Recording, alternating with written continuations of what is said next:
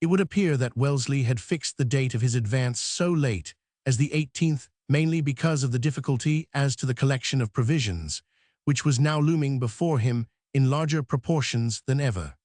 But it is possible that the necessity for allowing some days for the transmission of the plan of campaign to Venegas also counted for something in the drawing up of the timetable. It would have been rash to start before the army of La Mancha was prepared to take its part in the joint plan of operations. So much depended upon the diversion which Venegas was to execute that it would have been a mistake to move before he could break up from his distant cantonments at Santa Cruz de Mudela. No word, however, concerning this appears in Wellesley's correspondence. From July 13 to July 18 his dispatches show anxiety about nothing save his food and his transport. Every day that he stayed at Plasencia made him feel more uncomfortable concerning the all-important question of supplies. The corn which the alcaldes of the Vera had promised to secure for him had begun to come in, though in driblets and small consignments, but there was no means of getting it forward. Transport was absolutely unprocurable. Wellesley sent officers to scour the countryside as far as Bejar and Ciudad Rodrigo, but they could procure him neither mules nor carts. He also pressed the Spanish Commissary General, Lozano de Torres, to hunt up every animal that could be procured, but to small effect. The fact was that Estremadura was not at any time rich in beasts or vehicles, and that the peasantry had sent away most of those they owned while the French lay at Almaraz, lest they should be carried off by the enemy.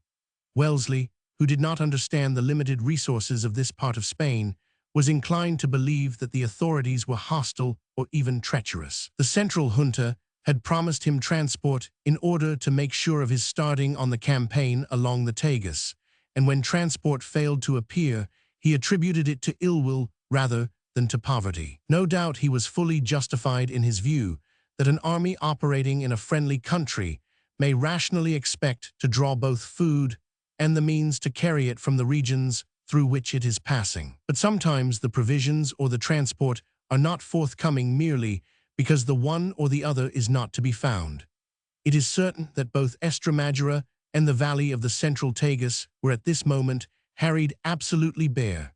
Victor's despairing letters from Caceres in May and from La Calzada in June are sufficient proof of the fact. In a district where the marshal said that he could not collect 5 days' provisions by any manner of exertion, and that his men were dropping down dead from actual starvation, so that he must retire or see his whole corps crumble away. It is clear that the central junta could not have created food for the British army. Cuesta's troops were living from hand to mouth on supplies sent forward from Andalusia, or they could not have continued to exist in the land. The only district which was intact was that between Coria and Plasencia, and this was actually at the moment feeding the British army and had done so now for 10 days or more.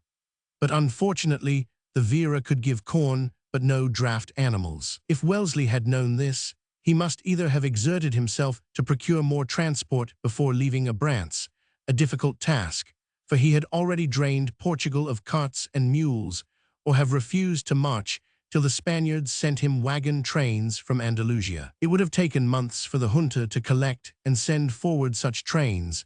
They had dispatched all that they could procure to Cuesta. The campaign on the Tagus, in short, would never have been fought if Wellesley had understood the state of affairs that he was to encounter. The causes, therefore, of the deadlock that was about to occur were partly the light-hearted incompetence of the central junta in promising the British army the use of resources which did not exist, partly Wellesley's natural ignorance of the miserable state of central Spain. He had never entered the country before and could not know of its poverty. He had trusted to the usual military theory that the countryside ought to provide for a friendly army on the march. But in Spain, all military theories failed to act. Napoleon committed precisely similar errors when he directed his army corps to move about in Castile as if they were in Germany or Lombardy, and found exactly the same hindrances as did the British general.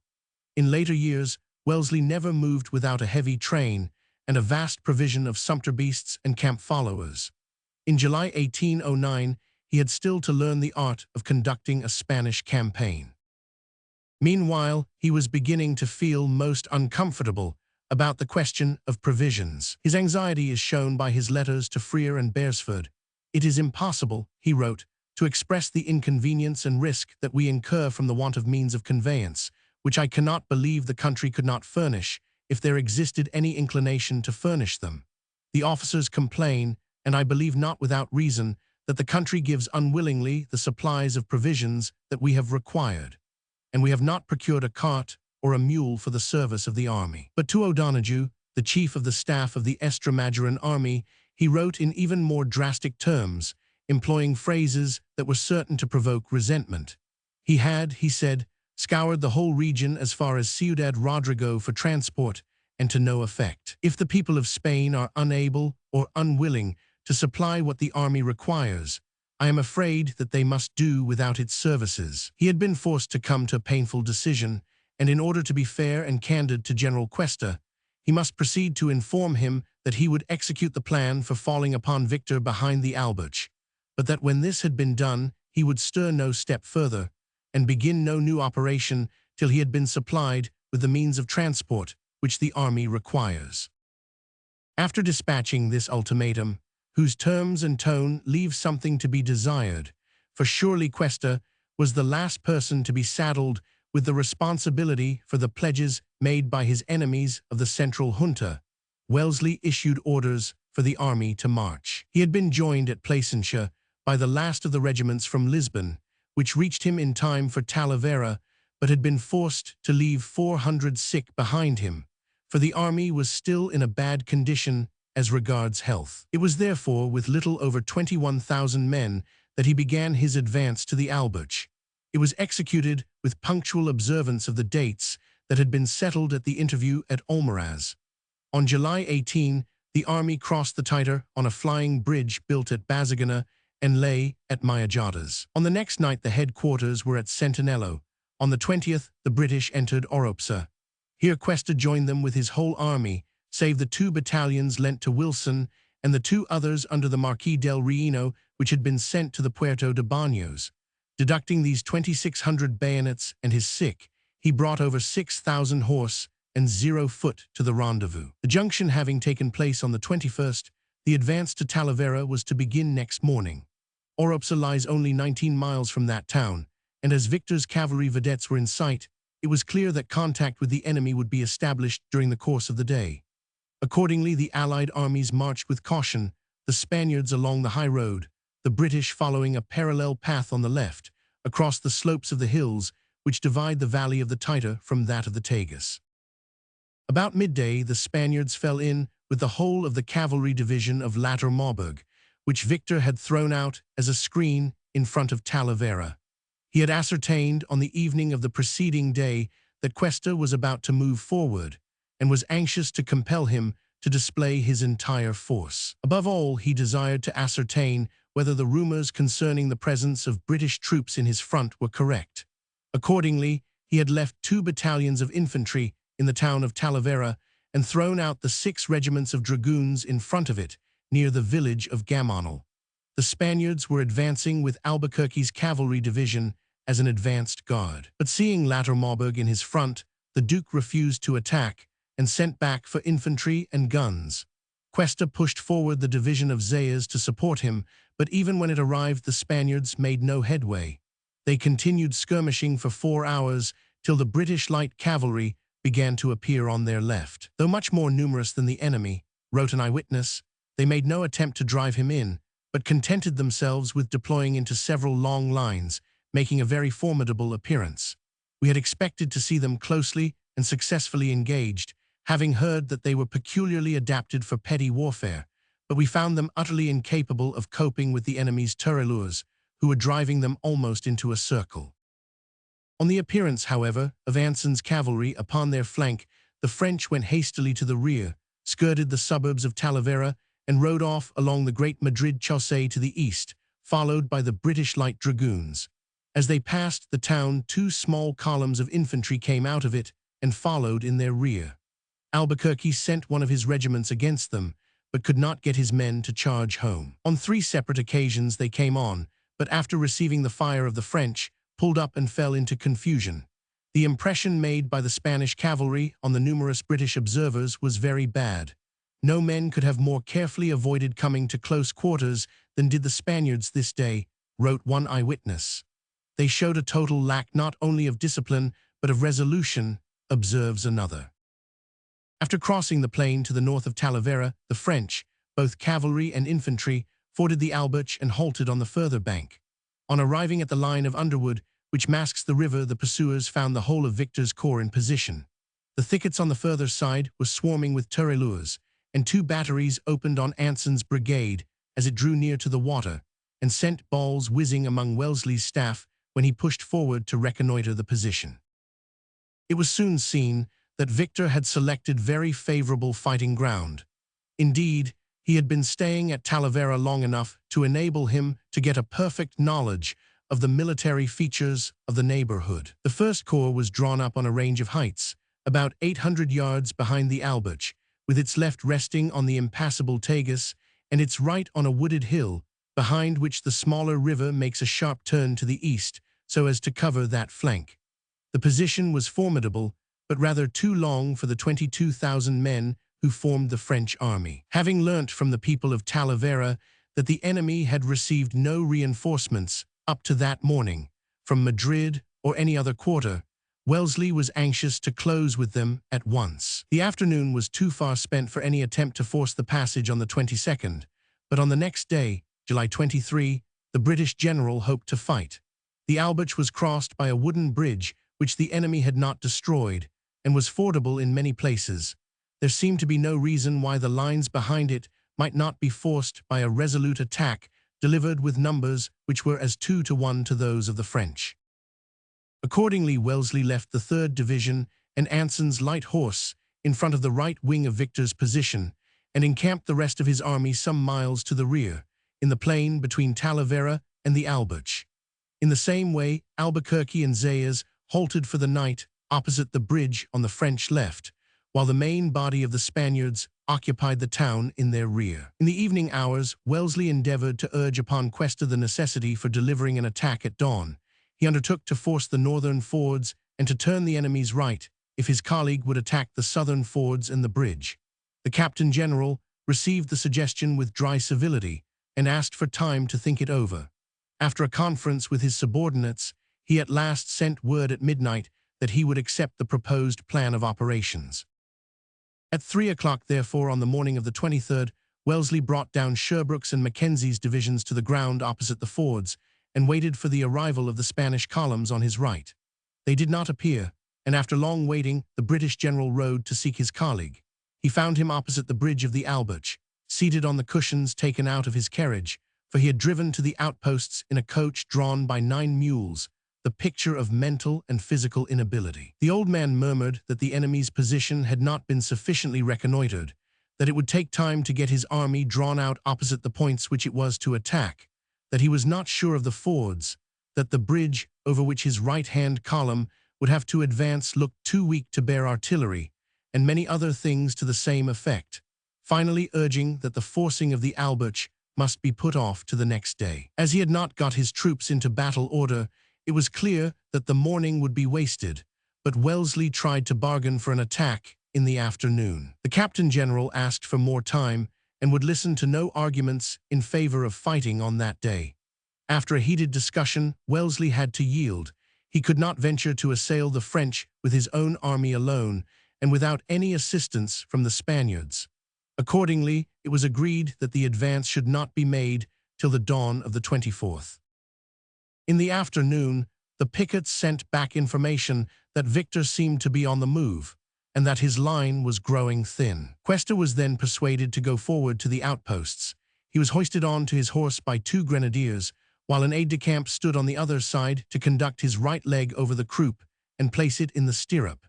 Then, hunched up on his saddle, he rode down to the river, observed that the greater part of the enemy were still in position, and refused to attack till next morning. At dawn, therefore, on the 24th, the Allied army moved forward to the Albuch in 3 columns, and found, as might have been expected, that the French had disappeared. On seeing the masses of redcoats opposite his right upon the previous day, Victor had realized at last that he had before him the whole British army. He had sent his train to the rear in the afternoon, and drawn off his entire force after dusk. By dawn, he was more than 10 miles away, on the road to Santa Eulalia and Madrid. It was useless to pursue him with any hope of forcing him to a battle. The chance of crushing him before he should receive any further reinforcements had disappeared. It is not at all to his credit as a general that he had held his ground so long. If he had been attacked on the 23rd, as Wellesley had desired, he must certainly have suffered a disaster. He had but 22,000 men, and it is clear that, while the Spaniards were attacking his left and center, he could not have set aside men enough to hold back the assault of the solid mass of 20,000 British troops upon his right. He should have vanished on the 22nd, the moment that latter Marburg reported that Wellesley's army was in the field. By staying for another day on the Alberch, he risked the direst disaster. The British general would have been more than human if he had not manifested his anger and disgust at the way in which his colleague had flinched from the agreement to attack and sacrificed the certainty of victory.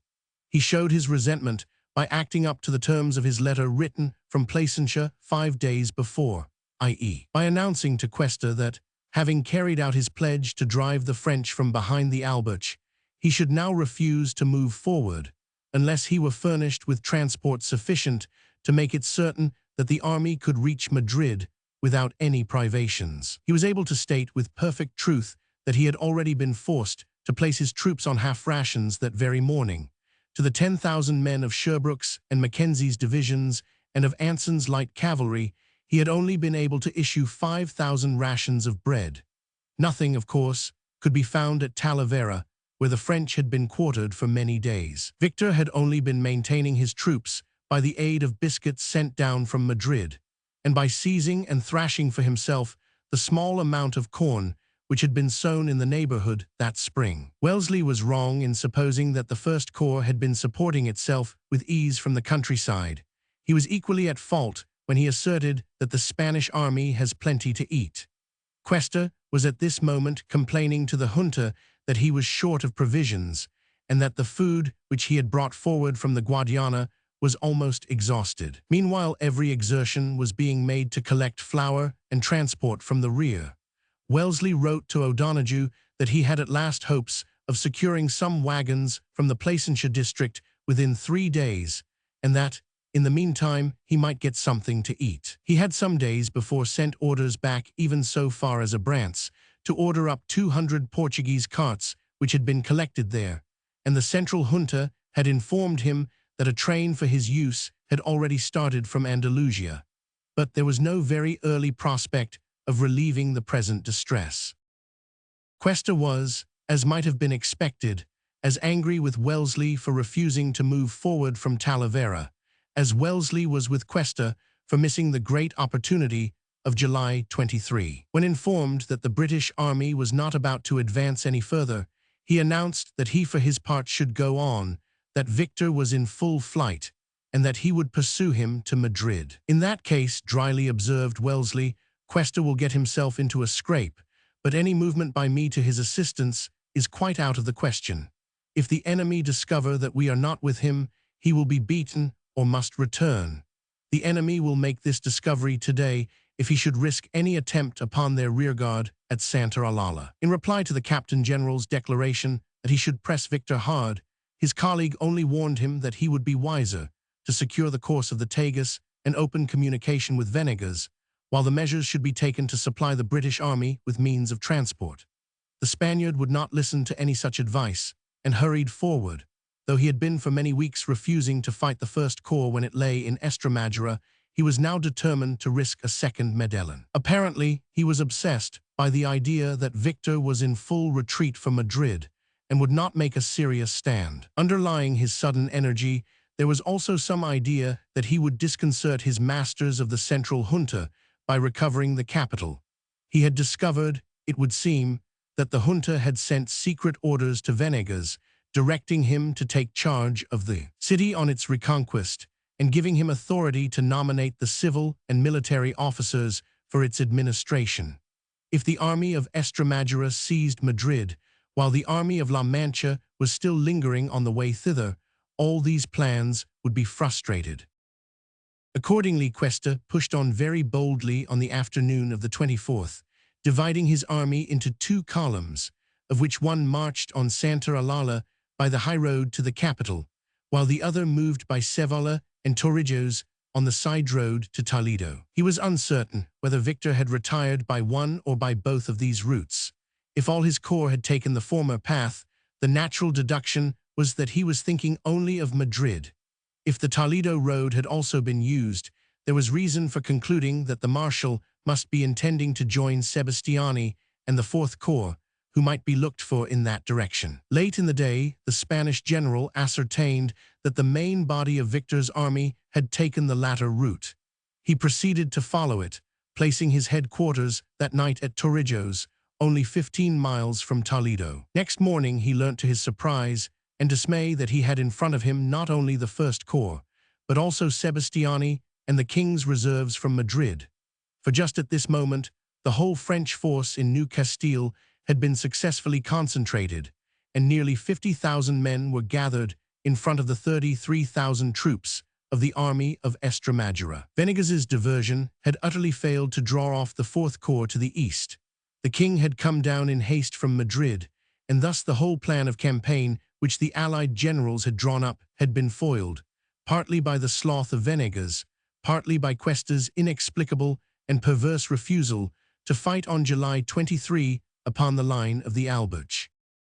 Section 16, Chapter 5. Concentration of the French armies. The king takes the offensive. Combats of Torrijos and Casa de Salinas. It is now necessary to turn to the French camp in order to realize the course of events which had led to the concentration of such a formidable force in the environs of Toledo.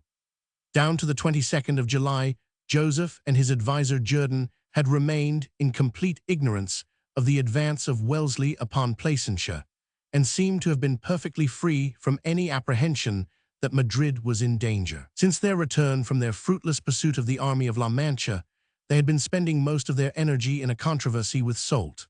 The Duke of Dalmatia, not content with the command of the 3 army corps which Napoleon had put at his disposal, had been penning elaborate dispatches to the king to demand that the greater part of the remaining French troops in Spain should be used to cooperate in his projected campaign against the English in Portugal. He wrote on July 13 to urge on Joseph the necessity, one, of drawing large detachments from the armies of Aragon and Catalonia, in order to form a corps of observation in the Kingdom of Leon to support his own rear. 2, of placing another strong detachment at Placentia to cover his flank. 3, of transferring every regiment that could be spared from Madrid and New Castile to Salvatierra on the Tormes, just south of Salamanca, in order to form a reserve close in his rear, which he might call up, if necessary, to strengthen the 60,000 men whom he already had in hand.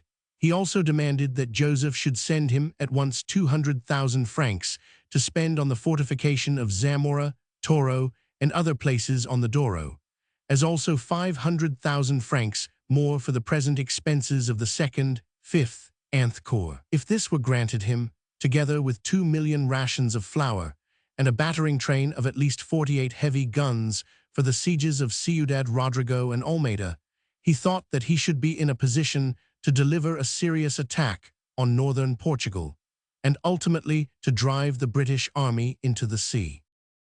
On the day upon which the Duke of Dalmatia made these comprehensive demands upon King Joseph, the British army had been for 10 days in Spain and was preparing to advance from Placentia on Madrid. It was therefore an exquisitely inappropriate moment at which to demand that the greater part of the king's central reserve should be sent off from the capital to the neighborhood of Salamanca.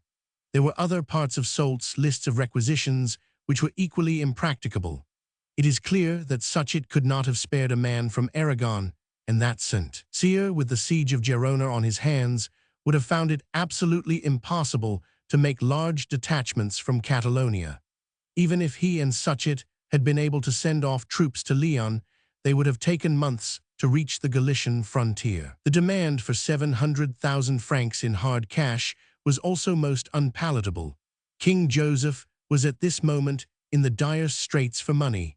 His brother could send him nothing while the Austrian war was in progress, and as he was not in proper military possession of any large district of Spain, he was at this moment in a condition of hopeless bankruptcy. He confessed to Soult that he was living from hand to mouth by the pitiful expedient of melting down and coining the silver plate in the royal palace at Madrid. Jourdan therefore replied, in the king's behalf, to Soult that he must do his best with the 60,000 men already at his disposition, that no troops from Catalonia, Aragon, or Madrid could be spared, and that money could not be found. All that could be given was the battering train that had been demanded, 600,000 rations of biscuit, and an authorization to raise forced contributions in Old Castile. For the protection of his flanks and his communications, the marshal must utilize Kellerman's dragoons and the other unattached troops in the valley of the Douro, a force which, if raised to 12,000 men by detachments from the 5th or 6th Corps, could keep La Romana and the Galicians in check. It is curious to note how entirely ignorant both Soult and the king were as to the real dangers of the moment. Soult had drawn up, and Joseph acceded to, a plan for the siege of Ciudad Rodrigo and an invasion of northern Portugal, operations which would take long weeks of preparation, at the time when Madrid was in imminent danger from the combined armies of Wellesley, Cuesta, and Venegas. The marshal's plan was perfectly correct from the point of view of the higher strategy. The main objective of the French was certainly the British army, and it would have been highly advisable to invade northern Portugal with 60,000 men in the front line, and 0 in support, if the circumstances of the moment had permitted it. But these circumstances were hidden alike from Soult and the king, owing to the impossibility of obtaining accurate information of the movements of the Allies. The fundamental difficulty of all French operations in the peninsula was that the commanders could never discover the whereabouts of the enemy till he actually came in contact with their outposts. Hence it chanced that Soult was planning, and Joseph approving, a campaign on the borders of northern Portugal at the precise moment when the British were on the march for Talavera. It was actually not until July 22 that the king's eyes were at last unsealed. Victor, having come into collision with the cavalry of Wellesley's advanced guard, sent news to Madrid that the British army had joined Cuesta and had reached the Alberche. On the same day, by a fortunate chance, there also arrived in the capital another emissary of Soult, with a message much less impracticable than that which had last been sent. This was General Foy, whom the Duke of Dalmatia had dispatched on July 19, after receiving very definite rumors that the British were moving in the valley of the Tagus and not approaching Old Castile. The marshal sent word that in this case he must, of course, concert a common plan of operations with the king and abandon any immediate action against Portugal. He suggested that his best plan would be to concentrate his 3 corps at Salamanca and to march against the flank and rear of the English by way of Bijar and the Puerto de Baños. If the king could cover Madrid for a time with the 1st Nth Corps, he would undertake to present himself in force upon Wellesley's line of communications, a move which must infallibly stop the advance of the Allies towards the capital. If they hesitated a moment after his arrival at Placentia, they would be caught between 2 fires and might be not merely checked but surrounded and destroyed. Soult added, however, that he could not move till the 2nd Corps had received the long-promised provision of artillery which was on its way from Madrid, until he had rallied Ney's troops, who were still at Astorga, close to the foot of the Galician mountains. Napoleon, at a later date, criticized this plan severely, declaring that Soult ought to have marched on Madrid to join the king and not on Placentia.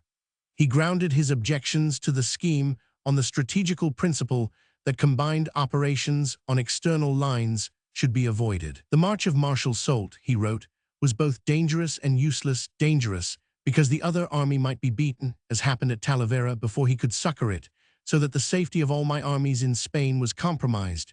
Useless because the English had nothing to fear. They could get behind the Tagus in 3 hours, and whether they crossed at Talavera or at Almaraz or anywhere else, they could secure a safe line of retreat on Badajoz. Against this criticism, the defense made by both Soult and King Joseph was that it would have required a much longer time to bring the 3 corps from the Douro to Madrid than to Placentia, that it would have taken them at least 10 days to reach Madrid, and that during those days the king and his army might have been beaten and driven out of the capital by the united forces of Wellesley, Cuesta, and Venegas. It was, of course, impossible to foresee on July 22 that Wellesley would refuse to pursue Victor beyond Talavera, or that Venegas would let Sebastiani slip away from him. Accordingly, King Joseph and Jourdan fell in with Soult's suggestion, because they thought that he would come sooner into the field if he marched on Placentia, and would remove the pressure of the British army from them at a comparatively early date. As a matter of fact, he took a much longer time to reach Placentia than they had expected. They had hoped that he might be there on July 27, while his vanguard only reached the place on August 1, and his main body on the 2nd and 3rd. But it seems clear that the expectation that he would intervene on the earlier date was far too sanguine. Soult dared not move till his 3 corps were well closed up, and since Ney had to come all the way from Astorga, it would have been impossible in any case to mass the army at Placentia much earlier than was actually done. Napoleon's remark that Soult could not hope to catch or surround the British army seems more convincing than his criticism of the march on Placentia. If the passes of the Sierra de Gata had been properly held, and prompt news had been transmitted to Talavera that the French were on the move from the valley of the Douro, Wellesley would have had ample time to cover himself by crossing the Tagus and transferring his army to the line of operations Truxillo-Badajoz. The British general always defended himself by this plea and complained that those who spoke of him as being cut off from Portugal by the arrival of Soult at Placentia forgot that he had as good a base at Elvas and Badajoz as at Abrantes. But we must not look too far forward into the later stages of the campaign. It is enough to say that Jourdan and Joseph sent back Foy to rejoin Soult on the same day that he had reached Madrid, bearing the orders that the Marshal was to collect his 3 corps with the greatest possible haste, and to march by Salamanca on Placentia, where they trusted that he might present himself on the 27th or 28th of the current month. Meanwhile, it was necessary to hold back Cuesta and Wellesley till the Duke of Dalmatia's operations in their rear began to produce their effect. The only possible way of doing this was to concentrate in all haste every available man in New Castile and to cover Madrid as long as possible. This massing of the French forces turned out to be perfectly feasible, since Venegas had neglected to press in upon Sebastiani, so that it was possible to withdraw the whole 4th Corps from in front of him and to send it to reinforce Victor without any immediate danger. Accordingly, the 1st Corps was directed to fall back from its perilous advanced position on the Albuch and to draw near to Toledo. Sebastiani was told to abandon Madrigos and La Mancha and to hasten by forced marches toward the same point, while the king himself resolved to leave Madrid with the slenderest of garrisons and to carry the rest of the Central Reserve to the general rendezvous. Accordingly, he left only 1 brigade of Dessalles' division with a few of his untrustworthy Spanish levies to hold the capital. The total did not amount to much over 4,000 men, and General Belliard, the governor of the city, was warned that he must be prepared to retreat into the Retiro forts with his troops and the whole body of the afrancesados and their families if anything untoward should occur. For it was possible that an insurrection might break out, or that Venegas might succeed in slipping into Madrid by the roads from the east, or again, that Wilson, whose column had been heard of at Escalona and was believed to be much larger than was actually the case, might attempt a coup de main from the west. Leaving Belliard in this dangerous and responsible position, the king marched out upon the 23rd with the remaining brigade of Dessalles' division, the infantry and cavalry of his French guard, 2 squadrons of chasseurs, and 14 guns, a force of some 5,800 men. He had reached Navalcarnero with the intention of joining Victor on the Albuch when he received the news that the Marshal had retired towards Toledo and was lying at Bargas behind the Guadarrama River. Here Joseph joined him on the morning of July 25. On their concentration, a force of 46,000 men was collected, Victor having brought up 23,000, the king 5,800, and Sebastian 500. The latter had placed 4 of the 6 Polish battalions of Valence's division in Toledo, and was therefore short by 3,000 bayonets of the total force of his corps. With such a mass of good troops at their disposition, Joseph, Jourdan, and Victor were all agreed that it was right to fall upon the Spaniards without delay.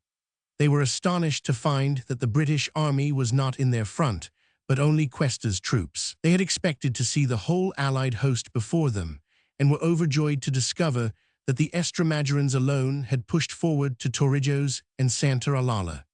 Instead, therefore, of being obliged to fight a defensive battle behind the river Guadarrama, it was in their power to take the offensive. This was done without delay. On the morning of July 26, the French army advanced on Torrijos with the First Corps at the head of the column. But Cuesta, when once he had discovered the strength of the force in his front, had resolved to retreat.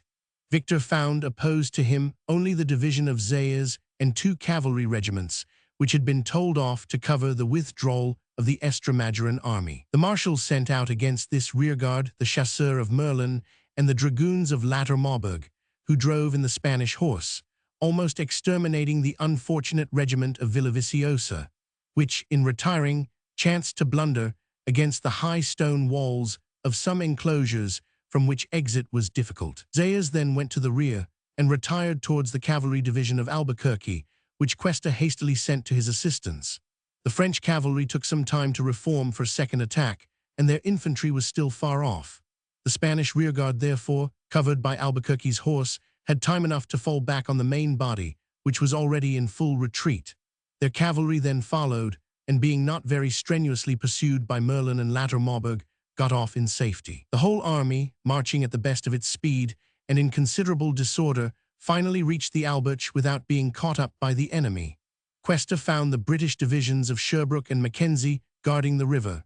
Wellesley had sent them forward when he heard of the approach of the French, and had placed the former on the hills above the further side of the bridge, to cover the passage, and the latter in reserve. He rode out himself to meet the Spanish general, and begged him to carry his army beyond the Alberche, as it would be extremely dangerous to be caught with such an obstacle behind him, and no means of retreat save a long bridge and 3 fords. But Cuesta tempted Providence by declaring that he should encamp on the further bank, as his troops were too exhausted to risk the long defile across the bridge after dark. His sullen anger against Wellesley for refusing to follow him on the 24th was still smoldering in his breast, and the English were convinced that he remained on the wrong side of the river out of pure perversity, merely because his colleague pressed him to put himself in safety.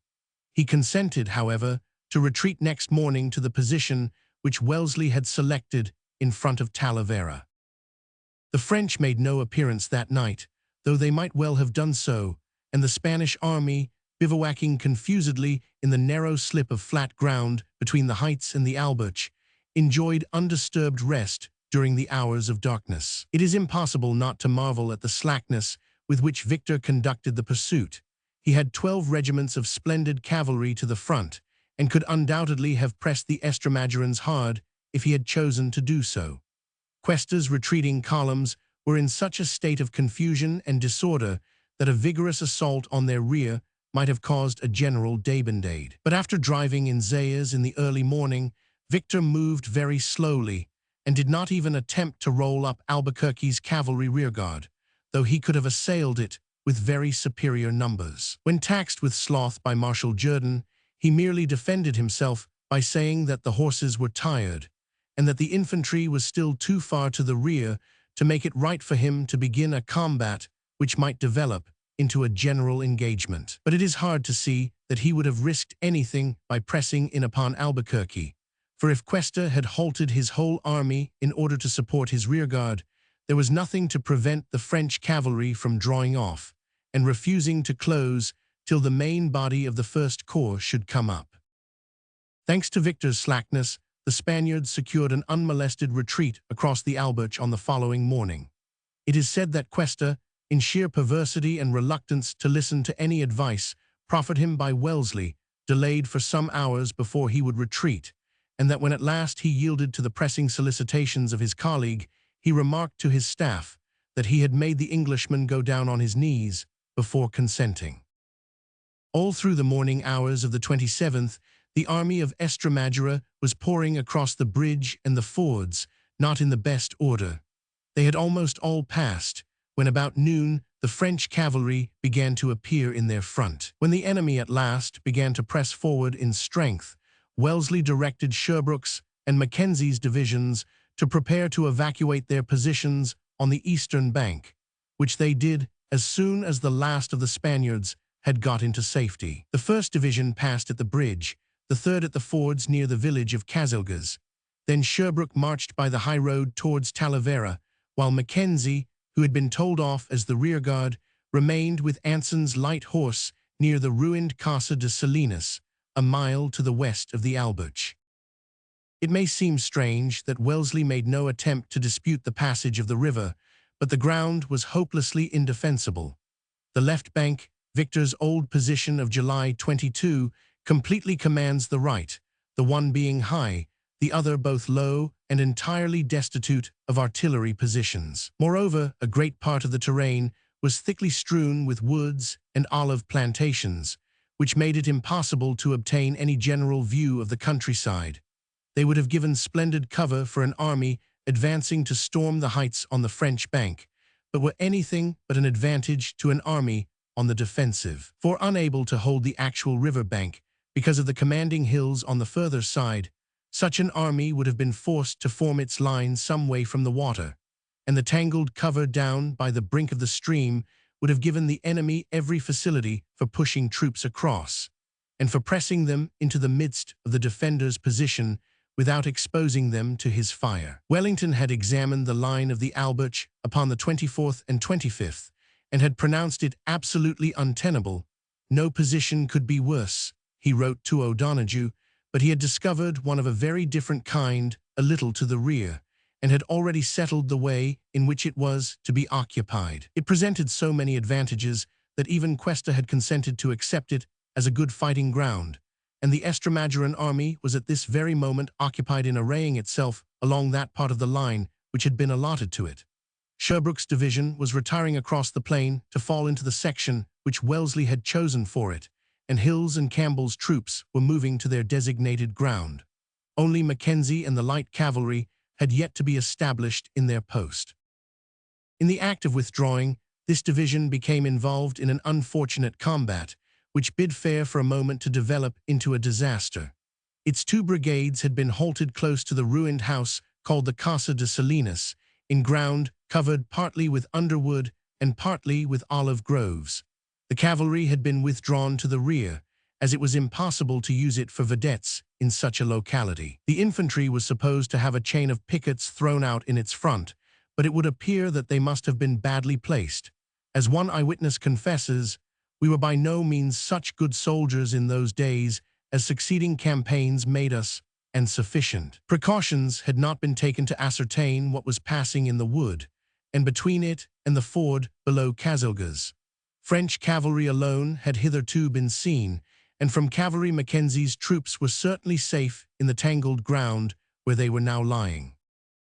But already Victor's infantry had reached the front, and its leading division, that of Lapis, had forded the Albuch far to the north, and had entered the woods without being observed by the outlying pickets of Mackenzie's left brigade. It had even escaped the notice of Wellesley himself, who had just mounted the roof of the ruined Casa de Salinas, the only point in the neighborhood from which anything like a general view of the countryside could be secured. While he was intent on watching the heights above the Albuch in his front, and the cavalry vedettes descending from them, the enemy's infantry was stealing in upon his left.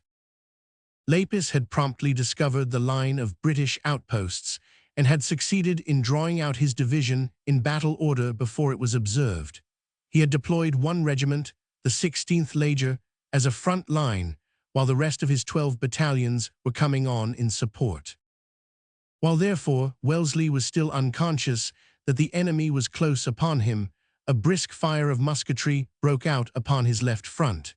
It was the French advance, driving in the pickets of Donkin's brigade. The division had barely time to stand to its arms. Some men are said to have been killed before they had risen from the ground, and the commander-in-chief had hardly descended from the roof and mounted his charger when the enemy was upon them. The assault fell upon the whole front of Donkin's brigade, and on the left regiment, the 231st of that of Mackenzie himself. So furious and unexpected was it that the 87th, 88th ants were all broken and driven some way to the rear, losing about 80 prisoners. It was fortunate that the French advance did not strike the whole line, but only its left and center. The 145th, which was just outside the limit of Lapis's attack, stood firm, and on it Wellesley reformed the 31st, while a little further to the north, the half-battalion of the 560th also held its ground and served as a rallying point for the 87th Anth. The steadiness of the 145th and 60th saved the situation. Covered by them, the division retired from the woods and formed up in the plain, where Anson's light horsemen came to their aid and guarded their flanks. The French still pressed furiously forward, sending out 2 batteries of horse artillery to gall the retreating columns, but they had done their worst, and during the hours of the late afternoon Mackenzie's infantry fell back slowly and in order to the points of the position which had been assigned to them. Donkin's brigade took post in the second line behind the German Legion, while Mackenzie's own 3 regiments passed through the guards and formed up in their rear. Their total loss in the combat of Casa de Salinas had been 440 men. The French casualties must have been comparatively insignificant, probably not 100 in all. From the moment when the fray had begun in the woods till dusk, the noise of battle never stopped, for on arriving in front of the Allied position, the French artillery drew up and commenced a hot, but not very effective, fire against those of the troops who held the most advanced stations. As the cannonade continued, the different regiments were seen hurrying to their battle posts, for although the arrangements had all been made, some brigades, not expecting a fight till the morrow, had still to take up their allotted ground. The men, as they formed and faced the enemy, looked pale, but the officers riding along their line, only 2 deep, on which all our hopes depended, observed that they appeared not less tranquil than determined. In the meanwhile, the departing sun showed by his rays the immense masses moving towards us, and the last glimmering of the light proved their direction to be across our front, toward the left.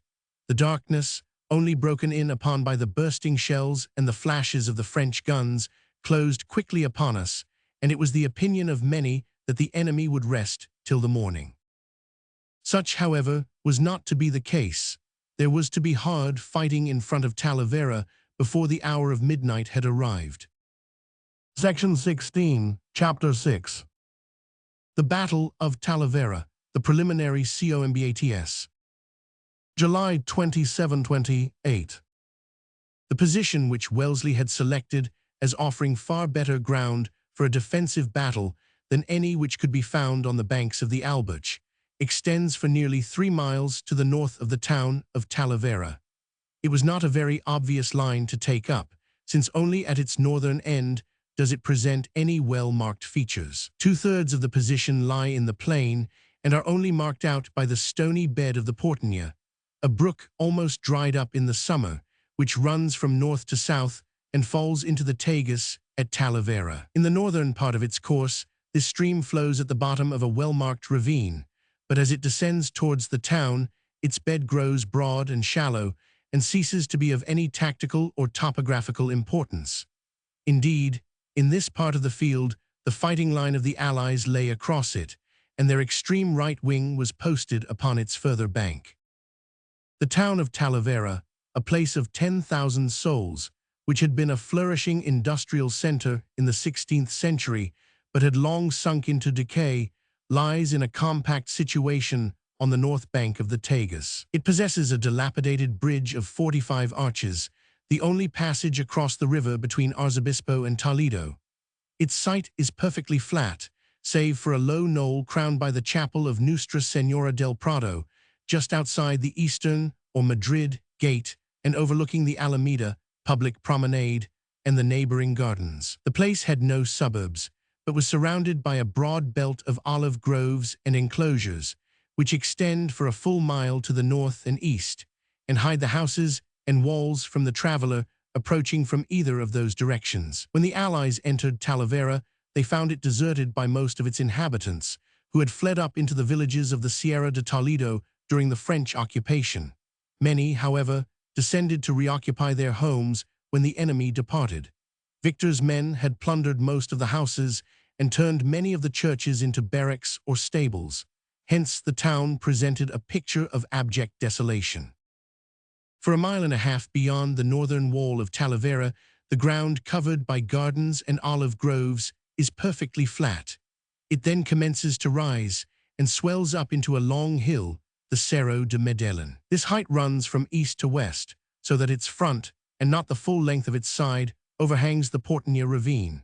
Its loftiest point and its steepest face are presented to that declivity, while to the west and south it has gentle and easily accessible slopes, sinking gradually down into the plain.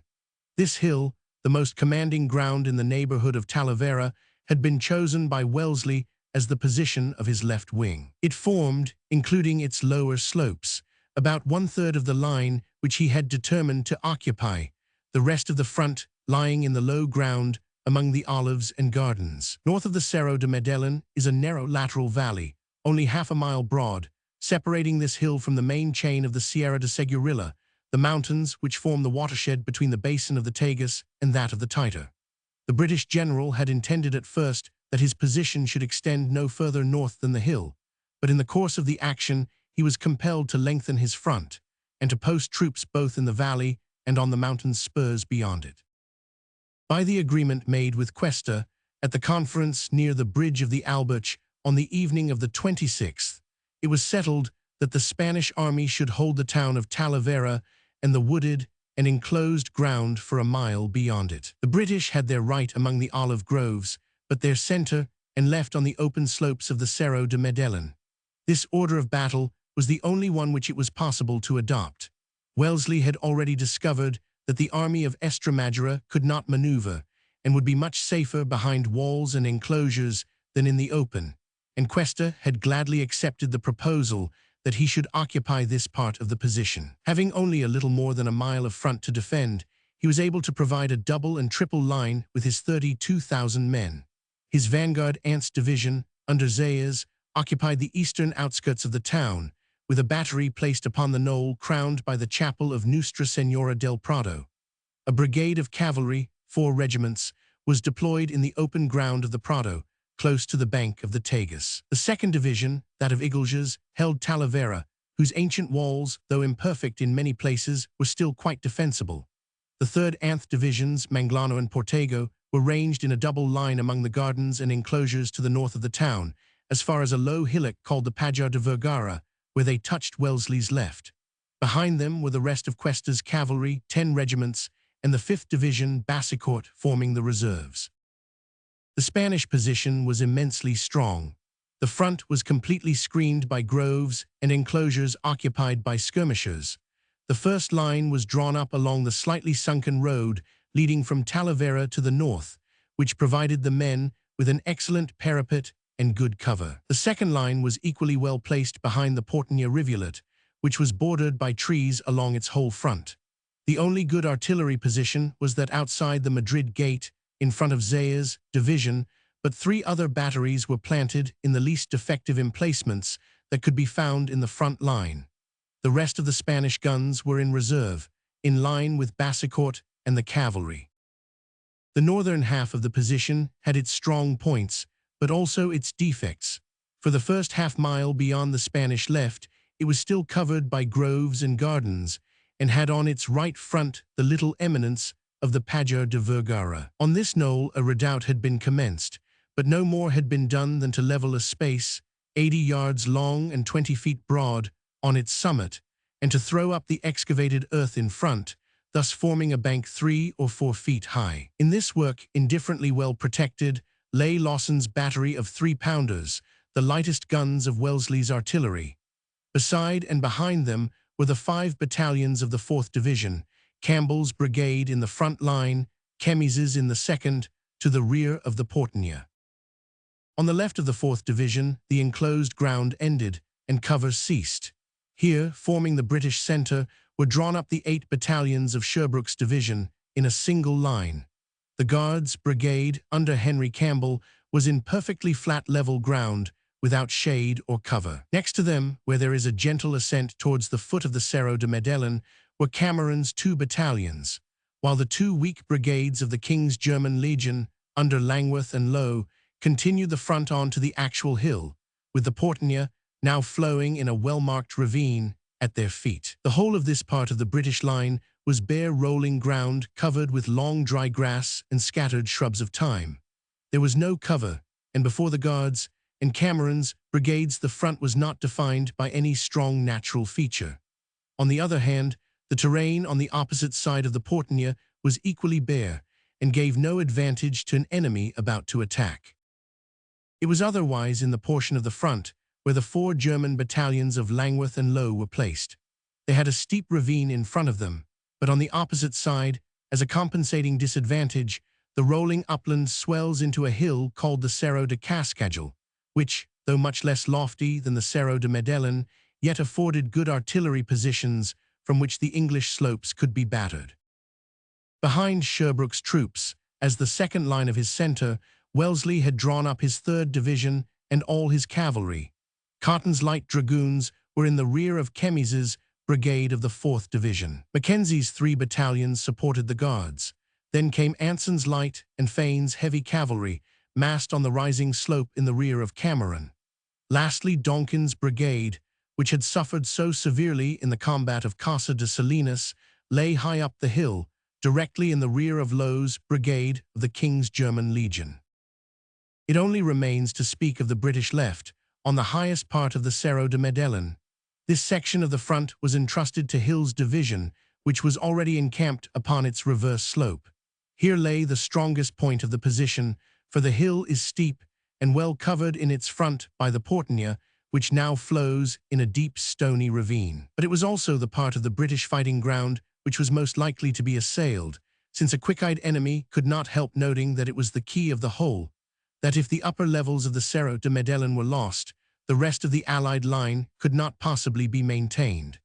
It was therefore the part of the position which would require the most careful watching, and Wellesley had told off to it his most capable and experienced divisional general. But by some miscalculation, on the evening of the 27th Hills, 2 brigades were not lying on their destined battle line, but had halted half a mile behind it, Richard Stewart's battalions on the left, Tilson's on the right flank of the reverse slope. It is difficult to see with whom the responsibility lay, for Wellesley was far to the right, engaged in planting Mackenzie's troops in their new position behind the center, while Hill had ridden over towards Talavera to search for his commander-in-chief and question him about details, and returned rather late to give his brigadiers the exact instruction as to the line they were to take up at nightfall. There were piquets on the crest, and the greater part of the front slopes were covered by Lowe's 2 battalions of the King's German Legion, but the actual summit of the Cerro was not occupied by any solid force, though the brigades that were intended to hold it lay only 800 yards to the rear. It was supposed that they would have ample time to take up their ground in the morning, and no one dreamt of the possibility of a night attack. Of the very small force of artillery which accompanied the British Army, we have already seen that Lawson's light 3-pounder battery had been placed in the Pajar de Vergara entrenchment. Elliott's and Hayes's were in the center of the line, the former placed in front of the Guards, the latter before Langworth's brigade of the German Legion. Retberg's heavy 6-pounders were on the Cerro de Medellin with Hill's division. At dusk, they had been brought back to its rear slope and were parked near Richard Stewart's brigade. Finally, Sillery's battery was in reserve between the 2 lines, somewhere behind Cameron's brigade of Sherbrooke's division. This single unit was the only artillery reserve of which Wellesley could dispose. The precise number of British troops in line was 20,194, after deducting the losses at Casa de Salinas. That of the Spaniards was within a few hundreds of 32,000. The French, as we have already seen, had brought a little more than 46,000 men to the field, so that the Allies had a superiority of some 6,000 in mere numbers. If Wellesley could have exchanged the army of Estremadura for half their strength of British bayonets, he might have felt quite comfortable in his strong position. But his confidence in the value of his allies, even when firmly planted among walls and groves, was just about to receive a rude shock. It was about 7 o'clock when the heads of Victor's columns, following in the wake of the horse artillery which had been galling Mackenzie's retreat, emerged from the woods on to the rolling plateau facing the Allied position. Ruffin appeared on the right and occupied the Cascajal Hill opposite the Cerro de Medellin. Villat followed and halted in its rear. More to the left, Lapis, adopting the same line that had been taken by Mackenzie, halted in front of the British centre. The corps cavalry, under Beaumont, was drawn up in support of him. Later Maubeuge's 6 regiments of dragoons, further to the south, took ground in front of the Spaniards. The King and Sebastiani were still far to the rear. Their infantry was only just passing the Alberche, though their advanced cavalry under Merlin was already pushing forward in the direction of Talavera down the high road from Madrid.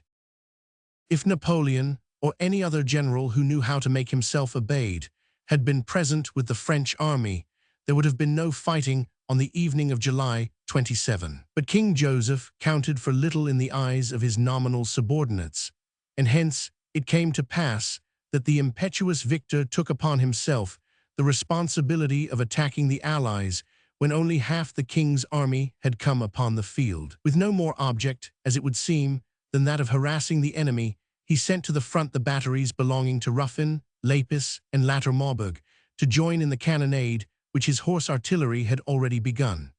At the same time, Merlin's light horse pressed forward in the direction of Talavera to feel for the front of the Spaniards, whose exact position was hidden by the olive groves. The British artillery replied, but no great harm was done to either side.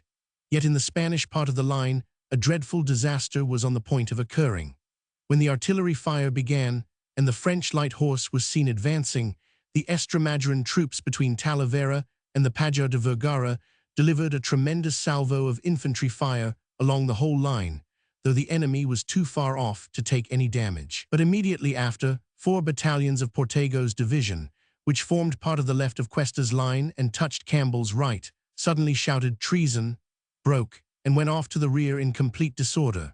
Wellesley, who, as it chanced, was behind Campbell's troops and witnessed the whole rout, declared that he could conceive no reason for their behavior except that they must have been frightened by the crash of their own tremendous volley. 2 of these 4 battalions were troops who had never been in action before. The other 2 had been badly cut up at Medellin and brought up to strength by the incorporation of a great mass of recruits. This might have excused a momentary misconduct, but not a prolonged rush to the rear when the enemy was still half a mile off, still less the casting away of their arms and the plundering of the British camp, through which the multitude fled. Cuesta sent cavalry to hunt them up, and succeeded in hounding back the majority to their ranks, but many hundreds were still missing on the following morning. They fled in small bands all down the valley of the Tagus, dispersing dismal information on all sides. It is sad to have to acknowledge that in their rush through the British camp they carried away with them some commissaries and a few of the baggage guard, who did not halt till they got to Oropsa, 20 miles from the field. Strange to say, this panic had no appreciable ill effects. The French were not in a position to take advantage of it, having no troops, save a few light horse, in front of the spot where it occurred. The Spaniards to the right and rear of the absconding regiments did not flinch, and as the second line held firm, there was no actual gap produced in the Allied position. But Wellesley noted the scene and never forgot it. Of all that he had witnessed during the campaign, this was the sight that struck him most, and most influenced his future conduct. Cuesta also took account of it in his own fashion, and at the end of the battle of the next day proposed to decimate in the old Roman fashion the battalions that had fled. He actually chose by lot some 200 men from the fugitives, and after trying them by court-martial, prepared to shoot them. His British colleague begged off the majority, but the old captain-general insisted on executing some 25 or 30 who were duly put to death on the morning of the 29th. After the panic had died down, Victor gradually withdrew his batteries, but it was with no intention of bringing the combat to a real termination. He had resolved to deliver a night attack on the key of the British position when the whole of his corps should have reached the front. Having reconnoitered the Allied lines and noted the distribution of their defenders, he had determined to storm the Cerro de Medellin in the dark. During his long stay at Talavera, he had acquired a very thorough knowledge of its environs and understood the dominating importance of that height. If he could seize and hold it during the night, he saw that the battle of the next day would be already half won. Accordingly, still without obtaining King Joseph's leave, he determined to assail the Cerro. He told off for the storm his choicest division, that of Ruffin, whose 9 battalions were already ranged on the front of the Cascadel Heights. At the same time, Lepis's division was to distract the attention of the British centre by a noisy demonstration against its front. Night attacks are proverbially hazardous and hard to conduct, and it cannot be disputed that Victor showed an excessive temerity in endeavouring to deliver such a blow at the steady British troops, at an hour when it was impossible to guarantee proper cooperation among the attacking columns. But for an initial stroke of luck, he ought not to have secured even the small measure of success that fell to his lot. At about 9 o'clock, however, Ruffin moved down to the attack. Each of his 3 regiments was formed in battalion columns, the 9th Leger in the centre, the 96th on its left, the 24th on its right. The first named regiment was to deliver a frontal attack, the other 2 to turn the flanks of the hill and attack over its side slopes. At the appointed moment, the 3 regiments descended simultaneously into the ravine of the Portugais and endeavoured to carry out their respective sections of the programme. The 9th, chancing on the place where the ravine was most easily negotiable, crossed it without much difficulty and began to climb the opposite slope. On mounting halfway to the crest, it suddenly came on Lowe's brigade of the German Legion, lying down in line, with its pickets only a very small distance in advance of the main body. It is said that the brigadier was labouring under the delusion that some of Hill's outposts were in his front, and that he was screened by them. It is at any rate clear that he was taken wholly unprepared by the midnight attack of the French. His sentries were trampled down in a moment, and the 9th Leger ran in upon the Germans, firing into them point blank and seizing many of them as prisoners almost ere they were awake. The 7th KGL was completely broken and lost 150 men, half of them prisoners, in 5 minutes. The 5th, the right-hand battalion of Lowe's brigade, came off better, as it was not in the direct path of the French, but it was flung sideways along the southern slope of the hill and could not be reformed for some time. Meanwhile, the 3 French columns, somewhat separated from each other in this first clash of arms, went straight on up the Cerro, and in a few minutes were nearing its crest. The 2 leading battalions actually reached and crowned it, without meeting with any opposition save from the outlying picket of Richard Stuart's brigade. The 3rd was not far behind, and it seemed almost certain that the position might be won. At this moment, General Hill, who was occupied in drawing out his division on the rear slope, but had not yet conducted it to its fighting ground, interfered in the fight. He had seen and heard the sudden outbreak of musketry on the frontal slopes as the French broke through Lowe's brigade, but when it died down, he was far from imagining that the cause was the complete success of the enemy. Nevertheless, he directed his nearest brigade, that of Richard Stuart, to prepare to support the Germans if necessary. He was issuing his orders to the colonel of the 48th, when he observed some men on the hilltop fire a few shots in his direction. Not having an idea, he writes, that the enemy were so near, I said to myself that I was sure it was the old buffs, as usual, making some blunder. Accordingly, he galloped up the hill with his brigade major Fordyce, shouting to the men to cease firing.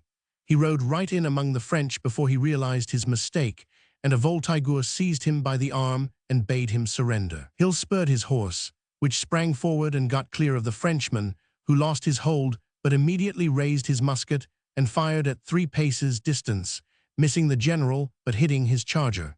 Hill escaped in the midst of a scattering volley, which killed his companion Fordyce, and got back as fast as he could to Richard Stuart's brigade. Without delaying for a moment, even to change his wounded horse, he led on the nearest regiments to recover the hill top.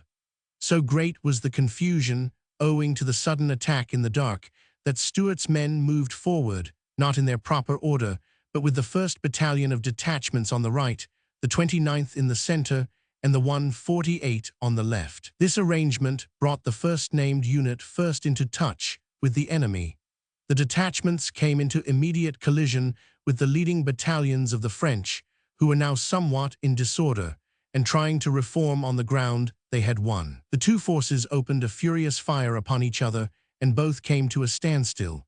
But Hill, coming up a moment later at the head of his center regiment, cleared the hill top by a desperate charge. Passing through the detachments, the 29th delivered a volley at point-blank range and closed. The enemy broke and fled down the slope that they had ascended. The 29th wheeled into line and followed them, pouring in regular volleys at short intervals. But before they had gone far, they became dimly conscious of another column to their left, pushing up the hill in the darkness. This was the rear battalion of the 9th Leger, which had fallen somewhat behind its fellows. It was moving up diagonally across the front of the British regiment, with drums beating and loud shouts of Vive l'Empereur. Taken in flank by the fire of the right companies of the 29th, it could make no effective resistance, and ere long broke and rolled back in disorder into the bed of the Portenia, where it met with the wrecks of the rest of the regiment, and retired in company with them up the slopes of the Cerro de Cascajal. The remainder of Ruffin's division took little or no part in the fighting. The 3 battalions of the 24th, which ought to have mounted the hill on the right, lost their way in the darkness and wandered up the valley between the Cerro de Medellin and the northern mountains. They never came into action. The 96th, on the left of the attack, chanced upon a part of the Portenia ravine which was very precipitous. They found it difficult to descend, were very late in reaching the other side, and then fell into a futile bickering fight with the 5th and battalions of the King's German Legion, which terminated with small damage to either party when the main attack in the center was seen to have failed. The loss of the French in this night battle was about 300 men, almost all in the 9th Leger. It included 65 prisoners, among whom was the colonel of the regiment, who was left on the ground, desperately wounded. The British casualties were somewhat heavier, entirely owing to the disaster to the 5th and 8th battalions of the KGL, which suffered when surprised, a loss of 188 men, 87 of whom were made captives. Richard Stuart's brigade, which bore the brunt of the fighting and decided the affair, had only 125 killed and wounded. Thus ended, in well-deserved failure, Victor's night attack, of which it may suffice to say that even its initial success was only due to the gross carelessness of Low's brigade in failing to cover their front with a proper screen of outlying pickets. To attack in the dark across rugged and difficult ground was to court disaster. The wonder is not that 2/3 of the division went astray, but that the other third almost succeeded in the hazardous enterprise to which it was committed. Great credit is due to the 9th Leger for all that it did, and no blame whatever rests upon the regiment for its ultimate failure. The Marshal must take all the responsibility. The wrecks of the French attacking columns having rolled back beyond the ravine, and the flanking regiments having abandoned their futile demonstrations, the Cerro de Medellin was once more safe. The troops occupying it were rearranged, as far as was possible, in the dark. The front line on its left and highest part was now formed by Richard Stuart's brigade, ranged, not in its proper order of seniority, but with the 29th on the left, the 1st Battalion of detachments in the center, and the 148 on the right. Tilson's brigade, the other half of Hill's division, was to the south of Stuart, continuing his line along the crest. Low's battalions of the King's German Legion were drawn off somewhat to the right, closing in towards Langworth's brigade, so as to leave the central slopes of the Cerro de Medellin entirely to Hill's men. Donkin's brigade of Mackenzie's division lay close behind them. After the warning that had been given by Victor's first assault, the greatest care was taken to make a second surprise impossible. Stuart's and Low's brigades threw forward their pickets to the brink of the Portenia ravine, so close to the enemy that all night they could hear the qui-vive of the sentries challenging the visiting rounds, only 200 or 300 yards above them. On several occasions, the outposts opened fire on each other, and the word, "Stand to your arms," ran along the whole line. In front of Sherbrooke's division, about midnight, there was a false alarm, which led to a whole brigade delivering a volley at an imaginary column of assault, while their own pickets were still out in front, with the result that 2 officers and several men were killed or wounded. A similar outbreak of fire, lasting for several minutes, ran along the front of the Spanish lines an hour later. It seems to have been caused by French foragers in search of fuel, blundering against the Estremadura pickets on the edge of the olive groves. Altogether, the night was not a peaceful one, and the troops were much harassed by the perpetual and unnecessary calls to stand to their arms. Many of them got little sleep, and several British diarists have left interesting impressions on record of their long vigil. There was much to keep them awake, not only the repeated blaze of fire running along parts of the Allied line, but the constant signs of movement on the French side of the Portugal. Sometime after midnight, long lines of torches were seen advancing across and to the right of the Cerro de Cascajal. These were markers with flambeaux sent out to fix the points on which Victor's artillery were to take up their positions, as was soon shown by the rattling of gun carriages, the noise of wheels, and the cracking of whips, which were plainly heard in the intervals of stillness. When the hostile pickets ceased their bickering musketry fire, the French were pushing up their guns into the very front of their line, and when the dawn began to break, they were visible only 600 or 800 yards away from the British lines. A few deserters came over during the night, mainly from Level's German division. All agreed that the enemy was about to deliver a second attack in the early morning. The dawn was an anxious moment. With the growing light, it was possible to make out broad black patches dotting the whole of the rolling ground in front of the British army. Every instant rendered them more visible, and soon they took shape as French regiments in battalion columns, ranged on a front of nearly 2 miles, from the right end of the Cerro de Cascajal to the edge of the woods facing the Pajar de Vergara. The object which drew most attention was an immense solid column at the extreme right of the hostile line, on the lower slopes above the Portugal, with a thick screen of tirailleurs already thrown out in its front, and evidently ready to advance at the word of command. The other divisions lay further back. In front of them, artillery was everywhere visible. There were 4 batteries on the midslope of the Cascajal Hill and 6 more on the rolling ground to the south. In the far distance, behind the infantry, were long lines of cavalry dressed in all the colors of the rainbow. 15 or 16 regiments could be counted, and far to the rear of them, more black masses were slowly rolling into view. It was easily to be seen that little or nothing lay in front of the Spaniards, and that at least 5/6 of the French army was disposed for an attack on the British front. There were 40,000 men visible, ready for the advance against the 20,000 sabres and bayonets of Wellesley's long red line. An attack was imminent, yet there were many things which might have induced the French generals to hold back. Was it worthwhile to assail the Allies in the admirable position which they now held, when it was possible to drive them out of it without risking a battle? Orders had been sent to Soult 6 days before to bid him fall on Wellesley's communications by way of Placentia. It was believed that he must have started air now, and that the news of his approach would reach the enemy within the next 48 hours. This intelligence would compel them to go behind the Tagus and to abandon the Talavera position. Both Jourdan and King Joseph were doubtful of the policy of risking a general action, but the initiative was taken out of their hands by Victor. He had already placed his corps so close to the British lines that it would have been hard to withdraw it without an engagement. He had also, during the night, sent a dispatch to the king, stating that he should storm the Cerro de Medellin at dawn unless he received counter-orders. He appeared so confident of success that Joseph and his advisor Jourdan did not venture to bid him desist. They were, as the latter confessed, largely influenced by the knowledge that if they refused, Victor would delate them to the emperor for culpable timidity in letting the British army escape. The Duke of Belluno was still persisting in his idea that it might be possible to seize the key of Wellesley's position by a partial attack, without engaging the rest of his corps till it had already been won. Accordingly, he gave orders to his subordinates Lapis and Villat that they were not to move till Ruffin, with the 1st Division, should have gained the Cerro de Medellin. In a similar way, the king made the advance of the 4th Corps conditional on the preliminary success of Victor's right.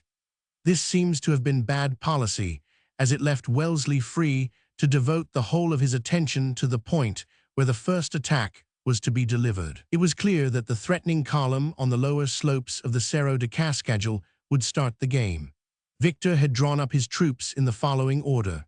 Ruffin on the extreme left, and considerably in advance, was to attack the Cerro on its northeastern and eastern fronts. Behind him on the summit of the Cascajal Hill were Villat's 12 battalions, and in rear of all the 2 regiments of Beaumont, the Marshal's Corps cavalry.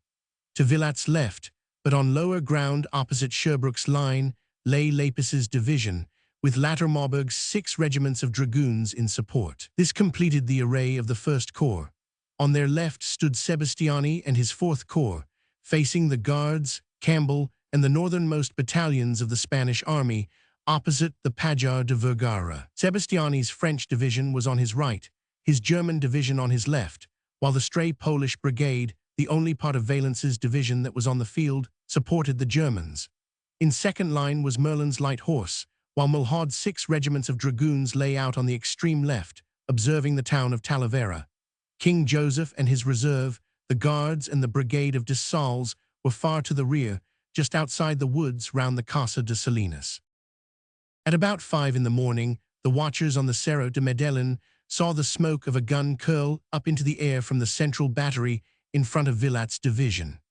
The ensuing report was the signal for the whole of Victor's artillery to open, and 24 guns spoke at once from the Cascadel heights, and 30 more from the lower ground to their right. The cannonade was tremendous, and the reply wholly inadequate, as Wellesley could only put 4 batteries in line, Retberg S on the summit of the Cerro, Sillery S from the lower slope near Donkin's position, and those of Hayes and Elliott from the front of Sherbrooke's division. The French fire was both accurate and effective. They served their guns in an infinitely better style than at Vimero. Their shells were thrown with precision and did considerable execution. Wellesley, who stood in rear of Hill's line on the commanding height, at once ordered Richard Stewart's and Tilson's brigades to go back from the skyline and to lie down. But no such device was practicable in Sherbrooke's division, where the formation of the ground presented no possibility of cover, and here much damage was done. After a few minutes, the English position was obscured, for the damp of the morning air prevented the smoke from rising, and a strong east wind blew it across the Portenia and drove it along the slopes of the Cerro. So thick was the atmosphere that the defenders heard rather than saw the start of Ruffin's division on its advance, and only realized its near approach when they saw their own skirmishers retiring up the slope towards the main line. The light companies of Hill's division came in so slowly and unwillingly, turning back often to fire, and keeping their order with the regularity of a field day. The general, wishing to get his front clear, bade the bugles sound to bring them in more quickly, and as they filed to the rear in a leisurely way was heard to shout. It was one of the only 2 occasions on which he was known to swear, 500, end their filing, let them come in anyhow. When the light companies had fallen back, the French were at last visible through the smoke. They had mounted the lower slopes of the Cerro without any loss, covered by their artillery, which only ceased firing at this moment. They showed 9 battalions, in 3 solid columns. Victor had arranged the divisions with the 24th in the center, the 96th on the left, and the 9th Leger, which had suffered so severely in the night battle, upon the right. This arrangement brought the last-named regiment opposite their old enemies of the 29th, and the battalion of detachments, while the 148th and 48th had to deal with the French center and the Buffs' nth with their left. When Ruffin's columns had got within 100 yards of the skyline, Hill bade his 6 battalions stand to their feet and advance. As they lined the crest, they delivered a splendid volley, whose report was as sharp and precise as that of a field day. The effect was of course murderous, as was always the case when line met column. The French had a marked superiority in numbers. They were nearly 5,000 strong. Hill's 2 brigades had less than 4,000. But there was the usual advantage that every British soldier could use his weapon, while the French, in column of divisions, had the normal mass of useless muskets in the rear ranks. The first volley brought them to a standstill. Their whole front had gone down at the discharge. They lost the impetus of advance, halted, and kept up a furious fire for some minutes. But when it came to a standing fight of musketry, there was never a doubt in any peninsular battle how the game would end. The French fire began ere long to slacken. The front of the columns shook and wavered. Just at this moment Sherbrooke, who had noted that the divisions in his own front showed no signs of closing, took the 5th Battalion of the King's German Legion out of his left brigade and sent it against the flank and rear of Ruffin's nearest regiment, the 96th of the line. When the noise of battle broke out in this new quarter, the French lost heart and began to give ground. Richard Stewart, at the northern end of the British line, gave the signal to his brigade to charge, and as a participator in this fray writes, "On we went, a wall of stout hearts and bristling steel." The enemy did not fancy such close quarters, and the moment our rush began they went to the right about. The principal portion broke and fled, though some brave fellows occasionally faced about and gave us an irregular fire. Nothing, however, could stop Hill's division, and the whole 6 battalions rushed like a torrent down the slope, bayoneting and sweeping back the enemy to the line of black and muddy pools that marked the course of the Portugais. Many of the pursuers even crossed the ravine and chased the flying French divisions right into the arms of Villat's troops on the Cascagel Hill. When these reserves opened fire, Hill's men reformed on the lower slope of the Cerro and retired to their old position without being seriously molested, for Victor made no counterattack. Ruffin's 3 regiments had been terribly punished. They had lost, in 40 minutes fighting, 1,300 killed and wounded, much more than a fourth of their strength. Hill's brigades had about 750 casualties, including their gallant leader, who received a wound in the head and had to go to the rear, leaving the command of his division to Tilson. The loss of the German battalion which had struck in upon the French rear was insignificant, as the enemy never stood to meet it. Thus was Victor's second attempt to storm the Cerro de Medellin rebuked. It was a rash and unscientific operation and received a merited chastisement. The Marshal should have sent in all his corps and attacked the whole British line if he wished to give his men a fair chance. He obviously underrated the troops with which he had to deal. He had never seen them before the combat of Casa de Salinas on the previous day, and had no conception of the power of the line against the column. Even now baffled rage seems to have been his main feeling, and his only desire was to make the attempt again with larger forces. The whole engagement had taken about an hour and a half, and the morning was still young when the Marshal reformed his line and reported his ill success to the king. After the cannonade died down, he bade his men take their morning meal, and the British on the Cerro could see the whole First Corps turn to cooking behind their strong line of pickets. A sort of informal armistice was established in a short time. Both parties wished to use the stagnant water of the Portugais, and after a little signaling, hundreds of men came down with their canteens from either side and filled them with the muddy fluid. In spite of the heavy fighting which had just ended, all parties agree that a very friendly spirit was shown. The men conversed as best they could, and were even seen to shake hands across the pools. Many of the officers came down a little later, and after a short colloquy agreed that either party might take off its wounded without molestation. As there were hundreds of French lying on the west bank of the Portugais and a good many English on its further side, there was a complete confusion of uniforms as the bearers passed and repassed each other at the bottom of the ravine. But no difficulties of any sort arose, and for more than 2 hours the two parties were completely mixed. This was the first example of that amicable spirit which reigned between the hostile armies all through the war, and which in its later years developed into that curious code of signals, often described by contemporaries, by which French and English gave each other notice whenever serious work was intended, refraining on all other occasions from unnecessary outpost bickering or sentry shooting. Section 16, Chapter 7. The Battle of Talavera, the main engagement. July 28. The informal armistice, which had followed the combat of the early morning, had drawn to an end, when at about 10 o'clock the British observers on the Cerro de Medellin saw a large and brilliant staff riding along the French line from right to left. It finally halted and took post on the most commanding point of the Cascagel Heights. This was the entourage of King Joseph and Marshal Jourdan, who had determined to make a careful examination of the Allied lines before committing themselves to any further action. When they halted on the summit of the hill, from which the best general view was obtainable, Victor came to meet them, and a council of war was held. It soon developed into a lengthy and animated dispute, lasting for more than an hour. Jourdan was of opinion that, considering the strength of the hostile position and the decisive way in which the First Corps had been repulsed, it would be unwise to proceed with another attack. He pointed out that Wellesley would now be perfectly aware that his left was the point which must be assailed, and that movements visible behind the British line showed that it was already being reinforced. The only good move now available was to endeavor to turn the Cerro by the little valley to its northeast, which separates it from the Sierra de Seguirilla. But it was clear that the enemy realized this as well as themselves.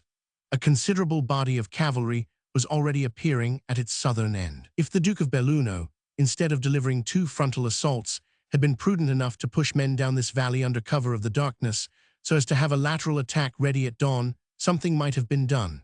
But now the imperial troops would have to win the valley by hard fighting before they could use it as a starting point for the assault on the hill. If a general attack were delivered and the army were once more repulsed, it risked its line of communication and its retreat on Madrid. For the whole Spanish host might come out of the woods and fall upon its flank, while it was engaged with the British, and in that case the Madrid road would be cut, and the king would have to retreat on Avila, sacrificing his capital and his arsenals. On the whole, Jourdan held that it would be wise and prudent to assume a defensive posture, and either to hold the present position or to retire to the more favorable ground behind the Albuch, 4 miles to the rear. In a few days, the enemy would hear of Soult's operations upon their line of communication and would be forced to break up and retire. Very different, as might have been expected, were Victor's views. He declared that the British position was far from impregnable and that the prestige of the French army would be destroyed if it retired, after 2 partial checks, from in front of an enemy who had not been seriously attacked. The only fault in the preceding operations had been that the whole army had not joined in at the moment when the Cerro had been stormed. If the king would undertake to use the 4th Corps against the Allied center, he pledged himself to break their right with his own 3 divisions of infantry. He would not only assail the Cerro from in front, but would turn it from both flanks. If such an attack did not succeed, il faudrait renoncer à faire la guerre. This phrase he dinned into Joseph's and Jourdan's ears so repeatedly that they both saved it up for future use, and taunted him with it in the acrimonious correspondence which followed the battle. King Joseph would have preferred to follow Jourdan's cautious plan and to hold back. Sebastiani, whose opinion he asked, agreed with him, but both seemed to have been terrorized by the marshal's stormy tirades, and still more by the thought of what the emperor would say if he heard that battle had been refused, contrary to Victor's advice. The ultimate decision was still in the balance when 2 pieces of news were received. The first was a dispatch from General Valence, the governor of Toledo, to effect that the army of Venegas, whose position had hitherto been unknown, for nothing had been heard of him since Sebastiani had escaped from his front, had at last come on the scene. His advanced guard had presented itself before the bridges of Toledo and was already skirmishing there. The second item of intelligence was a dispatch from Soult, acknowledging the receipt of the orders which had been sent to him upon the 22nd, and stating his intention of carrying them out at the earliest possible moment. But he complained that the promised train of artillery had not yet reached the 2nd Corps, and declared that he could not move till it had come to hand, until he had brought down the 6th Corps from Astorga. He was therefore of opinion that he could not possibly reach Placentia till August 3, perhaps not till 2 days later. This news was decisive. It was now clear that the Duke of Dalmatia would not be able to bring pressure to bear upon the rear of the Allies for some 6 or 7 days. Meanwhile, Venegas was within 2 marches of Madrid and had nothing in front of him save the 4 Polish battalions at Toledo. If the king refused to fight and took up a defensive position on the Albuch, he would have to detach 15,000 men to hold back the army of La Mancha from the capital. This would leave him with only 30,000 men to resist Wellesley and Cuesta, and it was clear that such a force would be overmatched by the Allies. If he kept a larger number in their front, Venegas would be able to capture Madrid, the thing of all others which Joseph was resolved to prevent. Accordingly, the king and Jourdan reluctantly fell in with Victor's plans and consented to fight in the afternoon. If they defeated the British and the Estremadurans on the 28th, the army of La Mancha could easily be disposed of upon the 29th or 30th. This decision once made, it only remained to settle the details of the attack. The king determined to assail the British center and right with the infantry of Sebastiani's corps, 23 battalions in all, or some 14,000 men. Victor, with the 3 infantry divisions of the 1st Corps, 33 battalions, still over 16,000 strong in spite of their losses, undertook to fall upon the English left, to storm the Cerro de Medellin and also to turn it on its northern side, so as to envelop Wellesley's flank. The Spaniards were to be left alone behind their walls and orchards. Only Milhaud's dragoons were told off to watch the exits from Talavera. Of the rest of the cavalry, a few could be utilized in Victor's turning movement in the valley below the Sierra de Seguirilla, but the main body, all Beaumont's and latter Marburg's 8 regiments, were ranged in a second line to act as a reserve for the frontal attack of the infantry and to aid it if it were checked. The King's Guards and the Brigade of Dissals were to be kept back and only utilized to clinch the victory or to retrieve a repulse. The 30,000 men who were to deliver the grand assault on the Allied position were drawn up as follows. Level's Germans advanced on the left, taking as their objective the battery on the Pajo de Vergara. They faced Campbell's British division and slightly overlapped it, so as to cover the 3 or 4 battalions on the extreme northern wing of Cuesta's line. In their rear, as supports, followed the 2 Polish battalions from Valence's division. On Level's right, Sebastiani's 4 French regiments continued the line. This was the strongest division on the field and counted over 8,000 bayonets. It faced the Guards and the right battalion of Cameron's brigade. Here ended the troops of the 4th Corps. Beyond them, Victor's 2nd Division, that of Lapis, was about to assail the German Legion and Cameron's left-hand regiment, the 83rd. Still further north, Vilat's division lay opposite the steepest slopes of the Cerro de Medellin. This position looked more formidable in the eyes of the Duke of Belluno, since he had seen his first 2 assaults upon it fail. It was now heavily manned. Tilson's, Richard Stewart's, and Donkin's brigades were all visible upon its crest. After some hesitation, the Marshal resolved to leave it alone for the present, and not to attack it till some impression should have been made upon other parts of Wellesley's line. Accordingly, he left in front of it only Vilat's 2nd Brigade, the 6 battalions of the 94th Anth regiments. The other brigade, the 27th Anad, was directed to join in the flanking movement to the north of the Cerro, which was to encompass Wellesley's extreme left. But the main force told off for this advance consisted of the much-tried remnants of Ruffin's division, now not more than 3,700 strong. The employment of these troops for such a critical operation seems to have been a mistake. They had already received 2 bloody checks and had lost more than a third of their officers and 500 men in the late fighting. Though good regiments, they could now be considered as little more than a spent force. This fact sufficiently explains the feebleness of the French advance upon this part of the field during the afternoon hours. Behind the French infantry of the 4th Ernst Corps were deployed no less than 12 regiments of horse. Latter Marburg's 3 brigades of dragoons were drawn up in the rear of Lapis and Sebastiani. Beaumont supported Vilat, and lastly the 4 regiments of Merlin's late Lazel's division followed Ruffin in his turning movement. Far to the rear, Dissals and Joseph's Guards took up a position facing the British center, from which they could support the right or the left of their own front line as might be necessary.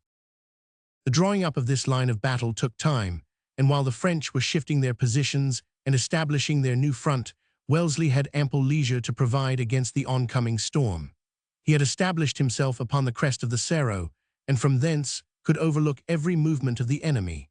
Of the new dispositions, the only one which struck him as likely to cause trouble was the extension of Ruffin and Vilat to the northward. It was clear that they were intending to advance up the valley that separates the Sierra de Seguirilla from the Cerro de Medellin in order to take the hill in the flank and assail the 2nd Division from the side. It was therefore necessary to make arrangements for checking this maneuver. Wellesley's first order was that Fane's and Anson's cavalry should move round the back of the Cerro and take up new ground at the head of the valley. From this position, they would be able to charge in the flank any force that might push up the trough of the depression in order to get behind Hill's line. He also withdrew half Retberg's battery from the front of the height and placed it on a projecting lateral spur from which it could enfilade the valley. Nor were these his only precautions. He sent a hasty message to Cuesta, pointing out that the greater part of the Spanish line was not threatened, and asking if he could spare reinforcements for the left wing. The Spanish general behaved in a more liberal fashion than might have been expected from his previous conduct. He consented to lend Wellesley his reserve division, that of Bassecourt, about 5,000 strong, and also put at his disposition a battery of 12-pounders, heavier guns than any which the British army possessed. The French were so slow in moving that there was ample time, before the battle grew hot, to send Bassecourt's division round the rear of the British line, and to place it on the lower slopes of the Sierra de Segurilla, so as to continue to the northward the front formed by the British cavalry. Of the Spanish guns placed at Wellesley's disposition, 4 were put into the Pajar de Vergara redoubt, by the side of Lawson's battery.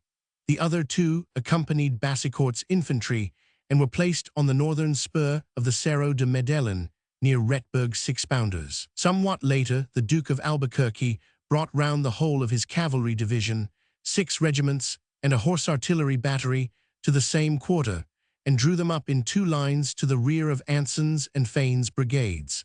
But before he arrived, the battle had already begun.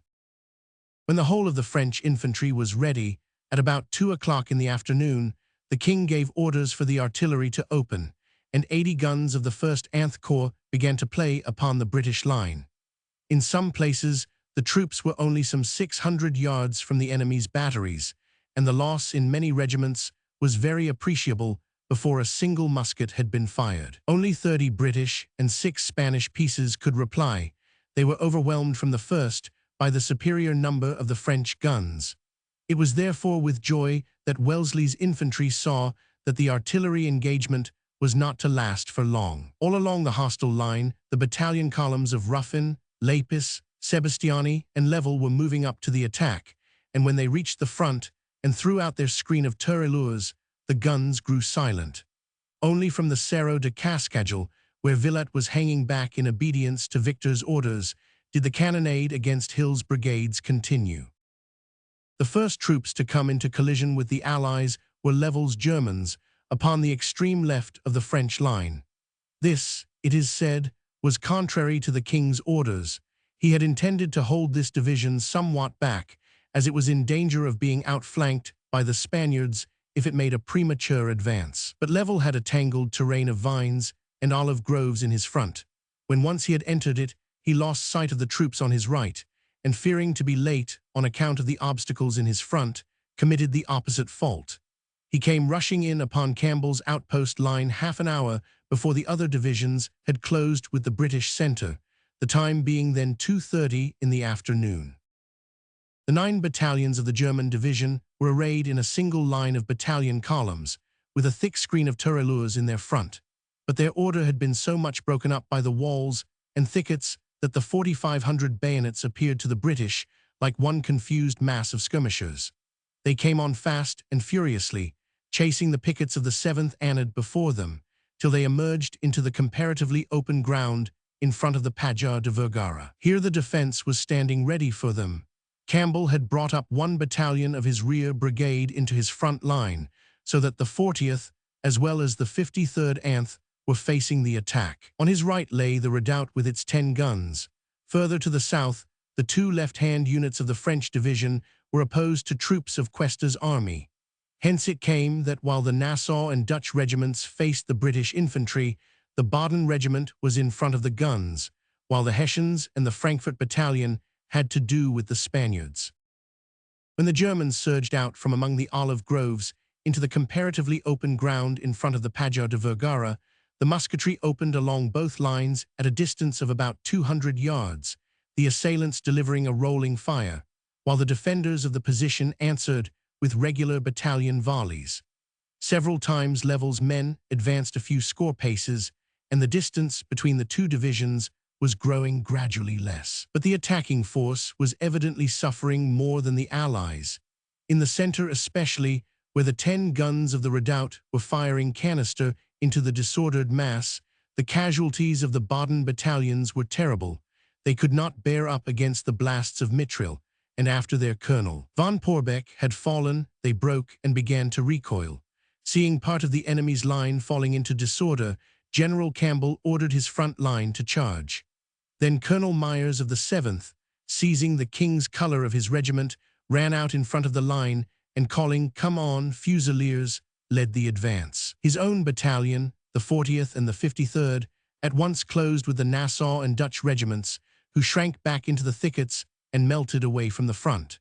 The victors pursued them for some distance, capturing in their onward career a whole battery of 6 guns, which was being brought forward to reply to the artillery of the redoubt, but had failed to reach the clearing before the line in front of them gave way. The 3 battalions on Level's extreme left, which had the Spaniards in front of them, had been exchanging volleys with their opponents without notable advantage on either side, when the rest of the division broke. When their companions retired, they also were forced to draw back, in order to prevent themselves from being turned on both flanks. Campbell was cautious enough to stop his men before they had gone far forward among the thickets and brought them back to their old position. He spiked the guns that he had taken and left them in the clearing in front of the redoubt. His losses had been very small, owing to his admirable self-restraint in calling back his charging regiments before they got out of hand.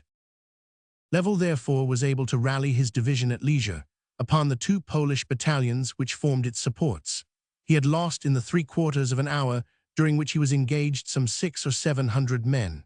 The battle was raging by now all down the line, and when the Germans were reformed, they received orders to advance for a second time to cover the flank of Sebastiani's division, now hotly engaged with Sherbrooke's right brigades. Neglecting chronological considerations, in order to finish the narrative of the action in this quarter, it may suffice to say that Level's second attack was made at about 4 o'clock in the afternoon. It was not delivered with so much energy as had been shown in his first. It encountered the same obstacles and could not surmount them. Once more the advance rolled up through the olive groves and reached the clearing in front of the battery. Again, the head of the attacking masses withered away under the musketry fire and the salvos from the English and Spanish guns, and the whole finally went to the rear in disorder. Campbell, in repelling this attack, used his 2nd Brigade as well as his 1st, and pushed the enemy further back than he had done during the earlier fighting. The Spaniards also came out of their line and continued to flank the retreating enemy with 2 or 3 battalions and a half battery. As the Hessians and Frankfurters in their front began to give way, they were assailed by one of Henestros's cavalry regiments, the Regimiento del Rey, which charged with great spirit and cut up many men before they could form square. The bulk of the 2 battalions, however, clubbed together in a mass and retired into the woods, defending themselves as best they could. The victorious Spanish horsemen, while following them, came upon a 2nd French battery which, like that captured by the British brigade on their left, was being brought forward by a narrow lane between 2 olive groves. They cut down the gunners and took 4 pieces, which were dragged back into the redoubt. This was by far the best piece of work done by Spanish cavalry during the whole of the first years of the war, and did much to atone for the panic of the previous night in the eyes of the British observers upon the right wing. The repulse of Level's division was complete, and its wrecks, once more rallied upon the 2 Polish battalions in their rear, drew back into the plain and were completely put out of action. In this attack, they lost not only the 4 guns taken by the Spaniards, but 7 more pieces of artillery. Convinced that he could not carry the Pajar de Vergara position unless he could bring guns to bear upon the redoubt and check the ravages of its salvos of canister, Level had tried to push his remaining 2 batteries into the firing line. Again, as in the first attack, they were left helpless when the infantry broke and became the prey of the pursuers. It would seem that he lost on this day 17 guns in all. The total of the casualties in his division were 1,007, nearly a quarter of its force. The colonels of the Baden and Frankfurt regiments and the major commanding the Dutch battery had been left on the field. Campbell had suffered on a very different scale.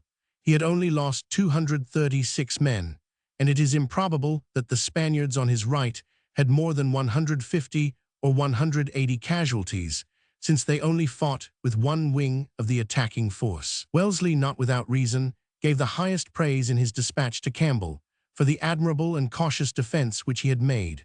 The management of the 4th Division, indeed, contrasted strongly with that of the troops to its left, where Sherbrooke's brigades, as we shall see, risked the loss of the battle by their rash pursuit of the enemy, far beyond the limits of the position which had been given them to defend. We must now turn to their doings, the most desperate fighting that occurred during the day. Sherbrooke's 8 battalions had to endure the preliminary cannonade for more than half an hour after Campbell's men were closely engaged with the enemy. It was not till 3 o'clock that the 2 French divisions opposed to them began to descend towards the Portenia in an orderly and imposing array. Each of the French generals had drawn up his 12 battalions in 2 lines, the front line deployed in column of divisions, the supporting line in solid column of battalions. But there was this difference in their arrangements, that Lapis had placed his brigades one behind the other, while Sebastiani had preferred to work his brigades side by side, each with 1 regiment in first and 1 in second line. The former therefore had Lapland's brigade, 16th Leger Anth line, opposed to Low's and Langworth's regiments of the German Legion and Cameron's 283rd. The latter had the 28th of Ray's and the 58th of Ligerbellaire's brigades ranged over against the 161st and the British Foot Guards. When the cannonade of the French batteries ceased, the 12 battalions of their first line, preceded by the usual swarm of tirailleurs, moved down toward the Portenia.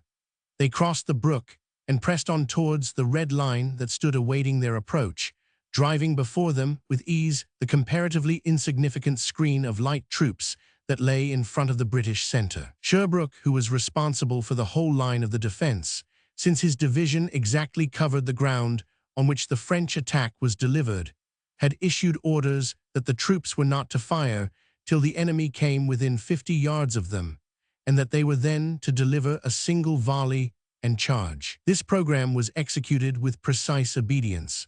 Though suffering severely from the enemy's musketry, the division held in its fire till the hostile columns were close upon them, and then opened with 1 tremendous discharge, which crashed out simultaneously along the whole 8 battalions. The leading ranks of Lapis's and Sebastiani's front line went down in swathes. One French witness says that the infantry of the regiments of the 4th Corps lost 1/3 of their numbers in less than 10 minutes. When the charge which Sherbrooke had ordered followed close upon the blasting musketry fire, the enemy retired in disorder and fell back beyond the Portenia. The divisional general had apparently forgotten to caution his colonels against the danger of carrying their advance too far. Instead of contenting themselves with chasing the broken enemy as far as the brook, and then returning to their positions, the 4 brigades of the 1st Division all crossed the water and pursued the French into their own ground. The German Legion on the left actually began to push them up the lower slopes of the Cerro de Cascagel, while the guards on the right went forward far into the rolling plain in front of them. Cameron halted his 2 battalions not far beyond the Portenia, but on each side of him the pursuit was pressed with reckless energy and without any remembrance of the fact that the enemy had strong reserves. Thus it came to pass that a disaster followed the first success of Sherbrooke's division.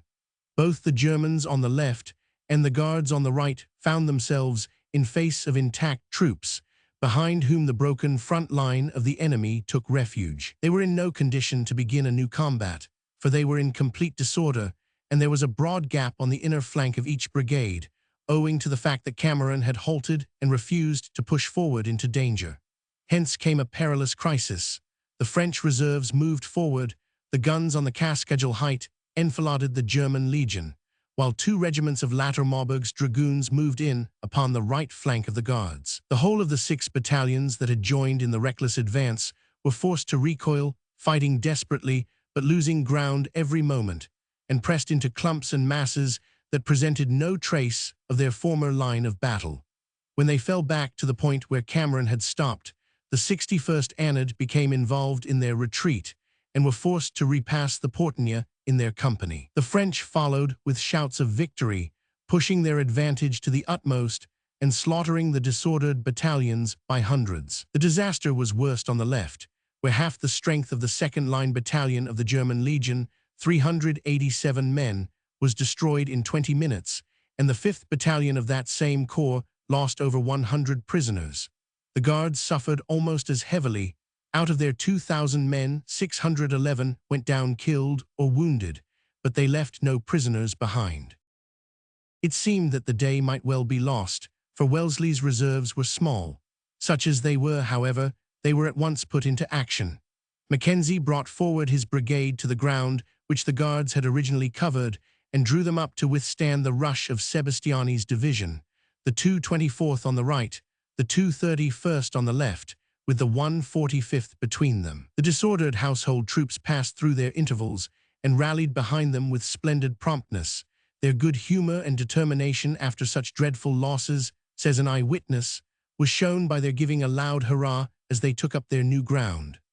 At the same time, Cotton brought up the single brigade of light cavalry which was in reserve and drew them up on Mackenzie's right so as to cover his flank. Sebastiani came up with great boldness against the fresh front thus presented to him, and for 20 minutes there was a furious musketry battle in the British right centre.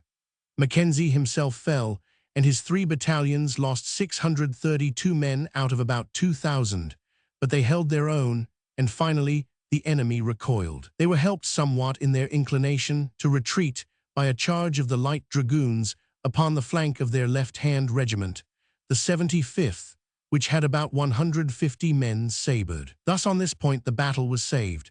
The main credit must go to Mackenzie's brigade, which has never received the praise that was its due, for its general was killed, and thus no report from the 3rd Division was sent in to Wellesley, who omitted all mention of its doings in his Talavera dispatch.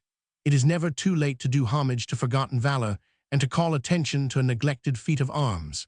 The services of the 24th, 31st, and saved the day for Britain. Sebastiani therefore drew back terribly mauled. His division had lost all its 4 colonels, 7 of its 12 battalion chiefs, 70 other officers, and 100 rank and file, including some 60 prisoners. There was no more fight left in them. They recoiled into the plain and drew up at last not far from the wrecks of Level's division, a full mile beyond the Portenia. Meanwhile, however great may have been the danger in the British right centre, that in the left centre was even greater. Cameron's, Lowe's, and Langworth's brigades were all in the most desperate position. The former, not having pushed so far to the front as the 4 German battalions, had suffered least of the 3, though it had lost 500 men out of 1,400. But the legionary troops were in far worse case. Langworth had been killed, and his brigade was reduced fro 300 to 650 bayonets, just 50% of the men had been lost. Lowe had gone into action with only 950 rank and file, owing to the heavy casualty list of the preceding night.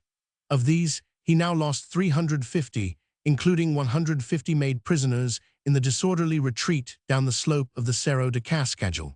That these troops ever rallied and made head at all when they had recrossed the Portenia is much to their credit. The situation was saved by Wellesley's own prescience. The moment that he saw the rash attack on the French line to which Sherbrooke had committed himself, he looked round for supports which might be utilized to stay the inevitable reaction that must follow. Mackenzie's brigade was available on the right centre and was used as we have seen, but there were no infantry reserves behind the left centre. It was necessary to send down troops from the Cerro de Medellin. Villatte was then threatening its front, Ruffin was marching to turn its northern flank, and Wellesley did not dare to detach a whole brigade from the key of the position. He took, however, Richard Stewart's strongest battalion, the 148th under Colonel Donnellan, which had still over 700 bayonets in line even after its losses in the morning, and sent it at full speed down the southern slope of the Cerro. It arrived in time to take position on the old ground of the British line, at the moment that the retreating masses came rolling back across the Portenia. If the 48th had been carried away in the general backward movement, the day would have been lost, but the regiment stood firm and allowed Cameron's and Langworth's troops to pass by its flanks and form up in its rear. While it was holding back Lepis's central advance, the defeated brigades rallied and reformed with admirable celerity, and the battle was restored. Here, as further to the right, the fighting now resolved itself into a furious musketry combat between enemies both of whom were now spent and weakened by their previous exertions. In such a duel, the line had always the advantage over the column in the end. The French, when once brought to a standstill by the 148th, lost their elan and stood heaped together in disorderly masses, keeping up a rolling fire but gaining no ground. Howarth turned upon them the batteries on the Cerro de Medellin, which enfiladed their flank and added to their confusion. General Lapis himself was killed at this moment, as he was trying to urge on his men to a final advance. It was probably, however, not his death, on which all the French accounts lay great stress, but rather the defeat of Sebastiani's division on their immediate right, which finally shook the morale of the French regiments and induced them to move back, first at a slow pace, then in undisguised retreat. The shattered remnants of the German legion and of the 148th, 161st, and 83rd were in no condition to follow. Seldom have two combatants so thoroughly mauled each other as had the 12 French and the 7 Allied battalions which fought in this part of the field. Of the 6,800 men of Lapis's division, the general, 69 other officers, and 700 men were hors de combat. Of 4,300 British and German troops opposed to them, almost exactly the same number had been lost. A General Langworth, 77 officers, and 616 men. That the smaller force should ever have held its ground after losing more than a third of its number is almost miraculous. There was no such a victory as this during the whole war, save Albura. While the main stress of the battle had been rolling across the lower slopes, above the middle course of the Portenia, matters had been comparatively quiet on the Cerro de Medellin. Victor, it will be remembered, had ordered that Villatte was to make no serious attack on the height until the divisions to his left had made some impression upon the British center. But Lapis and Sebastiani, in spite of their temporary successes, had never broken into Wellesley's position. The assault on the Cerro, therefore, was never made, though a furious artillery fire was kept up against its garrison throughout the afternoon. The handful of British guns upon the crest could make no adequate reply, hence the 3 brigades of Tilson, Richard Stewart, and Donkin were suffering very serious losses from the long cannonade. Wellesley had made them shelter themselves, as far as was possible, behind the skyline. Nevertheless, the storm of shot and shell that beat upon the position was not without effect. In Donkin's brigade no one, save the light companies skirmishing along the lower slopes, discharged a musket that afternoon, yet the casualties in its ranks were no less than 195. Hill's 2 brigades, though better covered, had still many killed and wounded. That the return fire of the British artillery and skirmishers was not altogether ineffective is shown by the fact that the 2 regiments of Villatte's 2nd Brigade, which held the opposite slope, lost 185 men, and even the squadrons of Beaumont in its rear had a few troopers disabled. Nevertheless, the fighting in this part of the field was not only indecisive, but comparatively innocuous to both sides, when compared with the awful slaughter that was going on to their right. It only remains to tell of the combat to the north of the Cerro, in the narrow valley that separated the British position from the Sierra de Segurilla. Here the engagement began at a much later hour than in the center. All the observers on the hill speak of the first contest of Campbell and Level as being concluded, and of that of Sherbrooke and Sebastiani as being at its height, before the French right wing began to move. The French troops in this direction, it will be remembered, were the 3 regiments of Ruffin, now mere wrecks of their former selves, and the 1st Brigade of Villatte's division, that of Cassagny. The 6 battalions of the latter force were near the Cerro de Medellin, while Ruffin's men stood further to the north, under the Sierra de Segurilla. In support of them, both lay Merlin's division of light cavalry. At the moment when Victor had received permission to turn the flank of the Cerro, it had appeared that he would meet little opposition. But long ere the French were ready to advance, they had seen Allied troops arriving in haste and taking up their position at the southern end of the valley. First Fane's and Anson's cavalry had drawn up on the level ground, then Bassecourt's Spanish infantry had appeared on the rocky slopes of the Sierra and had thrown out a long skirmishing line opposite Ruffin's right. Lastly, Albuquerque's whole cavalry division had ridden round from the rear of the center and taken post behind Anson and Fane. There were now over 5,000 bayonets and 0 sabers in face of the French brigades. It was clear that any attempt to storm the northern face of the Cerro would expose the troops that attempted it to flank attack from the Allied troops in the valley. It was this that made Ruffin and Villatte, who was present in person with Cassagny's brigade, very chary of molesting Hill's position. On the other hand, if the French advanced up the valley to attack the cavalry at its southern end, they would expose themselves to a flanking fire from the guns on the Cerro and from Hill's right-hand infantry brigade. Nevertheless, when the roar of the invisible battle on the other side of the Cascadel height was at its loudest, the two French generals began a cautious advance towards the front. They at once came under a tiresome flanking artillery fire from the Cerro. Half Retberg's battery of the German Legion had been placed on a spur from which it enfiladed Villat's nearest regiment. Two heavy Spanish 12-pounders opened from another part of the slope, and Albuquerque had also placed his horse artillery guns in a position from which they bore up the valley. The pieces that accompanied the French advance, being in the trough of the depression, could do little harm in return. After advancing as far as the path which leads from Talavera to Seguirilla, Ruffin deployed his right regiment, the much depleted Leger, and sent it up the Sierra to form a screen opposite Bassecourt's infantry. The other 6 battalions, the 24th Anth, advanced in column along the valley, with the 27th from Casagne's brigade on their left.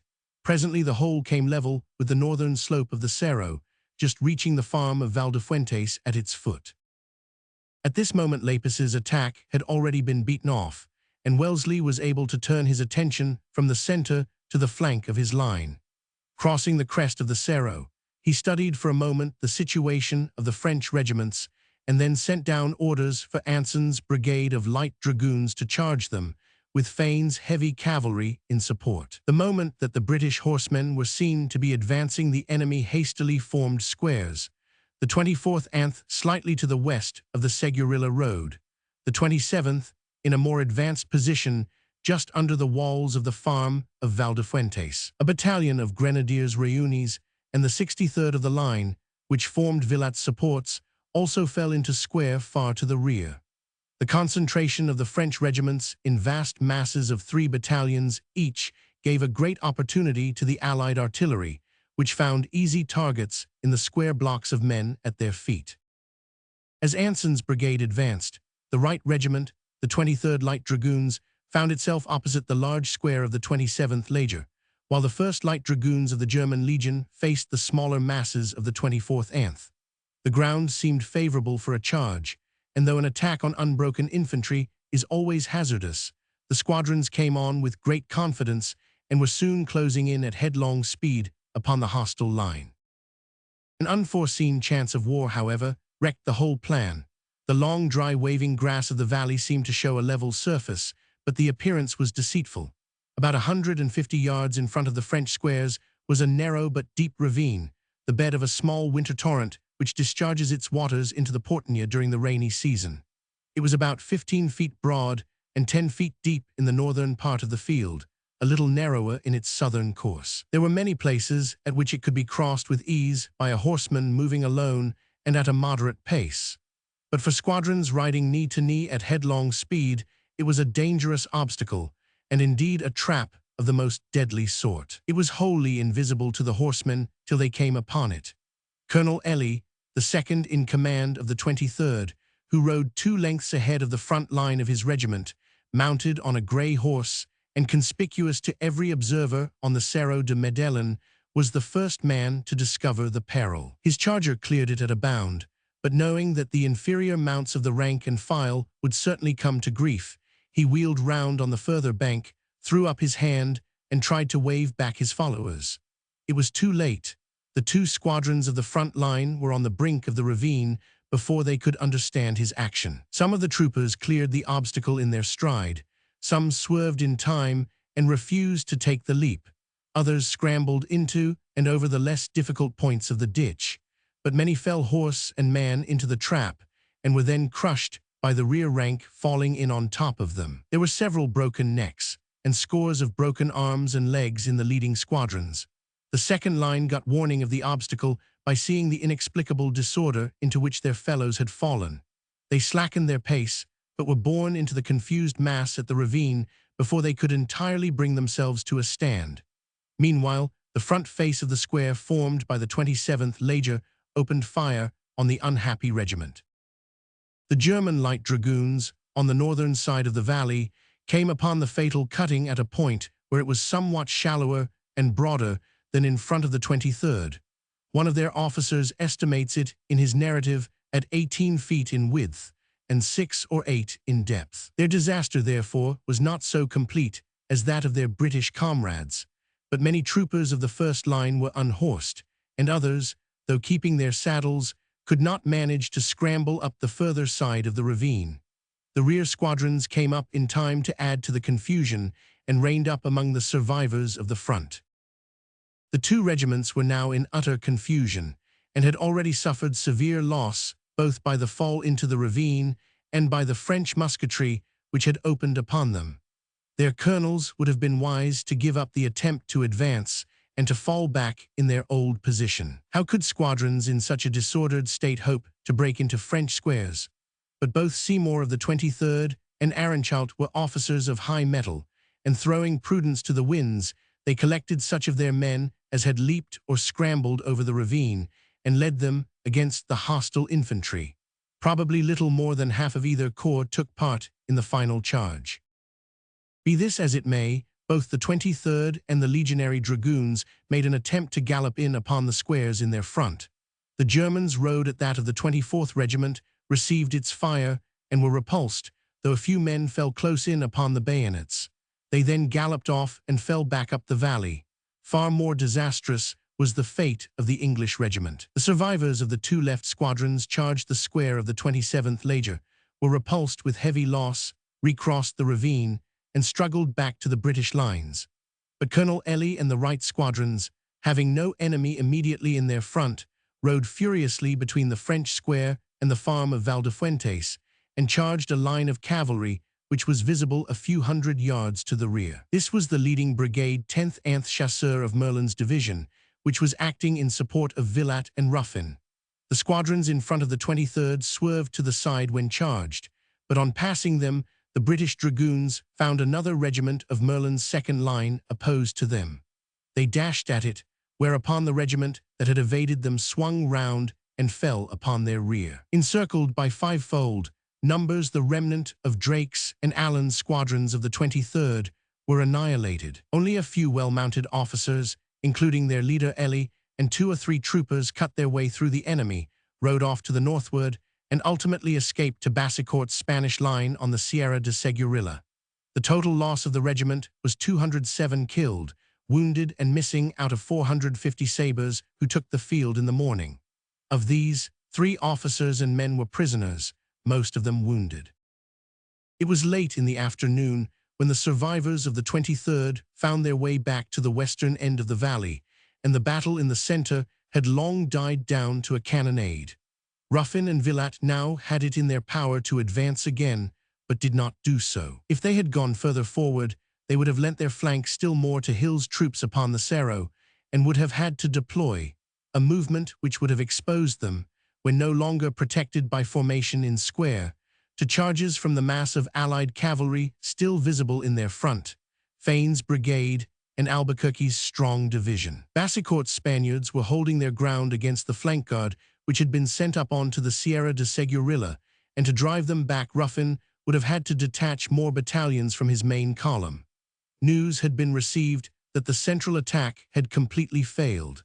It was natural, therefore, that after some hesitation the French right wing retired and fell back up the valley of the Portenia. Villatte's 2 regiments had lost about 200 men while standing in square under the fire of the guns on the Cerro.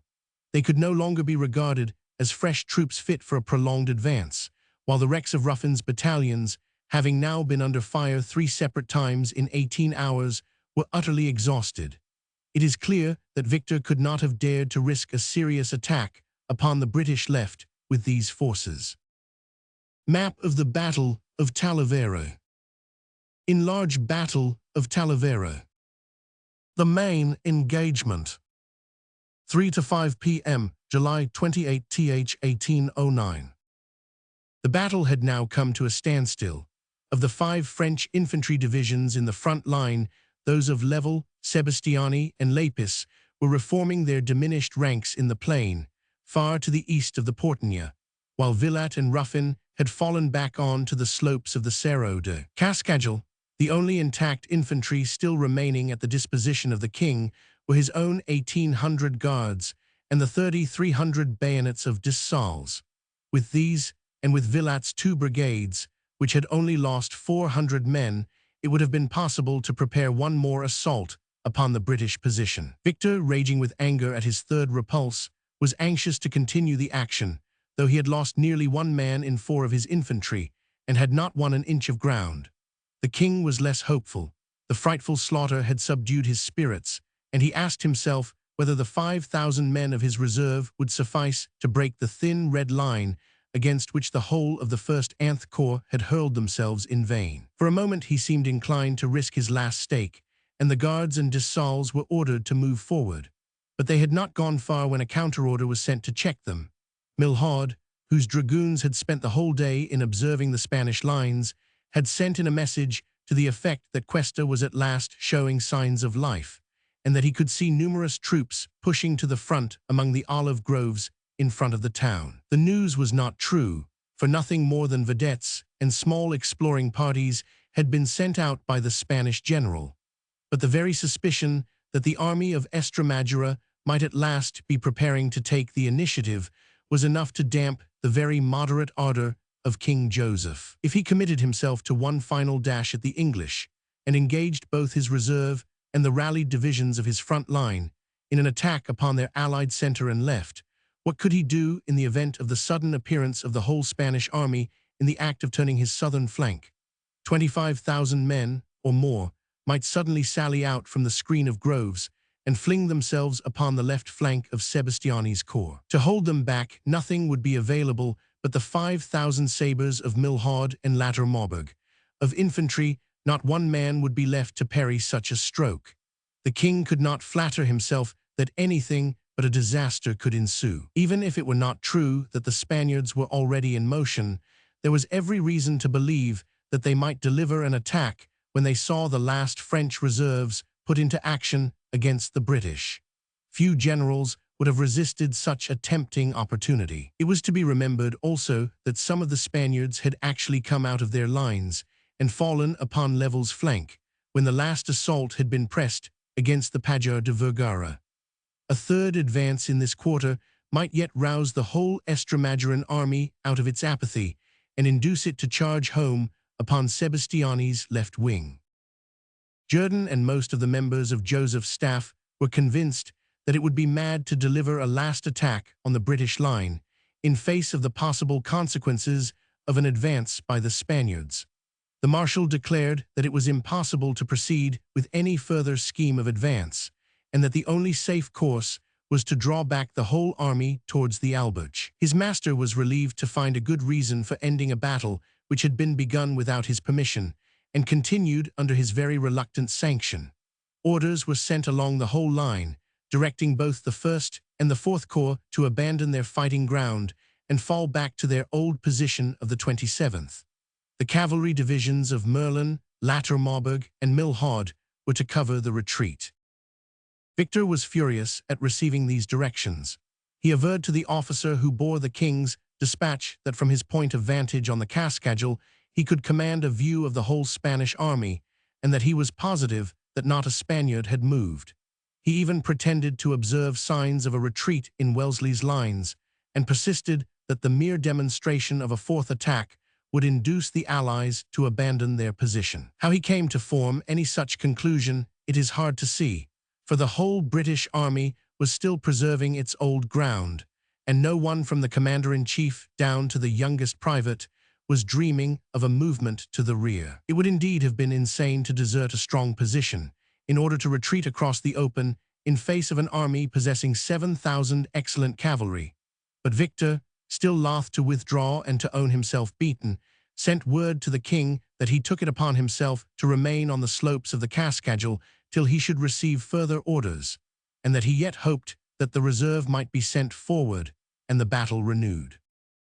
When Victor's message reached the king, it had already been discovered that all the rumors concerning the advance of the Spaniards were false. But the hour was now late, and as Jourdan observed, if the army were to gain a final success, a most problematical occurrence, there would be no daylight left in which to push it to its legitimate end. He thought it better to take the prudent course, to refuse to risk the reserve, whose defeat would have the most fatal consequences, and to prepare for a retreat. The orders were accordingly issued that the army should fall back to its old camping ground of the morning, deferring the passage of the Alberch till the next day. While the French commanders were in controversy concerning their movements, the battle had died down into a cannonade, kept up with great vehemence by the batteries on the Cerro de Cascajal. The British and German guns never ceased their reply, but as had been the case during the whole day, they were far too few to subdue the enemy's fire. Considering how they were overmatched, it is wonderful that there was but one piece disabled, and that only 66 gunners were put hors de combat. The opposing batteries were hit almost as hard, for the artillery of the First Corps had 64 casualties. A distressing accident took place during this final strife between the hostile batteries. A large area of dry grass on the lower slopes of the Cerro de Medellin took fire, from smoldering wadding fanned by the wind. Many of the severely wounded of both sides were scorched, and some burnt to death, by the short but devouring conflagration that ran along the hillside. By dusk, the whole of the Fourth Corps was rolling to the rear, and the last rays of daylight showed Wellesley the welcome view of a general retreat opposite his right and center. Victor clung obstinately to the Cerro de Cascajal till far into the hours of darkness. But at last the cold fit supervened, his spirits sank, and he withdrew at 3 a.m. full of resentment, and well stocked with grievances for the acrimonious correspondence with Joseph and Jourdan in which he indulged for the next 6 weeks. There can be little doubt that Jourdan was right in refusing to fall in with the younger Marshal's plans for a fourth assault on the British. Wellesley was well settled into his fighting ground. At the southern end of his line, Campbell was perfectly safe at the Pajar de Vergara redoubt. He had lost no more than 236 men, so that his whole division was practically intact. Hill's brigades on the Cerro were also in perfectly good order. They had not been attacked since the morning, and would have been quite competent to defend themselves at 5 o'clock in the afternoon. The cannonade which they had been enduring had done some harm, but there were sent 0 men in line to hold a most formidable position. The only point of the British front on which the French could have hoped to make any impression was the center. Here the Guards and Cameron's brigade had suffered heavily, and the 4 battalions of the German Legion even worse. They had lost a full 50% of their numbers. But Mackenzie's division was now in line with Sherbrooke's, its 1st Brigade supporting the Guards, its 2nd, Donkin's, linked to the Germans. Considering the way in which the British centre had dealt with the 15,000 bayonets of Sebastiani and Lapis during the main engagement, the French critics who hold that they would have given way before the 5,000 men of Dessalles and the Royal Guard, even when backed by the rallied divisions, show a very optimistic spirit. Moreover, when the battle had waxed hot in this quarter, the French would have had no certainty that Campbell and the Spaniards might not have fallen upon their flank. For Level's much depleted division was no longer in front of the British right. It had been withdrawn behind Sebastiani, and there was nothing to prevent the reserve brigade of the 4th Division from going to the aid of Sherbrooke's men. The chances of war are incalculable, but there seems no reason to believe that Victor's judgment as to the probability of success was any better at 5 o'clock in the afternoon than it had been at 5 o'clock in the morning. Jourdan was the wiser man. Thus ended the Battle of Talavera, in which 16,000 British supported and repulsed the attack of 26,000 French infantry, omitting from the total of the assailants the division of Villat, which was only slightly engaged. The Cerro de Medellin was strong ground, but not so strong as to counterbalance a superiority of 10,000 men. The real fighting power of Wellesley's foot soldiery was shown in the lower parts of the field, where Sherbrooke's and Mackenzie's 8,000 bayonets achieved their marvelous success over the 15,000 men of Lapis and Sebastiani. Doomed to apparent ruin by their own rash valor in pursuing the enemy across the Portugna, they yet recovered their line, re-established the battle, and finally won an almost incredible victory. The 1st Division of the Peninsular Army, the Guards and the German Legion who fought side by side throughout the whole war, had many proud days between 1809 and, but surely Talavera was the most honorable of them all. Yet probably Mackenzie's brigade and Donnellan's 48th must claim an even higher merit.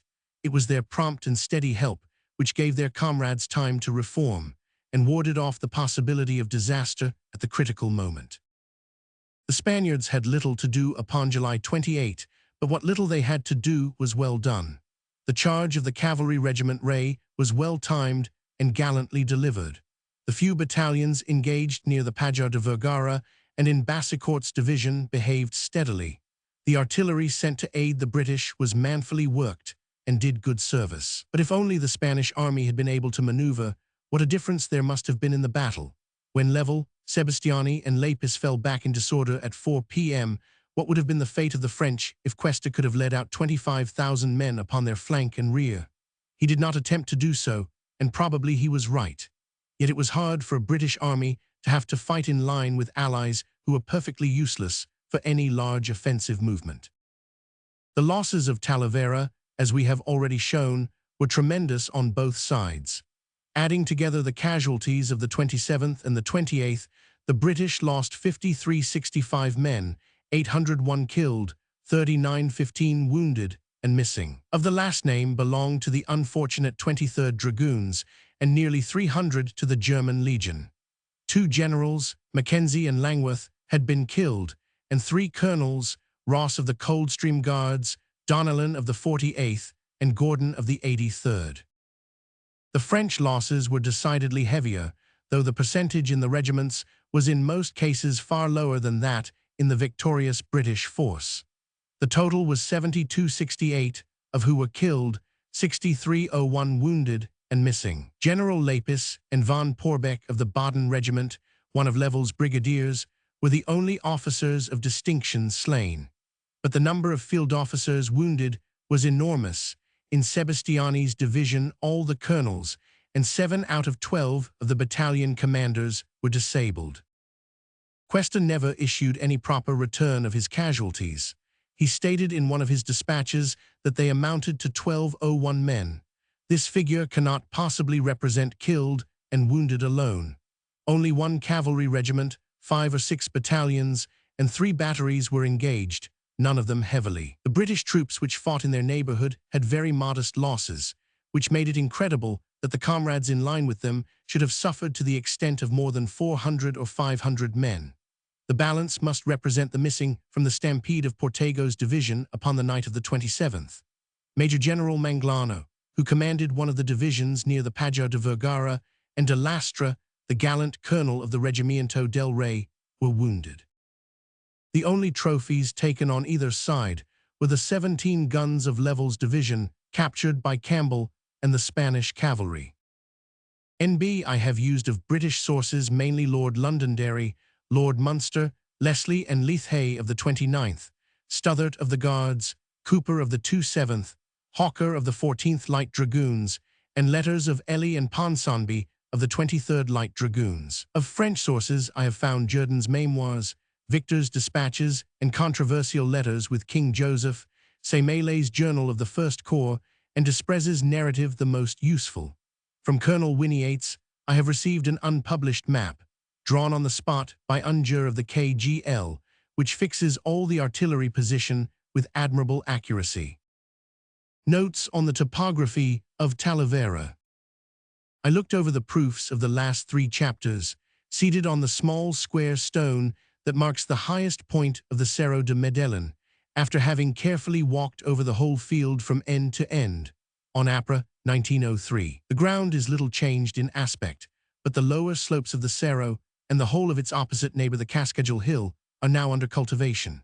The former was covered with barley 9 inches high, and the rough vegetation of thyme and dry grass, which the narratives of 1809 describe, was only to be seen upon the higher and steeper parts of the hill and on the sides of the ravine below. The latter is steep, but neither very broad nor particularly difficult to negotiate. Even in April, the Portenia had shrunk to a chain of pools of uninviting black water. The ditch fatal to the 23rd Light Dragoons in the northern valley is still visible. In its upper part, where the German regiment met it, the obstacle is practically unchanged. But nearer to the farm of Valdefuentes, it has almost disappeared, owing to the extension of cultivation. There is only a 4-foot drop from a field into a piece of rough ground full of reeds and bent grass, where the soil is a little marshy in April.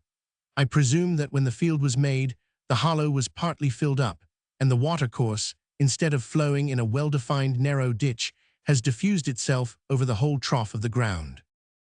In the central parts of the field, the Portenia forms a boundary, but not an obstacle. Where Cameron and the Guards fought Sebastiani's 8,000 men, the ground is almost an exact level on both sides of the little stream. There is no position whatever on the English bank, which is, if anything, a little lower than the French. The Pajar de Vergara is a low knoll 20 feet high, now crowned by a large farmhouse, which occupies the site of the old battery. The ground in front of it is still covered with olive groves, and troops placed here could see nothing of an advancing enemy till he emerges from the trees 100 yards or so to the front. On the other hand, an observer on the summit of the Cerro de Medellin gets a perfect bird's-eye view of this part of the ground, and could make out the enemy all through his progress among the olives. Wellesley must have been able to mark exactly every movement of Level's division, though Campbell could certainly not have done so. In the Spanish part of the line, the groves have evidently been thinned, as there are now many houses forming a straggling suburb pushed up to and along the railway, which now crosses this section of the line. In 1809, Talavera was still self-contained within its walls, which it has now overstepped. The Cascajal is practically of the same height as the main eastern level of the Cerro de Medellin, but the triple summit of the latter is much loftier ground, and standing on it, one commands the whole of the Cascajal. Every one of Villat's battalions must have been counted by Wellesley, who could also mark every man along the whole French front, even into and among the olive groves occupied by Level's Germans. Victor on the Cascajal could get no such a general view of the British position, but could see very well into Sherbrooke's line. Hill's troops behind the first crest of the Cerro de Medellin and Campbell's in the groves must have been much less visible to him. There is a ruined house, apparently a mill, in the ravine between the two cerros. As it is not mentioned in any report of the battle, I conclude that it was not in existence in 1809. The Pajar de Vergara farm is also modern, and the only building on the actual fighting ground which existed on the battle day was evidently the farm of Valdefuentes, which is alluded to by several narrators, French and English. Section 16, Chapter 8. The Retreat from Talavera. When the dawn of July 29 had arrived, the plain and the rolling hills in front of the Allied position were seen to be absolutely deserted. No trace of the French army was visible save the heaps of dead upon the further side of the Portenia. The wounded had been carried off, with the exception of those who had fallen within the British lines and so become prisoners of war. It was soon discovered that the enemy had left a screen of cavalry along the western bank of the Albuch, but whether his main body lay close behind the stream or had retired towards Madrid could not be ascertained without making a reconnaissance in force. Such an operation was beyond Wellesley's power on the morning after the battle. He was neither able nor willing to send out a large detachment to beat up the enemy's camps, with the object of ascertaining his situation and intentions. The British army was utterly exhausted. On the preceding day, the men had fought upon half rations. When the contest was over, they had found that only a third of a ration had been issued. This scanty pittance was sent up to the regiments in the evening, as they still lay in battle order on the ground that they had held during the day. Water was almost equally deficient. It was difficult to procure, nothing but the wells of the few houses in the rear of the position being available. Only on the morning of the 29th, when the departure of the enemy had become certain, were the troops allowed to return to their old bivouacs in the rear and there to seek repose.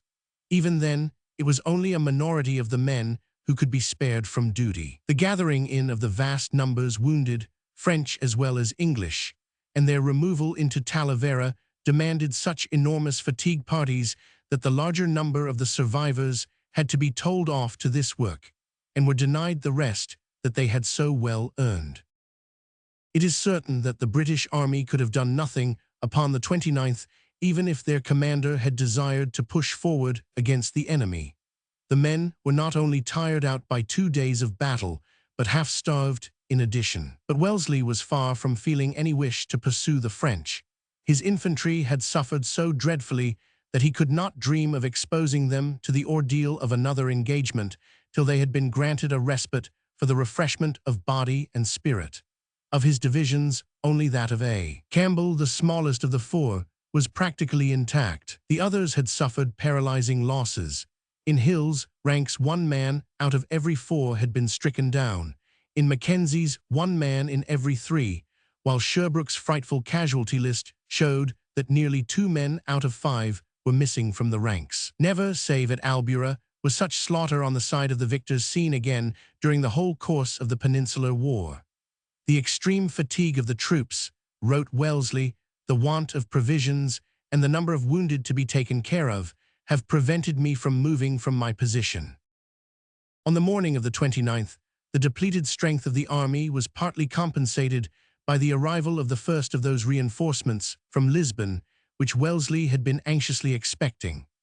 At about 6 o'clock Robert Crawford came upon the scene with the 3 regiments of his light brigade, all old battalions who had shared in Moore's Corunna campaign. He was accompanied by a battery of horse artillery, a troop, the first unit of that arm which came under Wellesley's command. But the light brigade were almost as weary as their comrades who had fought in the battle. They had only reached Talavera by a forced march of unexampled severity. Hearing at Navalmoral that the 2 armies were in presence, Robert Crawford had hurried forward with almost incredible swiftness. Dropping his baggage and a few weakly men at Oropsa, he had marched 43 miles in 22 hours, though the day was hot, and every soldier carried some 50 pounds weight upon his back.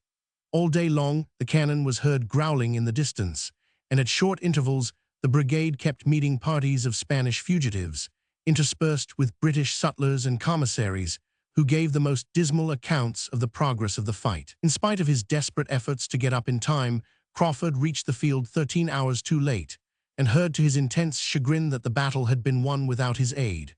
Weary though his men were, they were at once hurried to the front to relieve A. Campbell's division on the line of advanced posts. There they found plenty of employment in burying the dead and in gathering up the French wounded, whom it was necessary to protect from the fury of the Spanish peasantry. The arrival of Crawford's brigade did something towards filling up the terrible gap in the ranks of the British infantry, but was far from enabling Wellesley to assume the offensive. Indeed, the advent of fresh troops only accentuated the difficulty of feeding the army. Corn was still almost unobtainable. The supplies from the Vira de Placentia showed no signs of appearing, and even oxen for the meat ration, which had hitherto been obtainable in fair quantities, were beginning to run short. Nothing was to be had from Talavera itself, where Victor had exhausted all the available food many weeks before, nor could any assistance be got from the Spanish army, who were themselves commencing to feel the pinch of starvation.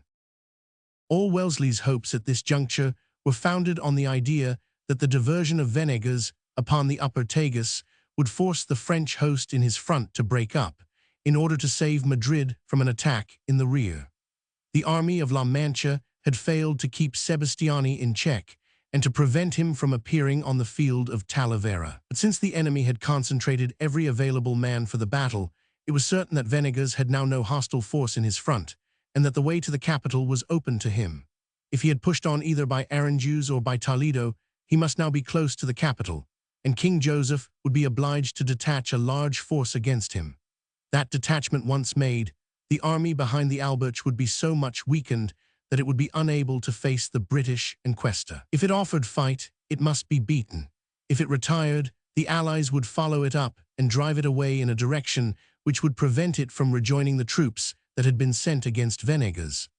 On the 29th, Wellesley was under the impression that the army of La Mancha had already brought pressure to bear upon the French, for a false report had reached him that on the previous day it had captured Toledo. His dispatches written after the arrival of this rumor indicate an intention of moving forward on the 30th or 31st. The king, he says, must now detach troops against Venegas. This being so, it will be necessary to induce Cuesta to advance, supporting him with the British army as soon as it shall be a little rested and refreshed after 2 days of the hardest fighting that I have ever been a party to. We shall certainly move towards Madrid, if not interrupted by some accident on our flank. The last words of this sentence are of great importance, since they show that already upon the day after Talavera Wellesley was beginning to be uneasy about his left flank. Some time before the battle, he had received news from the north, to the effect that both Ney and Kellerman had returned to the valley of the Douro, after evacuating Galicia and the Asturias. He had therefore to take into consideration the chance that the enemy might move southward and fall upon his line of communication with Portugal, not only with the corps of Soult, but with a large additional force. Unfortunately, the information that had reached him from the plains of Leon had been to the effect that Ney's and Kellerman's troops were much reduced in numbers and efficiency, so that even when they had joined Soult, the total of the French field army upon the Douro would not much exceed 0 men. This misconception affected all his plans, for if the hostile force about Salamanca, Zamora, and Benevent was no greater than was reported, it followed that any expedition sent against his own communications could not be more than 12,000 or 15,000 strong, since Soult would be forced to leave a containing force in front of Beresford and Del Parque, who now lay in the direction of Almeida and Ciudad Rodrigo. Any French advance against Bejar and Placentia, therefore, would, as Wellesley supposed, be a mere raid, executed by a comparatively small force. He doubted whether Soult dared undertake such an operation. The enemy, he wrote, would not like to venture through the passes into Estremadura, having me on one side of him and you and Romana upon the other. He was therefore not much disturbed in mind about the movements of the French in the valley of the Douro. If he had but known that not 20,000 men, but 50,000 men were now concentrating at Salamanca, his feelings would have been far different. But it was not till some days later that it began to dawn upon him that Soult was far stronger than he had supposed, and that there might be serious danger to be feared from this quarter. Meanwhile, he hoped to prevent any advance of the French in the direction of Placentia by causing a strong demonstration to be made in the valley of the Douro. He wrote to Beresford that he must contrive to arrange for joint action with La Romana and the army of Galicia. If they appeared in strength in the direction of Ciudad Rodrigo, the Duke of Dalmatia might be deterred from making any movement to the south. If, however, the Spaniards proved helpless or impracticable, the Portuguese army would have to confine itself to the defense of its own frontier. On the morning of July 30, Wellesley received the first definite information, which led him to conclude that the French forces from the north were actually contemplating the raid upon his communications, which on the preceding day he had regarded as doubtful. The Marquis del Rieno, whom, as it will be remembered, Cuesta had sent to the Puerto de Baños with 2 weak battalions, reported that troops from the Douro Valley were threatening his front. At the same time, messages were received from the alcaldes of Fuenterrabal and Los Santos, places on the road between Salamanca and Bejar, to the effect that they had received orders from Soult to prepare 12,000 and 0 rations respectively for troops due to arrive on July 28. The numbers given counted for little in Wellesley's estimation, since it is the commonest thing in the world for generals to requisition food for a far larger force than they actually bring with them. But at least it seemed clear that some considerable detachment from Salamanca was on its way towards the Puerto de Baños. In consequence of this fact, Wellesley wrote to the Spanish government and also informed Cuesta that in the event of a serious attempt of the enemy to cut his communications, he should move so as to take care of himself and do his best to preserve Portugal. In other words, that he should abandon the projected march on Madrid, which had been his main purpose on the preceding day. He was still, however, under the impression that Soult had no very large force with him, as is sufficiently shown by the fact that on the 31st he suggested to Cuesta that it would be well to detach one of his divisions, say 5,000 men, to strengthen the insignificant force which was already in position at the Puerto de Baños. I still think, he wrote, that the movements of General Beresford with the Portuguese army on the frontier and that of the Duke del Parque from Ciudad Rodrigo, combined with the natural difficulties of the country and the defense by the Marquis del Rieno, may delay the enemy's advance till the arrival of your division. It is clear that when he wrote in these terms, Wellesley was still laboring under the delusion that Soult's advance was a mere raid executed by 1 or 2 divisions, and not a serious operation carried out by a large army. While Wellesley was spending the 3 days which followed the battle of the 28th in resting his men and pondering over his next move, the enemies whom he had defeated at Talavera were in a state of even greater uncertainty and indecision. By daylight on July 29, as we have already seen, the whole French army had retired behind the Alberche, leaving only a screen of cavalry upon its western bank. The king was under the impression that Wellesley and Cuesta would probably follow him up ere the day had passed, and drew up his whole force along that same line of heights which Victor had occupied upon the 22nd and 23rd of the month. But when nothing appeared in his front during the morning hours save a few vedettes, he realized that he might count upon a short respite and took new measures. After sending off to his brother the emperor a most flagrantly mendacious account of the Battle of Talavera, he proceeded to divide up his army. As Wellington had foreseen, he detached a large force to hold back Venegas and the army of La Mancha, who were at last coming into the field upon his flank. He was bound to do so, under pain of imperiling the safety of Madrid. It is time to cast a glance at the operations of the incompetent general, whose sloth and disobedience had wrecked the plan that Wellesley and Cuesta had drawn out at their conference near Almaraz. On July 16, Venegas had begun to move forward from El Moral, Valdepeñas, and Santa Cruz de Mudela, in accordance with the directions that had been sent him. He occupied Manzanares and Daimiel, and then came into collision with Sebastiani's cavalry at Villaharta and Hirnsha, for the Fourth Corps had not yet begun to withdraw towards Madrid. Owing to the profound ignorance in which the enemy still lay as to the advance of Wellesley and Cuesta, Sebastiani had not, on the 19th, received any order to fall back or to join Victor and the king. Thus, when pressed by the advanced troops of Venegas, he did not retire, but held his ground and showed every intention of accepting battle. Learning from the peasantry that he had the whole of the Fourth Corps in front of him and might have to deal with nearly 20,000 men, the Spanish general halted and refused to advance further.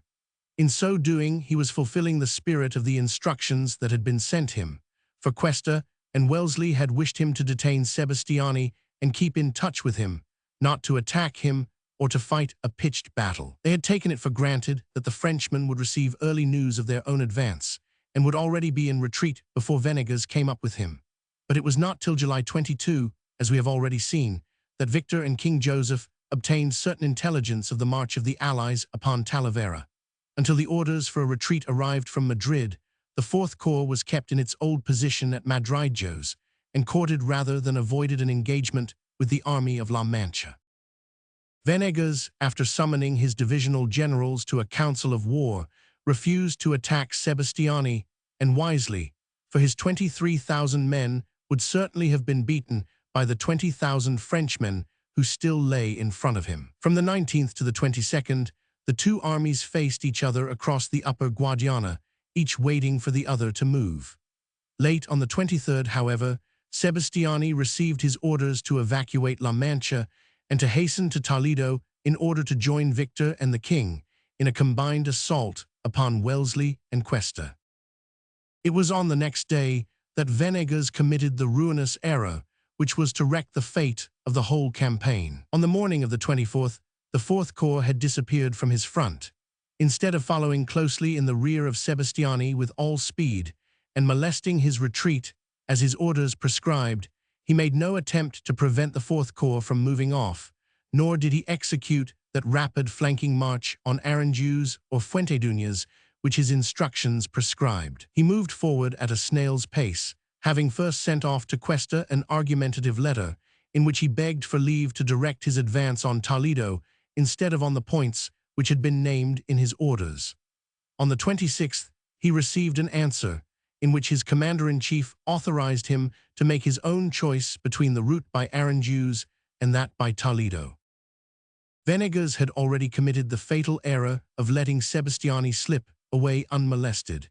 He now hesitated between the idea of carrying out his own plan and that of obeying Cuesta's original orders, and after much hesitation sent his first division under General Lacy towards Toledo, while he himself, with the other four, marched by Tembulk upon Aranjuez. So slow and cautious was their advance that Lacy only arrived in front of Toledo on July 28, the day that the Battle of Talavera was fought, while Venegas himself occupied Aranjuez 24 hours later, on the morning of the 29th. He had taken 6 days to cross the 60 miles of open rolling plain which lie between the Guadiana and the Tagus, though he had been absolutely unopposed by the enemy whom he had allowed to slip away from his front. Sebastiani had marched at the rate of 20 miles a day when he retired from Madrigos to Toledo. Venegas and Lacy followed at the rate of 10 and 12 miles a day respectively. Yet the special duty imposed on the army of La Mancha had been to keep in touch with the Fourth Corps. Further comment is hardly necessary. On the morning of the day when Wellesley was assailed by the forces of Victor and King Joseph, General Lacy appeared in front of Toledo. The town was held by 3,000 men of Valence's Polish division. It is practically impregnable against any attack from the south, presenting to that side a front of sheer cliff, overhanging the river, and accessible only by 2 fortified bridges. To make any impression on the place, Lacy would have had to cross the Tagus at some other point, and then might have beset the comparatively weak northern front with considerable chances of success.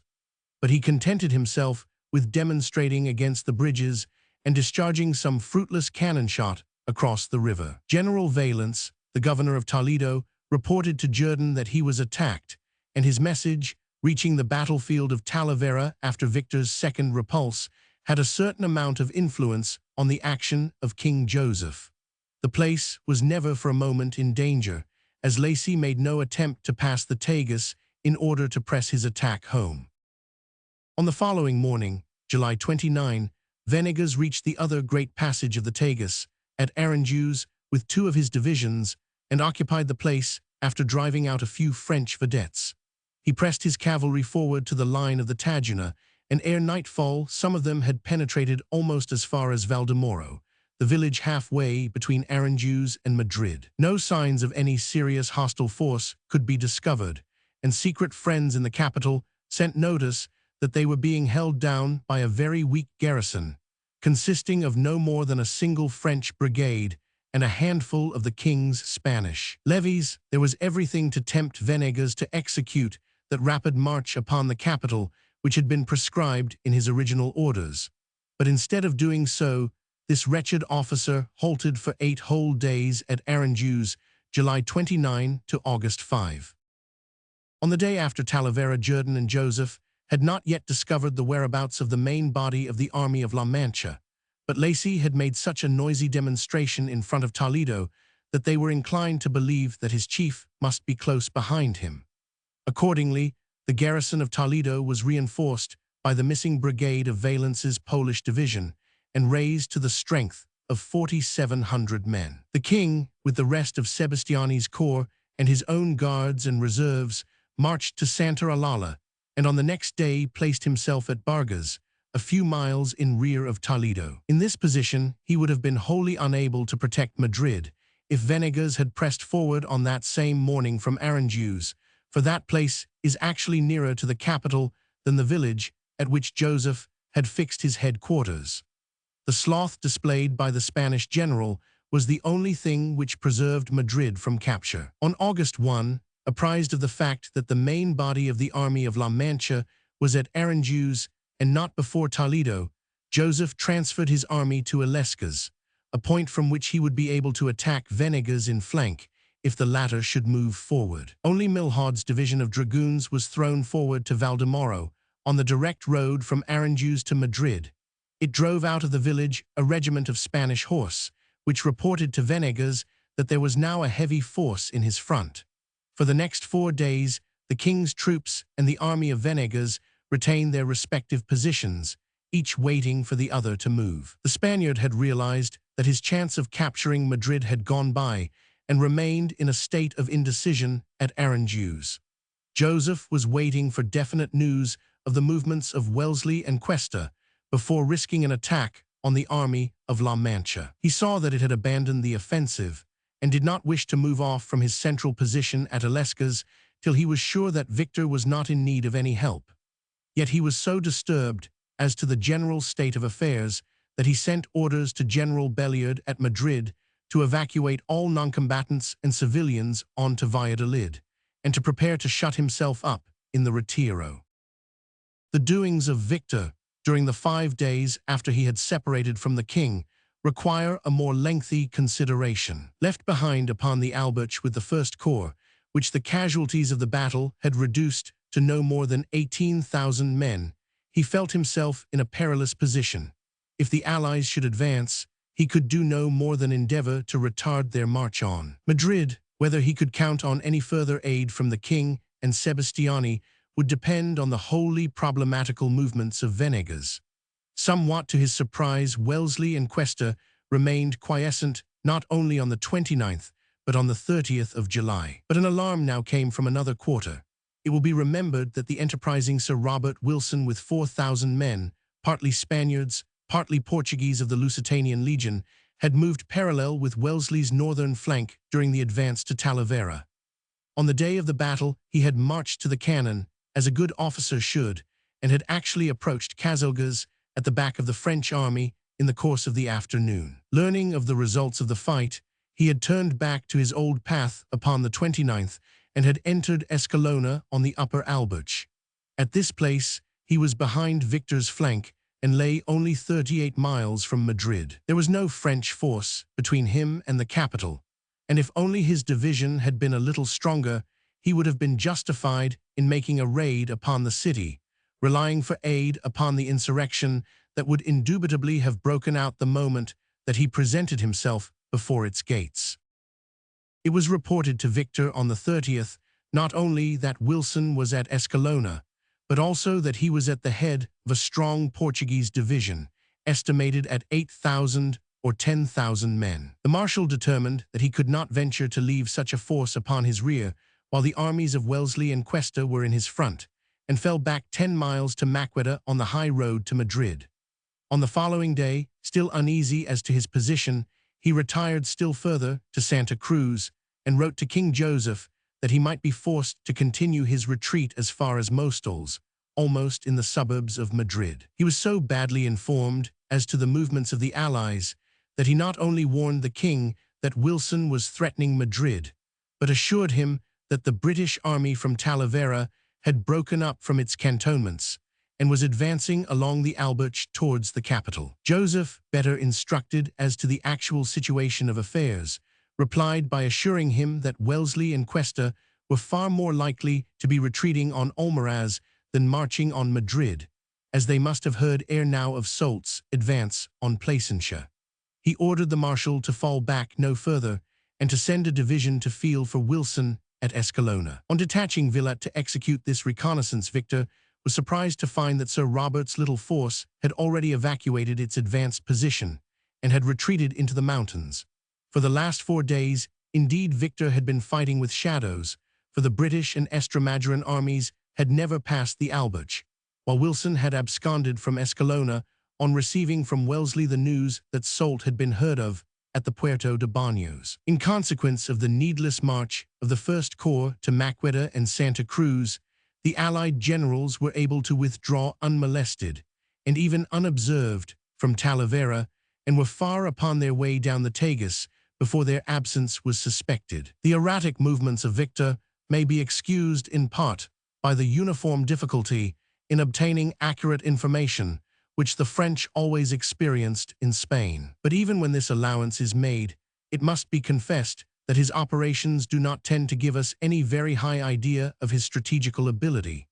He was clearly one of those generals, of the class denounced by Napoleon, qui se font des tableaux, who argue on insufficient data and take a long time to be convinced of the error of their original hypothesis.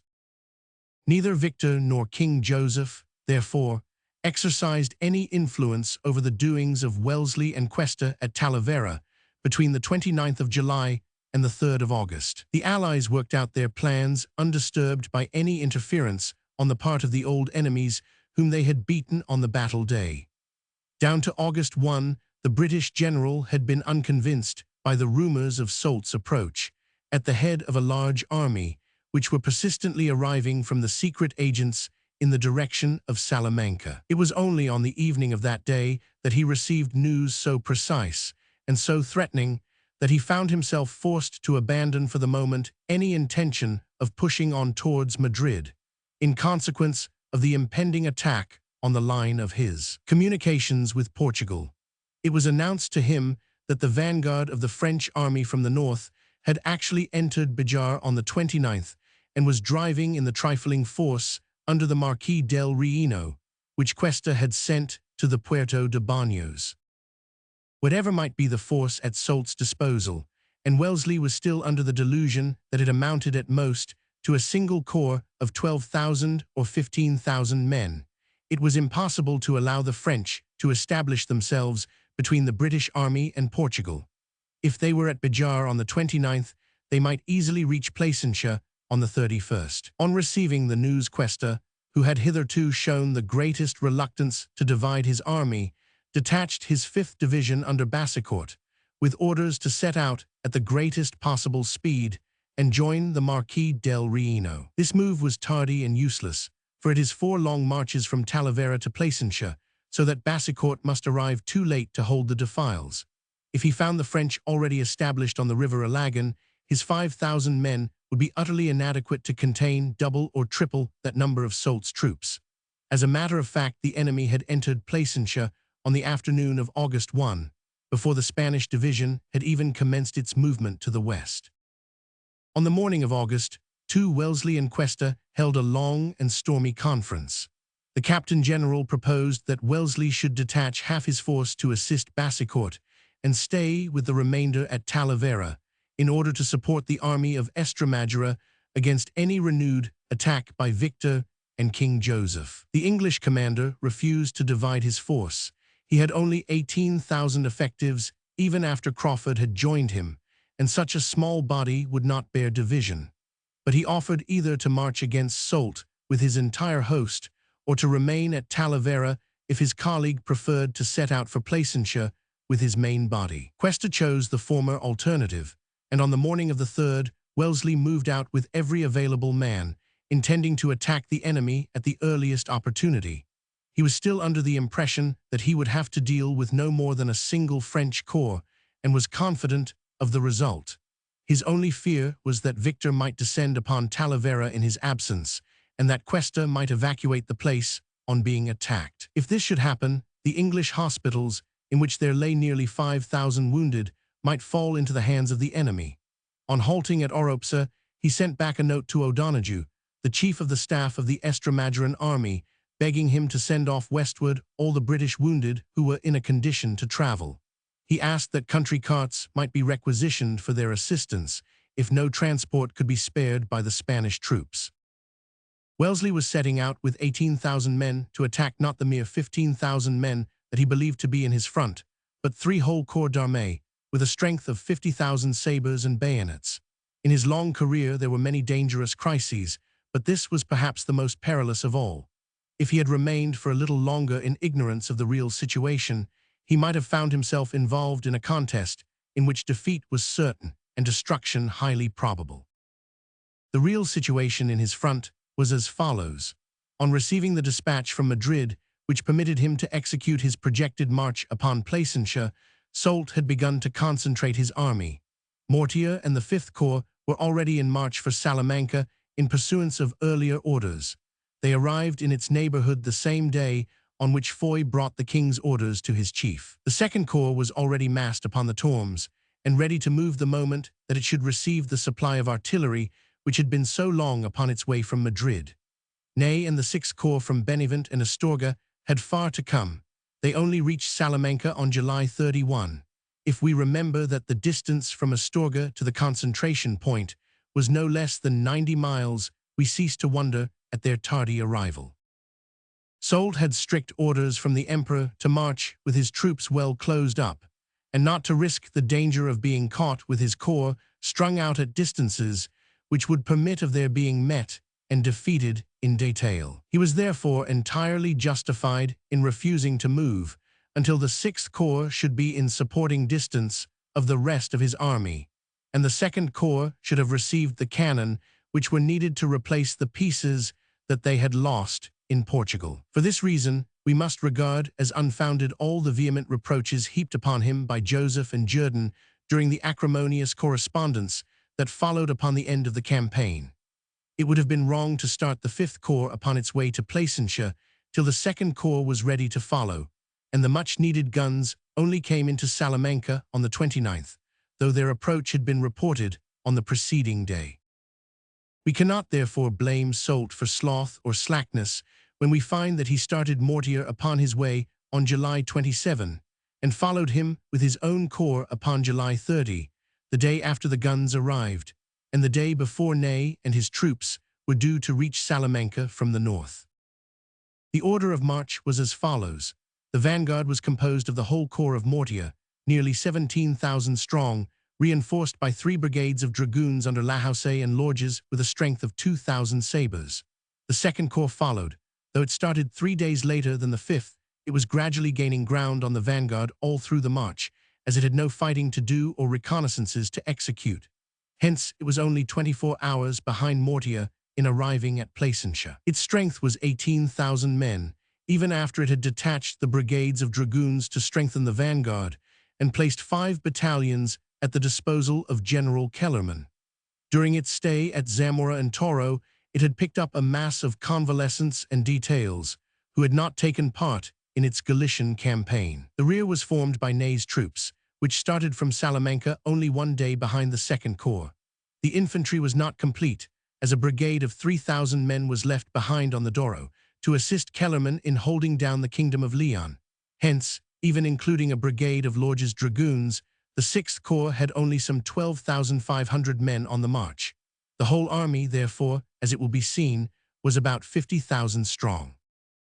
Just before he marched from Salamanca, Soult had heard that Beresford's Portuguese were commencing to show themselves in force in the direction of Almeida, while Del Park's small division at Ciudad Rodrigo was beginning to be reinforced by troops descending from the mountains of Galicia. Trusting that the danger from this quarter might not prove imminent, the Marshal left in observation of the Allies only the remains of the force that Kellerman had brought back from the Asturias, the 5th Division of Dragoons and a few battalions of infantry, strengthened by the 5 battalions from the Second Corps and the 1 brigade detached from Ney.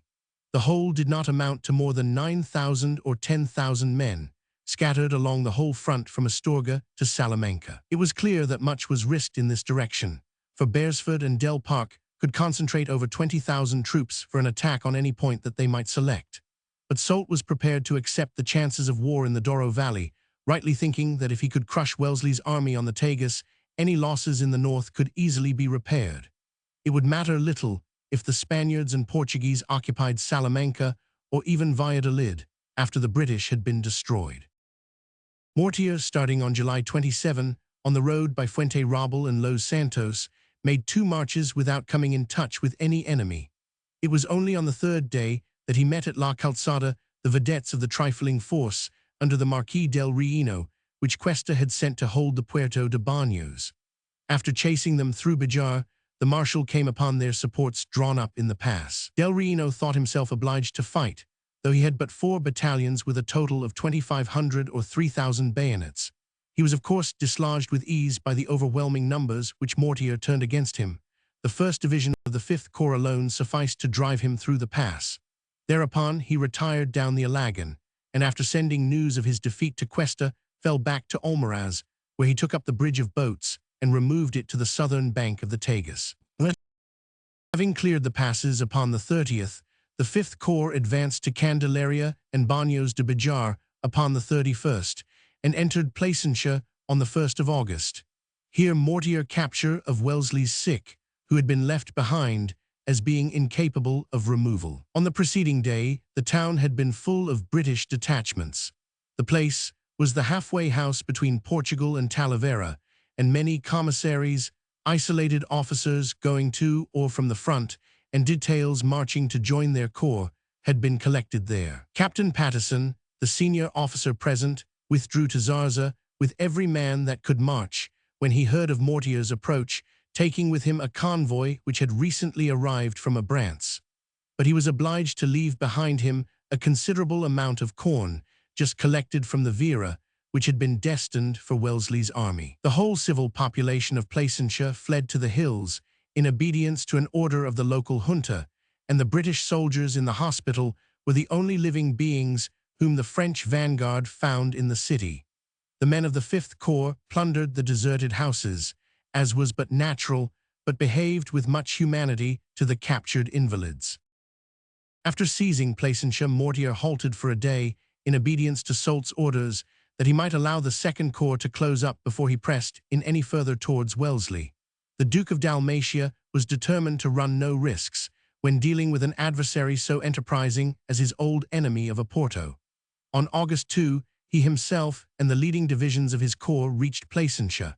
The rest were close behind. On the same afternoon, therefore, the advance could be resumed, and Mortier set out on the high road towards Almaraz and Talavera, having 8 regiments of horse, 3,000 men, in his front. He slept that night at Malpartida, 7 miles in advance of Placentia, and moved on next morning to the line of the Taita and the village of Toril. One of his reconnoitring parties approached the bridge of Almaraz and found it broken. Another reached Navalmoral. He was now drawing very close to Wellesley, who had encamped that day at Oropsa and was only 30 miles away. Indeed, the British and the French cavalry came in contact that evening in front of Navalmoral. On August 3, by a curious coincidence, each commander-in-chief was at last informed of his adversary's strength and intentions by a captured dispatch. A Spanish messenger was arrested by Soult's cavalry while bearing a letter from Wellesley to General Erskine dated August 1. In this document, there was an account of the Battle of Talavera, which had hitherto been unknown to Soult. But the most important clause of it was a request to Erskine to find out whether the rumors reporting the advance of 12,000 French towards the Puerto de Baños were correct. The Duke of Dalmatia thus discovered that his adversary, only 2 days before, was grossly underrating the numbers of the army that was marching against his rear. He was led on to hope that Wellesley would presently advance against him with inferior numbers and court destruction by attacking the united Nth Corps. This indeed might have come to pass had not the Allies on the same day become possessed of a French dispatch which revealed to them the real situation of affairs. Some guerrillas in the neighborhood of Avila intercepted a friar, who was an agent of King Joseph and was bearing a letter from him to Soult. They brought the paper to Cuesta on August 3. It contained not only an account of the king's plans and projects, but orders for the marshal, which mentioned Ney and the Sixth Corps, and showed that the force marching on Placentia was at least double the strength that Wellesley had expected. This letter Cuesta sent on to his colleague with laudable promptness. It reached the British commander in time to save him from taking the irreparable step of marching from Oropsa to Navalmoral, where the vanguard of Mortier's cavalry had just been met by the vedettes of Cotton's light horse. Wellesley had actually written to Bassicourt to bid him halt at Sentinello till he himself should arrive, and then to join him in an attack on the French, when he was handed the intercepted letter, which showed that Soult had at least 30,000 men in hand. This unpalatable news changed the whole prospect of affairs. It would be mad to assail such an enemy with a force consisting of no more than 18,000 British troops and Bassicourt's 5,000 Spaniards. Wellesley had therefore to reconsider the whole situation and to dictate a new plan of campaign at very short notice, since his cavalry were actually in touch with the enemy at the distance of a single day's march from Oropsa. On the morrow he must either fight or fly.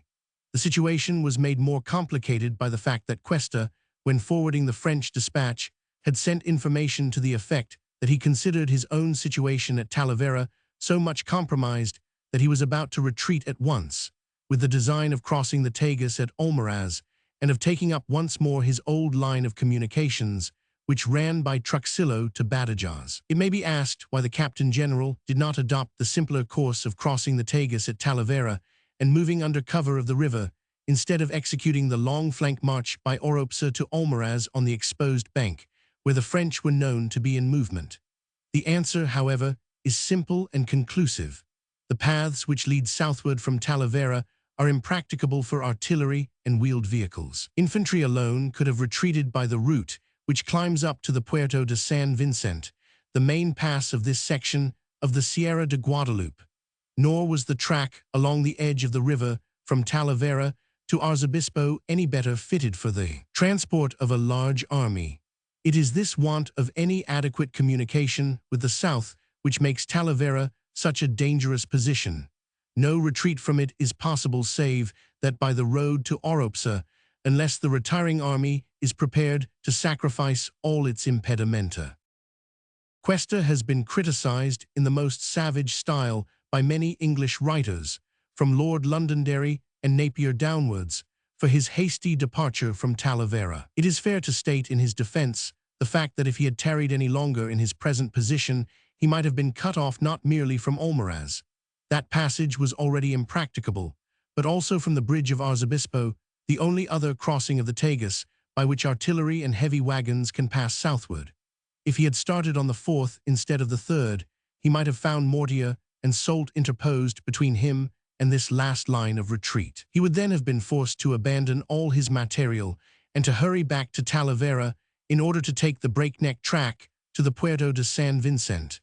But there was every reason to believe that Victor might arrive in front of Talavera on the evening of the 4th or the morning of the 5th, so that this last road to safety might have been already blocked. Thus the Spanish army, if it had started on the 4th for Oropsa, might have found itself caught between the two French corps and vowed to inevitable destruction.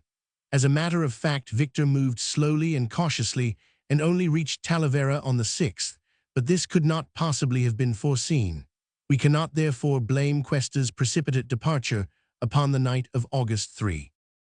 His main body marched under cover of the darkness to Oropsa, where they arrived, much wearied and in some disorder, on the following morning. He left Zayas's division and Albuquerque's horse as a rearguard to hold Talavera till midday on the 4th, with orders to make a semblance of resistance and to detain Victor for a few hours if he should appear. But no hostile force showed itself.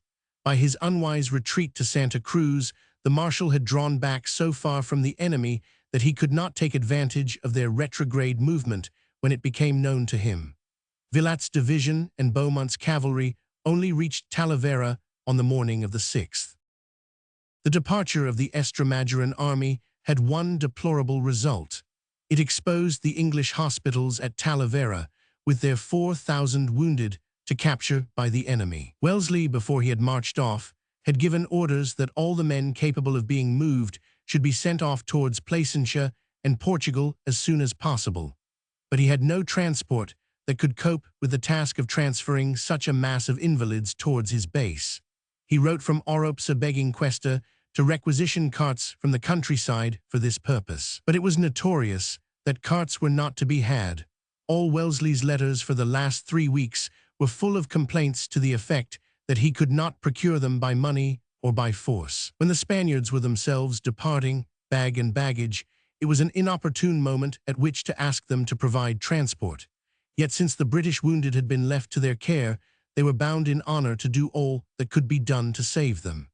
It is said that Cuesta made over no more than 7 ox carts and a few mules to Colonel Mackinnon, the officer charged with the task of evacuating the hospitals. These and about 40 vehicles of various kinds belonging to the British themselves were all that could be procured for the use of the wounded.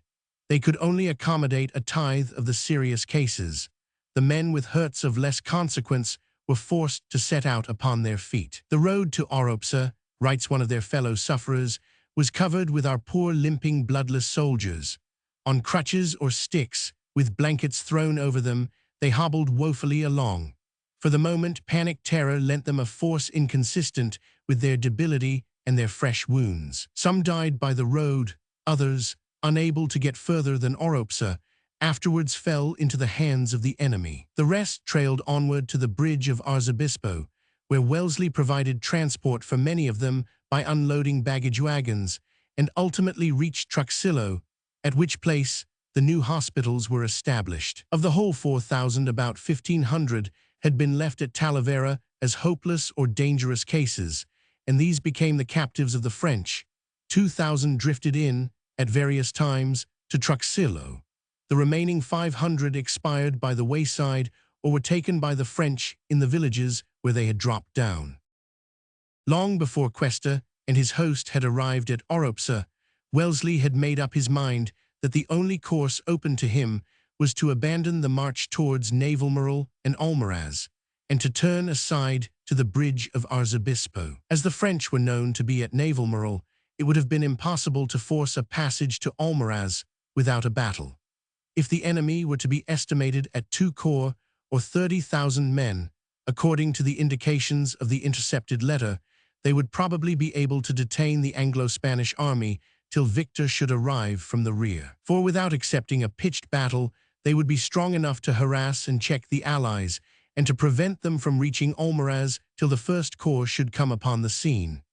"I was not certain," wrote Wellesley to Beresford 2 days later, "that Ney was not with Soult, and I was certain that, if not with him, he was at no great distance. We should therefore have had a battle to fight in order to gain the road to Almaraz. Placentia was then out of the question, and if Victor had followed Cuesta, as he ought to have done, another battle probably before the bridge could be re-established. Then it was to be considered that, Cuesta having left Talavera, the bridge of Arzobispo would have been open to the enemy's enterprise. If they had destroyed it, while we had failed in forcing Soult at Navalmoral, we were gone." It is impossible not to bow before Wellesley's reasoning. The French critics object that only Mortier was at Navalmoral on August 4, Soult being 20 miles behind him at Bazagana on the Taiter, so that it would have been possible for the British army to have driven back the 19,000 men of the Duke of Treviso, and to have forced its way to Almaraz. But even if Wellesley had fought a successful action with Mortier on August 4, Soult would certainly have joined his colleague on the 5th, before the bridge could have been repaired, or at any rate before the whole Anglo-Spanish army and all its impedimenta could have crossed the Tagus. If attacked during their passage by the 37,000 men of the 2nd Anth Corps, they would have fared badly. Wellesley was perfectly correct in his decision. Indeed, the only point in which he was deceived was that he believed the enemy in his front to be Soult's and Ney's corps, whereas they were in reality those of Soult and Mortier. Ney only reached Placentia on August 4 and did not join the main body of the army till 2 days later. When Wellesley and Cuesta met at Oropsa early on the morning of August 4, they found themselves as usual engaged in a heated controversy. The British general had directed his divisions to hold themselves ready to march on the bridge of Arzobispo without further delay.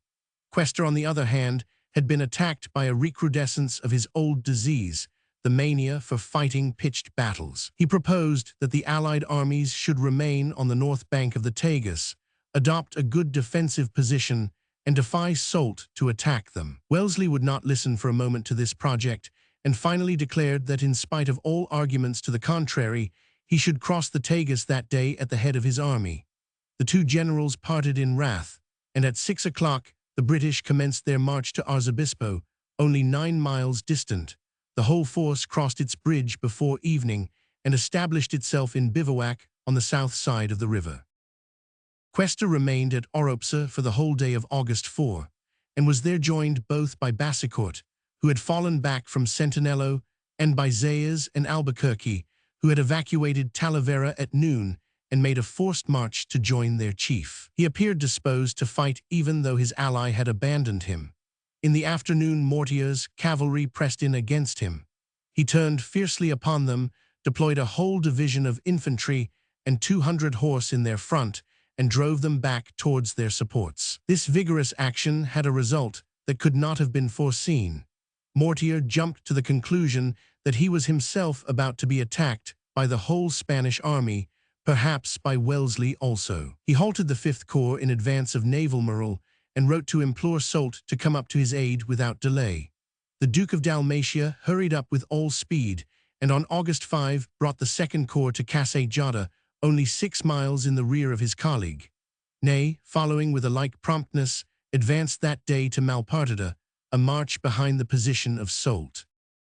On the 6th, therefore, the whole army from the Douro was practically concentrated, and Soult and Mortier advanced against Cuesta with Ney close in their rear. They found that they were too late. After remaining in battle order in front of the bridge of Arzobispo during the whole of the 5th, courting the attack which Mortier had been too cautious to deliver, the Captain General had crossed the Tagus that night and had occupied its further bank. He had left in front of the bridge only a small rearguard, which retired after a skirmish with the advanced cavalry of the 5th Corps. For once Cuesta had found luck upon his side. If Mortier had ventured to assail him on the 5th and had forced him to an engagement in a position from which retreat was difficult, and with the Tagus at his back, his situation would have been most perilous. For even if he had kept the 5th Corps at bay, he could not easily have withdrawn in face of it, and Soult would have been upon him on the next morning. In escaping across the narrow bridge of Arzobispo, his losses must have been terrible. Indeed, the greater part of his army might have been destroyed. Finding on the evening of August 6 that both the British and the Extremaduran armies were now covered by the Tagus, whose line they appeared determined to defend, Soult was forced to think out a new plan of campaign. His original design of taking the Allies in the rear and cutting off their retreat had miscarried. He must now either halt and recognize that his march had failed in its main purpose, or else deliver a frontal attack upon the line of the Tagus. The bridge of Almaraz was broken, and troops, the detachment of the Marquis del Reino, were visible behind it. The bridge of Arzobispo was not destroyed, but the Spaniards were obviously ready to defend it. It was barricaded, the medieval towers in its midst were manned by a detachment of infantry, and a battery for 12 guns had been placed in an earthwork erected on a knoll 30 yards in its rear, so as to sweep all the approaches. Considerable forces, both of cavalry and of infantry, were visible on the hillsides and in the villages of the southern bank. Cuesta, in fact, while proposing to fall back with his main body to Mesa de Iber and Dilatosa, in order to recover his communication with his base at Badajoz, had left behind a strong rearguard, consisting of Basicourt's infantry division and Albuquerque's 6 regiments of cavalry, a force of 5,000 bayonets and nearly 3,000 sabres.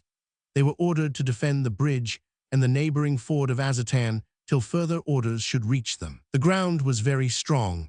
Indeed, the ford was the one perilous point, and as that passage was narrow and hard to find, Cuesta trusted that it might be maintained even against very superior numbers. So formidable did the defense appear that Soult halted during the whole day of August 7, while he took stock of the Spanish positions and sought upstream and downstream for means of passage other than the bridge. He was not at first aware of the existence of the ford. It was only revealed to him by the imprudence of the Spanish cavalry, who rode their horses far into the stream when watering them, thus showing that there were long shallows projecting from the southern bank. By a careful search at night, the French intelligence officers discovered that the river was only deep for a few yards under their own bank. For the rest of its breadth, there were only 2 or 3 feet of water. Having found the point, not far from the bridge, where the more dangerous part of the channel was fordable, they advised the marshal that the passage of the river would present no insurmountable difficulties. Soult resolved to deliver an assault both on the bridge and on the ford upon the morning of August 8. Nor was it only at Arzobispo that he determined to force the line of the Tagus. He directed Ney, who was bringing up his rear at the head of the 6th Corps, to turn aside to the broken bridge of Almaraz and to endeavor to cross the river by aid of a ford which was said to exist in that neighborhood. Sketch maps were sent to the marshal in order to enable him to locate the exact point of passage. It would seem that they must have been very faulty. Meanwhile, Wellesley had passed the Tagus 4 days and Cuesta 3 days before the marshal's attack was ready, and both had been granted time to proceed far upon their way. It was fortunate that they were not hurried, for the road from Arzobispo to Mesa de Iber and thence to Dilatosa and Jericillo, though passable for guns and wheeled vehicles, was steep and in a deplorable condition of disrepair. It took Wellesley 2 days to march from the bridge to Mesa de Iber, a distance of only 17 miles, because of the endless trouble caused by his artillery. There were places where he had practically to remake the roadway, and others where whole companies of infantry had to be turned on to haul the cannon up slopes where the half-starved horses could make no headway. These exertions were all the more exhausting because the men were falling into a state of great bodily weakness from insufficient supplies. Even at Talavera, they had on many days received no more than half rations, but after passing Oropesa, regular distributions of food ceased altogether for some time. There were still a few slaughter oxen with the army, but bread or biscuit was unobtainable, and the troops had to maintain themselves on what they could scrape up from the thinly peopled and rugged countryside. A diet of overripe garbanzos, parched to the hardness of bullets, was all that many could obtain. Better foragers eked them out with honeycomb stolen from the peasants' hives, and pork got by shooting the half-wild pigs which roam in troops among the woods on the mountain side. Many, in the ravenous eagerness of hunger, ate the meat warm and raw, and contracted choleric complaints from their unwholesome feeding. Divining that Soult would probably make a dash at Almaraz as well as at Arzobispo, Wellesley sent on ahead of his main body the brigade of Robert Crawford, to which he attached Donkin's much-depleted regiments in order to make up a small division. As they were unhampered by guns or baggage, this detachment reached Almaraz on the 6th, after a 15 hours forced march on the preceding day. They took over charge of the broken bridge and the ford from the Spanish troops of the Marquis del Reino, and proceeded to entrench themselves in the excellent positions overlooking the point where the river was passable. Thus Ney, when he reached Almaraz on the following day, found the enemy already established opposite him and ready to dispute the crossing. About 4,000 British troops and 500 Spanish troops were holding the river bank. Immediately at their backs was the narrow and eminently defensible defile of Murabit, which completely commands the road to Truxillo. It was an even stronger position than that which covered the ford and the ruined bridge. On August 7, therefore, Wellesley considered himself in a comparatively satisfactory situation. The passage at Almaraz was held by a vanguard consisting of the best troops in the army. 2 divisions, the cavalry, and all the guns had traversed the worst part of the road and had reached De La Tosa, only 9 miles behind Crawford's position.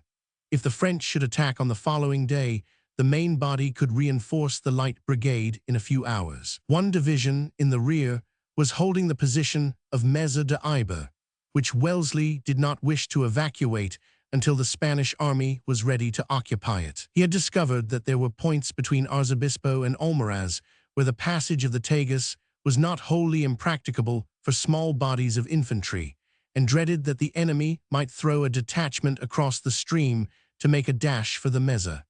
If this position had been lost, the communication between the 2 armies would have been broken. Cuesta, meanwhile, was engaged in the steep and stony mountain road over which Wellesley had toiled on the 5th and the 6th of August. His vanguard was now close to Meza de Iber. The rest of the army was strung out between that point and Val de la Casa. The Captain General himself had his headquarters on the night of the 7th at Perelda de Garbin, 10 miles west of Arzobispo. Bassicourt and Albuquerque were still covering the rear, with Mortier's corps now plainly visible in their front. On their steadiness depended the safety of the whole army, for Cuesta had more baggage and more guns than Wellesley, and therefore the road over the hills was even more trying to him than to his colleague. There was a congestion of wheeled transport at certain spots on the road, which created hopeless confusion and barred the march of the cavalry and even of the infantry divisions. It was only removed by setting whole battalions to work to drag the wagons out of the way. Cuesta's ultimate destination was the Meza de Iber, a position of unparalleled strength, which could be held even after the enemy had crossed the Tagus. That they would ultimately win their way over the river was certain, for already news had arrived that Victor, after reaching Talavera on Aug. 6, had pushed infantry over its bridge on the road to Hirnsha and Aldea Nueva. Troops coming from this direction would outflank the Arzobispo position and compel Albuquerque to abandon it. Even without cavalry or guns, this detachment of the 1st Corps would be strong enough to dislodge the guard of the bridge by falling upon its rear, while Mortier was attacking it in front.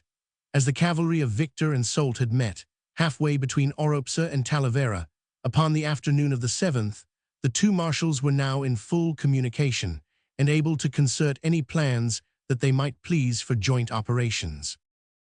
The Duke of Dalmatia, however, preferred to win all the credit for himself and attacked without allowing his colleagues' troops time to approach the Spanish position. It was fortunate for Albuquerque that the rivalry of the 2 hostile commanders saved him from the joint assault, which would have been far more ruinous to him than the actual combat of Aug. 8 was destined to prove. Having full knowledge of the existence and the locality of the ford of Azatan, Soult had resolved to launch his main attack upon this point, while directing only a subsidiary attack upon the fortified bridge. This last was only to be pushed home in case the troops sent against the ford should succeed in making good their footing upon the further bank. A careful observation of the Spanish lines showed that both Albuquerque and Bassicourt were holding back the main body of their divisions at some distance from the water's edge. In the groves around the 3 villages of Pedrosa, Bergillo, and Azertan. There was only a single regiment of cavalry watching the river bank, and 2 or 3 battalions of infantry manning the towers of the bridge of Arzobispo and the redoubt in its rear. The Spaniards showed every sign of a blind confidence in the strength of their position behind the broad but shallow Tagus. Knowing their habits, Soult selected for the moment of his attack the hour of the siesta. It was between 1 and 2 o'clock in the afternoon when he bade his columns, which had been drawn up under cover and at some distance from the water's edge, to advance to force the passage. For the assault upon the ford, he had collected the whole of his cavalry, no less than 12 regiments. Lahouse's dragoons formed the van, then came Lorge's brigade, then the division of light horse belonging to the 2nd Corps, in the rear the corps cavalry of Mortier. This mass of 4,000 horsemen was to be followed by the 1st Brigade of Gerard's infantry division of the 5th Corps, while its 2nd Brigade was to assault the bridge, when Lahouse and Lorges should have won the passage of the ford and have established themselves on the flank of the Spanish defenses. Gauzen's division, the 2nd of the 5th Corps, was to support Gerard, while the masses of the infantry of the 2nd Corps remained in reserve. All the light artillery of the army was to gallop down to the water's edge at various selected points, when the attacking columns were first put in movement, and to distract the attention of the enemy's guns so far as lay in their power. At about 1:30 p.m. Caulaincourt's brigade of Lahouse's dragoons, a force of about 600 sabres, sallied out from its cover behind the village of Arzobispo and moved down to the ford at a sharp trot. It plunged into the water, had passed the deeper part of the channel almost before the Spaniards had guessed its intention, and soon reached the shallows on the opposite bank. The only hostile force ready to meet it was a single regiment, the 1st Estremadura Hussars, which was watching the ford, and a battalion of infantry which Bassicourt sent down in haste from the redoubt behind the bridge. A fierce charge of Caulaincourt's dragoons dispersed and routed the Spanish horse. After they had been driven off, the victors turned upon the battalion, which tried to form square on their approach, but was late in finishing its maneuver. It was assailed before the rear side had been formed, broken up, and cut to pieces. Soult had thus gained a precious half-hour, during which the remainder of his cavalry, squadron after squadron, came pouring over the ford and began to form up on the southern bank. When several regiments had passed, he also let loose the infantry brigade, which was to attack the bridge. So narrow was the approach that only a single battalion, the 1st of the 40th of the line, could deliver the assault. But the tirailleur companies of several other battalions and 2 batteries of horse artillery opened a lateral fire from various points of the northern bank to distract the Spaniards from the frontal attack. The fraction of Bassicourt's division, which was in position at the bridge, and the redoubt had already been completely cowed by seeing Lahouse's cavalry forming up in their flank and rear. If they waited to resist the infantry attack, it was clear that they would be cut off from their sole line of retreat by the dragoons. They abandoned their positions after firing a couple of scattering volleys and fled eastward along the river bank towards the village of Azertan. The heavy guns in the redoubt were left behind and fell into the hands of Caulaincourt. Gerard's infantry was therefore able to cross the river almost without loss, 2 regiments at the bridge, 2 at the ford, which the cavalry had already utilized. A few men were drowned in the 2nd column, having strayed into deep water by swerving to the right or left of the proper route. Meanwhile, Albuquerque's horse and Bassicourt's 2nd Brigade, roused from their ill-timed siesta, were pouring out of the villages which had sheltered them from the noontide heat. The infantry, 4 battalions apparently, drew up beside a wood on the slope a mile above the bridge and waited to be attacked. The cavalry, however, came on in one great mass and charged down upon Lahouse's division, which was covering the deployment of the rest of the French horse. Albuquerque's only thought was to engage the enemy before he had succeeded in passing the whole of his squadrons over the ford.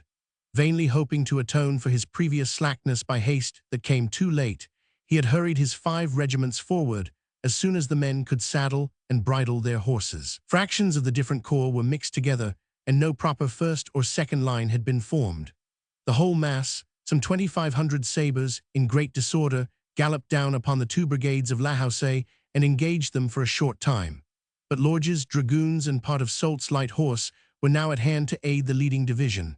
The Spaniards were beset in flank as well as in front, and broke after the first shock. Albuquerque, who showed plenty of useless personal courage, tried in vain to rally them on the 2nd Extremaduran Hussars, the only regiment which remained intact. It was borne away by the backrush of the rest, and scattering over the hillsides, the whole body fled westward and northward, some towards Perelda de Garbin, others towards Pedrosa. Bassicourt's infantry went off to the rear as soon as they saw their comrades routed and took to the hills. By keeping to rocky ground, they suffered comparatively little loss. The French urged the pursuit of Albuquerque's fugitive horsemen for many miles, chasing them as far as the defile of La Estrella in the Sierra de Guadalupe in one direction, and beyond Val de la Casa in the other. On the latter road, the chase only ceased when the dragoons came upon the divisions of Henestrosa and Zayas from Cuesta's main army drawn up across their path. The losses of the Spaniards were very considerable. 600 men and horses were captured, and over 800 killed and wounded. One flag was taken, that of the regiment cut to pieces by Lahouse's dragoons at the commencement of the fighting. The pieces in the redoubt and the divisional battery of Albuquerque, 16 guns in all, were lost. By an additional mischance, the French also recovered 14 of their own 17 guns that had been taken at Talavera. Cuesta had not been able to utilize these pieces for want of gunners. They were trailing along in the rear of his army, very indifferently horsed, when the French dragoons swept along the road to Perelda. On the approach of the pursuers, they were abandoned by the wayside. This capture enabled Soult to assert that he had taken in a cannon, and emboldened Sebastiani, a few weeks later, to declare that he had never lost his guns at Talavera. Having recovered them, he could exhibit them, all save 2 or 3, in evidence of his mendacious statement. Soult declared in his official report that his cavalry had lost only 28 killed and wounded, his artillery 4 wounded, his infantry hardly a man, save some few drowned at the ford. The rout of the Spanish rearguard and the capture of the bridge of Arzobispo gave Soult a foothold on the southern bank of the Tagus, but little more. The road by which he could now advance against the Allies was detestable. We have already seen how its cliffs and ravines had tried the British and the Extremaduran armies. To reach Cuesta's new position on the Mesa de Iba, the Duke of Dalmatia would have had to make a 2 days' march through these defiles, dragging his guns with him. His cavalry he would have been forced to leave behind him, as there would have been no means of employing it in the mountains. Meanwhile, Wellesley had established himself in the ground which he had selected behind the broken bridge of Almaraz, and Cuesta had got the whole of his infantry and half his artillery over the Iber stream, and arrayed them on the Mesa, where the rocky slopes are impregnable against a frontal attack, if the defending army shows ordinary determination. All through the 9th and the morning of the 10th, the Spaniards were dragging the rest of their guns and their baggage up the steep zigzag path between the river and the summit of the plateau, and it was not till the end of the latter day that everything was in position. It is probable, therefore, that if Soult had pressed his pursuit with all possible speed, he might have captured some of the Spanish impedimenta on the morning of the 10th. But there were defiles between Perelda and the Iber River, where Cuesta's rearguard might possibly have detained him till the guns and baggage were in safety. The Duke of Dalmatia, however, paused at the bridge of Arzobispo before committing himself to a second advance against the Allies. He was averse to making an isolated attack upon the admirable position now occupied by the Extremaduran army, and wished to combine it with a simultaneous assault upon the British. It will be remembered that he had detached Ney's corps from the rear of his line of march, and ordered it to attempt the passage of the Tagus at Almaraz, by the ford which he knew to exist close to the ruined bridge. He also wrote to Victor to desire him to push forward the 2 infantry divisions which had crossed the river at Talavera, and to direct them on Mojedas and Alia, so as to turn Cuesta's flank by a long circuitous march among the rugged summits of the Sierra de Guadalupe. Neither of these subsidiary movements was carried out. 1 division of Ney's corps and Fournier's brigade of dragoons reached Almaraz on Aug. 8th, the other division and the light cavalry had followed the second corps so closely that it had passed Navalmoral on its way eastward and had to make a long countermarch. It was not till the 9th or 10th, therefore, that the Duke of Elchingen would have been in a position to attempt the passage of the Tagus. Crawford's detachment had been established at Murrabbeat, behind the broken bridge, since Aug. 6, and 2 days later, the main body of the British army had reached De La Tosa, where it was within a few hours' march of the vanguard, and perfectly ready to support it. If Ney had endeavored to pass the Tagus on the 9th or 10th with his 12,500 men, it is clear that the head of his column must have been destroyed, for the ford was narrow and difficult, and indeed barely passable for infantry even in the middle of August. But the marshal did not even attempt the passage, for the simple reason that his intelligence officers failed to discover the ford and reported to him that none existed. He sent word to Soult that the scheme was impracticable, and drawing back from the water's edge, concentrated his whole corps at Navalmoral. Victor, at the other end of the French line, showed no desire to adventure his infantry among the defiles of the Sierra de Guadalupe without guns or cavalry, and refused to move up into the mountains in order to turn Cuesta's right flank. Thus, the whole plan concerted by the Duke of Dalmatia for a general attack on the Allies came to an ignominious conclusion. It would appear, indeed, that his chance of inflicting a serious blow on the enemy had passed away long ere he brought the 2nd Anth Corps down to the bridge of Arzobispo. It was on the 5th, when Mortier refused to close with Cuesta and allowed him to withdraw across the Tagus, that Soult had lost his best opportunity. On that day, the Spaniards were still on the wrong side of the river, and the British vanguard had not yet reached the broken bridge of Almaraz. If Mortier had engaged the army of Cuesta, and Ney had found and attacked the ford at Almaraz before Crawford's arrival, the position of the Allies would have been forlorn indeed. But on the 5th, Soult had not yet discovered the real position of affairs, and the head of Ney's corps was only just debouching from Placentia, 2 long marches from Almaraz. In short, the fog of war, as a modern writer has happily called it, was still lying thick about the combatants, and Soult's best chance was gone before he was even aware of it. On August 9, matters looked far less promising, even though the bridge of Arzobispo had been won. Since Ney sent word that he could not cross at Almaraz, while Victor declined to commit himself to any schemes for an advance into the eastern mountains, Soult saw that he must construct another scheme of operations. His own preference was for a march into Portugal by way of Coria and Castelo Branco. Such an attack upon Wellesley's base, made by the 50,000 men of the 2nd, 5th, Anth Corps, would compel the British to abandon Almaraz, to give up their connection with Cuesta, and to march in haste by Truxillo, Caceres, and Portelager on Abrantes in order to cover Lisbon. It was even possible that, if the invading army made great haste, it might reach Abrantes before the British. In that case, Wellesley would be forced to keep to the southern bank of the Tagus and cross it at Santarém, comparatively close to the capital. Thus, all central Portugal might be won without a battle, and Lisbon itself might fall ere the campaign ended, since the 20,000 men of the British general, even when aided by the local levies, could not, as Soult supposed, hold back 3 French corps d'armée. There was another alternative possible, to march not on Lisbon, but on Ciudad Rodrigo and Almeida, and to invade Portugal by the northern road. But this plan would take a longer time to execute, and promised less decisive results.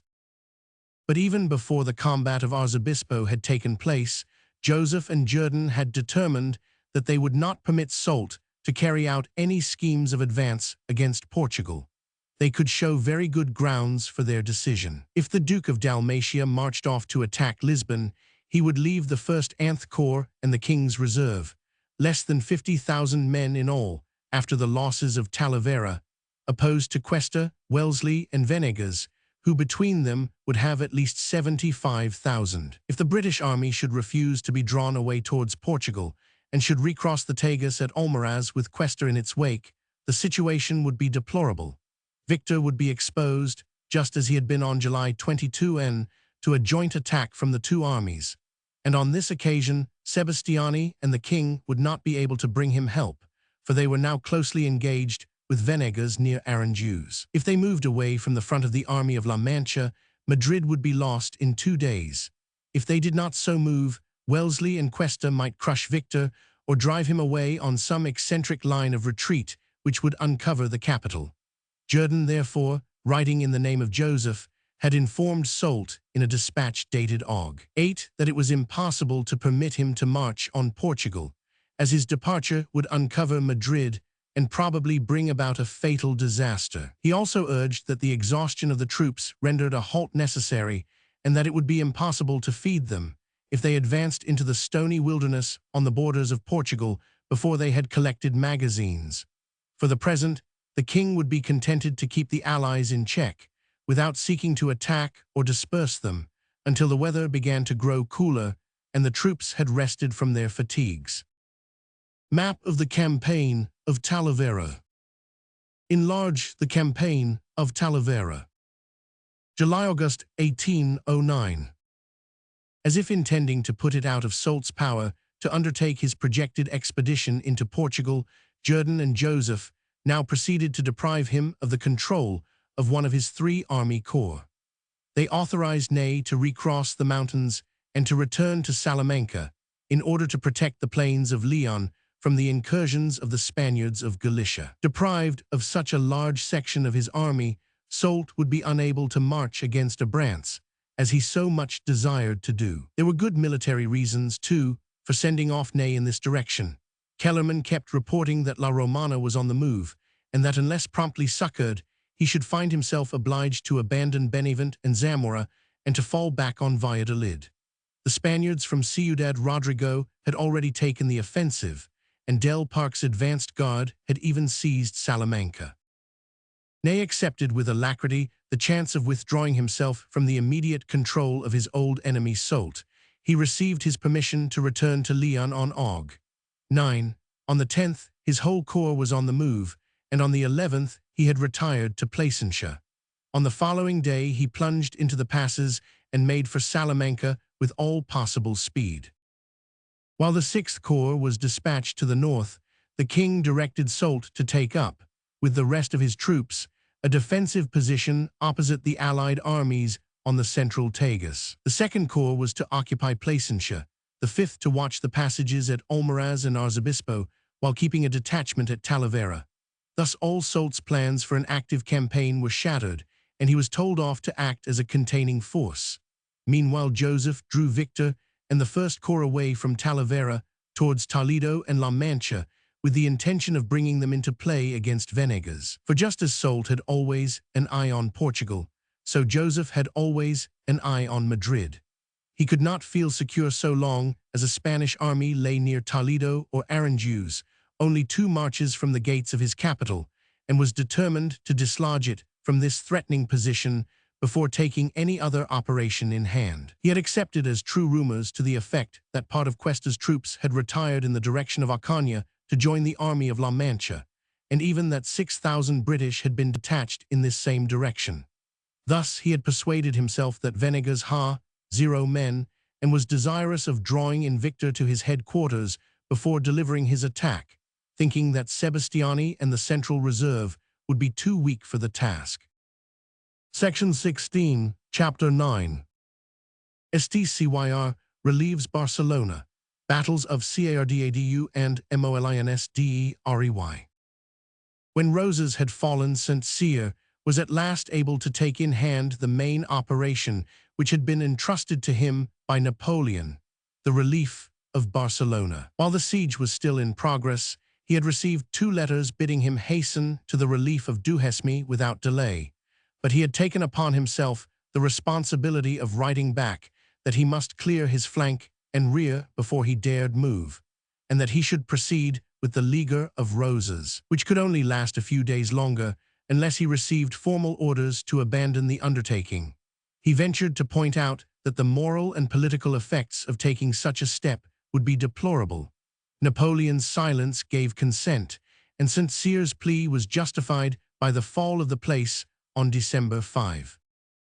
Roses having been captured, the French general had now at his disposition all his 4 divisions, those of Sauham, Pino, Ryle, and Chabot, which even after deducting the casualties suffered in the siege and the losses experienced by the covering troops from the bad weather, still amounted to 22,000 men. After counting up the very considerable forces which the Spaniards might place in his way, he resolved to take on with him for the relief of Barcelona the troops of Sauham, Pino, and Chabat, and to leave behind only those of Ryle. With about 5,000 or 5,500 soldiers of not very good quality, that officer was to hold Figueras and Rosas, watch Girona, and protect the high road to Perpignan.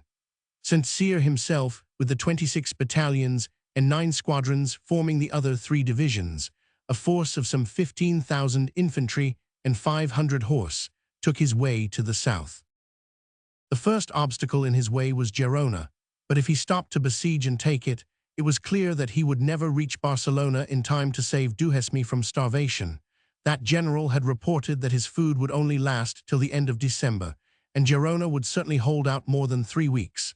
Indeed, as we shall see, when it was actually beleaguered in the next year, it made a desperate defense, lasting for nearly 6 months. St. Cyr saw from the first that he must leave the fortress alone and slip past it. As it commanded the high road, this resolution forced him to abandon any intention of taking forward his artillery and his wheeled transport. They could not face the rugged bypaths on to which he would be compelled to throw himself, and he marched without a single gun, and with his food and provisions borne on pack horses and mules, of which he had a very modest provision. St. Cyr was quite well aware that if General Vives were to resign the blockade of Barcelona to his Miquelites and Sarmatines, and to come against him with his whole army, the task of relieving Duhesme would be dangerous, if not impossible. There are but 2 roads from Girona to Barcelona, and across each of them lie half a dozen positions which, if entrenched and held by superior numbers, he could not hope to force. These 2 routes are the coast road by Mataro and Arons de Mar, which the French had used for their first march to Girona in August, and the inland road up the valley of the Bessos by Hostelrich and Granollers. But the former had been so conscientiously destroyed by Lord Cochrane and the local Sarmatines that St. Cyr regarded it as impassable. There were places where it had been blasted away for lengths of a quarter or a half of a mile. Moreover, at many points, the army would have to defile under the cliffs for long distances and might be shelled by any British men-of-war that should happen to lie off the coast. Accordingly, the French general determined to try the inland road, though he would have to march round Girona and the smaller fortress of Hostelrich, and though it was cut by several admirable positions, where the Catalans might offer battle with reasonable prospects of success. It was all-important that Vives should be left as long as possible in uncertainty as to his adversary's next move, and that the Catalans should be dealt with in detail rather than in mass. St. Cyr resolved, therefore, to make a show of attacking Girona, and to try whether he could not catch Lazen and Alvarez and rout them before the Captain General should come up to their assistance. On December 9, therefore, St. Cyr had his whole corps, minus the division of Ryle, concentrated on the left bank of the river Ter. On the next day he maneuvered as if about to envelop Girona. He had hoped that this move would tempt Lazen and Alvarez to come out and meet him in the open, but fully conscious that their 8,000 men would be exposed to inevitable defeat, the 2 Spanish officers wisely kept quiet under the walls of their stronghold. Having worked round their flank, St. Cyr on the 11th sent back the whole of his artillery and heavy baggage to Figueras and plunged into the mountains. At La Bispal, he distributed 4 days' biscuit to his men, warning them that there would be no further issue of rations till they reached Barcelona. The light carts which had been dragged thus far with the food were burnt. As to munitions, each soldier had 50 cartridges in his pouch, and the pack mules carry 0 more, a reserve of only 10 rounds for each man. The equipment of the army, in short, was such that if it failed to force its way to Barcelona within 6 days it must starve, while if it was forced to fight 3 or 4 heavy engagements it would be left helpless, without a cartridge for a final battle. The general, if not the men in the ranks, fully realized the peril of the situation. On the 12th, St. Cyr pushed along the mountains above Palamos and San Feliu, brushing away a body of Miquelites from the coastland under Juan Claros, who tried to hold the defile. On the 13th, the French reached Vidreres, where they were again on a decent road, that which goes from Girona to Malgrat. They now perceived that they were being followed by Lazen and the garrison of Girona, whose campfires were visible on the heights to the north, while troops, evidently detached from the blockade of Barcelona, were visible in front of them. It was clear that St. Cyr had at least succeeded in placing himself between the two main forces which the enemy could oppose to him, and might engage them separately. He might also count on the Spaniards looking for him on the Malgrat-Mataro road, on which he was now established, while it was his intention to abandon it in order to plunge inland once more and to fall into the main chaussee to Barcelona, south of Hostelrich. That a path existed, along which such a movement could be carried out, was only known to the general by the report of a Perpignan smuggler who had once kept sheep among these hills. But when exploring parties tried to find it, they lost their way and reported that no such route existed. If this was the fact, St. Cyr was ruined, but he refused to believe the officers who assured him that the smuggler had erred, and pushing among the rocks finally discovered it himself. During his exploration, he was nearly cut off by a party of Sarmatines, and his escort had to fight hard in order to save him. But the road was found, and on the 15th the army followed it, almost in single file, while the dragoons had to dismount and lead their horses. They saw the fortress of Hostelrich in the valley below them, and passed it in sight of the garrison. Some of the latter came out and skirmished with the rearguard of St. Cyr's long column, but they were too weak to do much harm, while Lauzun, whose advent from the north would have caused more serious difficulties, had been completely eluded and never came in sight. In the afternoon, the whole expeditionary force safely descended into the Barcelona chaussee near San Celoni, from which place they drove out 4 battalions of Meticulous, the first troops that the tardy Vives had detached from his main army. The men were much fatigued, and the Sarmatines were beginning to give trouble both in flank and rear, but St. Cyr insisted that they should not encamp by San Celoni, but push southward through the difficult defile of the Trentapassos, so that they might not find it held against them on the following morning. This was done, and the best of the many positions which the Spaniards might have held to oppose the march of the invaders was occupied without the least resistance. St. Cyr encamped at the southern end of the pass, and saw before him, when the night had fallen, a line of watchfires far down the valley of the Bessos, which showed that the Spaniards from the Liga of Barcelona had at last come out to oppose him. The conduct of Vives during the last 6 days had been in perfect keeping with the rest of his slow and stupid guidance of the campaign. He had received in due course news of the fall of Roses, and soon after the additional information that St. Cyr had crossed the Tur and was threatening Girona. Opinion was divided in the camp of the Catalans as to whether the French were about to lay siege to that fortress, or to pass it by and make a dash for the relief of Duhesme. If they sat down before Girona, there was no need to hurry. If they should pass it by, it would be necessary to move at once, in order to occupy the defiles against them. The opinion of the more intelligent officers was that St. Cyr would be forced to march to aid Duhesme, whose want of provisions was well known by secret intelligence sent out from Barcelona. Unfortunately, Vives inclined to the other side. He preferred to believe the alternative which did not impose on him the necessity for instant and decisive action. He did nothing and pretended to be waiting for further news.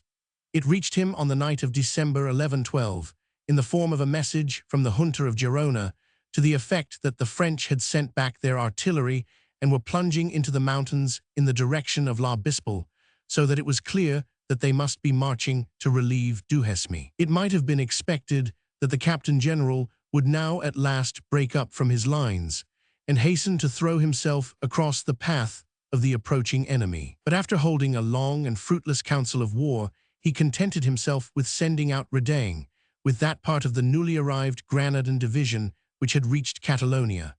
On the 12th, therefore, the Swiss general started by the inland road with 7 battalions of his own Andalusian levies and a regiment of cavalry.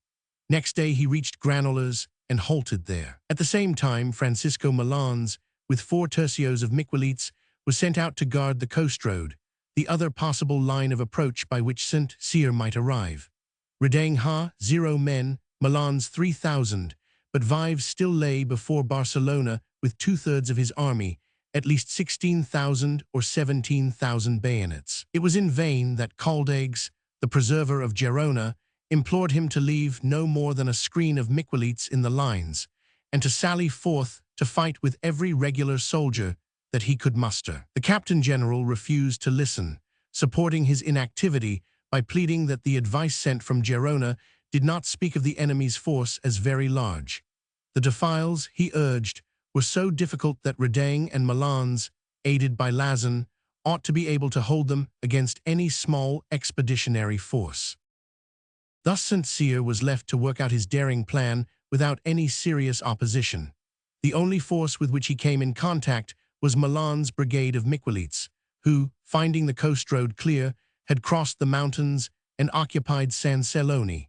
These were the troops whom St. Cyr drove away on the afternoon of the 15th, before entering the defile of the Trentapassos.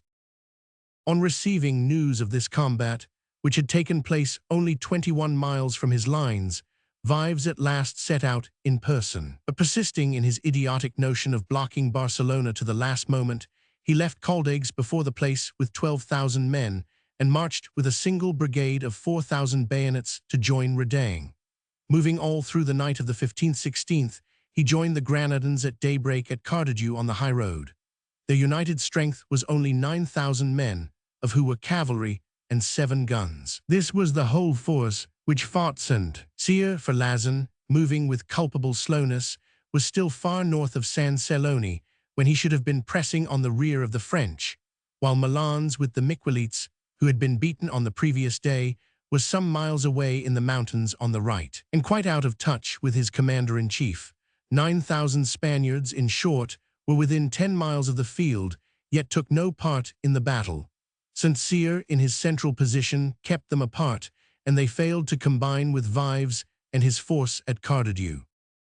The valley of the Bessos at this point has broadened out, and is no longer the narrow defile that is seen a few miles further to the north. But there is much broken ground on both sides of the high road. A little way north of Cardigue is a low hill covered with pines, lying to the right of the chaussee. At the foot of the hill is a ravine which the road has to cross at right angles, and which falls into the stream called the Riera de la Roca.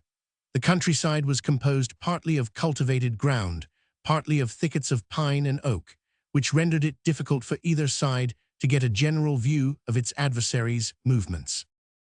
Vives, who had only reached his fighting ground at dawn, had no time to reconnoiter his position or to make any elaborate scheme for getting the best use out of the terrain. He hastily drew up his army in 2 lines across the high road. The front line was behind the ravine, the second higher up on the pine-clad hill. Redaing's troops held the right wing on the lowest ground and extended as far as the river Mogent, a branch of the Bessos. Vives' own Catalan regiments formed the center and left. They were mainly placed on the hill commanding the road, with 3 guns in front of their center and 2 further to the left on a point from which they could enfilade a turn of the chaussee. The meticulous of Vich, on the extreme left, held a spur of the higher mountains which bound the valley of the Bessos. The reserve drawn up on the high road, behind the main position, consisted of 2 guns, 2 squadrons of horse, Hussars Espagnols, lately arrived from Majorca, and 2 battalions. St. Cyr could make out very little of his adversary's force or position. The woods and hills masked the greater part of the Spanish line. But he knew that he must attack, and that promptly, for every hour that he delayed would give time for Lauzun to come up in his rear and Milan's on his left flank. He left behind him, at the southern outlet of the Trentapassos, the 3 battalions of Chabot's division, with orders to hold the defile at all costs against Lauzun, whenever the latter should appear. With the other 23 battalions forming the divisions of Pino and Sauhem, he marched down the high road to deal with Vives. It was necessary to attack at once. The biscuit distributed at La Bispal was just finished. The cartridges were running low, for many had been spent in the preceding skirmishes. There was, in fact, only ammunition for 1 hour of battle. St. Cyr saw that he must win by one short and swift stroke, or suffer a complete disaster. Accordingly, he had resolved to form his 2 strong divisions, more than 13,000 men, into one great column, which was to charge the Spanish center and burst through by its own impetus and momentum. Pino's 13 Italian battalions formed the head of the mass, Sauham's 10 French battalions its rear. The general's plan is best expressed in his own words. His orders to Pino, who was to lead the attack, ran as follows. Corps must fight in the order in which I have arranged it this morning. There is neither time nor means to make dispositions to beat the Spaniards more or less thoroughly. The countryside is so broken and wooded that it would take 3 hours to reconnoiter their position, and in 2 hours Lassen may be on the spot attacking our rear. Not a minute can be lost. We must simply rush at and trample down the corps in our front, whatever its strength may be. Our food is done, our ammunition almost exhausted. The enemy has artillery, which is a reason the more for haste. The quicker we attack, the less time will he have to shell us. There must be no attempt to feel his position, not one battalion must be deployed. Though his position is strong, we must go straight at it in column and burst through the center by striking at that one point with our whole force. The enemy must be given no time to prepare his defense or bring up his reserves. You must not change the disposition in column in which we march, even in order to take great numbers of prisoners. Our sole end is to break through and to get as close as we can to Barcelona this evening. Our campfires must be visible to the garrison by night, to show that we are at hand to raise the siege. This order of battle was most hazardous. If St. Cyr had found in front of him 2 steady English divisions, instead of Reding's raw Granadan levies and the gallant but untrained Catalan Miquelites, it is certain that affairs would have gone as at Busaco or Talavera. Dense columns attacking a fair position held by good troops in line are bound to suffer terrible losses and ought never to succeed. But St. Cyr knew the enemies with whom he had to deal, and his method was well adapted to his end. If he ran some risk of failing at the commencement of the action, it was simply because his subordinates did not follow out his directions. General Pino, on whom the responsibility of opening the attack devolved, started with every intention of obedience. But when he arrived at the foot of the Spanish position and the balls began to fall thickly among his leading battalions, he lost his head. His column only faced the Spanish right center, and the heavy flanking fire from the hostile wings daunted him.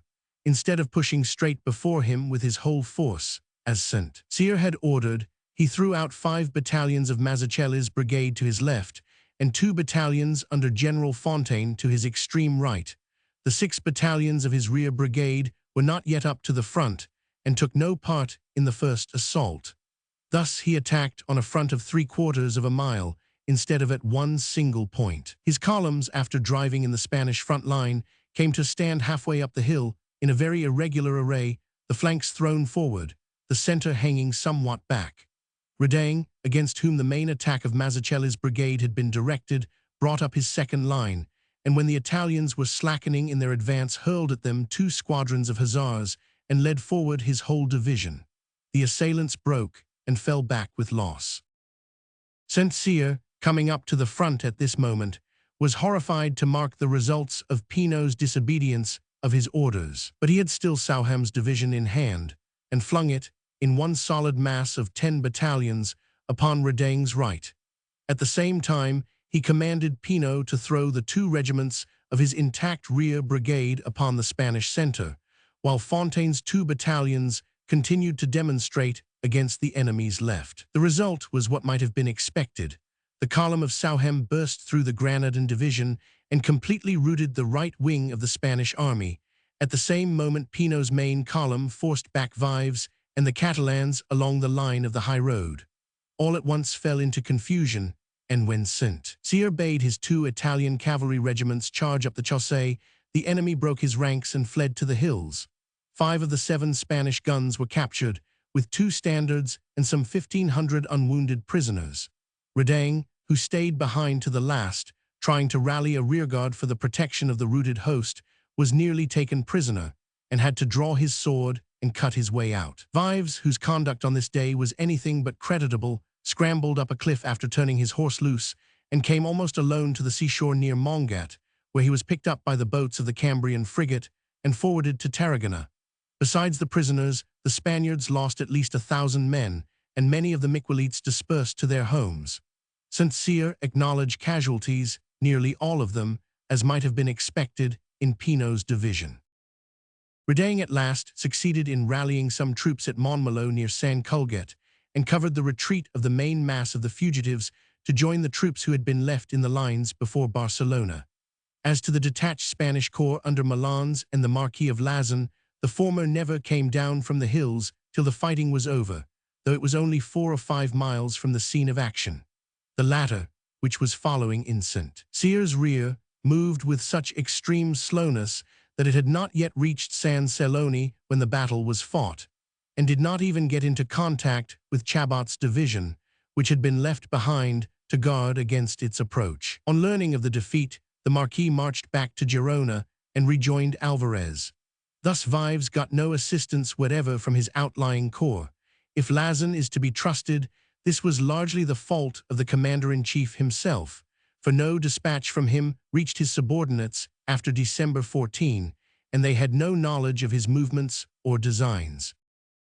Meanwhile Caldagues, who had been left in charge of the blockade, had maintained his post, and repulsed a heavy sortie which Duhesme and the garrison had directed against his posts on the 16th. But when the news of the Battle of Cardigue reached him in the evening, he evacuated all the parts of his line which lay to the east of the Llobregat, and concentrated his 12,000 men at Molins de Rey and San Boi, on the further bank of that river. He was forced to abandon at Sarria the large depot of provisions from which the left wing of the investing force had been fed. The road from Cardigue and San Culget to Barcelona being thus left open, St. Cyr marched in triumph into Barcelona on the morning of the 17th. He complains in his memoirs that he did not discover one single vedette from the garrison pushed out to meet him, and that Duhesme did not come forth to receive him or give him a single word of thanks. Indeed, when the governor at last presented himself to meet the commander of the 7th Corps, he spent his first words not in expressing his appreciation for the service which had been rendered him, but in demonstrating that he had never been in danger and could have held out for 6 weeks more. He was somewhat abashed when St. Cyr replied by presenting him with a copy of one of his own former dispatches to Berthier, which painted the condition of the garrison in the blackest colors, and asked for instant succors lest the worst might happen. It was clear that the two generals would not work well together, but as St. Cyr held the supreme command and was determined to assert himself, Duhesme could do no more than sulk in silence. The conduct of the operations against the Catalans had been taken completely out of his hands. St. Cyr's daring march to Barcelona had been crowned with complete success. It was by far the most brilliant operation on the French side during the first year of the war. That it was perilous cannot be denied. If the commander of the 7th Corps had found the whole army of Vives entrenched at the passage of the Tordera, or across the defile of the Trentapassos, it seems impossible that he could have got forward to Barcelona. 30,000 men, of whom half were regular troops, might have been opposed to him, and they could have brought artillery against him, while he had not a single piece. If once checked, he must have retreated in haste, for he had only ammunition for a single battle. But the rapid and unexpected character of his movements entirely puzzled the enemy, and he was fortunate in having a Vives to contend against. When the enemy has no general, as Schepeler remarks while commenting on this campaign, any stroke of luck is possible. Against a capable officer, St. Cyr would probably have failed, but he had a shrewd suspicion of the character of his opponent from what had happened during the Siege of Roses. He dared much, and his daring was rewarded by a splendid victory. The campaign, however, was not yet completed. Barcelona had been relieved, but only a fraction of the Spanish army had been met and beaten.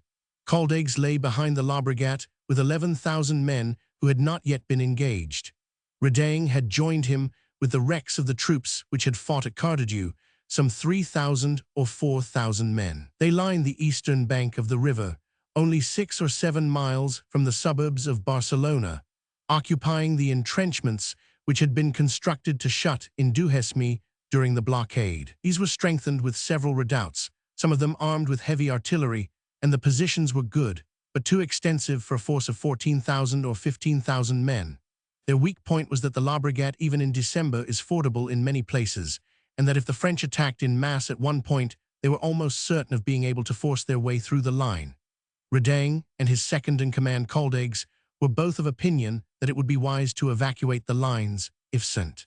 Cyr should come out in force against them, and to fall back on the mountains in their rear, which separate the valley of the Llobregat from the coast plain of Tarragona. Here there was a strong position at the defile of Ordal, where it was intended to construct an entrenched camp. But there was a strong temptation to hold on in the old lines for as long a time as possible, for by retiring to Ordal, the army would leave open the high road to Lerida and Saragossa, and give up much of the plain to the incursions of the French foragers. Redaing sent back to Vives, who had now landed in his rear and placed himself at Villanueva de Sitges, to ask whether he was to retreat at once or to hold his ground. The captain-general sent back the inconclusive reply that he might fall back on Ordal if he could not defend the line of the Llobregat. Thus he threw back the responsibility on his subordinate, and Redaing, anxious to vindicate his courage before the eyes of the Catalans, resolved after some hesitation to retain his positions, though he had grave doubts of the possibility of resistance.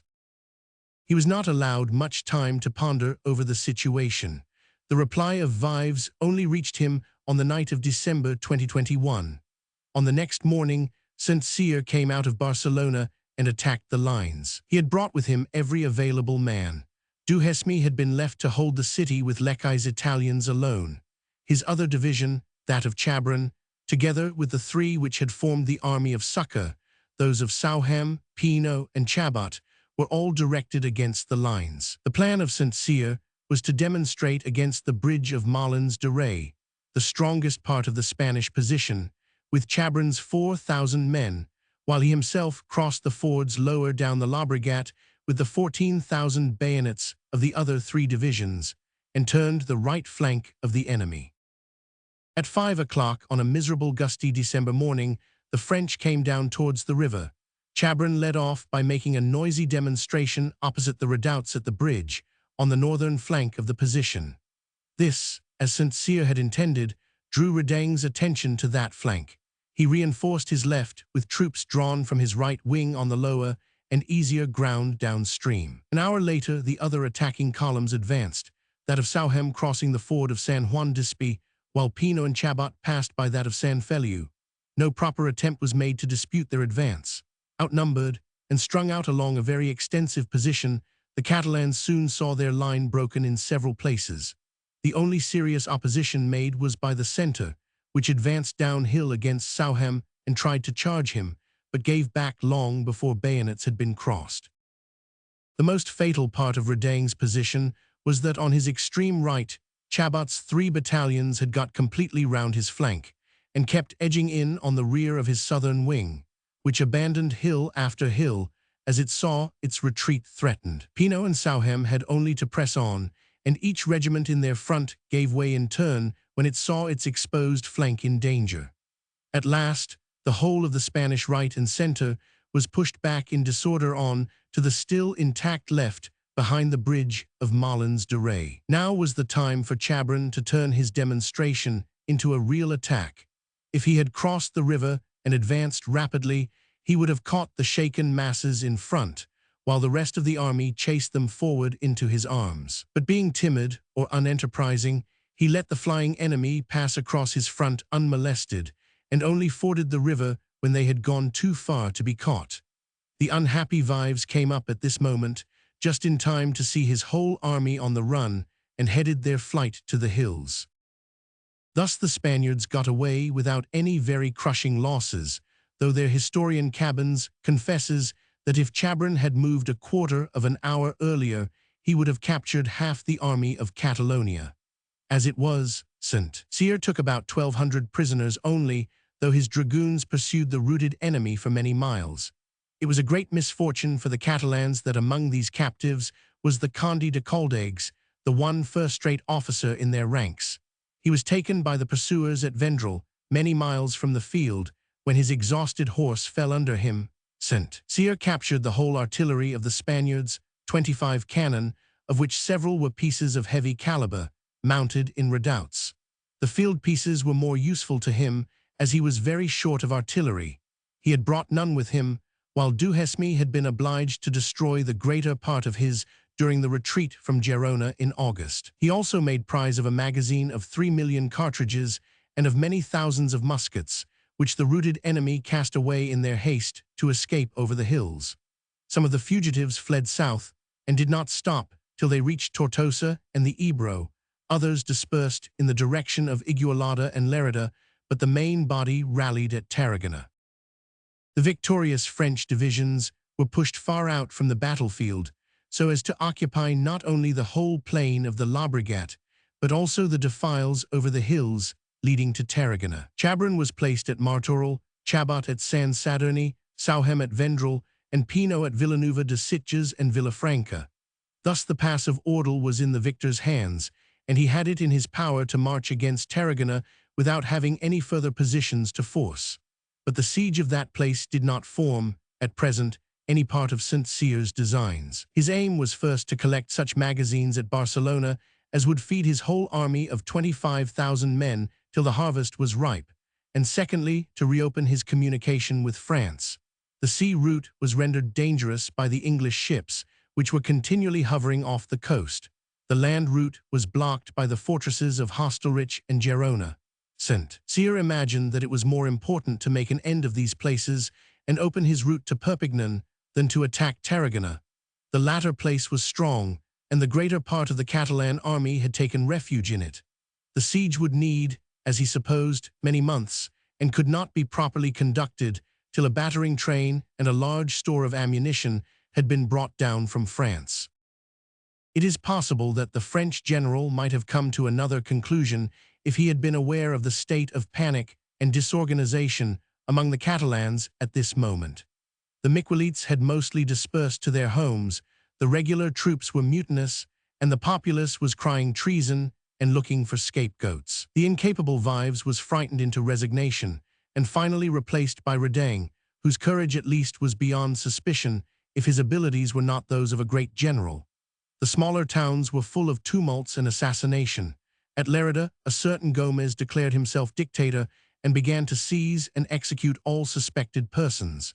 He did not stop till he was caught and beheaded by a battalion which Redang sent out against him. In short, anarchy reigned in Catalonia for 10 days, and it is possible that if St. Cyr had marched straight to Tarragona, he might have taken the place, though its inhabitants were working hard at their fortifications and vowing to emulate Saragossa. Many historians of the war have blamed the French general for not making the attempt, but there was much to urge in his defense. It is perfectly possible that the Tarragonese might have made a gallant stand, in spite of all their troubles, for the garrison was large if disorderly. If they held out, St. Cyr had neither a siege equipage nor sufficient magazines to feed his army when concentrated in a single spot. The French troops were exhausted and suffering dreadfully from the inclement winter weather. Lazen and Alvarez were in full force in the Amperdam and were giving Rile's weak division much trouble.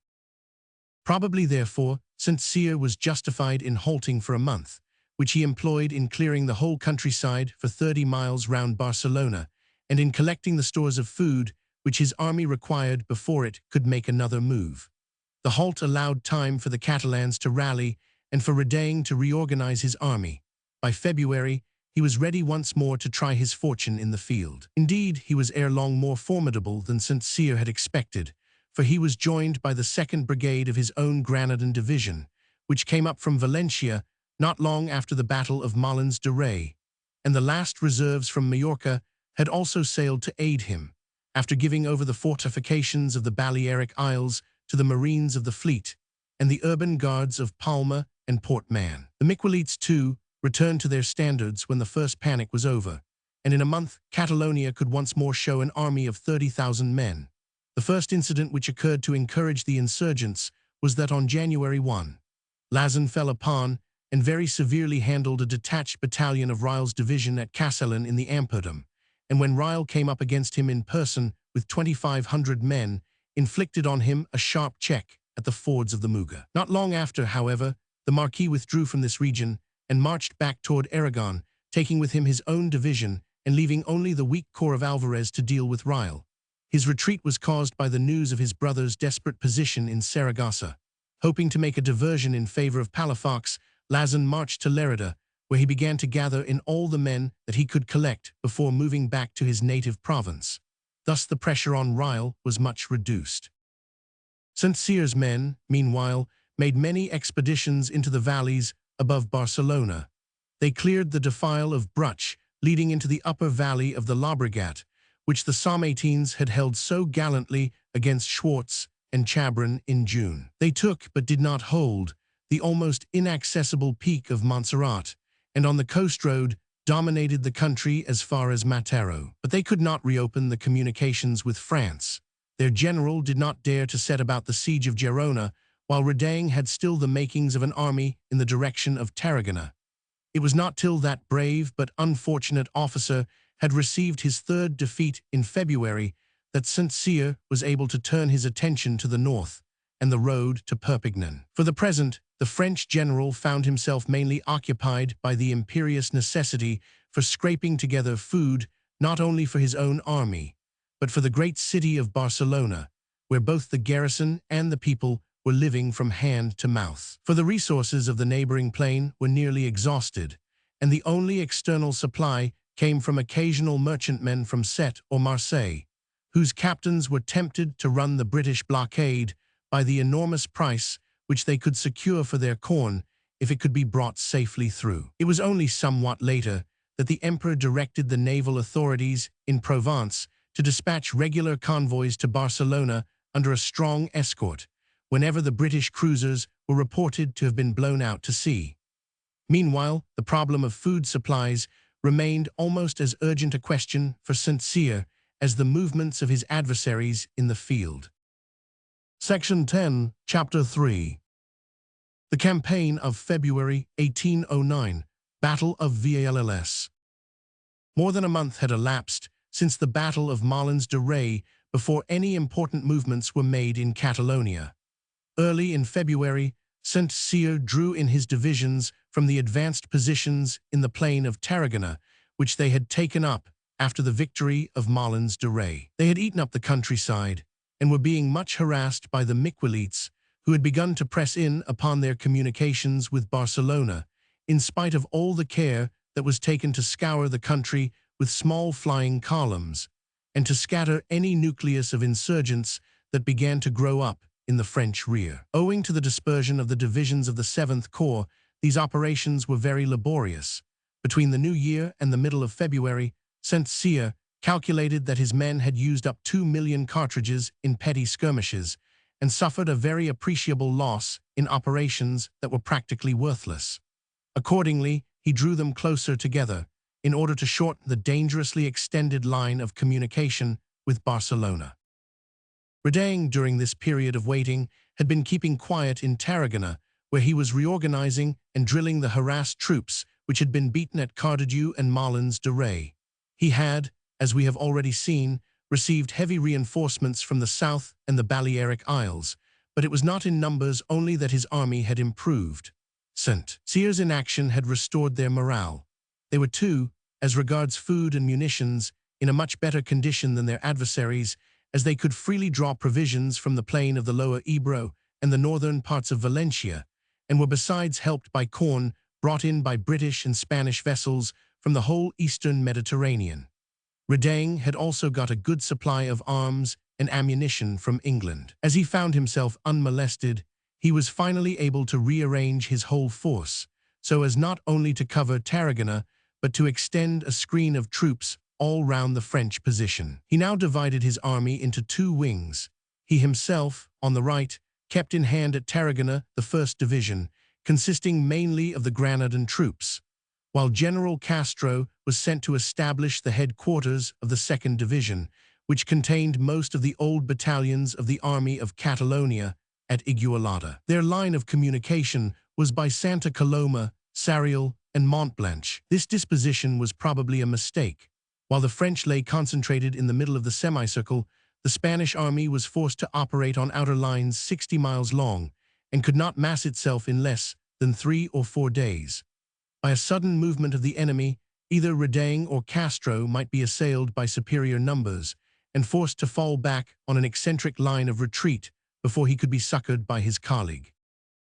It would seem that, encouraged by St. Cyr's quiescence, his own growing strength, and the protestations of the Catalans, Redaing had once more resolved to resume the offensive. The extension of his left to Igualada was made with no less ambitious a purpose than that of outflanking the northern wing of the French army, and then delivering a simultaneous concentric attack on its scattered divisions as they lay in their cantonments. Such a plan presupposed that St. Cyr would keep quiet while the preparations were being made, that he would fail to concentrate in time, and that the Spanish columns, operating from two distant bases, would succeed in timing their cooperation with perfect accuracy. At the best, they could only have brought some 30,000 men against the 23,000 of St. Cyr's field army, a superiority far from sufficient to give them a rational chance of success. It is probable that at this moment, Reding's best chance of doing something great for the cause of Spain would have been to leave a strong garrison in Tarragona and march early in February with 20,000 men to the relief of Saragossa, which was now drawing near the end of its powers of resistance. Lannes and Junot would have had to raise the siege if an army of such size had come up against them. But though intending to succor Saragossa in a few weeks, Reding was induced by the constant entreaties of the Catalans to undertake first an expedition against St. Cyr. He sent off no troops to aid the Marquis of Lauzun in his fruitless attempt to relax the pressure on his brother's heroic garrison, but devoted all his attention to the 7th Corps. St. Cyr was not an officer who was likely to be caught unprepared by such a movement as Reding had planned. The extension of the Spanish line to Igualada and the upper Llobregat had not escaped his notice, and he was fully aware of the advantage which his central position gave him over an enemy who had been obliging enough to draw out his fighting strength on an arc of a circle 60 miles from end to end. Without fully realizing Reding's intentions, he could yet see that the Spaniards were giving him a grand opportunity of beating them in detail. He resolved to strike a blow at their northern wing, convinced that if he acted with sufficient swiftness and energy, he could crush it long ere it could be succored from Tarragona. It thus came to pass that Reding and St. Cyr began to move simultaneously, the one on exterior, the other on interior lines, with the inevitable result. On February 15, Castro, in accordance with the instructions of the Captain General, began to concentrate his troops at Igualada, with the intention of advancing against the French divisions at San Sadurní and Martorell. At the same time, orders were sent to Alvarez, the governor of Gerona, to detach all the men he could spare for a demonstration against Barcelona, in order to distract the attention of Duhesme and the garrison. Reding himself, with the troops at Tarragona, intended to march against Sauham the moment that he should receive the news that his lieutenants were ready to strike.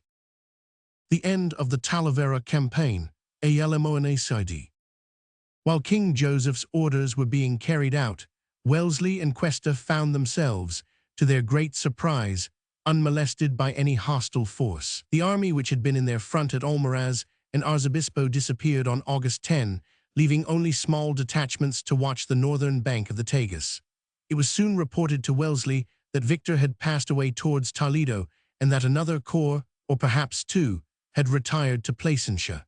The object of this move, however, had to be determined before the British general could take corresponding measures. Was Soult about to invade Portugal by way of Coria and Castelo Branco, or was he merely taking up cantonments from which he could observe the British and Extremaduran armies, while the king and Victor moved off against Venegas? On the whole, Wellesley was inclined to believe that the latter hypothesis was the correct one, and that the enemy was about to refuse his right wing and to use his left for offensive action against the army of La Mancha. As was generally the case, his prescience was not at fault, and he had exactly divined the king's intentions. He had nevertheless to guard against the possibility that the other alternative might prove to be correct, and that central Portugal was in danger, as indeed it would have been if Joseph had allowed Soult to carry out his original plan.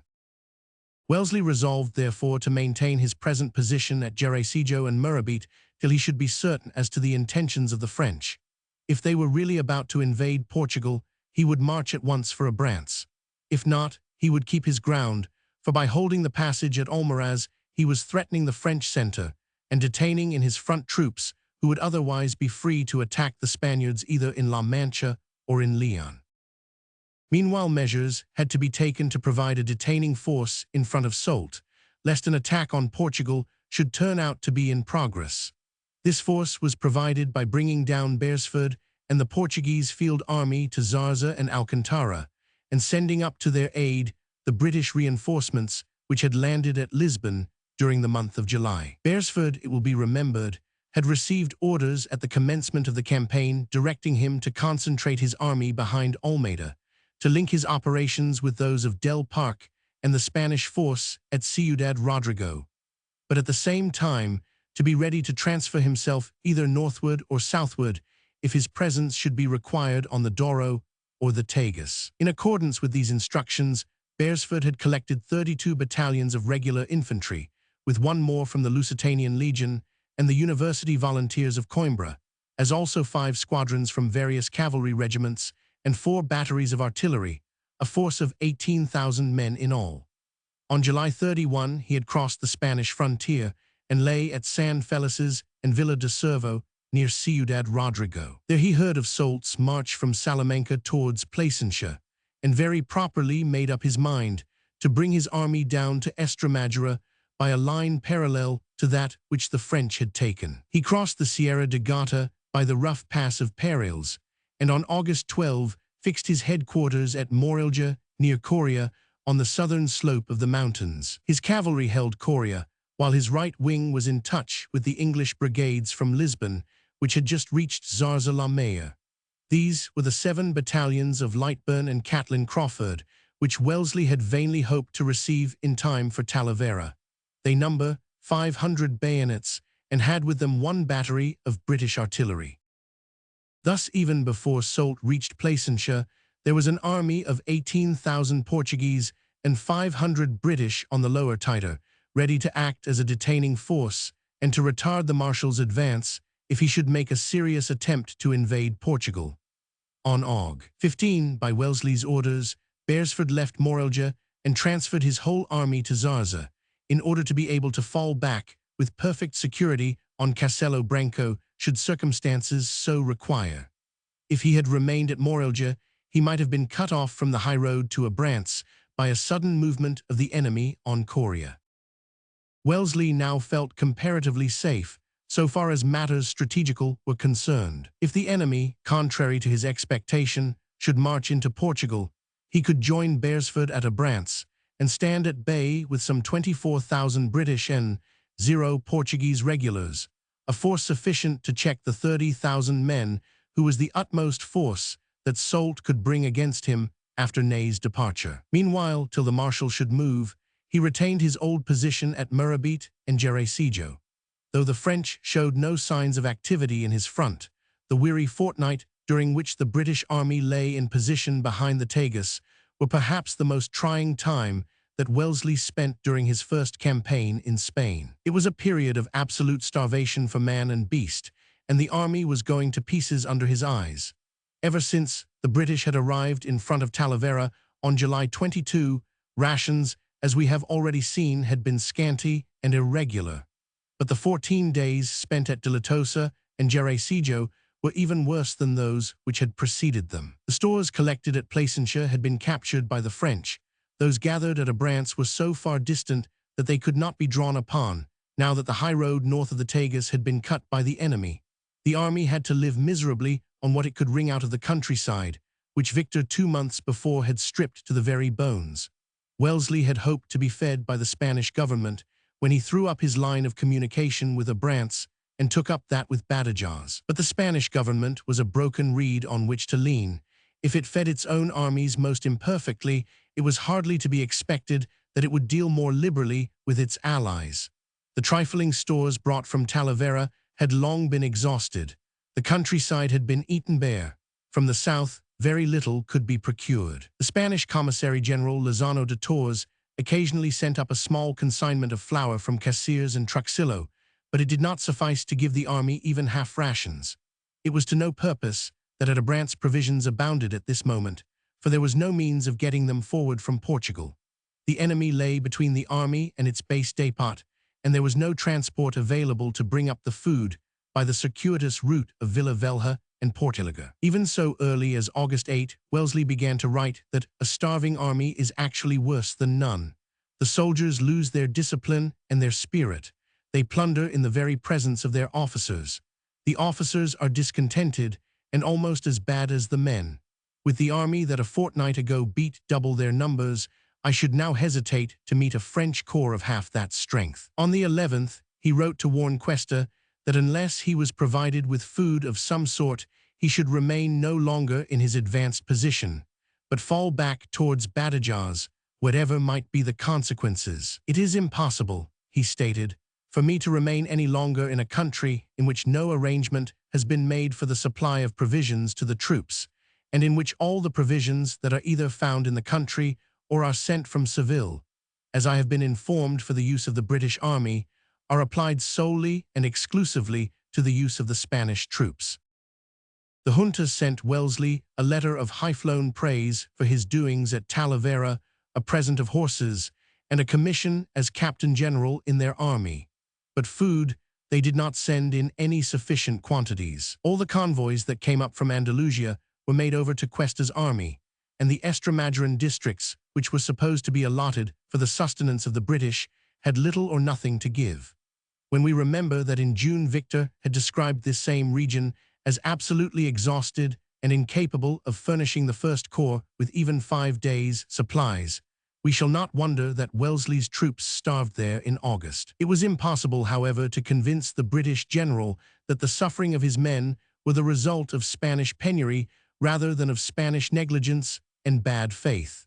There was much just foundation for his complaints, for the junta, after so many promises, had sent him no train from Andalusia. Moreover, detachments and marauding bands from Cuesta's army frequently intercepted the small supplies of food which British foraging parties were able to procure. When taxed with their misdoings, Cuesta replied that Wellesley's men had not unfrequently seized and plundered his own convoys, which was undoubtedly true, and that the British soldiers were enjoying such abundance that he had been told that some of them were actually selling their bread ration to the Spaniards because they had no need of it, which was most certainly false.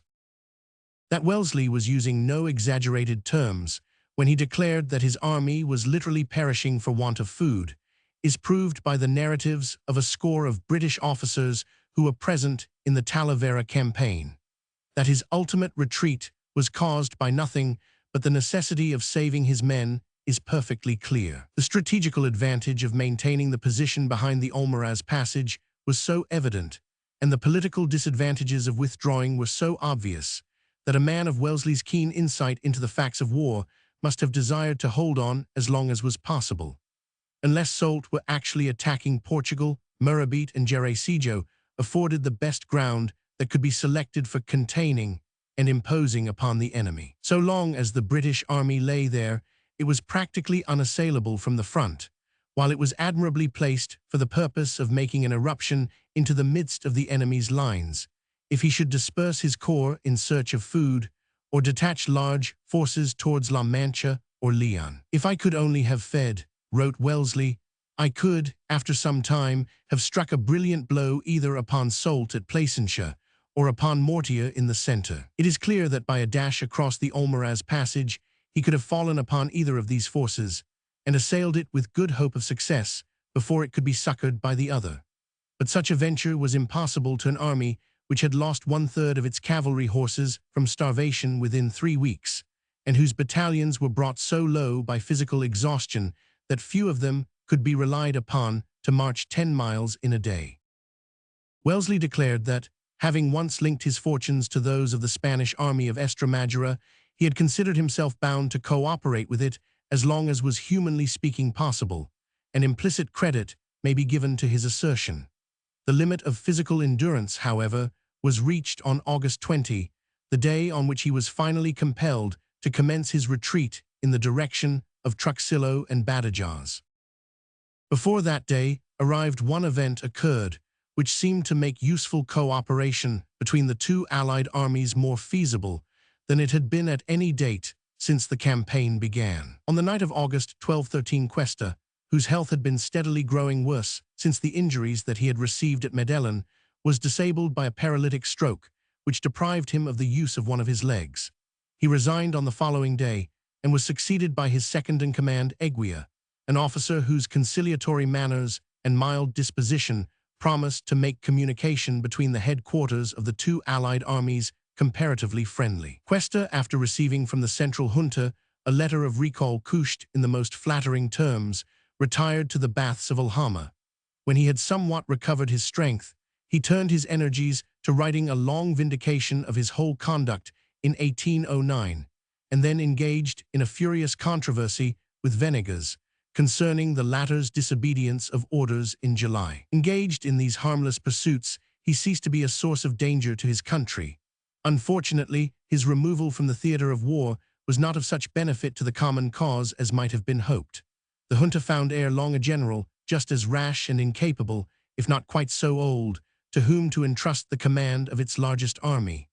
Juan Carlos Arizaga, the vanquished of Ocaña, was entirely worthy to be the spiritual heir of Cuesta's policy. But for the present, General Eguia was for some weeks in charge of the army of Estremadura. His first idea was to persuade Wellesley to postpone his departure and to retain his advanced position. He urged this request upon his colleague with more zeal than tact, and to no good effect. By using in one of his dispatches the phrase that other considerations besides the want of food must be determining the movements of the British army, he roused Wellesley's wrath.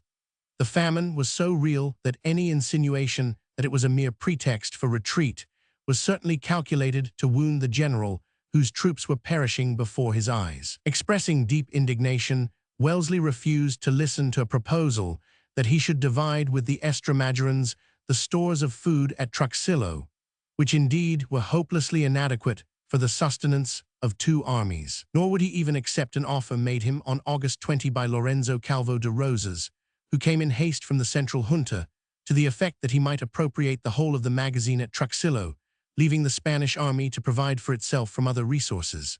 The proposal was probably honest and genuine, but Wellesley knew the dilatory habits of the junta so well that he was convinced that the dépôt made over to him would never be properly replenished and would soon run dry. Marching therefore by short stages, for the exhaustion of his troops made rapid progress impossible, he started from Jericillo on August 20 and moved by Truxillo and Mayajadas to the valley of the Guadiana, where he cantoned the army about Mérida, Montijo, and Badajoz.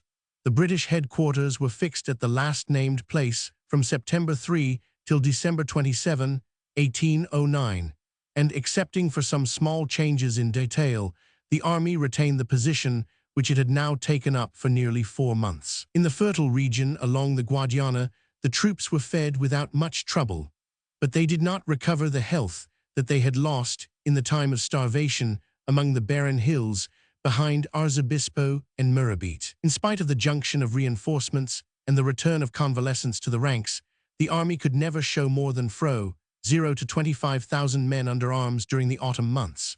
When the rainy season began, the intermittent ague which was known to the British as Guadiana fever was never absent. It did not often kill, but it disabled men by the thousand, and it was not till Wellesley moved back into Portugal at midwinter that the regiments recovered their normal health. If he had been free to follow his personal inclination, it is probable that Wellesley would have moved back into Portugal in September, but strategical and political reasons made this impossible. While based on Badajoz, he still threatened the French hold on the valley of the Tagus and compelled the king to keep 2 army corps at least in his front, since it was always possible that he might return to Almaraz and threaten Madrid. A containing force had to be told off against him. He was also in a position from which he could easily sally out to check raids upon Portugal. From Badajoz, he could either join Beresford in a few marches or fall by Alcantara upon the flank of any detachment that Soult might lead forward in the direction of Castelo Branco and Abrantes. He was convinced that no such raids would be made, but their possibility had to be taken into consideration, and while lying in his present cantonments, he was well placed for frustrating them. But political considerations were even more powerful than military considerations in chaining him to Badajoz. The junta at Seville were most anxious to keep the British army in their front. They were convinced that if it retired on Portugal, Joseph and Soult would at once organize an invasion of Andalusia, and they were well aware that Eguia and Venegas would not suffice to hold back the 70,000 men who might then be directed against them. In the dispatches which the Marquis Wellesley, who had superseded Freire at Seville on August 11, kept sending to his brother, the main fact conveyed was the absolute despair with which the Spanish government viewed the prospect of the removal of their allies towards Portugal. Don Martin de Garay, the secretary to the junta, declared to me with expressions of the deepest sorrow and terror, wrote the Marquis on August 22, that if your army should quit Spain at this critical moment, inevitable and immediate ruin must ensue to his government, to whatever provinces remain under its authority, to the cause of Spain itself, and to every interest connected with the alliance so happily established between Great Britain and the Spanish nation. No argument produced the effect of diminishing the urgency of his entreaties, and I have ascertained that his sensations are in no degree more powerful than those of the government and of every description of people within this city and its vicinity. Viewing the painful consequences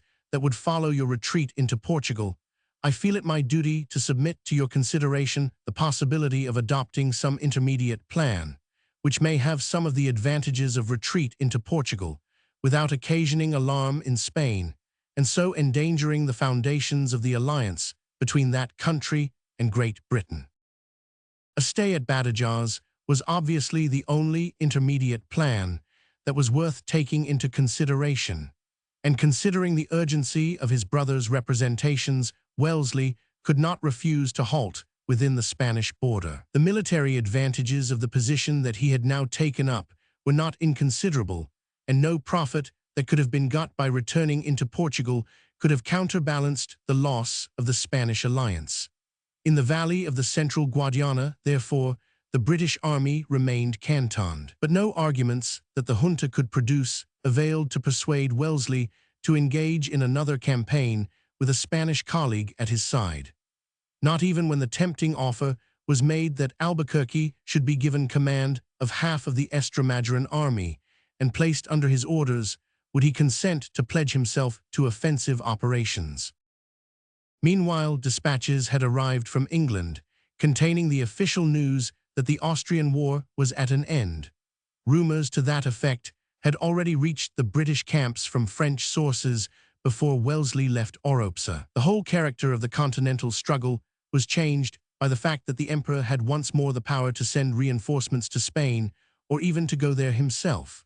The situation required further consideration, and the British government resolved to place upon Wellesley's shoulders the all-important task of deciding whether the struggle in the peninsula could still be maintained, and how, in the event of his giving an affirmative answer, it could best be carried on. He replied that in the existing state of affairs, and considering the bad state of the Spanish armies, neither 30,000 nor even 40,000 British troops would suffice to maintain Andalusia against the unlimited numbers of French, whom the emperor could now send across the Pyrenees.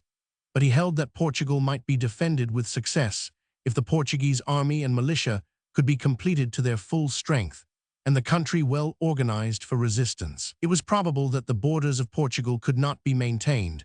The whole country is frontier, and it would be difficult to prevent the enemy from penetrating by some point or other. He would have therefore to confine himself to preserving what is most important, the capital. But this he was prepared to undertake, and strongly advised the ministry to make no attempt to defend both Andalusia and Portugal, but to leave the junta to their own vain devices and to make sure of Lisbon. Thus, in September 1809, Wellesley enunciated with great clearness the policy that he was about to employ in the next year. The lines of Torres Vedras are already hovering before his imagination, and after a flying visit to Lisbon in October, they took definite shape in his memorandum for Colonel Fletcher of the 20th of that month. In that document, the whole project for defending the Portuguese capital by a series of concentric fortifications is set forth, and the modifications which it afterwards suffered were only in matters of detail.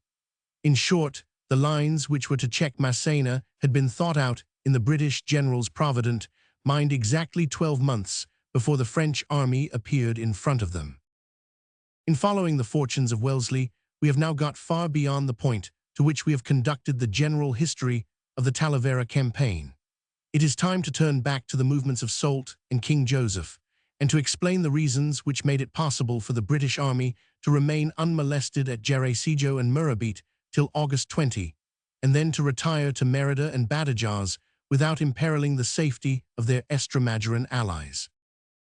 The king, as we have already seen, had made up his mind that the all-important point, at this stage of the campaign, was to make an end of the army of Venegas and to relieve Madrid from danger. He had therefore called Victor towards Toledo and directed Mortier to relieve the divisions of the First Corps which lay at Talavera with troops from the Fifth Corps.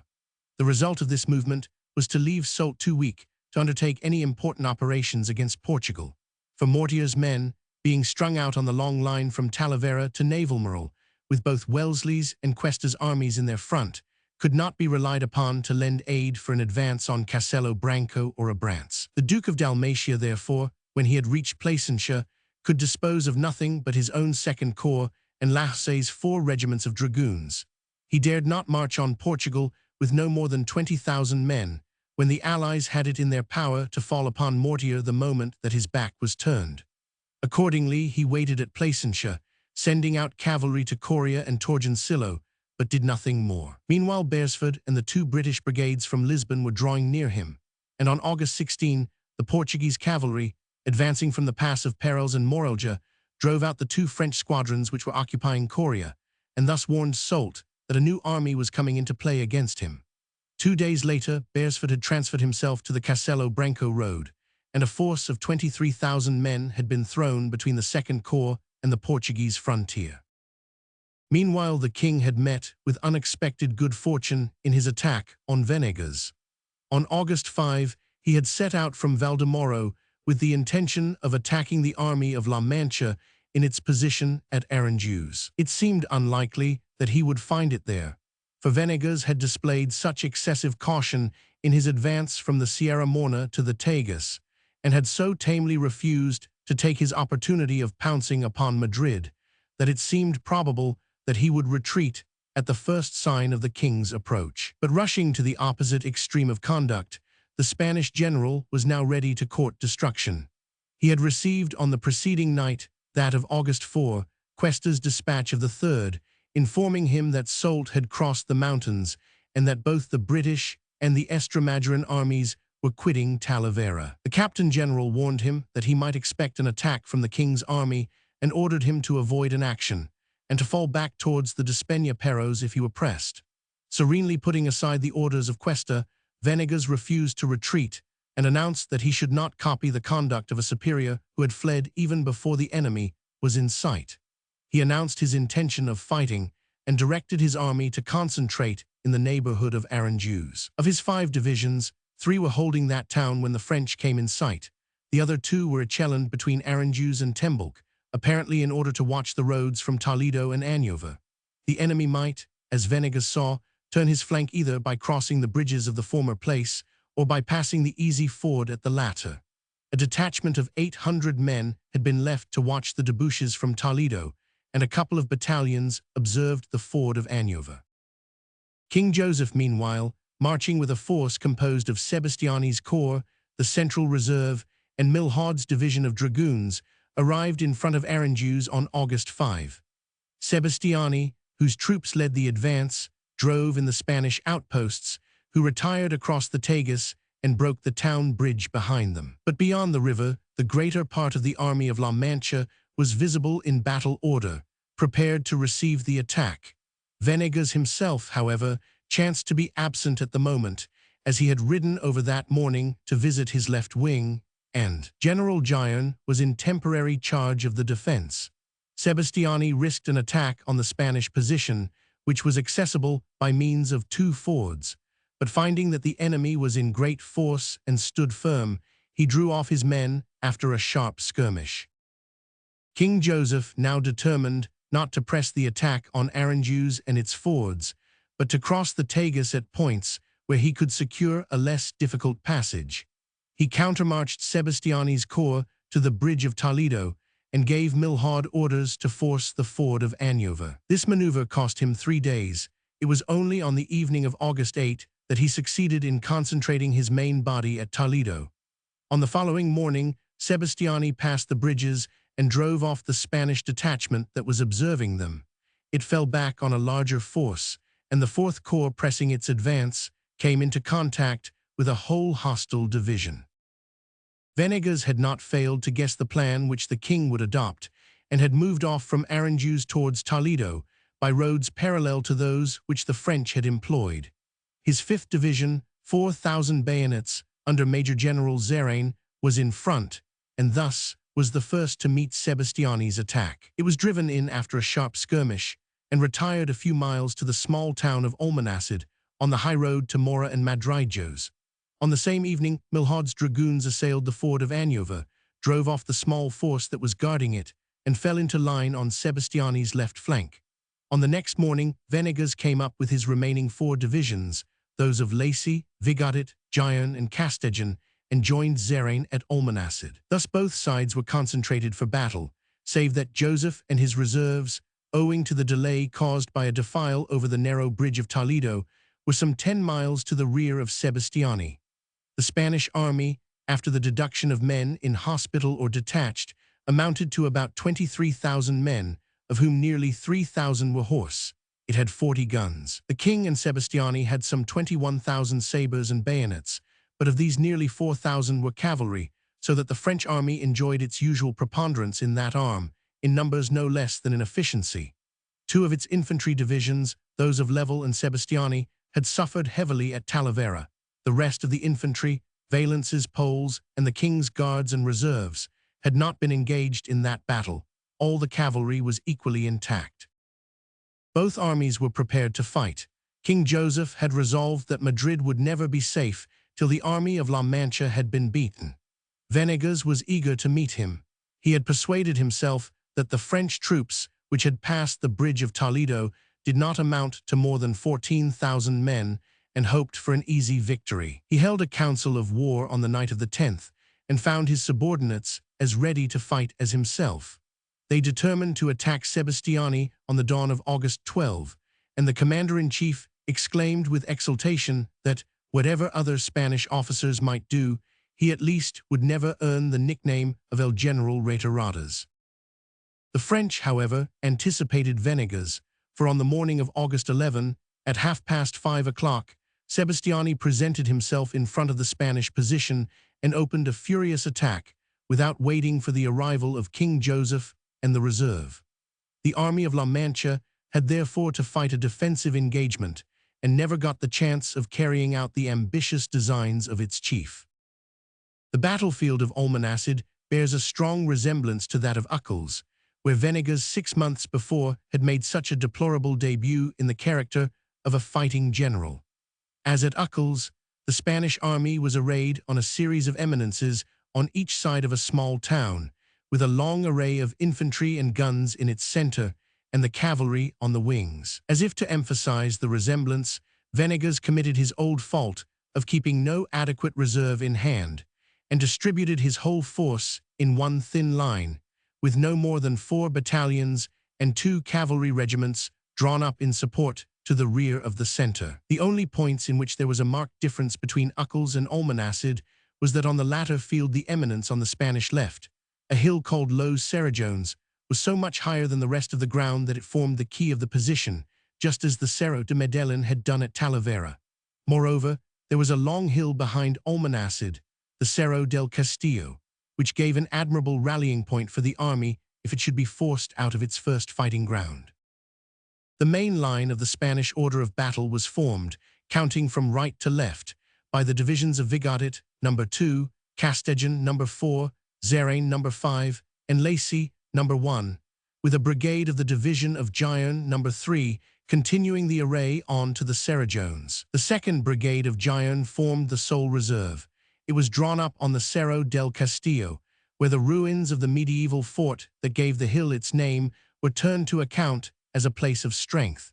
It had 2 cavalry regiments in its rear.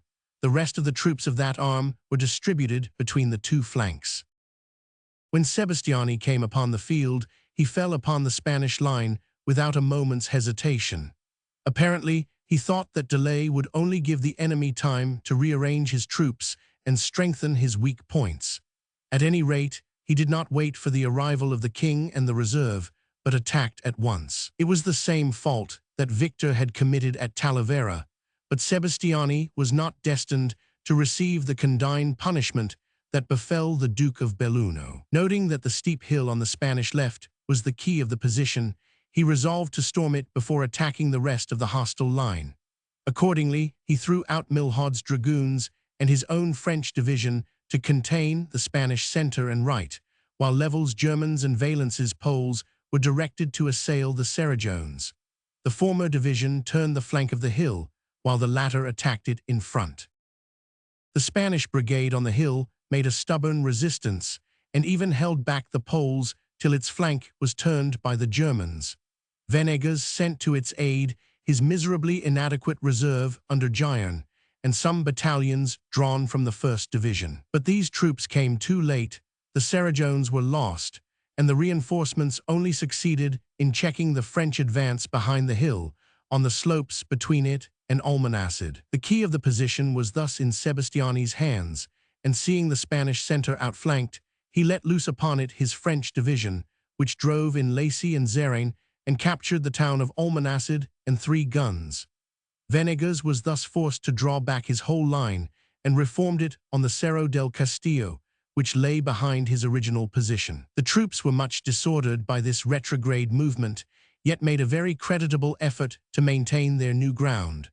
But King Joseph and the reserve had now come on the field, and de Saulles' troops were thrown into the front line to aid the infantry of the 4th Corps. After a stubborn fight, the Spanish left and center again broke, and Venegas was only able to save them from complete destruction by bringing up Vigadet's division, which was almost intact, and throwing it in the way of the advancing enemy. It held out long enough to allow the main body to escape, and then followed its comrades in retreat down the high road to Mora and Madrigos. The French cavalry was let loose in pursuit, but does not seem to have been so successful in its work as had been the case at Uccle and Medellin. At any rate, the bulk of the Spaniards escaped in more or less order, and only the stragglers were cut up. The losses of Venegas's army would appear to have been about 800 killed and 500 wounded, besides a considerable number of prisoners, perhaps 2,000 in all, for Sebastiani's dispatch giving the figure of 4,000 cannot be trusted. The army of La Mancha had also lost 21 of its 40 guns, all its baggage, and several standards. Still, the defeat was far less crushing than Medellin had been, and the whole army was rallied at the passes with no great difficulty. It had fought very creditably, as is sufficiently vouched for by the fact that Sebastiani acknowledged a loss of 319 killed and 75 wounded. The Polish division in especial had suffered very severely while storming the Sarajones at the opening of the combat. Thus ended the part taken by the army of La Mancha in the Talavera campaign. No words are too strong to use in condemnation of Venegas's conduct. After wrecking the plan of campaign drawn up by Wellesley and Cuesta by his criminal slackness and timidity in July, he then proceeded to the extreme of culpable rashness. He had ample time to retire to the south, when his position was compromised by the departure of the British and Extremaduran armies from Talavera. Instead of doing so, he remained behind and courted an unnecessary battle, in which his unskillful dispositions secured the defeat of an army which tried to do its duty and defended itself far better than could have been expected. He should have been court-martialed and shot for his repeated and impudent disobedience of Cuesta's orders. But the junta, conscious that they were themselves to blame for giving him secret directions which clashed with those of the commander-in-chief, spared him and only removed him from command some weeks later in order to replace him by Arizaga, an officer of exactly the same level of merit and intelligence. After his, or rather Sebastiani's, victory at Almonacid, King Joseph established the 4th Corps in cantonments around Toledo and Aranjuez, and sent Victor and the 1st Corps into La Mancha to observe the passes and to contain the wrecks of Venegas's army. He returned himself with his guards and the reserve to Madrid on August 15, celebrated a Te Deum, and published an extravagant account of his own achievements, in which he claimed to have discomfited the attempt of 120,000 enemies. There were but 80,000 at the most liberal estimate, with the aid of 40,000 invincible French troops. The cooperation of Soult's 50,000 men was consigned to oblivion in this extraordinary document. The moment that he heard of the defeat of Venegas, Soult wrote to the king, renewing the demand which he had made 10 days before for permission to invade Portugal. Now that the army of La Mancha had been disposed of, he considered that Victor might come back to Talavera and Almaraz so as to set free Mortier and the Fifth Corps for the attack on Portugal. He also suggested that Ney, having put things right at Salamanca, might now be recalled to the valley of the Tagus and rejoin the Second Anth Corps. He supported his demands by an unfounded assertion that Wellesley was on his march to unite with Beresford by way of Alcantara, and asked for leave to attack the latter before the main British army should have joined him. In a few days more, he said, it would be too late to move, for Beresford and Wellesley would have concentrated their forces so that he would have 45,000 Anglo-Portuguese in his front. Joseph refused to listen to these arguments and had fair reasons to show for his negative reply to the Marshal's requests. Wellesley, as he truly remarked, was not marching for Alcantara to join Beresford. He was still at Jerecejo in close touch with the Estramaduran army. If Mortier were removed to the Portuguese border, Wellesley and Eguia might descend upon Victor and crush him. It was impossible to leave less than 2 corps to defend the Middle Tagus. As for Ney, he could not quit Leon, for Del Parc and the Galicians were concentrating in great force upon his front. Indeed, he had just written to request that the Second Corps might be moved up to Salamanca to support him. It was not now the time to engage in further offensive operations either against Portugal or against Andalusia. The troops were exhausted. The hospital of Madrid contained at the moment 12,000 sick and wounded. The cavalry was so distressed by incessant work that few regiments could put 250 men in line. The transport was worn out, and new horses and mules were impossible to procure, for the king had no money with which to purchase them. Finally, and this was the most conclusive point of all, orders had been received from the emperor countermanding all active operations till the hot season should be over.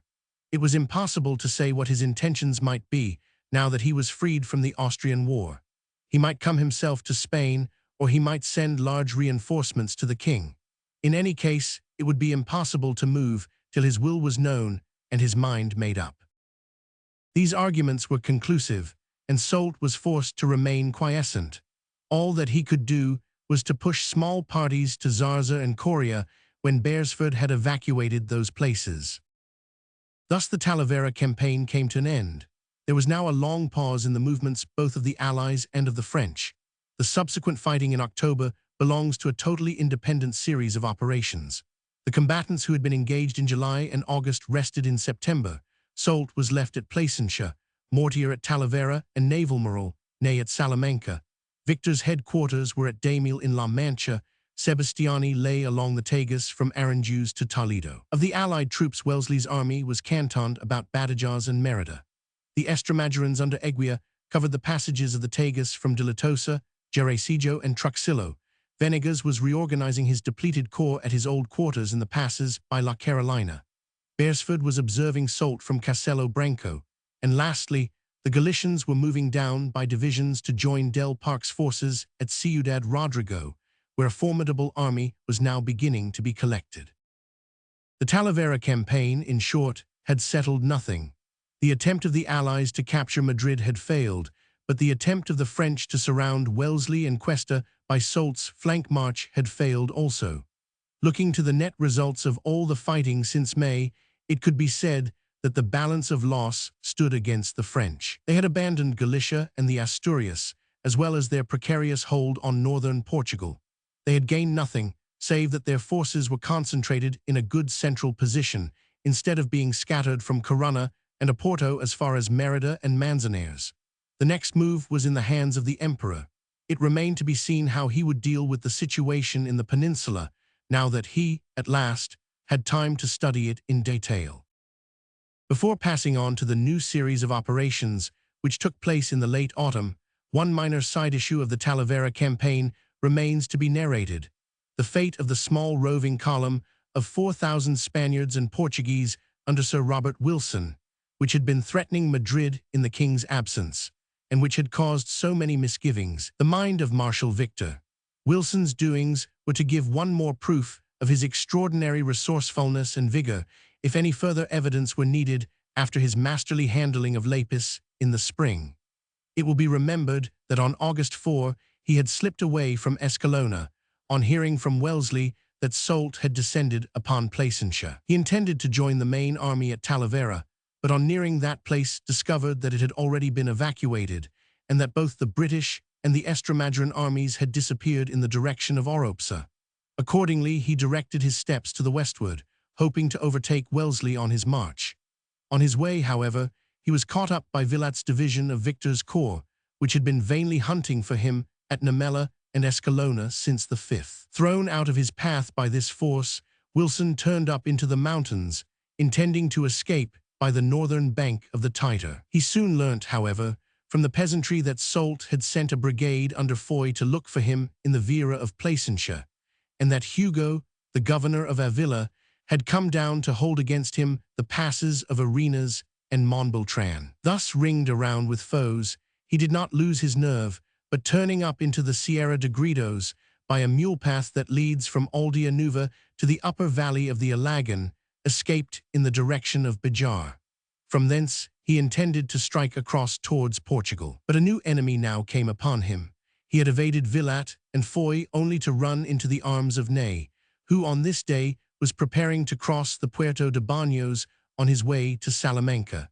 There was still time to escape from the marshal's front and to retire to Ciudad Rodrigo unmolested. But Wilson saw the rocky defile of the Puerto in front of him and could not resist the temptation of holding it against the enemy, though he was well aware that with a force of less than 4,000 men, destitute of artillery, he could not seriously hope to repulse a whole army corps. Nevertheless, he offered battle in the pass and fought a running fight for 9 hours against Ney's vanguard, defending 3 successive positions, from each of which he had to be expelled. In his last stand, he held on too long and allowed the enemy to close.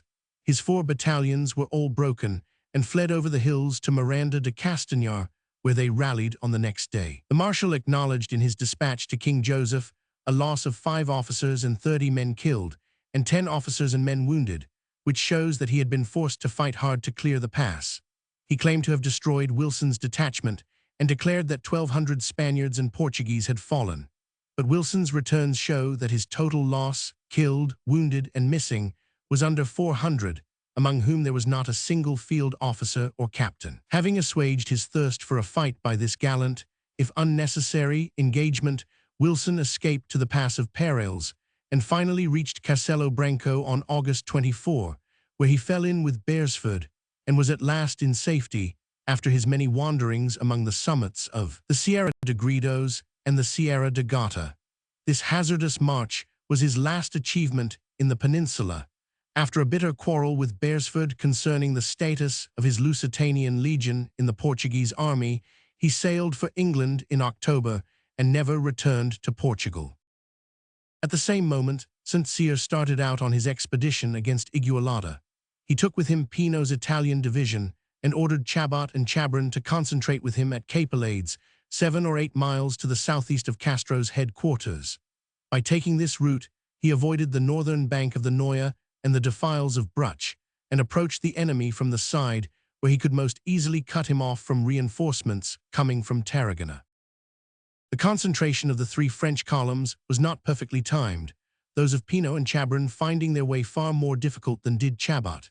It thus chanced that the latter, with his skeleton division of 3 battalions, arrived in front of Capelades many hours before his colleagues. His approach was reported to Castro at Igualada, who sent down 4,000 men against him, attacked him, and beat him back with loss into the arms of Pino, who came on the scene later in the day. The Spaniards were then forced to give back and retired to Pobla de Claramunt on the banks of the Noya, where they were joined by most of Castro's reserves. St. Cyr had now concentrated his 3 divisions and hoped that he might bring the enemy to a pitched battle. He drew up in front of them all his force, save one of Pino's brigades, which he sent to turn their right. The Spaniards, having a fine position behind a ravine, were at first inclined to fight, and skirmished with the enemy's main body for some hours. They narrowly missed capturing both St. Cyr and Pino, who had ridden forward with their staff to reconnoiter, and fell into an ambush of Miquelites, from which they only escaped by the speed of their horses. But late in the day, the Spanish general received news that Mazzucchelli, with the detached Italian brigade, was already in his rear and marching hard for Igualada. He immediately evacuated his position in great disorder and fell back on his headquarters, closely pursued by St. Cyr. The main body of the Spaniards, with their artillery, just succeeded in passing through Igualada before the Italians came up and fled by the road to Cervera. The rear was cut off and had to escape in another direction by the path leading to Manresa. Both columns were much hustled and lost many prisoners, yet they fairly outmarched their pursuers and got away without any crushing disaster. But their great loss was that in Igualada, the French seized all the magazines which had been collected from northern Catalonia for the use of Castro's division. This relieved St. Cyr from all trouble as to provisions for many days. He had now food enough not only to provide for his field army, but to send back to Barcelona. St. Cyr had now done all the harm that was in his power to the Spanish left wing. He had beaten them, seized their magazines, driven them apart, and broken their line. He imagined that they were disposed of for many days, and now resolved to turn off for a blow at Redaing and the other half of the Catalonian army, who might meanwhile, for all that he knew, be attacking Sauham with very superior numbers. Accordingly, on Feb. 19, he started off with Pino's division to join Sauham and fall upon Redaing, leaving Chabat and Chabran, with all the artillery of the three divisions, to occupy Igualada and guard the captured magazines from any possible offensive return on the part of Castro. He marched by crossroads along the foothills of the mountains of the great central Catalonian Sierra, intending to descend into the valley of the Gaià by San Magin and the Abbey of Santas Cruces, where, as he had learnt, lay the northernmost detachments of Redaing's division. Thus he hoped to take the enemy in flank and beat him in detail. He sent orders to Sauham to move out of Vendrell and meet him at Villaredonia, halfway up the course of Gaià, unless he should have been already attacked by Redaing and forced to take some other line. At San Magin, the French commander came upon some of Redaing's troops, about 1,200 men with 2 guns under a brigadier named Iranzo. They showed fight, but were beaten and sought refuge further down the valley of the Gaià in the fortified Abbey of Santas Cruces. So bare was the countryside, and so bad the maps, that St. Cyr found considerable difficulty in tracking them and in discovering the best way down the valley. But next day he got upon their trail and beset the abbey, which made a good defense and proved impregnable to a force unprovided with artillery. St. Cyr blockaded it for 2 days and then descended into the plain, where he got in touch with Sauham's division, which had advanced from Vendrell and was now pillaging the hamlets round Villaredonia in the central valley of the Gaià. Meanwhile, Redaing was at last on the move. On receiving the news of the combat of Igualada, he had to choose between the opportunity of making a counterstroke at Sauham and that of marching to the aid of his lieutenant, Castro. He adopted the latter alternative and started from Tarragona on February 20 with an escort of about 2,000 men, including nearly all his available cavalry. It was his intention to pick up on the way the outlying northern brigades of his division. This he succeeded in doing, drawing in to himself the troops which were guarding the pass of Santa Cristina and Iranzo's detachment at Santas Cruces. This force, warned of his approach, broke through the blockade at night and reached its chief with little or no loss. Thus reinforced, Redaing pushed on by Sarrial to Santa Coloma, where Castro joined him with the rallied troops of his wing, whom he had collected when the French attack slackened. They had between them nearly 20,000 men, an imposing force, with which some of the officers present suggested that it would be possible to fall upon Igualada, crush Chabat and Chabran, and recover the lost magazines. But Redaing was nervous about Tarragona, dreading lest St. Cyr might unite with Sauham and fall upon the city during his absence. After holding a lengthy council of war, he determined to return to protect his base of operations. Accordingly, he told off the Swiss General Wimpfen with some 4,000 or 5,000 of Castro's troops to observe the French divisions at Igualada and started homeward with the rest of his army, about 10,000 infantry, 700 cavalry, and 2 batteries of field artillery. He had made up his mind to return by the route of Montblanch and Vols, one somewhat more remote from the position of St. Cyr on the Gaià than the way by Pla, which he had taken in setting out to join Castro. Redaing could only have got home without fighting by taking a circuitous route to the east, via Selva and Ruse. The suggestion that he should do so was made, but he replied that having baggage and artillery with him, he was forced to keep to a high road. He chose that by Vols, though he was aware that the place was occupied, but apparently he hoped to crush Sauhem before Pino could come to his aid.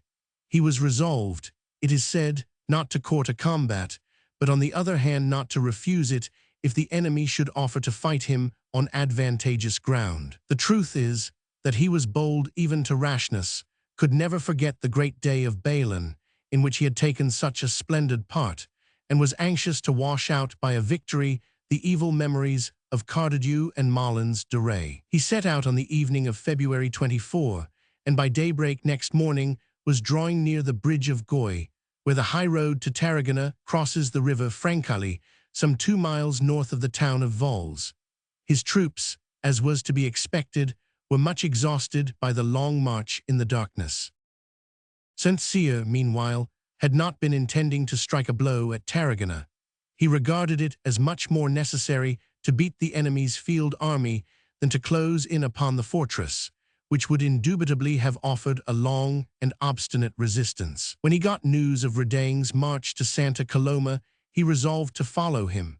He was preparing to hasten to the succor of his divisions at Igualada, when he learnt that the Swiss general had turned back and was hurrying home to Tarragona. He resolved, therefore, to try to intercept him on his return march, and blocked his 2 available roads by placing Sauham's division at Vols and Pino's at Pla. They were only 8 or 9 miles apart, and whichever road the Spaniards took, the unassailed French division could easily come to the aid of the other. Redaing's night march, a move which St. Cyr does not seem to have foreseen, nearly enabled him to carry out his plan. In fact, as we shall see, he had almost made an end of the French division before the Marshal, who lay himself at Pla with the Italians, arrived to succor it. In the early morning, between 6 and 7 o'clock, the head of the long Spanish column reached the bridge of Goy, and there fell in with Sauham's vedettes. The sharp musketry fire, which at once broke out, warned each party that a combat was at hand. Sauham hastily marched out from Vols and drew up his 2 brigades in the plain to the north of the town, placing himself across the line of the enemy's advance. Redaing at first made up his mind to thrust aside the French division, whose force he somewhat undervalued, and to hurry on his march toward Tarragona. The whole of his advanced guard and part of his center crossed the river, deployed on the left bank, and attacked the French. Sauhem held his ground for some hours, but as more and more Spanish battalions kept pressing across the bridge and reinforcing the enemy's line, he began after a time to give way. The numerical odds were heavily against him, and the Catalans were fighting with great steadiness and confidence. Before noon, the French division was thrust back against the town of Vols, and Redaing had been able to file not only the greater part of his army, but all his baggage across the Francali. The way to Tarragona was clear, and if he had chosen to disengage his men, he could have carried off the whole of his army to that city without molestation from Sauham, who was too hard hit to wish to continue the combat. It is even possible that if he had hastily brought up all his reserves, he might have completely routed the French detachment before it could have been succored. But Redaing adopted neither one course nor the other. After driving back Sauhem, he allowed his men a long rest, probably in order to give the rear and the baggage time to complete the passage of the Francali.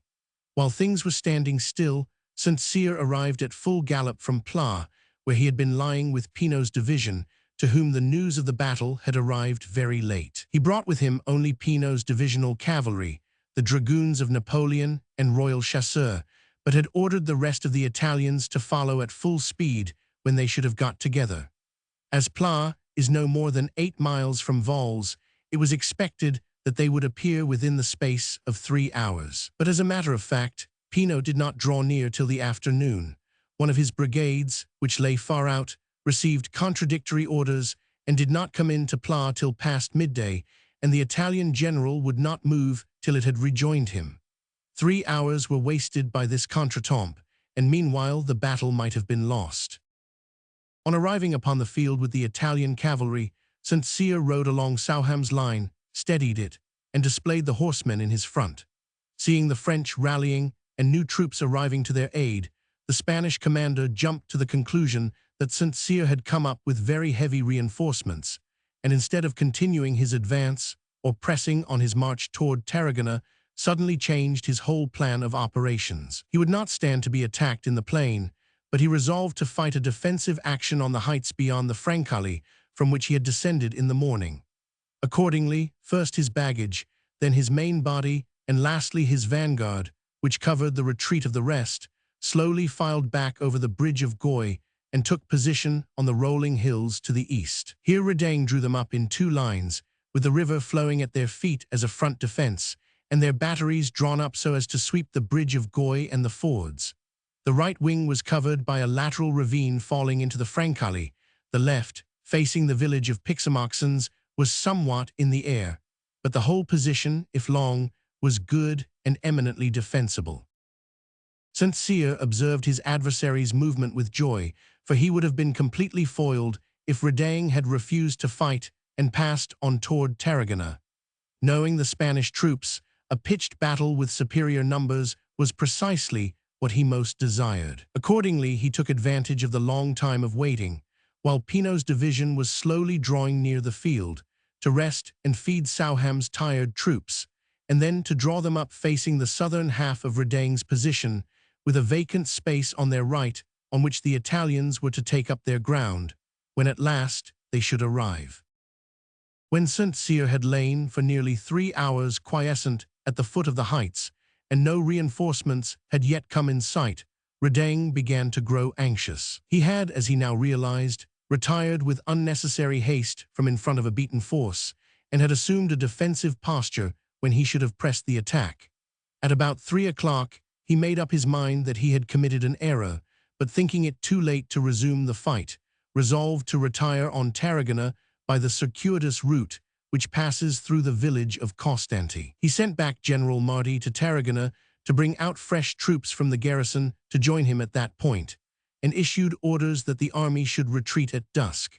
He might perhaps have got off scatheless if he had moved away at once, though it is equally possible that St. Cyr might have fallen upon his rearguard with Souham's division and done him some damage. But he waited for the dark before marching, partly because he wished to rest his troops, who were desperately fatigued by the night march and the subsequent combat in the morning, partly because he did not despair of fighting a successful defensive action if St. Cyr should venture to cross the Francali and attack him. Accordingly, he lingered on the hillside in battle array, waiting for the darkness. This gave St. Cyr his chance. At 3 o'clock Pinot's belated division had begun to come up, first Fontaine's brigade, then, an hour and a half later, that of Mazzucchelli, whose absence from Pla had caused all the delay. It was long past 4, and the winter afternoon was far spent when St. Cyr had at last got all his troops in hand. Allowing barely enough time for the Italians to form in order of battle, St. Cyr now led forward his whole army to the banks of the Francali. The two divisions formed 4 heavy columns of a brigade each, and in this massive formation forded the river and advanced uphill, driving in before them the Spanish skirmishers. The Italian dragoons went forward in the interval between 2 of the infantry columns. The French cavalry led the attack on the extreme right, near the bridge of Goy. For a moment it seemed as if the two armies would actually cross bayonets all along the line, for the Spaniards stood firm and opened a regular and well-directed fire upon the advancing columns. But St. Cyr had not miscalculated the moral effect of the steady approach of the 4 great bodies of infantry, which were now climbing the hill and drawing near to Redaing's front.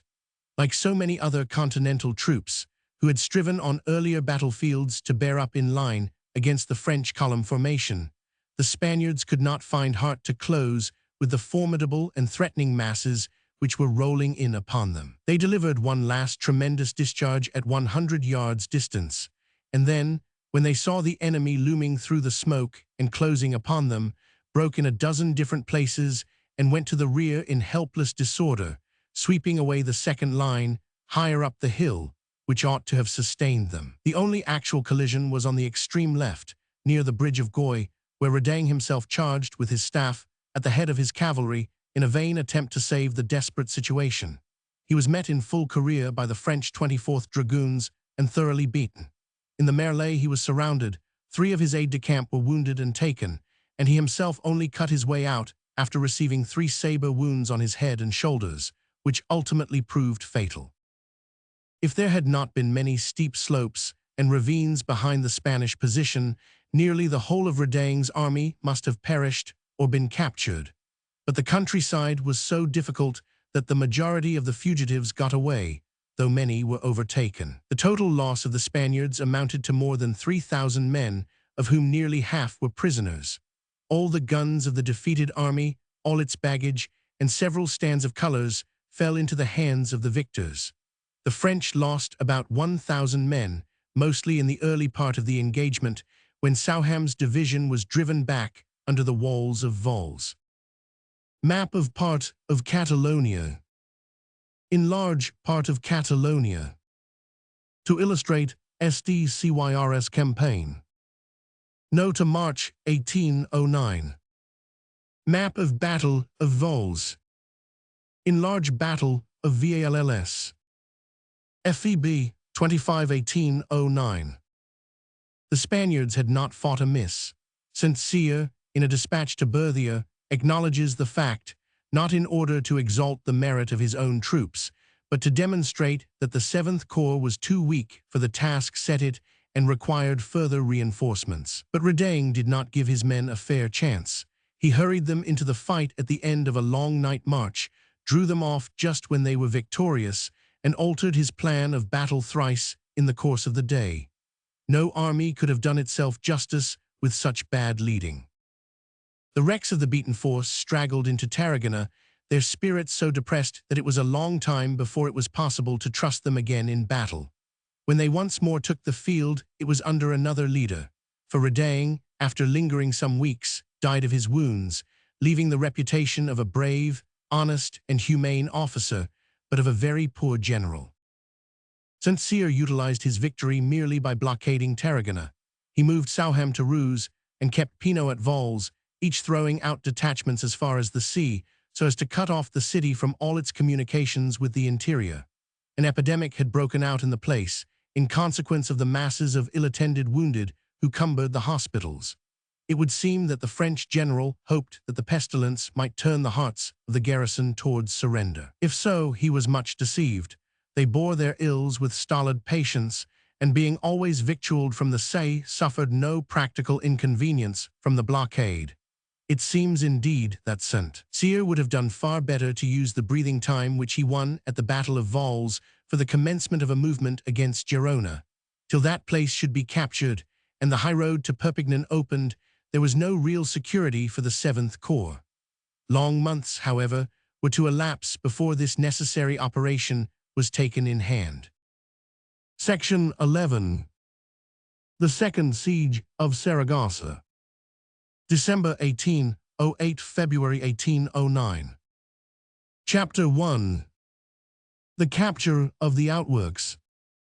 While Napoleon was urging on his fruitless pursuit of Sir John Moore, while St. Cyr was discomfiting the Catalans on the Bessos and the Lobregat, and while Victor was dealing his last blow to the dilapidated army of Infantado, there was one point on which the war was standing still, and where the French arms had made no great progress since the Battle of Tudela. Saragossa was holding out, with the same tenacity that she had displayed during the first siege in the July and August of the preceding summer.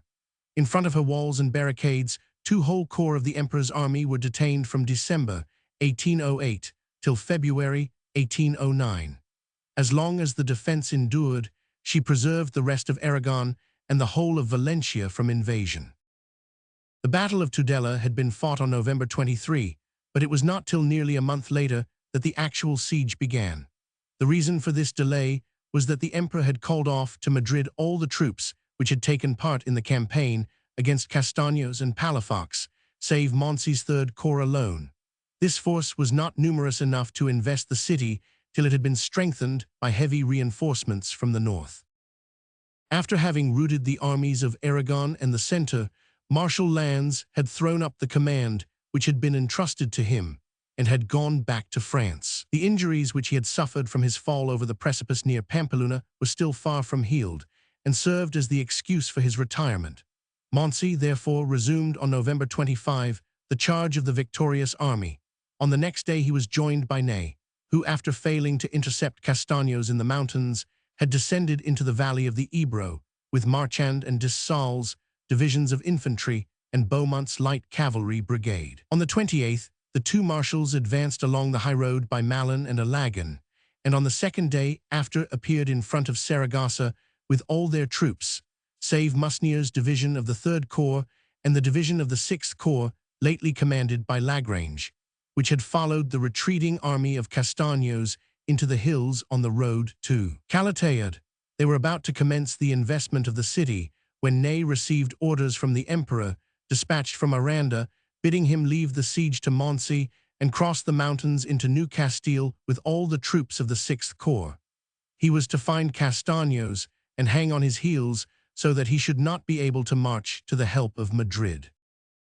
Accordingly, the Duke of Elchingen marched from the camp in front of Saragossa with the divisions of Marchand and Dessalles and the cavalry brigades of Beaumont and Dijon. At Calatayud he came up with the force which had been dispatched in pursuit of Castaños, Musnier's division of the 3rd Corps and that of the 6th Corps which Maurice Mathieu had taken over from Lagrange, who had been severely wounded at Tudela. Leaving Musnier at Calatayud to protect his communications with Aragon, Ney picked up Maurice Mathieu and passed the mountains into New Castile, where he fell into the emperor's sphere of operations. We have seen that he took a prominent part in the pursuit of Sir John Moore and the invasion of Galicia.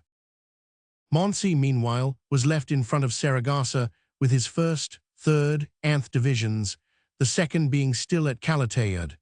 This force consisted of no more than 23 battalions, about 15,000 men, and was far too weak to undertake the siege. The marshal was informed that the whole corps of Mortier was to be sent to his aid, but it was still far away, and with very proper caution he resolved to draw back and wait for the arrival of the reinforcements. If the Spaniards got to know of his condition, they might sally out from Saragossa and attack him with more than 30,000 men. Moncey, therefore, drew back to Alagon, and there waited for the arrival of the Duke of Treviso and the 5th Corps. It was not till December 20 that he was able to present himself once more before the city. Thus Saragossa gained 4 weeks of respite between the Battle of Tudela and the commencement of the actual siege. This reprieve was invaluable to Palafox and the Aragonese. They would have been in grave danger if Lannes had marched on and assaulted the city only 2 days after the battle, and before the routed army had been rallied. Even if Ney and Moncey had been permitted to begin a serious attack on November 30, the day of their arrival before the place, they would have had some chance of success. But their sudden retreat raised the spirits of the defenders, and the 20 extra days of preparation thus granted to them sufficed to restore them to full confidence and to re-establish their belief in the luck of Saragossa and the special protection vouchsafed them by its patron, Saint Our Lady of the Pillar. Napoleon must take the blame for all the consequences of Ney's withdrawal. He had ordered it without fully realizing the fact that Moncey would be left too weak to commence the siege. Probably he had overestimated the effect of the defeat of Tudela on the army of Aragon. For the failure of Ney's attempt to surround Castaños, he was only in part responsible, though, as we have seen, he had sent him out on his circular march 2 days too late. But to draw off the 6th Corps to New Castile, where it failed to do any good, before the 5th Corps had arrived to take its place before Saragossa, was clearly a blunder. Palafox made admirable use of the unexpected reprieve that had been granted him. He had not, it will be remembered, taken part in person in the Battle of Tudela, but had returned to his headquarters on the night before that disaster. He was occupied in organizing a reserve to take the field in support of his 2 divisions already at the front, when the sudden influx of fugitives into Saragossa showed him what had occurred. In the course of the next 2 days, there poured into the place the remains of the divisions of Onay and St. March from his own army of Aragon. With them came Roca's men, who properly belonged to Castaños, but having fought in the right wing, had been separated from the main body of the Andalusian army. In addition, fragments of many other regiments of the Army of the Center straggled into Saragossa. At least 16,000 or 17,000 men of the Rex of Tudela had come in ere 4 days were expired. To help them, Palafox could count on all the newly organized battalions of his reserve, which had never marched out to join the field army. They amounted to some 10,000 or 12,000 men, but many of the regiments had only lately been organized and had not received their uniforms or equipment.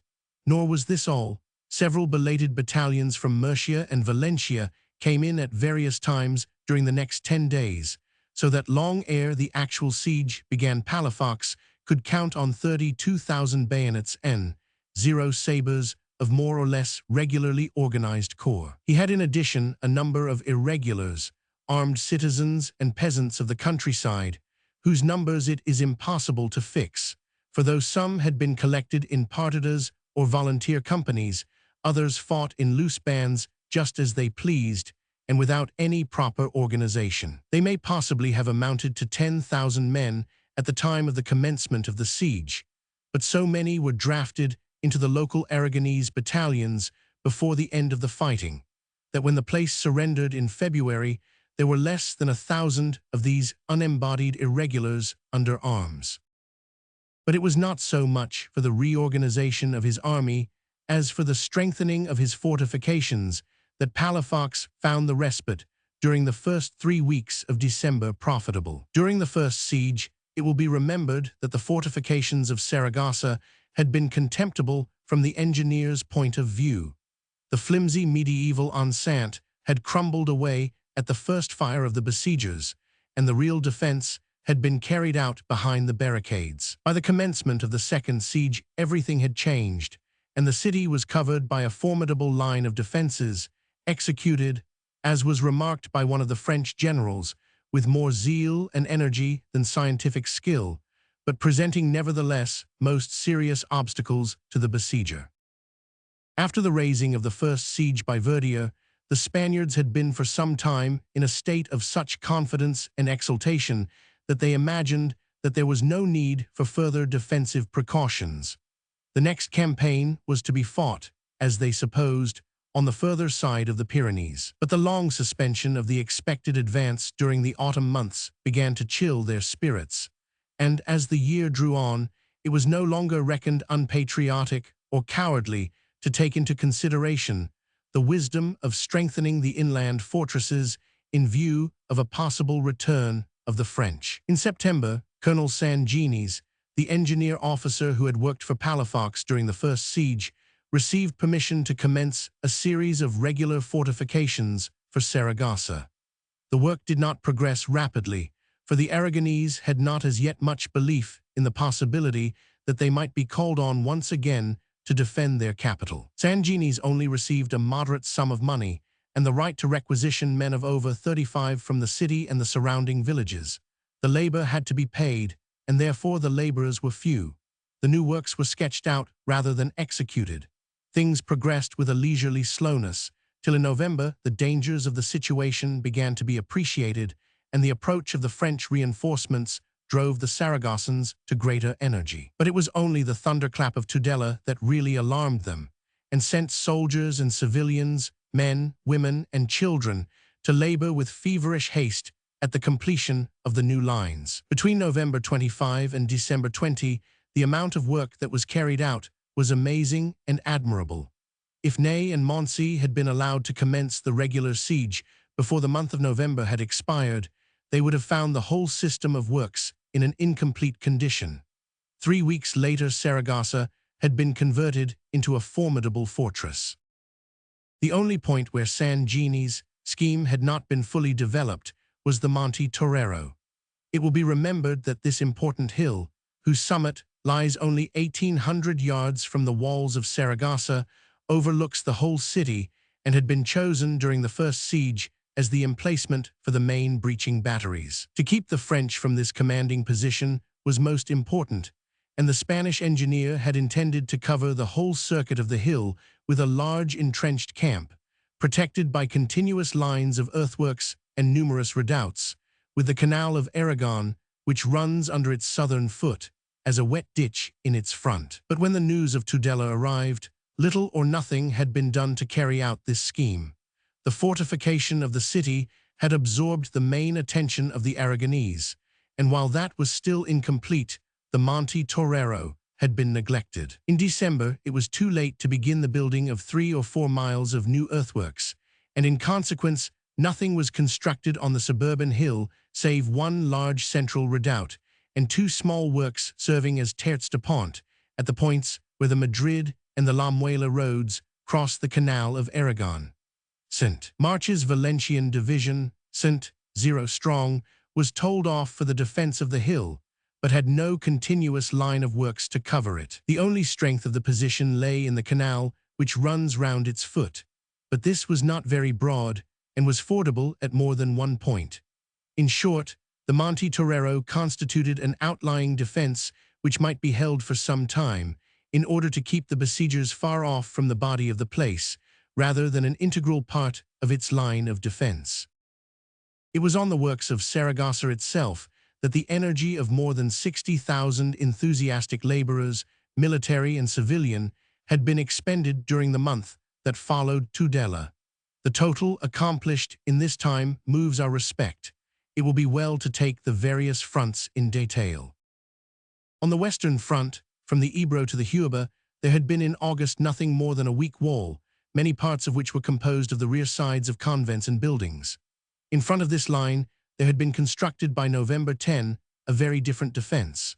A solid rampart revetted with bricks taken from ruined houses and furnished with a broad terrace for artillery, and a ditch 45 feet deep now covered the entire western side of the city. The convents of the Augustinians and the Trinitarians, which had been outside the walls during the earlier siege, had been taken into this new enceinte and served as bastions in it, there being a space 600 yards long between them, where the curtain would have been unprotected by flanking fires.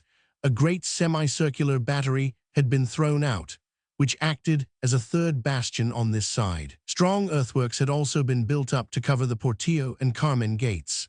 As an outlying fort, there was the castle of the Aljaferia, which had received extensive repairs and was connected with the enceinte by a ditch and a covered way. It would completely enfilade any attacks made on the northwestern part of the new wall. On the southern front of the defenses, the work done had been even more important. Here the new fortifications had been carried down to the brink of the ravine of the Huerba, so as to make that stream the wet ditch of the town. 2 great redoubts were pushed beyond it. One, called the Redoubt of Our Lady of the Pillar, lay at the bridge outside the Santa Ingracia gate. It was provided with a deep narrow ditch, into which the water of the river had been turned, and armed with 8 guns. The corresponding fort, at the southeast angle of the town, was made by fortifying the convent of San Jose on the Valencia road just beyond the Huerba. This was a quadrangle 120 yards long by 80 broad, furnished with a ditch, and with a covered way with palisades cut in the counterscarp. It held 12 heavy guns and a garrison of no less than 3,000 men. Between San Jose and the Pillar Redoubt, the old town wall above the Huerba had been strengthened and thickened, and several new batteries had been built upon it. It could not well be assailed till the 2 projecting works in front of it should be reduced, and if they should fall, it stood on higher ground and completely commanded their sights.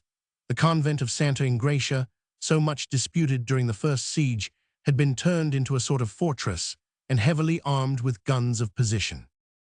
On the eastern front of the city from San Jose to the Ebro, the Huerba still serves as a ditch to the place, but is not so steep or so difficult as in its upper course. Here the suburb of the tanneries, Las Tenerias, where that stream falls into the Ebro, had been turned into a strong projecting redoubt, whose fire commanded both the opposite bank of the Ebro on one side and the lower reaches of the Huerba on the other.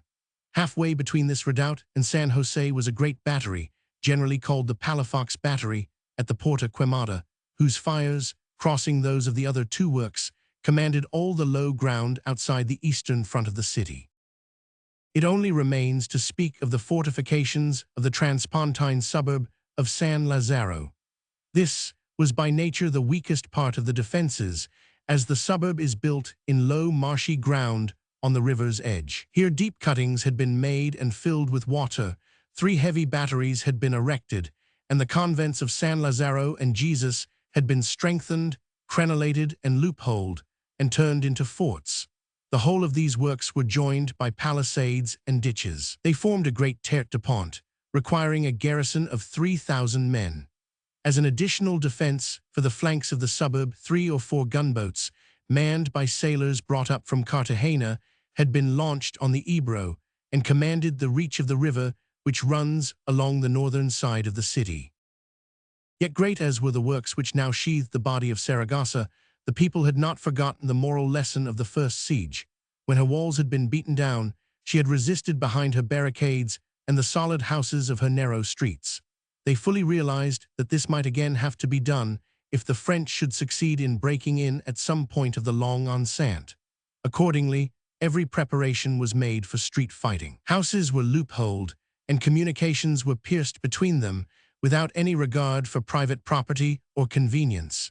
Ground-floor windows were built up, and arrangements made for the speedy and solid closing of all doors. Traverses were erected in the streets to guard as far as was possible against the dangers of a bombardment, and an elaborate system of barricades, arranged in proper tactical relation to each other, was sketched out.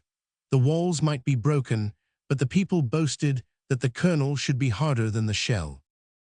Outside the city, where the olive groves and suburban villas and summer houses had given much cover to the French during the first siege, a clean sweep had been made of every stone and stick for 800 yards around the defenses. The trees were felled and dragged into the city to be cut up into palisades. The bricks and stones were carried off to revet the new ramparts and ditches. The once fertile and picturesque garden suburbs were left bald and bare, and could be perfectly well searched by the cannon from the walls, so that the enemy had to contrive all his cover by pick and shovel or gabion and fascine. The soldiery, whose spirits had been much dashed by the disaster of Tudela, soon picked up their courage when they noted the enthusiasm of the citizens and the strength of the defenses. Indeed, it was dangerous for any man to show outward signs of doubt or fear, for the Aragonese had been wrought up to a pitch of hysterical patriotism, which made them look upon faint-heartedness as treason. Palafox himself did his best to keep down riots and assassinations, but his followers were always stimulating him to apply martial law in its most rigorous form.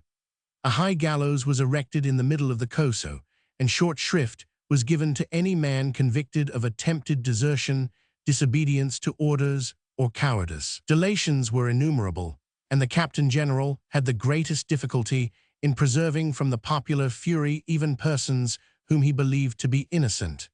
The most that he could do for them was to shut them up in the prisons of the Aljaferia, and to defer their trial till the siege should be over. The fact was that Palafox was well aware that his power rested on the unlimited confidence reposed on him by the people, and was therefore bent on crossing their desires as little as he could help. He was careful to take counsel not only with his military subordinates, but with all those who had power in the streets. Hence came the prominence which is assigned in all the narratives of the siege to obscure persons, such as the priests Don Basilio, the Captain General's chaplain, and Santiago Sas, and to the demagogues Tio Jorge and Tio Marin. They represented public opinion and had to be conciliated. It is going too far to say, with Napier, that a regular reign of terror prevailed in Saragossa throughout the second siege, and that Palafox was no more than a puppet, whose strings were pulled by fanatical friars and bloodthirsty gutter politicians. But it is clear that the Captain General's dictatorial power was only preserved by a careful observation of every gust of popular feeling, and that the acts of his subordinates were often reckless and cruel. The soldiers disliked the fanatical citizens. The work of Colonel Cavallero, the engineer officer who has left the best Spanish narrative of the siege, is full of this feeling. He sums up the situation by writing that the agents of the commander-in-chief sometimes abused their power. Everything was demanded in the name of king and country. Every act of disobedience was counted as high treason. On the other hand, known devotion to the holy cause gave unlimited authority and assured impunity for any act to those who had the smallest shadow of delegated power. Even if the citizens had not been unanimous in their feelings, fear would have given them an appearance of unanimity. The intoxication of confidence and national pride caused by the results of the first siege, to the natural obstinacy of the Aragonese, to the strength of a dictatorial government supported by democratic enthusiasm, there was added an exalted religious fanaticism. Our Lady of the Pillar, patroness of Saragossa, had, it was supposed, displayed her power by the raising of the first siege. It had been the greatest of her miracles. Anything could be got from a people in this frame of mind. Palafox knew well how to deal with his followers. He kept himself always before their eyes. His activity was unceasing. His supervision was felt in every department. His unending series of eloquent, if somewhat bombastic, proclamations was well suited to rouse their enthusiasm. He displayed, even to ostentation, a confidence which he did not always feel, because he saw that the strength of the defense lay in the fact that the Aragonese were convinced in the certainty of their own triumph. The first doubt as to ultimate success would dull their courage and weaken their arms. We cannot blame him, under the circumstances, if he concealed from them everything that was likely to damp their ardor, and allowed them to believe everything that would keep up their spirits. Meanwhile, he did not neglect the practical side of the defense. The best testimony to his capacity is the careful accumulation which he made of all the stores and material needed for a long siege. Alone among all the Spanish garrisons of the war, that of Saragossa never suffered from hunger nor from want of resources. It was the pestilence, not starvation, which was destined to prove the ruin of the defense. Before the French investment began, Palafox had gathered in 6 months provisions for 15,000 men. The garrison was doubled by the arrival of the routed army from Tudela, yet still there was food for 3 months for the military. The citizens had been directed to lay in private stocks and to feed themselves. This they had done, and it was not till the end of the siege that they began to run short of comestibles. Even when the place fell, there were still large quantities of corn, maize, salt fish, oil, brandy, and forage for horses in the magazines. Only fresh meat had failed, and the Spaniard is never a great consumer of that commodity. Military stores had been prepared in vast quantities. There was an ample stock of sandbags, of timber for palisading, of ironwork and spare fittings for artillery. Instead of gabions, the garrison used the large wicker baskets employed for the vintage, which were available in profusion. Of artillery, there were some 160 pieces in the place, but too many of them were of small caliber. Only about 60 were 16-pounders or heavier. Of these, more than half were French pieces, abandoned by Verdier in August in his siege works, or fished out of the canal into which he had thrown them. Of cannonballs, there was also an ample provision. A great part, like the siege guns, were spoiled taken in the deserted camp of the French in August. Shells, on the other hand, were very deficient, and the workmen of the local arsenal could not manufacture them satisfactorily. The powder was made in the place throughout the siege. The accident in July, when the great magazine in the seminary blew up with such disastrous results, had induced Palafox to order that no great central store should be made, but that the sulfur, saltpeter, and charcoal should be kept apart, and compounded daily in quantities sufficient for all requirements. So many thousand civilians were kept at work on powder and cartridge making that this plan never failed, and no great explosions took place during the second siege. It will be remembered that want of muskets had been one of the chief hindrances of the Aragonese during the operations in July and August. It was not felt in December and January, for not only had Palafox collected a large store of small arms during the autumn to equip his reserves, but he received, just before the investment began, a large convoy of British muskets sent up from Tarragona Bay. Colonel Doyle, who had gone down to the coast by the Captain General's desire to hurry on their transport. As the siege went on, the mortality among the garrison was so great that the stock of muskets more than sufficed for those who were in a state to bear arms. Such were the preparations which were made to receive the French when they should finally present themselves in front of the walls. All had been done, save in one matter, to enable the city to make the best defense possible under the circumstances. The single omission was to provide for a field force beyond the walls capable of harassing the besiegers from without, and of cutting their communications with their base. From his 40,000 men, Palafox ought to have detached a strong division, with orders to base itself upon Upper Aragon and keep the French in constant fear as to their supplies and their touch with Tudela and Pampeluna. 10,000 men could easily have been spared, and the mischief that they might have done was incalculable. The city had more defenders than were needed. In the open country, on the other hand, there was no nucleus left for further resistance. Almost every available man had been sent up to Saragossa, with the exception of Lazen's division in Catalonia and of 3 other battalions. The whole of the 32,000 men raised by the Kingdom of Aragon were inside the walls. Outside, there remained nothing but unorganized bands of peasants to keep the field and molest the besiegers. The only help from without that was given to the city was that supplied by Lazen's small force, when it was withdrawn from Catalonia in January, and 0 men could do nothing against 2 French army corps. Even as it was, the French had to tell off the best part of 2 divisions to guard their communications. What could they have done if there had been a solid body of 10,000 men ranging the mountains, and descending at every favorable opportunity to fall upon some post on the long line Alagan-Malin-Tudela Pampeluna, by which the besiegers drew their food and munitions from their base?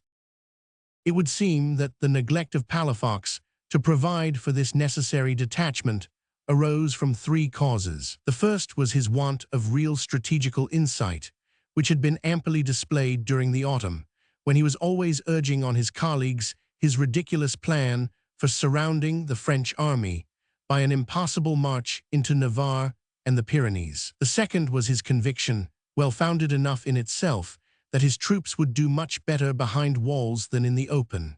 The third was a strong belief that the siege would be raised not by any operations from without, but by the rigors of the winter.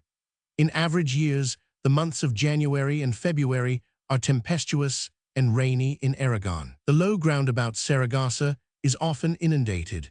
Even if the enemy were not drowned out, like the besiegers of Leyden in 1574, Palafox thought that they would find trench work impossible in the constant downpour, and would be so much thinned by dysentery and rheumatism that they would have to draw back from their low-lying camps and raise the siege. Unfortunately for him, the winter turned out exceptionally mild, and what was worse, exceptionally dry. The French had not to suffer from the awful deluge which in Galicia, during this same month, was rendering the retreat of Sir John more so miserable. The rain did no more than send many of the besiegers to hospital. It never stopped their advance or flooded their trenches. When Palafox had nearly completed his defenses, the works on the Monte Torero alone were still hopelessly behindhand. The French at last began to move up against him.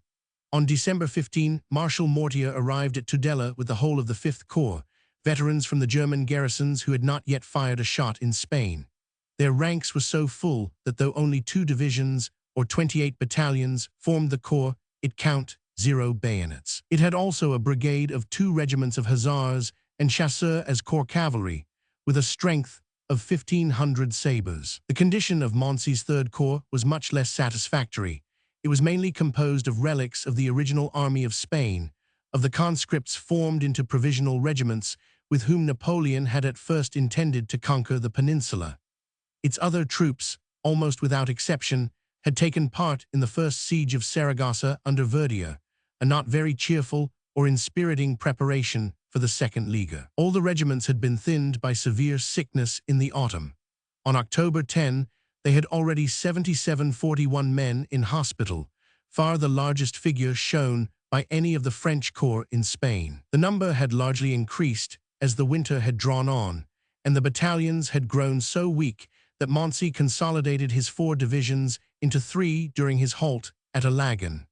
The whole of the 4th Division was distributed between the 2nd Anad, so as to bring the others up to a decent strength. On December 20, the 38 battalions only made up 20,000 effective men for the siege, while more than 10,000 lay sick, some with the army, some in the base hospitals at Pampeluna. The health of the corps grew progressively worse in January, till at last in the middle days of the siege at Ha, 0 men with the colors, and no less than 13,000 sick. We find the French generals complaining that 1 division of the 5th Corps was almost as strong and effective at this time as the whole combined force of the Third Corps. Nevertheless, these weary and fever-ridden troops had to take in charge the main part of the siege operations. During the 20 days of his halt at Alagon, Moncey had employed his sappers and many of his infantry in the manufacture of gabions, wool packs, and sandbags for the projected siege. He was continually receiving convoys of heavy artillery and ammunition from Pampeluna, and when Mortier came up on December 20, had a sufficiency of material collected for the commencement of the Liga. The two marshals moved on together on that day and marched eastward towards Saragossa with the whole of their forces, save that 4 battalions were left to guard the camp and depots at Alagon, and 3 more at Tudela to keep open the Pampeluna road. Gazan's division crossed the Ebro opposite Tost to invest the transpontine suburb of Saragossa. The rest of the army kept to the right bank. Late in the evening, both columns came in sight of the city. They mustered, after deducting the troops left behind, about 38,000 infantry, 3,500 cavalry, and 0 sappers and artillerymen. They had 60 siege guns, over and above the 84 field pieces belonging to the corps artillery of Mortier and Moncey. The provision of artillery was copious, far more than the French had turned against many of the first-class fortresses of Germany. The emperor was determined that Saragossa should be well battered, and had told off an extra proportion of engineers against the place, entrusting the general charge of the work to his aide-de-camp, General Lacoste, one of the most distinguished officers of the scientific corps. When the reinvestment began, Gazan on the left bank established himself at Villanueva, facing the suburb of San Lazaro. Mortier, with Suchet's division, took post at San Lamberto, opposite the western front of the city. Moncey, marching round the place, ranged Grangian's troops opposite the Monte Torero, on the southern front of the defences, and Morlot further east near the mouth of the Huerba. His other division, that of Musnier, formed the central reserve and guarded the artillery and the magazines. The Spaniards made no attempt to delay the completion of the investment and kept quiet within their walls. On the next morning, the actual siege began. It was destined to last from December 20 to February 20 and may be divided into 3 well-marked sections. The first comprises the operations against the Spanish outworks and terminates with the capture of the 2 great bridgeheads beyond the Huerba, the forts of San Jose and Our Lady of the Pillar. It lasted down to January 15. The second period includes the time during which the besiegers attacked and finally broke through the main enceinte of the city. It lasts from January 16 to January 27. The third section consists of the street fighting after the walls had been pierced and ends with the fall of Saragossa on February 20. Having reconnoitered the whole circuit of the Spanish defenses on the very evening of their arrival before the city, December 20, Moncey and Mortier recognized that their first task must be to evict the Spaniards from the Monte Torero, the one piece of dominating ground in the whole region of operations, and the spot from which Saragossa could be most effectively attacked. They were rejoiced to see that the broad hill was not protected by any continuous line of entrenchments, but was merely crowned by a large open redoubt and defended in front by the 2 small bridgeheads on the Canal of Aragon. There was nothing to prevent an attempt to storm it by main force. This was to be made on the following morning. At the same time, Gazan, on the left bank of the Ebro, was ordered to assault the suburb of San Lazaro. Here the marshals had underrated the strength of the Spanish position, which lay in such low ground and was so difficult to make out, that it presented to the observer from a distance an aspect of weakness that was far from the reality. At 8 on the morning of December 21, 3 French batteries, placed in favorable advanced positions, began to shell the redoubts on the Monte Torero, with satisfactory results, as they dismounted some of the defenders' guns and exploded a small depot of reserve ammunition. An hour later, the infantry came into action. Moncey had told off for the assault the divisions of Morlot and Grangian, 20 battalions in all. The former attacked the eastern front of the position, fording the canal and assailing the left-hand Terre de Pont on the Valencia road from the flank. The latter, which had passed the canal far outside the Spanish lines and operated between it and the Huerba, attacked the southwestern slopes of the hill. The defense was weak, and when a brigade of Grandion's men pushed in between the main redoubt on the crest and the Huerba and took the western part of the Spanish line in the rear, the day was won. St. March's battalions wavered all along the line, and as his reserves could not be induced to fall upon the French advance, the Valencian general withdrew his whole division into the city, abandoning the entire circuit of the Monte Torero. The assailants captured 7 guns, some of them disabled, in the 3 redoubts, and a standard of the 5th Regiment of Murcia. They had only lost 20 killed and 50 wounded. The Spanish loss was also insignificant, considering the importance of the position that was at stake, and hardly any prisoners were taken. The besiegers had now the power to bombard all the southern front of Saragossa, and dominated, from the slopes of the hill, the 2 advanced forts of San Jose and the Pillar. The leaders of the populace were strongly of opinion that the Valencian division had misbehaved, and they were not far wrong. Palafox had great difficulty in protecting St. March, whose personal conduct had been unimpeachable, from the wrath of the multitude, who wished to make him responsible for the weakness shown by his men. The officer who lost the Monte Torero in the first siege had been tried and shot. St. March was lucky to escape even without a reprimand. Meanwhile, things had gone very differently at the other point, where the French had tried to break down the outer defenses of the city. The attack on the transpontine suburb of San Lazaro had been allotted to Gazan's division. This was a very formidable force, 9,000 veterans of the best quality, who were bent on showing that they had not degenerated since they fought at Friedland. Owing to some slight mistake in the combination, Gazan only delivered his attack at 1 o'clock, 2 hours after the fighting on the Monte Torero had ceased.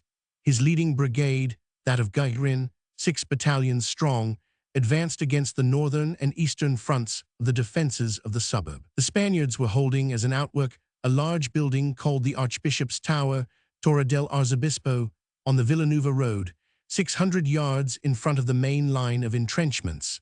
This Gazan's men carried at the first rush, killing or capturing 300 men of a Swiss battalion which held it. They then pushed forward towards the inner fortifications, but were taken in flank by a heavy artillery fire from a redoubt which they had overlooked.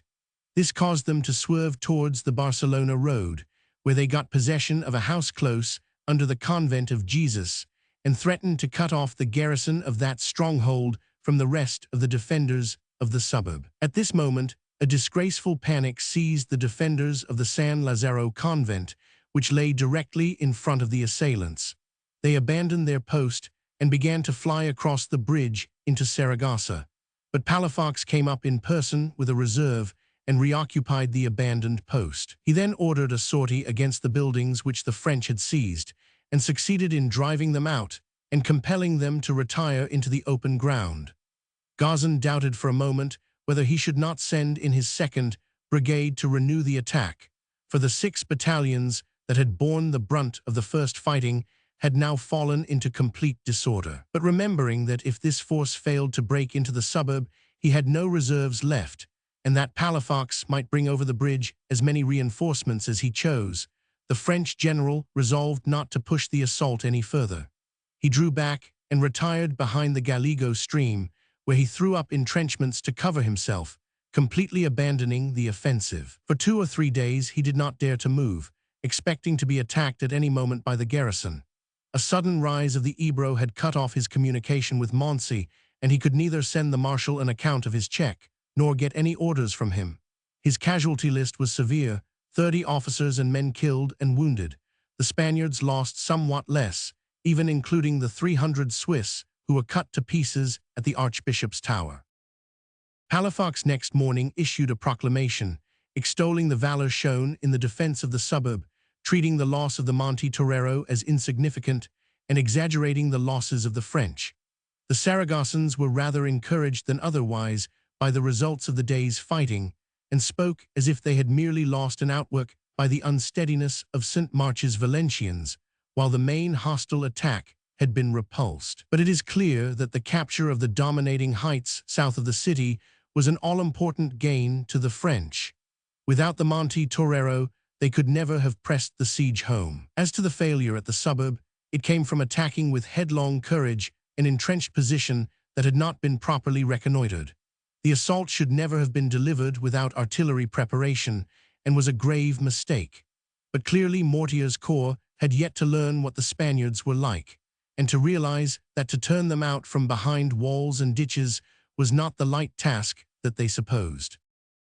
Moncey so thoroughly miscalculated the general effect of the fighting upon the minds of the Spaniards that next morning he sent in to Palafox a flag of truce, with an officer bearing a formal demand for the surrender of the city. Madrid had fallen, he wrote. Saragossa, invested on all sides, had not the force to resist two complete corps d'armée. He trusted that the Captain General would spare the beautiful and wealthy capital of Aragon the horrors of a siege. Ample blood had already been shed, enough misfortunes already suffered by Spain. Palafox replied in the strain that might have been expected from him. The man who only wishes to die with honor in defense of his country cares nothing about his position. But as a matter of fact, he found that his own was eminently favorable and encouraging. In the first siege, he had held out for 61 days with a garrison far inferior to that now under his command. Was it likely that he would surrender when he had as many troops as his besiegers? Looking at the results of the fighting on the previous day, when the assailants had suffered so severely in front of San Lazaro, he thought that he would be quite as well justified in proposing to the marshal that the besieging army should surrender to spare further effusion of blood as the latter had been to make such a proposition to him. If Madrid had fallen, Madrid must have been sold, but he begged for leave to doubt the truth of the rumor. Even at the worst, Madrid was but a town like any other. Its fate had no influence on Saragossa. Having received such an answer, Moncey had only to set to work as fast as possible. His engineer-in-chief, General Lacoste, after making a thorough survey of the defenses, pronounced in favor of choosing two fronts of attack, both starting on the Monte Torero, and directed the one against the fort of San Jose and the other against that of the Pillar. These projecting works would have to be carried before any attempt could be made against the inner enceinte of the town. At the same time, Lacoste ordered a third attack, which he did not propose to press home, to be made on the castle of the Aljaferia on the west side of the town. It was only intended to distract the attention of the Spaniards from the points of real danger. On the further bank of the Ebro, Gazan's division was directed to move forward again and to entrench itself across all the three roads which issue from the suburb and lead respectively to Lerida, Jaca, and Monzon. He was not to attack, but merely to blockade the northern exits of Saragossa. Communications with him were established by means of a bridge of boats and pontoons laid above the town. Gazan succeeded in shortening the front, which he had to protect against sorties by letting the water of the Ebro into the low-lying fields along its banks, where it caused inundations on each of his flanks. On the 23rd, the preliminary works of the siege began, approaches and covered ways being constructed leading down from the Monte Torero to the spots from which Lacoste intended to commence the first parallels of the two attacks on the Pillar and San Jose. Preparations of a similar sort were commenced for the false attack on the left, opposite the Aljaferia. 6 days were occupied in these works, and in the bringing up of the heavy artillery destined to arm the siege batteries from Tudela. The guns had to come by road, as the Spaniards had destroyed all the barges on the Canal of Aragon and blown up many of its locks. It was not till some time later that the French succeeded in reopening the navigation by replacing the sluice gates and building large punts and floats for the carriage of guns or munitions. Just before the first parallel was opened, Marshal Moncey was recalled to Madrid, the emperor being apparently discontented with his delays in the early part of the month. He was replaced in command of the Third Corps by Junot, whose old divisions had been made over, as we have seen in the first volume, to Soult's Second Corps. This change made Mortier the senior officer of the besieging army, but he and Junot seem to have worked more as partners than as commander and subordinate. Junot, in his report to the emperor on the state in which he found the troops, enlarges at great length on the deplorable condition of the Third Corps.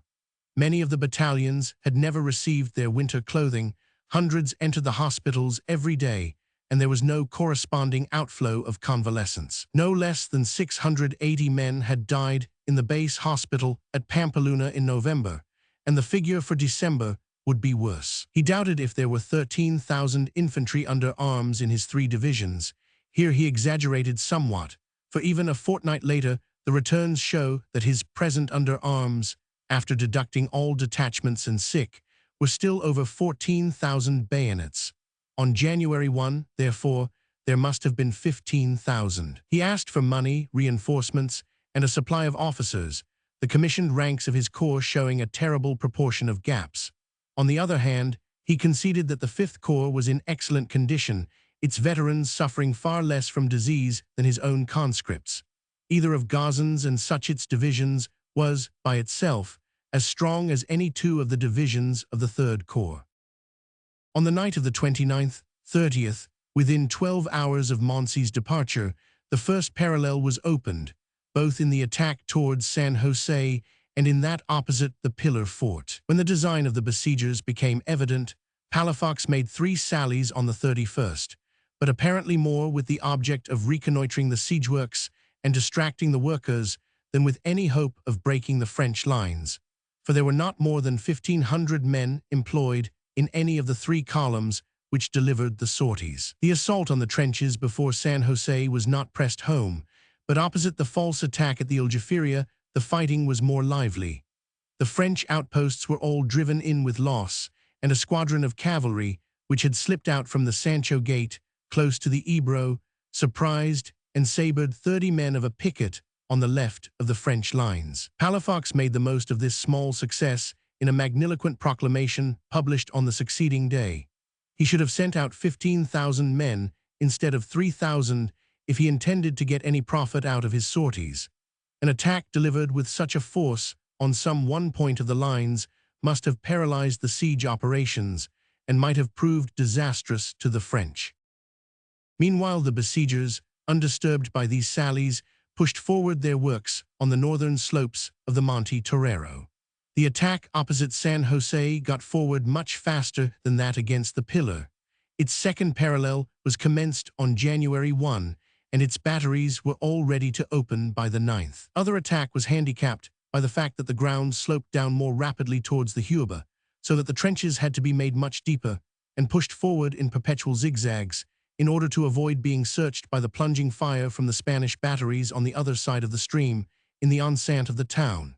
To get a flanking position against the Pillar redoubt, the left attack was continued by another line of trenches beyond the Huelva, after it has made its sharp turn to the south. Before the engineers had completed their work, and long ere the breaching batteries were ready, a great strain was thrown upon the besiegers by fresh orders from Napoleon. On January 2, Marshal Mortier received a dispatch bidding him march out to Calatayud with one of his 2 divisions and open up the direct communication with Madrid. Accordingly, he departed with the 2 strong brigades of Suchet's division, 10,000 bayonets. This withdrawal threw much harder work on the remainder of the army. Junot was left with not much more than 24,000 men, including the artillerymen, to maintain the investment of the whole city. He was forced to spread out the 3rd Corps on a very thin line in order to occupy all the posts from which Suchet's battalions had been withdrawn. Morlot's division came down from the Monte Torero to occupy the ground which Suchet had evacuated. Musnier had to cover the whole of the hill and to support both the lines of approach on which the engineers were busy. Grandjean's division remained on its old front, facing the eastern side of the city, and Gazan still blockaded the suburb beyond the Ebro. As the last-named general had sent 0 men, there were only 15,000 bayonets and the artillery available for the siege, a force far too small to maintain a front nearly 4 miles long.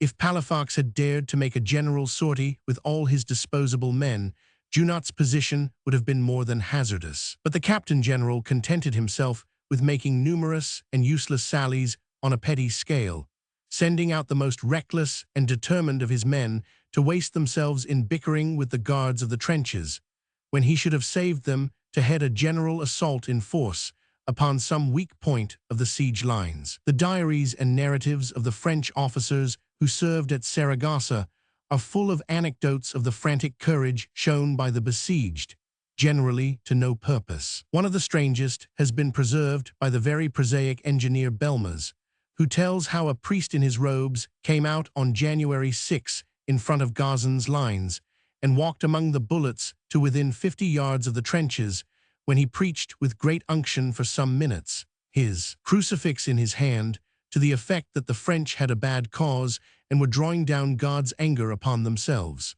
To the credit of his audience, it must be said that they let him go off alive, contenting themselves with firing over his head in order to see if they could scare him into a run. At daybreak on January 10, the whole of the French batteries opened upon San Jose and the Pillar Fort. The fire against the latter was distant and comparatively ineffective, but the masonry of San Jose began to crumble at once. Its walls, solid though they were, had never been built to resist siege artillery. The roofs and tiles came crashing down upon the defenders' heads, and most of their guns were silenced or injured. The besiegers suffered little. Belmas says that only 1 officer and 10 men fell, though 2 guns in the most advanced battery were disabled. The loss of the Spaniards, on the other hand, was numbered by hundreds, more being slain by the fall of stones and slates than by the actual cannon balls and shells of the assailants. At nightfall Palafox withdrew most of the guns from the convent, but replaced the decimated garrison by 3 fresh battalions. It was clear that the work would fall next day unless the besiegers were driven off from their batteries. At 1 a.m., therefore, 300 men made a desperate sally to spike the guns. But the French were alert and had brought up 2 field pieces close to the convent, which repressed the sortie with a storm of grape.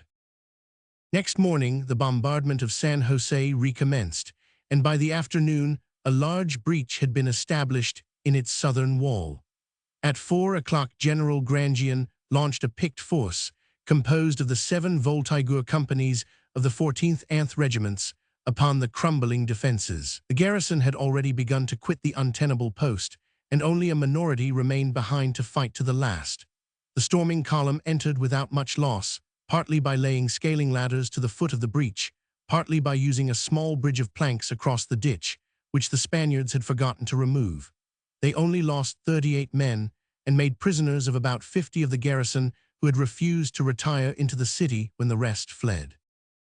Though San Jose was thus easily captured, it was difficult to establish a lodgment in it, for the batteries on the enceinte of Saragossa searched it from end to end, dominating its ruined quadrangle from a superior height.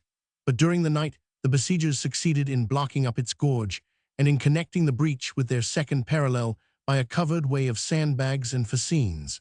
The convent was now the base from which they were to attack the town walls behind it. But before continuing the advance in this direction, it was necessary to carry the fort of Our Lady of the Pillar, the other great outwork of the southern front of Saragossa. The main attention of the besiegers was directed against this point from the 12th to the 15th, and their sapping gradually took them to within a few yards of the counterscarp. The Spanish fire had been easily subdued and a practicable breach established. On the night of the 15th-16th, the fort was stormed by the Poles of the 1st Regiment of the Vistula. They met with little or no resistance, the greater part of the garrison having withdrawn when the assault was seen to be imminent. A mine under the glacis exploded, but failed to do any harm. Another, better laid, destroyed the bridge over the Huber behind the fort when the work was seen to be in the power of the assailants. Lacoste reported to Junot that the Poles lost only 1 killed and 2 wounded, an incredibly small casualty list. The fall of the Fort of the Pillar gave the French complete possession of all the ground to the south of the Huber and left them free to attack the enceinte of the city, which had now lost all its outer works save the Aljaferia. In front of that castle, the false attack made little progress, for the besiegers did not press in close and contented themselves with battering the old medieval fortress from a distance. On that part of the line of investment, nothing of importance was to happen. Section 11, Chapter 2. Siege of Saragossa, the French within the walls, the street fighting, the surrender.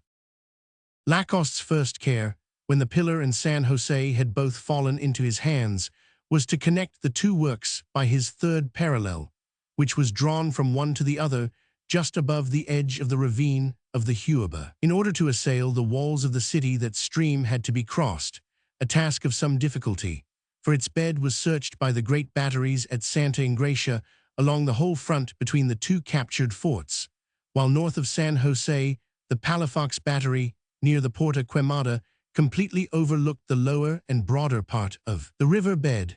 The Spaniards kept up a fast and furious fire upon the lost works, with the object of preventing the besiegers from moving forward from them or constructing fresh batteries among their ruins.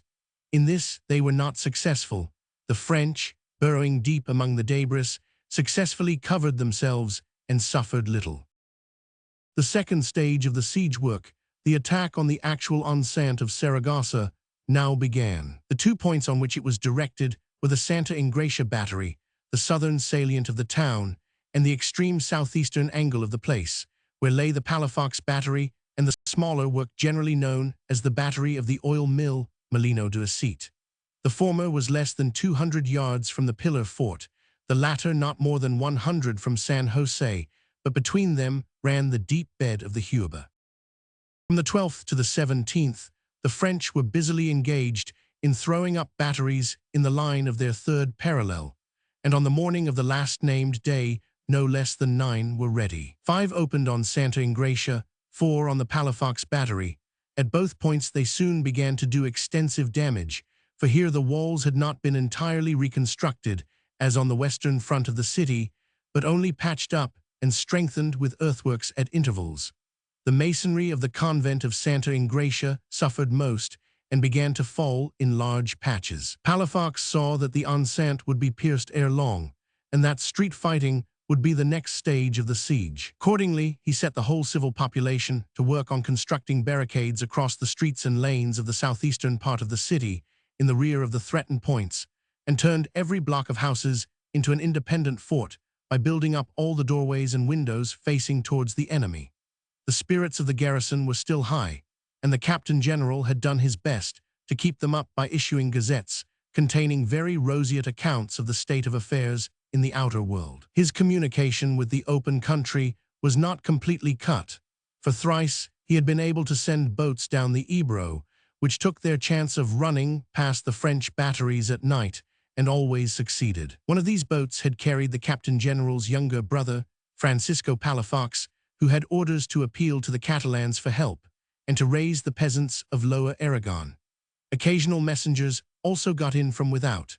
One arrived on January 16 from Catalonia, with promises of aid from the Marquis of Lazen, who proposed to return from Girona with his division in order to fall upon the rear of the besiegers. Palafox not only let this be known, but published in his official gazette some utterly unfounded rumors which the courier had brought. Redaing, it was said, had beaten St. Cyr in the open field. The Duke of Infantado was marching from Cuenca on Aragon with 20,000 men. Sir John Moore had turned to bay on the pursuing forces of the Emperor and had defeated them at a battle in Galicia in which Marshal Ney had been killed. To celebrate this glorious news, the church bells were set ringing, the artillery fired a general salute, and military music paraded the town. These phenomena were perfectly audible to the besiegers and caused them many searchings of heart, for they could not guess what event the Saragossans could be celebrating. The garrison needed all the encouragement that could be given to them, for after the middle of January, the stress of the siege began to be felt very heavily. Food was not wanting, for, excepting fresh meat and vegetables, everything was still procurable in abundance. But cold and overcrowding were beginning to cause epidemic disorders. The greater part of the civil population had taken refuge in their cellars when the bombardment began, and after a few days spent in those dark and damp retreats, from which they only issued at night, or when they were called on for labor at the fortifications, began to develop fevers and dysentery.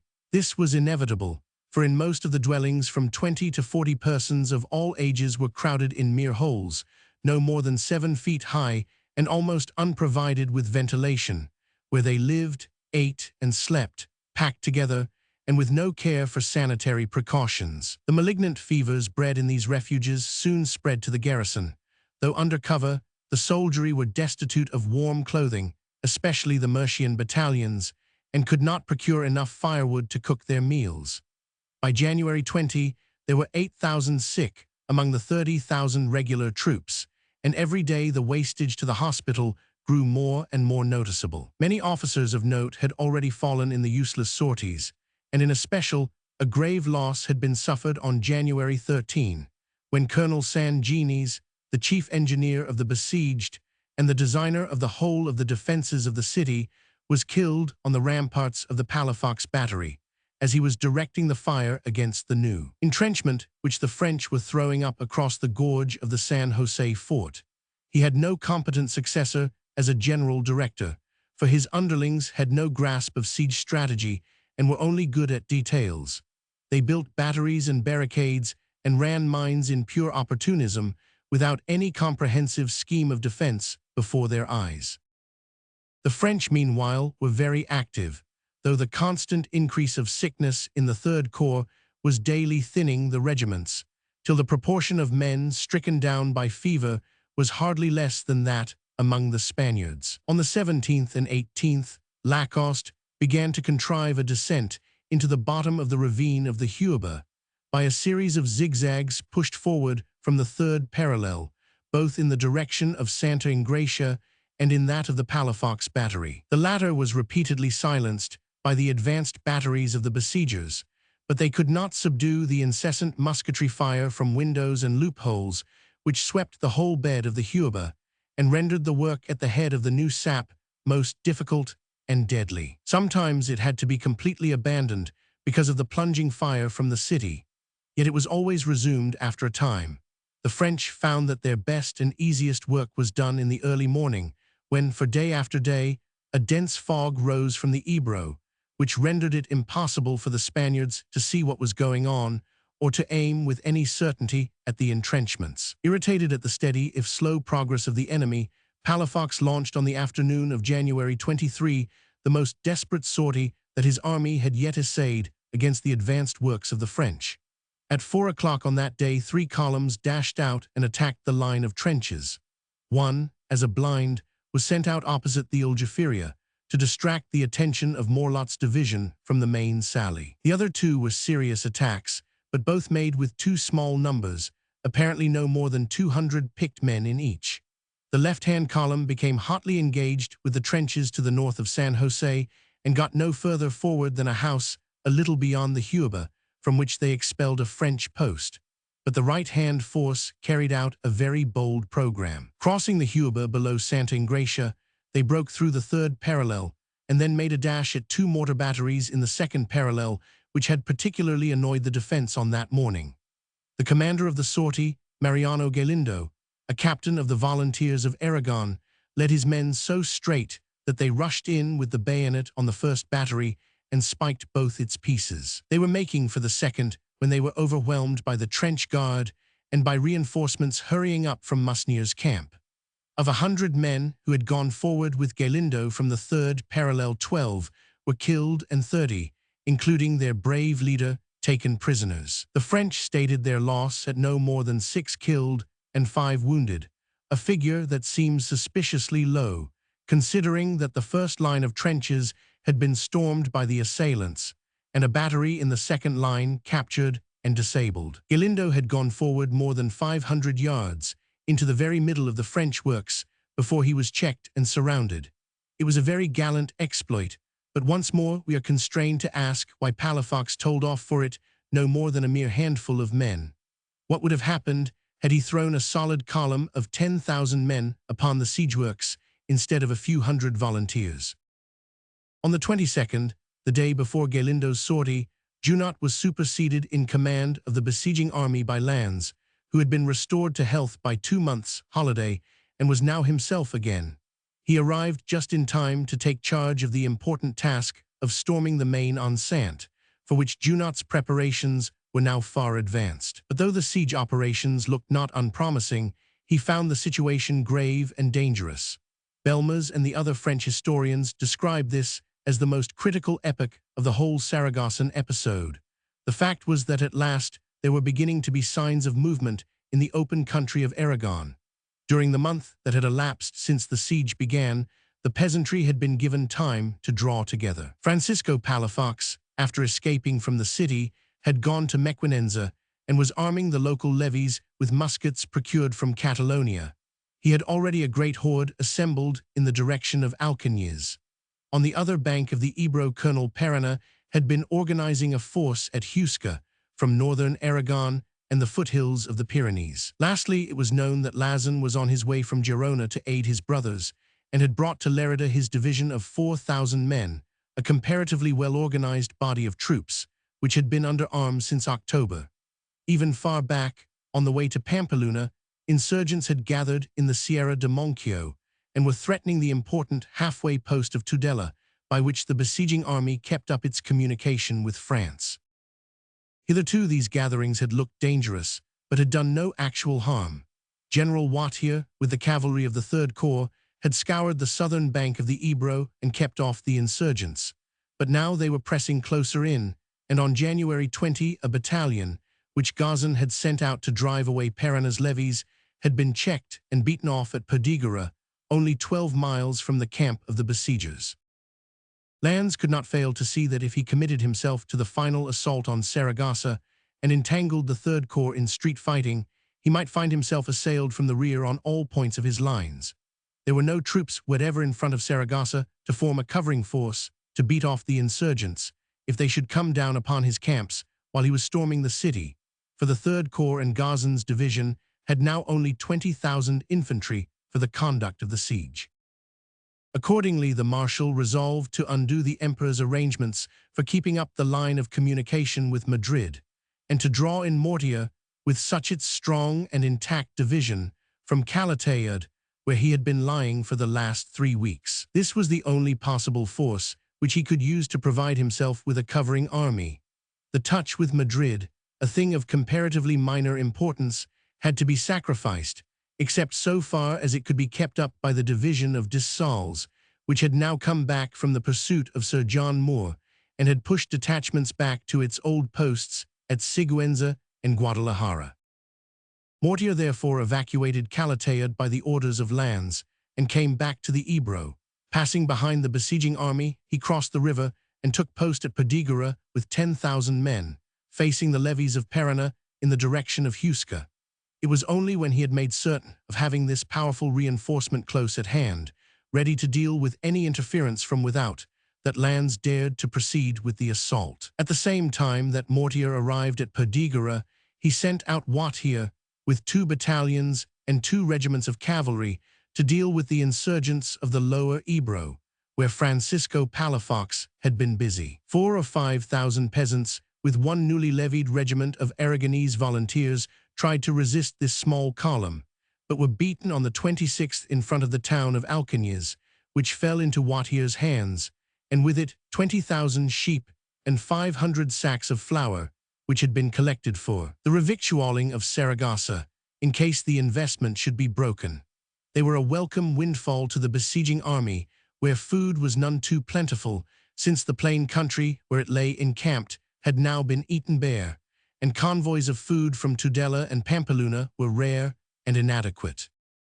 On January 24, the French had succeeded in pushing 3 approaches across the Huelva and were firmly established under its northern bank. 2 days later, they made lodgments in ruins, cellars, and low walls where buildings had been pulled down, in the narrow space between the town wall and the river bank below the Palafox battery. The cannon of the defenders could only act intermittently. Every night the parapets were repaired, but every morning after a few hours of artillery duel, the Spanish guns were silenced by the dreadful converging fire poured in upon them. Meanwhile Palafox was heaping barricade upon barricade in the quarters behind the threatened points, and fortifying the houses and convents which connected them. The final crisis arrived on the 27th. There were now 3 practicable breaches. 2 were on the side of the Palafox battery, 1 in the convent of Santa Ingracia. To storm the 1st and 2nd Lannes told off the light companies of the 1st Brigade of Grandion's division. To the 3rd was allotted the 1st Regiment of the Vistula from Musnier's division. Heavy supports lay behind them, in the 3rd parallel, with orders to rush in if the storming parties should prove successful.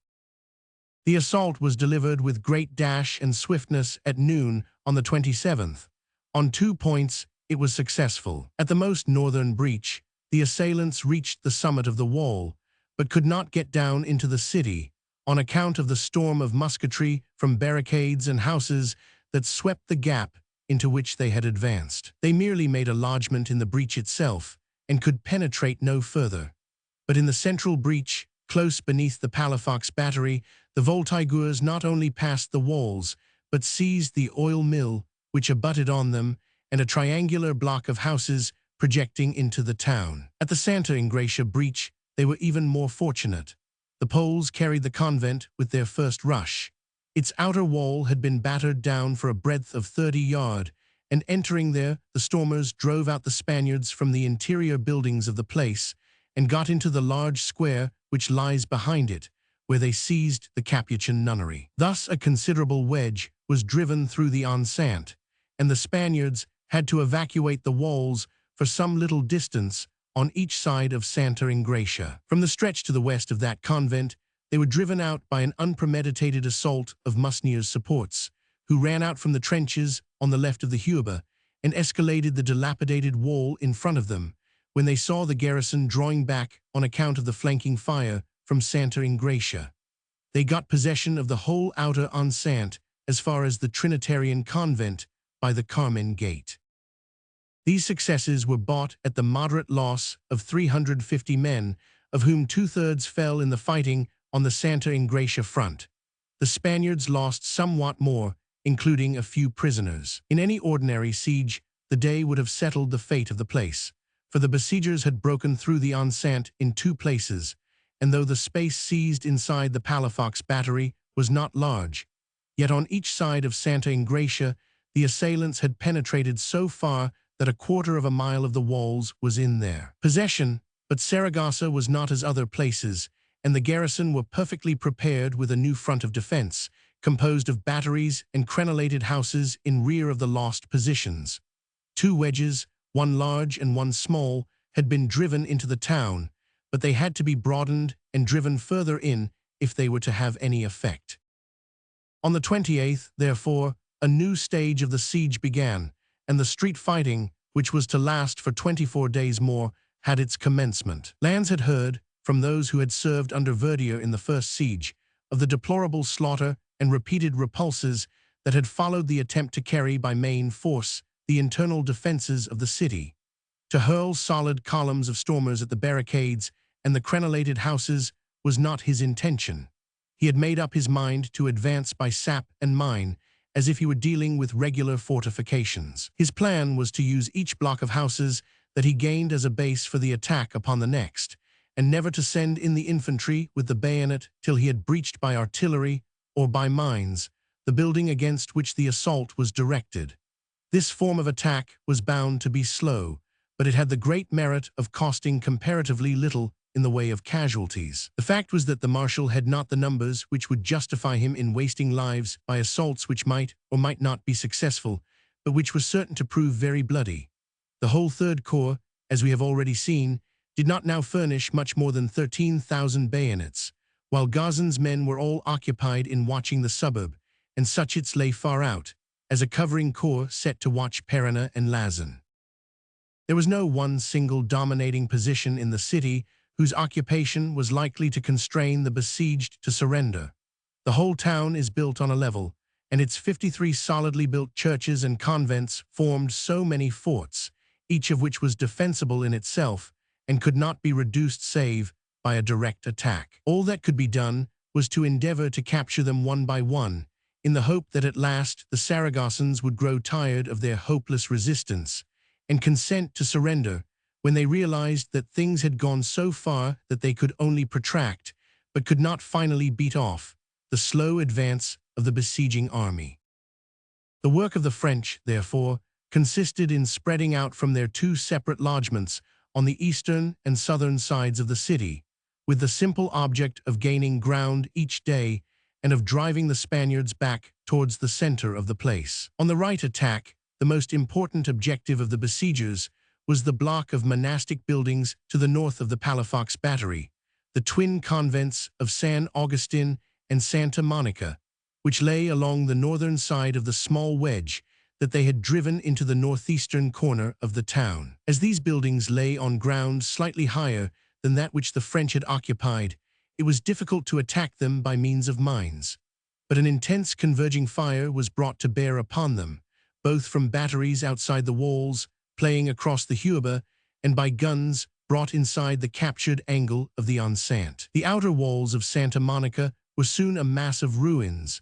Nevertheless, the first attack on it was beaten off, and it was only on the next day, after 24 hours more of furious bombardment, that Grandion's men succeeded in storming first the convent and then its church, after a furious hand-to-hand fight with the defenders. After establishing themselves in Santa Monica, the French were able to capture some of the adjoining houses and to turn their attention against its neighbor San Agustin. They ran 2 mines under it, and at the same time battered it heavily from the external batteries beyond the Hueba. On February, the explosion took place. It opened a breach in the east end of the convent church, and the storming party, entering by the sacristy, got possession of the choir chapels and the high altar. But the Spaniards rallied in the nave, ran a barricade of chairs and benches across it, and held their own for some time, firing down from the pulpit and the organ loft with effect. Some climbed up into the roof and picked off the French through the holes which the bombardment had left in the ceiling. For some hours this strange indoor battle raged within the spacious church, but at last the French carried the nave, and at night only the belfry remained untaken. Its little garrison pelted the French with grenades all day and saved themselves at dusk by a sudden and unexpected dash through the enemy.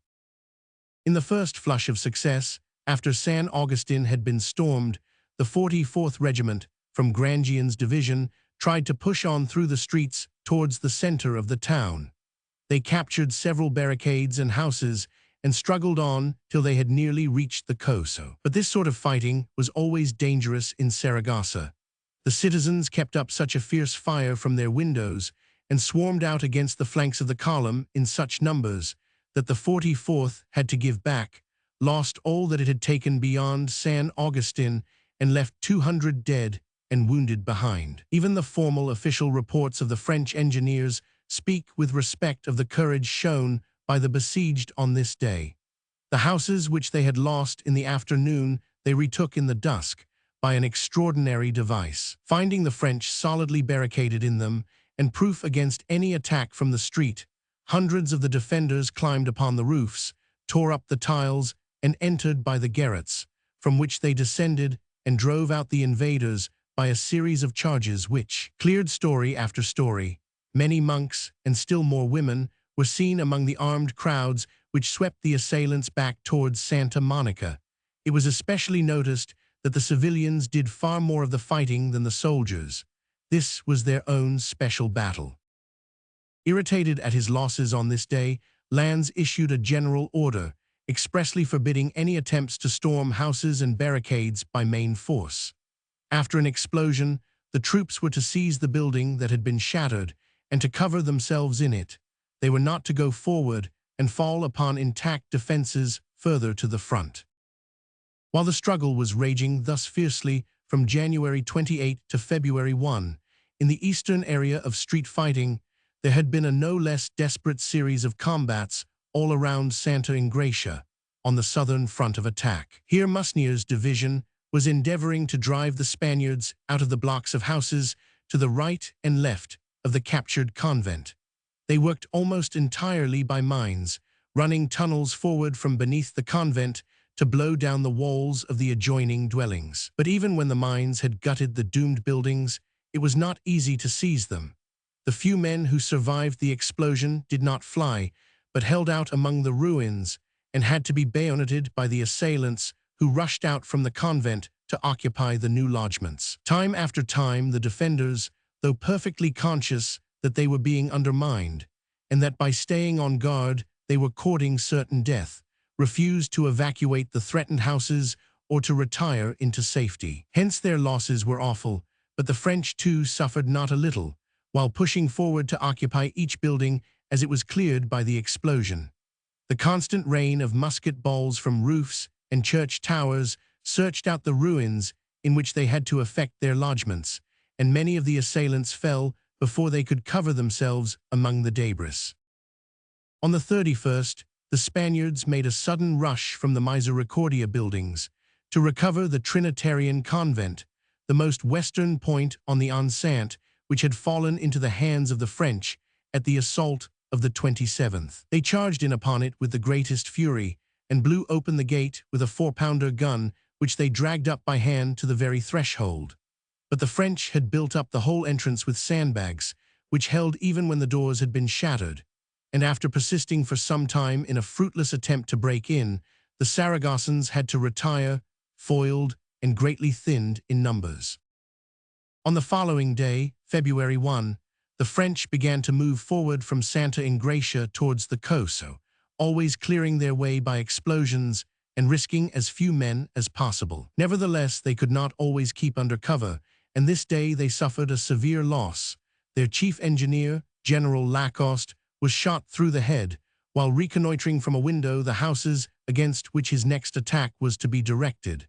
He was succeeded in command by Colonel Rogniat, one of the French historians of the siege. That officer, as he tells us, discovered that his sappers were using 2 large charges of powder, which destroyed the roofs and 4 walls of each house that they undermined, so that the infantry who followed had no cover when they first took possession. He therefore ordered the substitution of smaller measures of powder, so as to throw down only parts of the wall of the building nearest to the French lines, and to leave the roof and the outer walls uninjured.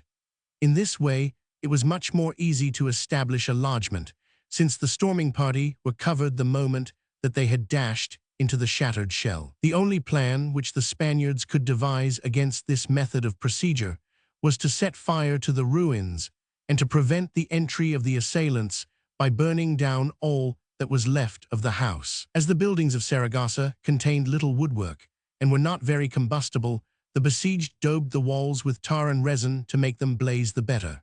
When an explosion had taken place, the surviving defenders set fire to the debris of floors and roofs before retiring.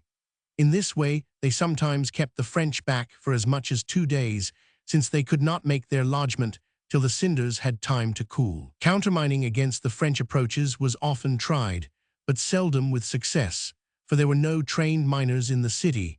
The 1 battalion of sappers which Palafox possessed had been formed from the workmen of the Canal of Aragon, who had no experience in subterranean work. On the other hand, the French had 3 whole companies of miners, beside 8 more of sappers, who were almost as useful in the demolition of the city. They maintained a distinct ascendant underground, though they not unfrequently lost men in the repeated combats with knife and pistol which ensued when mine and countermine met, and the 2 sides fought for the possession of each other's galleries. The first week of February was now drawing to its close, and the advance of the French into the city, though steady, had been extremely slow. Every little block of 5 or 6 houses cost a day to break up, and another to entrench. The waste of life, though not excessive, was more than lands could really afford, and he waited impatiently, but in vain, for any signs that the obstinacy of the defense was slackening. But though he could not see it, the garrison were being tried far more hardly than the besiegers. It was not so much the loss by fire and sword that was ruining them as the silent ravages of the epidemic fevers. Since the French had got within the walls, and the bombardment of the city was being carried on from a shorter range than before, the civilian population had been forced to cling more closely than ever to its fetid cellars, and the infectious fever which had appeared in January was developing at the most fearful rate. Living under such insanitary conditions and feeding on flour and salt fish, for the vegetables had long been exhausted, the Saragossans had no strength to bear up against the typhus. Whole families died off, and their bodies lay forgotten, tainting the air and spreading the contagion. Even where there were survivors, they could not easily dispose of the dead, for the urban cemeteries were gorged, and burials took place in trenches hastily opened in streets or gardens. Outside the churches there were hundreds of corpses, some coffined, others rolled in shrouds or sheets, waiting in rows for the last services of the church, which the surviving clergy were too few to read. The shells from the incessant bombardment were continually falling in these open spaces and tearing the dead to pieces. Ere the siege was over, there was a mass of mutilated and decaying bodies heaped in front of every church door. Hundreds more lay in the debatable ground for which the Spaniards and French were contending, and the whole town reeked with contagion. The weather was generally still and warm for the time of year, with a thick fog rising every morning from the low ground by the Ebro. The smoke from the burning houses lay low over the place, and the air was thick with the mingled fumes of fire and pestilence. If it nauseated the French, who had the open country behind them and were relieved by regiments at intervals and allowed a rest in their camps outside the walls, it was far more terrible to the Spaniards. The death rate rose as February drew on, up to 500 and even 600 a day. The morning state of the garrison on the fourth day of the month show 737 sick and wounded, and only 495 men under arms. As the total had been 32,000 when the siege began, nearly 10,000 men must already have perished by the sword or disease. The civil population, containing so many women, children, and aged persons, was of course dying at a much quicker rate. Yet the place held out for 16 days longer. Palafox himself was struck down by the fever, but still issued orders from his bed and poured out a string of hysterical proclamations in which his delirium is clearly apparent. The terrible situation of the Saragossans was to a large extent concealed from the besiegers, who only saw the line of desperate fighting men which met them in every house, and could only guess at the death and desolation that lay behind. Every French eyewitness bears record to the low spirits of the troops who were compelled to fight in the long series of explosions and assaults which filled the early weeks of February. The engineer Belmez, the most matter-of-fact of all the historians of the siege, turns aside for a moment from his traverses and mining galleries to describe the murmurs of the weary infantry of the Third Corps. Who ever heard before, they asked, of an army of 20,000 men being set to take a town defended by 50,000 madmen? We have conquered a quarter of it, and now we are completely fought out. We must halt and wait for reinforcements, or we shall all perish and be buried in these cursed ruins before we can rout out the last of these fanatics from their last stronghold. Lannes did his best to encourage the rank and file by showing them that the Spaniards were suffering far more than they, and by pointing out that the moment must inevitably come when the defense must break down from mere exhaustion. He also endeavored to obtain reinforcements from the emperor, but only received assurances that some conscripts and convalescents for the Third Corps should be sent to him from Pampeluna and Bayonne. No fresh regiments could be spared from France when the affairs of Central Europe were looking so doubtful. The best plan which the Marshal could devise for breaking down the resolution of the Spaniards was to lengthen his front of attack, and so endeavor to distract the attention of the besieged from the main front of advance towards the Coso. This was only to be done by causing the division of Gazan, which had so long remained passive in front of the suburb, to open an energetic attack on that outlying part of the fortress. The advantage to be secured in this direction was not merely that a certain amount of the defenders would be drawn away from the city. If the suburb were captured, it would be possible to erect batteries in it, which would search the whole northern side of Saragossa, the one quarter of the city which was still comparatively unaffected by the bombardment. Here the bulk of the civil population was crowded together, and here too Palafox had collected the greater part of his stores and magazines. If the last safe corner of the city were exposed to a bombardment from a fresh quarter, it would probably do much to lower the hopes of the defenders. During the last days of January, Gazan's division had pressed back the Spanish outposts in front of the suburb, and on the 30th of that month, Lannes had sent over 2 companies of siege artillery to construct batteries opposite the convents of Jesus and San Lazaro. It was not till February 23, however, that he ordered a serious and active attack to be pressed in this quarter. From the trench, which covered the front of Gazan's investing lines, a second parallel was thrown out, and 2 breaching batteries erected against the Jesus convent. On the fourth, an advance by zigzags was pushed still further forward, and more guns brought up. Some little delay was caused by an unexpected swelling of the Ebro, which inundated that part of the trenches which lay nearest to the river. But by the 8th, all was ready for the assault. The Jesus convent, as a glance at the map will readily show, was the most projecting point of the defenses of the suburb, and was not well protected by any flanking fire from the other works. Indeed, it was only helped to any appreciable extent by a long fire across the water from the northern side of Saragossa, and by the few gunboats which were moored near the bridge. It was a weak structure, merely a brick convent with a ditch beyond it, and the breaching batteries had found no difficulty in opening many large gaps in its masonry. On the 8th, it was stormed by Topin's brigade of Gazan's division.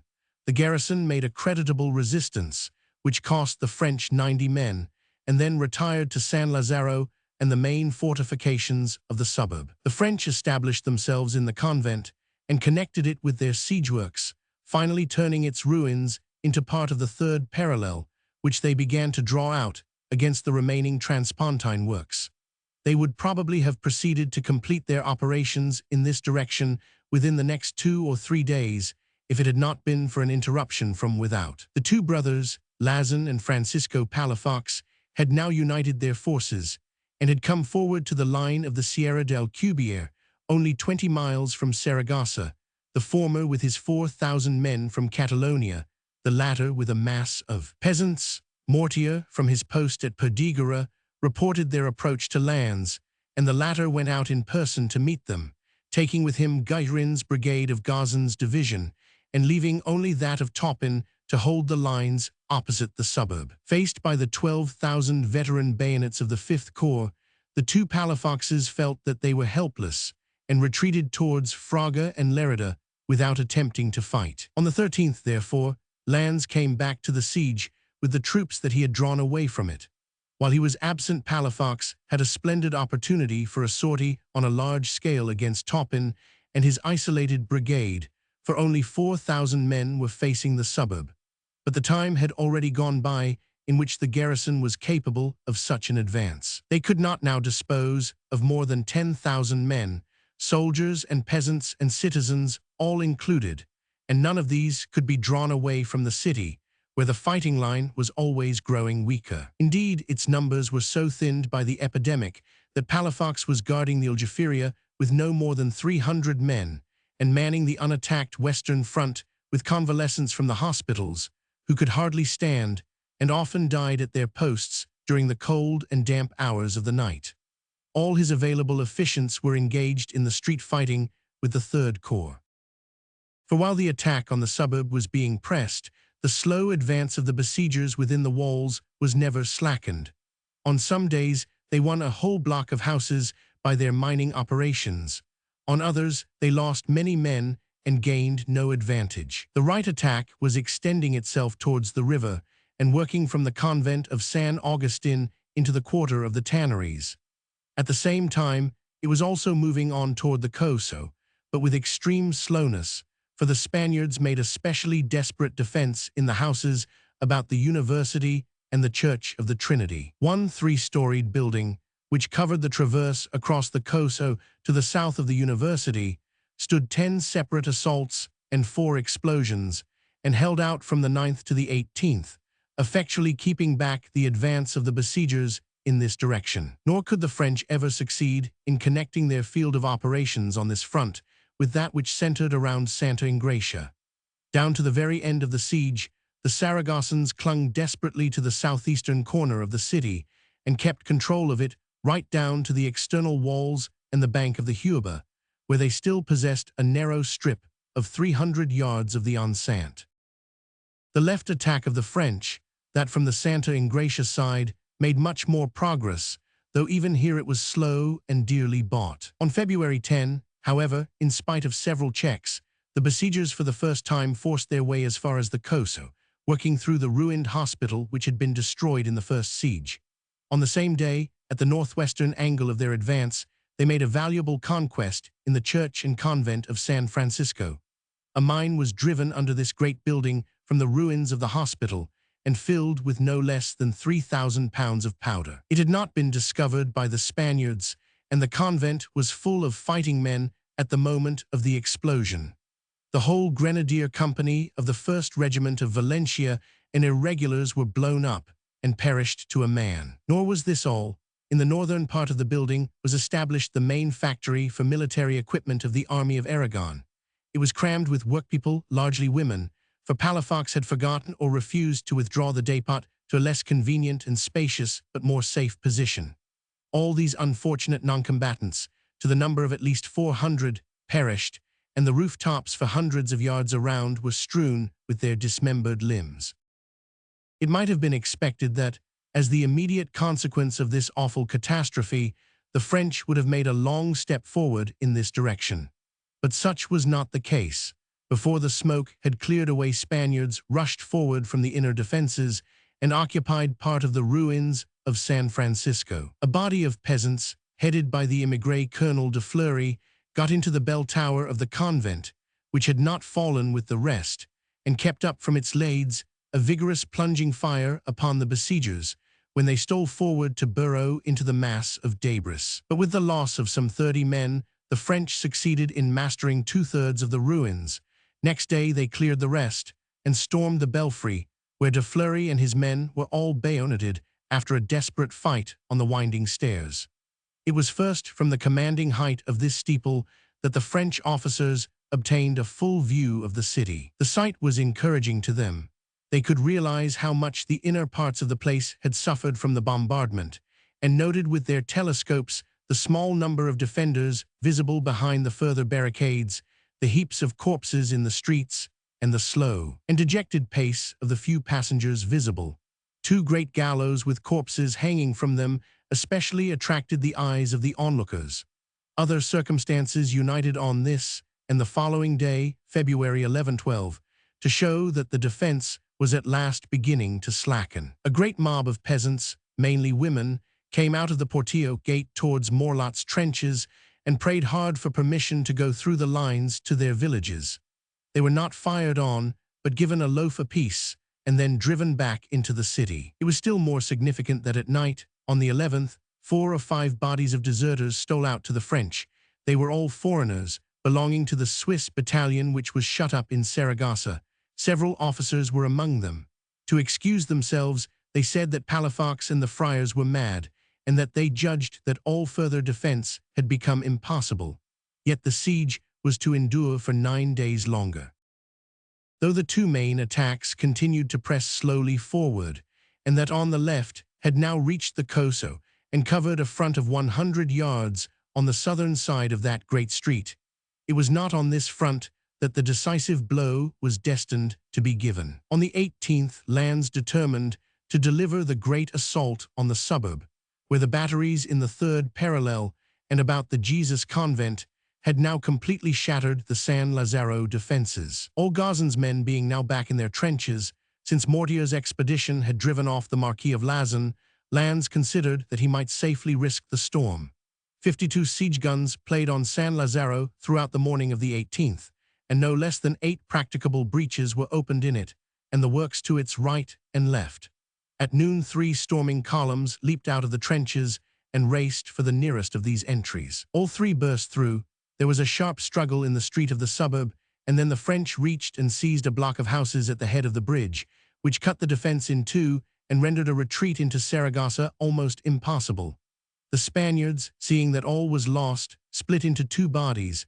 One tried to force its way across the bridge, but only 300 passed. The rest was slain or captured. The main part, consisting of the defenders of the western front of the suburb, formed in a solid mass, and, abandoning their defenses, tried to escape westward up the bank of the Ebro into the open country. They got across the inundation in their front, but when they had gone thus far were surrounded by 2 regiments of French cavalry and forced to surrender.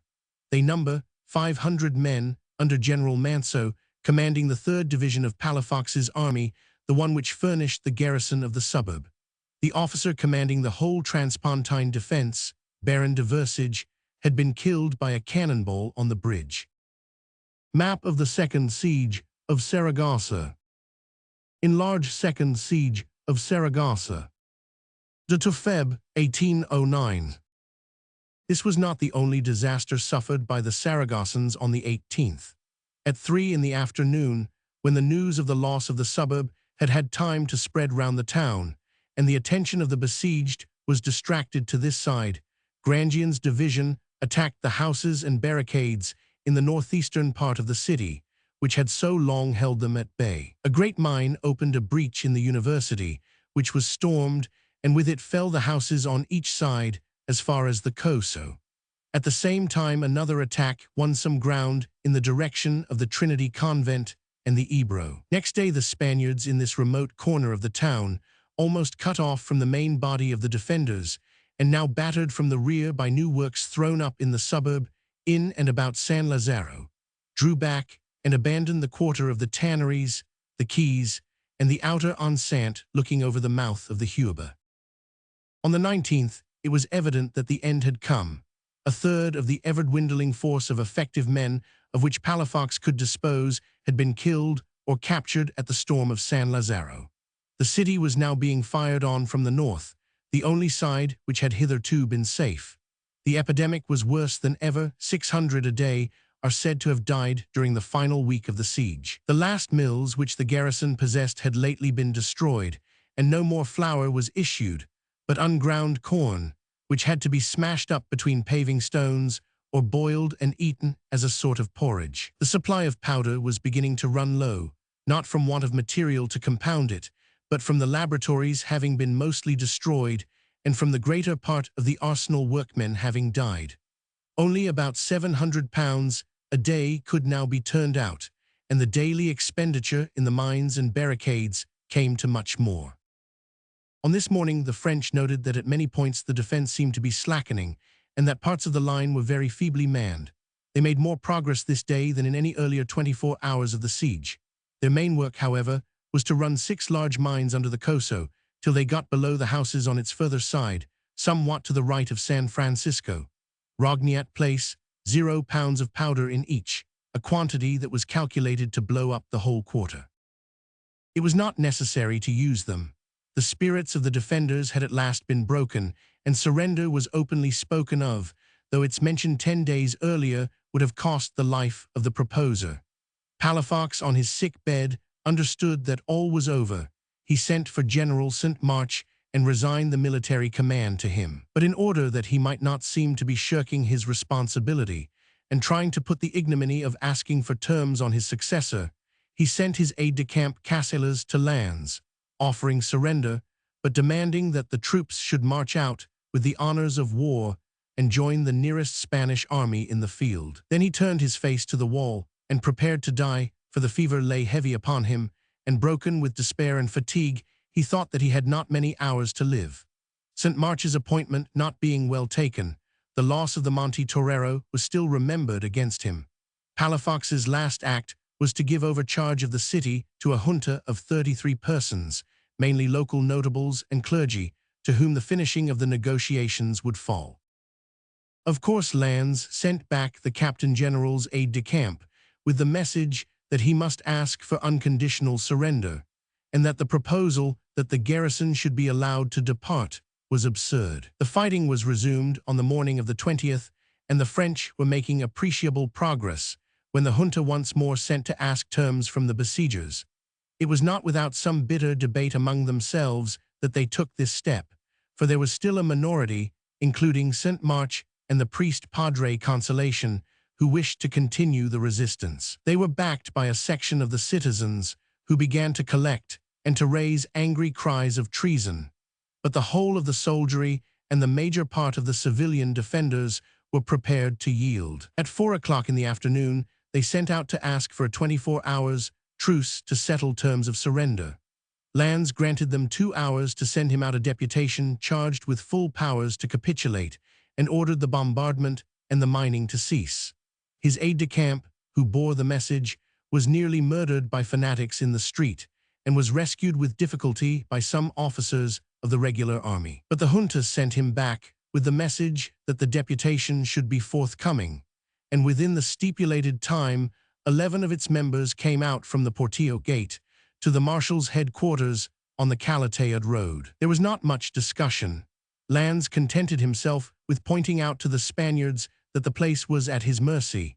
He had the plan of his siege works unrolled before them, and pointed out the position of the 6 great mines under the Coso, as well as those of the advanced posts which he had gained during the last 2 days. The deputies made some feeble attempts to secure that the name of Ferdinand VII should appear in the articles of capitulation, and that the clergy should be guaranteed immunity and undisturbed possession of their benefices. Lannes waved all such proposals aside, and dictated a form of surrender which was on the whole reasonable and even generous. The garrison should march out on the following day and lay down its arms 100 yards outside the Portillo Gate. Those who would swear homage to King Joseph should have their liberty and might take service with him if they wished. Those who refused the oath should march as prisoners to France. The city should be granted a general pardon. The churches should be respected. Private property should not be meddled with. The citizens must surrender all their weapons of whatever sort. Any civil magistrates or employees who wish to keep their places must take the oath of allegiance to King Joseph. On the following morning, the garrison marched out. Of peasants and soldiers, there were altogether about 8,000 men, 1,500 of whom were convalescents from the hospitals. Never had any of us gazed on a more sad or touching sight, writes Lejeune.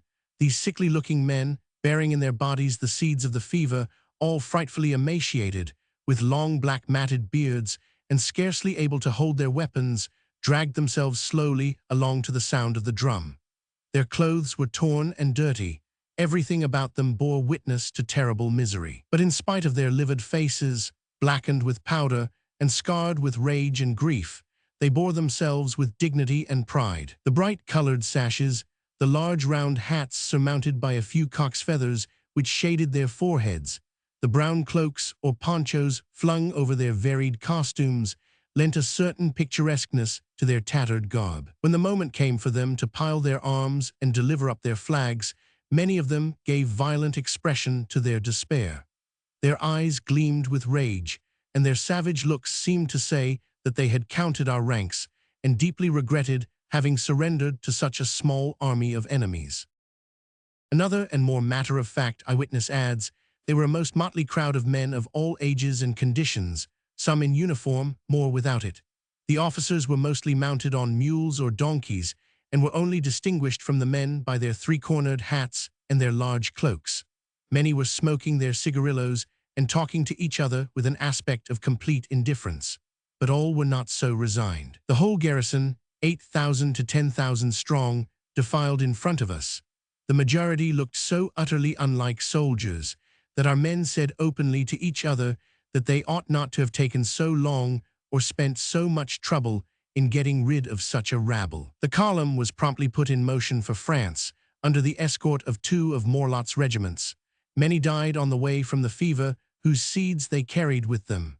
Few or none, as might have been supposed, took advantage of the offer to save themselves from captivity by taking the oath to King Joseph. It is sad to have to confess that the French did not keep to the terms of the capitulation. That Lannes could not restrain his men from plunder, as he had promised, was hardly surprising. There were so many empty houses and churches containing valuables that it was not to be wondered at that the victors should help themselves to all they could find. But they also plundered occupied houses and even stole the purses of the captive officers. What was worse was that many assassinations took place, especially of clergy, for the French looked upon the priests and friars as being mainly responsible for the desperate defense. 2 in especial, Padre Basilio Bogiro, the chaplain of Palafox, and Santiago Sas, a parish priest, were shot in cold blood 2 days after the surrender. Public opinion in the French ranks was convinced that they, more than anyone else, had kept the Captain General up to the mark. Palafox himself was treated with great brutality. As he lay apparently moribund, the French officer who had been made interim governor of Saragossa came to his bedside and bade him to sign orders for the surrender of Jaca and Monzon. When he refused, this colonel threatened to have him shot, but left him alone when threats had no effect. Ere he was convalescent, he was sent off to France, where the emperor ordered that he should be treated not as a prisoner of war, but as guilty of treason, and shut him up for many years as a close captive in the donjon of Vincennes. The state in which Saragossa was found by the French hardly bears description. It was a focus of corruption, one mass of putrefying corpses. According to a report which Lannes elicited from the municipal officers, nearly 54,000 persons had died in the place since the siege began. Of these, about 20,000 were fighting men, regular or irregular. The rest were non-combatants. Only 6,000 had fallen by fire and sword. The remainder were victims of the far more deadly pestilence. A few days after the siege was ended, Lannes stated that the total population of the town was now only 15,000 souls, instead of the 55,000 which it had contained when the siege began. But his estimate does not include some thousands of citizens who had fled into the open country, the moment that they were released from investment, in order to escape from the contagion in the city. Il est impossible que Saragosse se relève, wrote the marshal, cette ville fait horreur à voir. It was weeks indeed before the dead were all buried, months before the contagion of the siege fever died out from the miserable city. Even after 5 years of the capable and benevolent government of Suchet, it was still half desolate, and no attempt had been made to rebuild the third of its houses and churches, which had been reduced to ashes by the mines and the bombardment. The French losses in front of Saragossa are not easy to calculate. Belmez says that the total of casualties was about 3,000 in the infantry, but he takes no notice of the losses by siege fever, except to say that many died from it. He does not give the losses of the artillery, except of that small part of it which was not attached either to the 3rd or to the 5th Corps. Considering that the 3rd Corps alone had 123 sick on January 15, and that typhus is a notoriously deadly disease, it is probable that the total losses of the French during the siege amounted to 10,000 men. It is hard otherwise to explain the difference between the 37,000 men that the 3rd Corps counted in October and the 14,000 men which it mustered when Suchet took over its command in April. The sufferings of the 5th Corps were small in comparison, for till February began it took no very serious part in the siege, and its health was notoriously far better than that of Junot's divisions. But we cannot be far wrong in concluding with Schepeler and Artek that the total French loss must have been 10,000 men, rather than the 4,000 given by Napier, who is apparently relying on Rogniat. That officer gives only the casualties in battle, and not the losses in hospital. So ended the siege of Saragossa, a magnificent display of civic courage, little helped by strategy or tactics. For Palafox, though a splendid leader of insurgents, was, as his conduct in October and November had shown, a very poor general. He made a gross initial mistake in shutting up 40,000 fighting men in a place which could have been easily defended by 25,000. If he had sent 1 or 2 divisions to form the nucleus of an army of relief in Lower Aragon, with orders to harass, but not to fight pitched battles, it is hard to see how the siege could have been kept up. His second fault was the refusal to make sorties on a large scale during the first half of the siege, while he was still in possession of great masses of superfluous fighting men. He sent out scores of petty sallies of a few hundred men, but never moved so many as 5,000 on a single day. Such a policy worried, but could not seriously harm the French, while it destroyed the willing men of the garrison. If the Captain General had saved up all the volunteers whom he lost by 10s and 20s in small and fruitless attacks on the trenches, he could have built up with them column head that would have pierced through the French line at any point that he chose.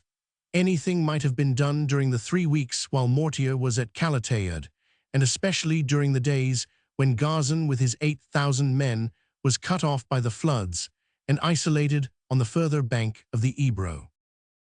The Captain General's conduct, in short, was not that of a capable officer, but it is absurd to endeavor to represent him as a coward or as a puppet whose strings were pulled by fanatical friars. He knew perfectly well what he was doing and how to manage the disorderly but enthusiastic masses of the population. There can be no doubt that his personal influence was all-important and the effect of his constant harangues and proclamations immense. It would be quite as true to say that the friars and the mob orators were his tools as that he was theirs. He had to humor them, but by humoring them, he got out of them the utmost possible service. Against the stories that his proclamations were written for him, and that he had to be goaded into issuing every order that came from his headquarters, we have the evidence of Vaughan and others who knew him well. It is unanimous in ascribing to him incessant activity and an exuberant fluency in composition. Artek has preserved some minutes on the siege which he wrote long after the Peninsular War was over. They are interesting and well stated, but more creditable to him as a patriot than as a military man. There can be no doubt that the garrison might have been much more wisely handled, but it is doubtful whether under any other direction it would have shown so much energy and staying power. There is certainly no other Spanish siege, save that of Gerona, where half so much resolution was shown. If the defense had been conducted by regular officers and troops alone, the place would probably have fallen 3 weeks earlier. If the monks and local demagogues had been in command, and patriotic anarchy alone had been opposed to the French, Saragossa would possibly have fallen at an even earlier date, from mere want of intelligent direction. Halifax, with all his faults, supplied the connecting link between the two sections of the defenders and kept the soldiery to work by means of the example of the citizens, while he restrained the citizens by dint of his immense personal influence over them, won in the first siege. In short, he may have been vain, bombastic, and a bad tactician, but he was a good Spaniard. If there had been a few dozen men more of his stamp in Spain, the task of the French in 1809 would have been infinitely more difficult. The example of Saragossa was invaluable to the nation and to Europe. The knowledge of it did much to sicken the French soldiery of the whole war, and to make every officer and man who entered Spain march, not with the light heart that he felt in Germany or Italy, but with gloom and disgust and want of confidence. They never failed to do their duty, but they fought without the enthusiasm which helped them so much in all the earlier wars of the empire. Section 12. The Spring Campaign in La Mancha and Iberia Mediore. Chapter 1. The Rout of Ciudad Real. By the middle of the month of February, as we have already seen, Andalusia was once more covered by two considerable Spanish armies. Cartagena, with the wrecks of Infantado's host and the new levies of Del Palacio, was holding the great passes at the eastern end of the Sierra Morena. Cuesta had rallied behind the Guadiana the remains of the army of Estremadura.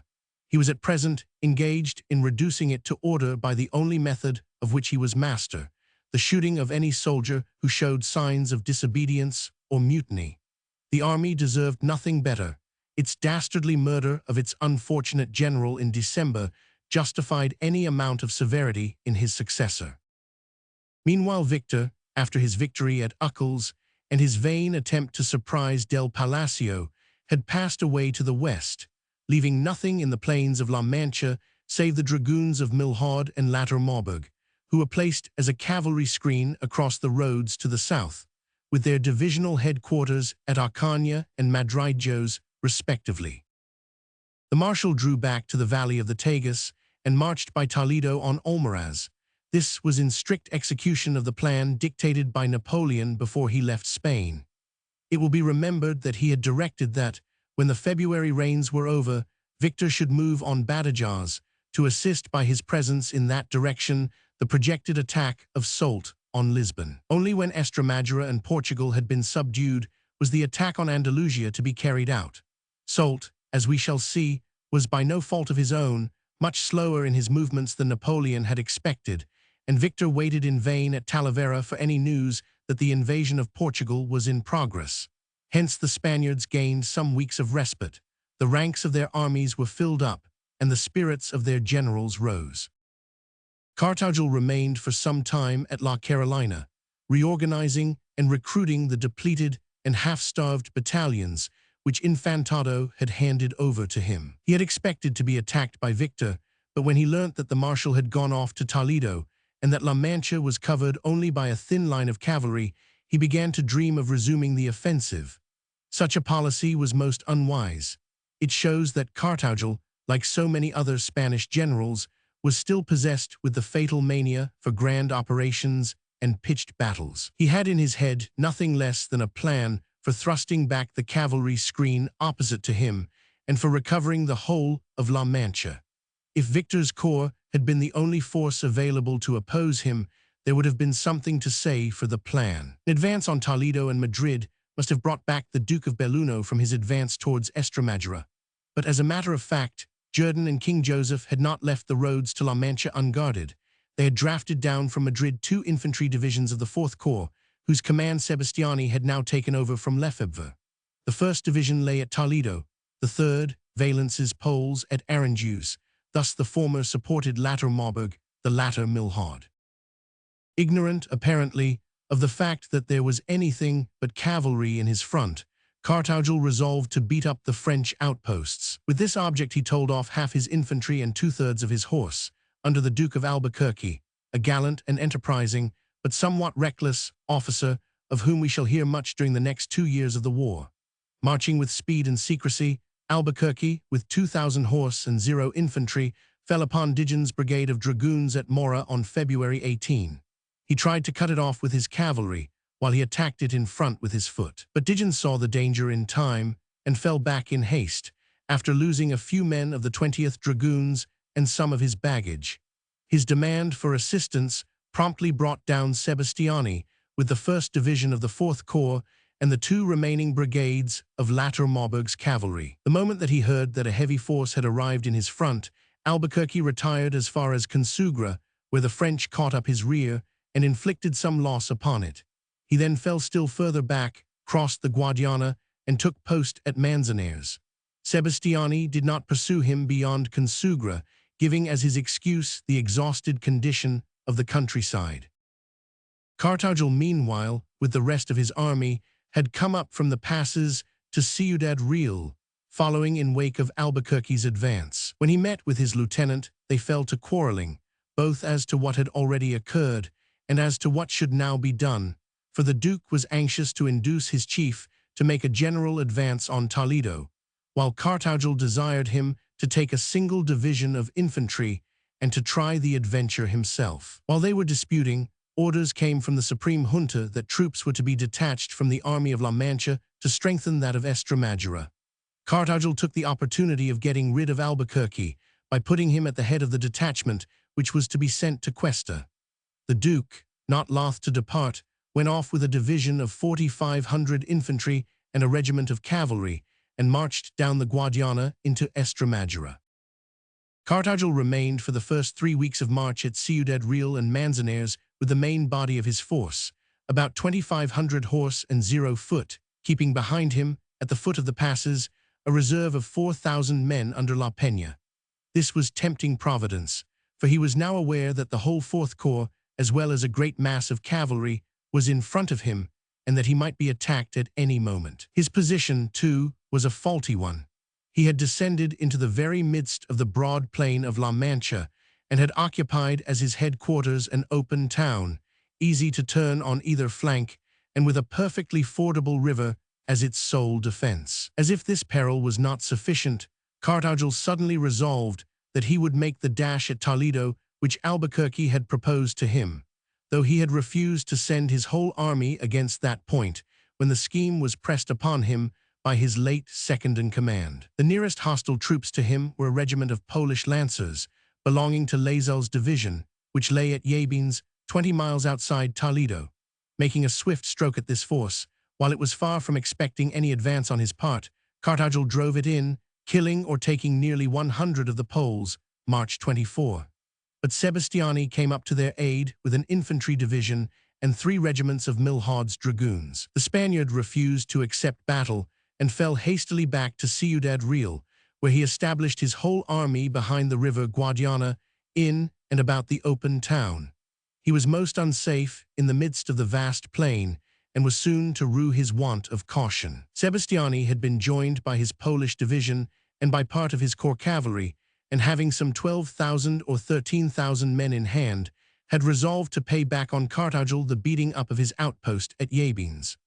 On March 26, Milhaud's division of dragoons seized the bridge of Peralvillo, close to Ciudad Real, and crossed to the southern bank of the Guadiana. The Spanish general called up all his cavalry and some of his foot, and marched to drive the dragoons back. They withdrew across the water, but still held the bridge, behind which they had planted their artillery. Next morning Sebastiani's infantry came up, and he determined to attack Ciudad Real. Cartagel, who was taken completely off his guard, was suddenly informed that column after column was pressing across the bridge and marching against him. He did not dream for a moment of fighting, but gave orders for an instant retreat towards the passes. He threw out his cavalry and horse artillery to cover the withdrawal of his infantry, who hurried away in half a dozen small bodies across the interminable plain.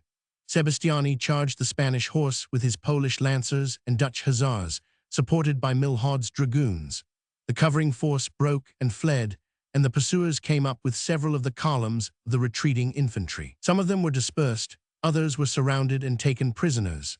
The pursuit was continued next morning, till it was interrupted by a fearful burst of rain, which darkened the horizon hid the fugitives, and stopped the chase, or Carthage's army might have been entirely destroyed.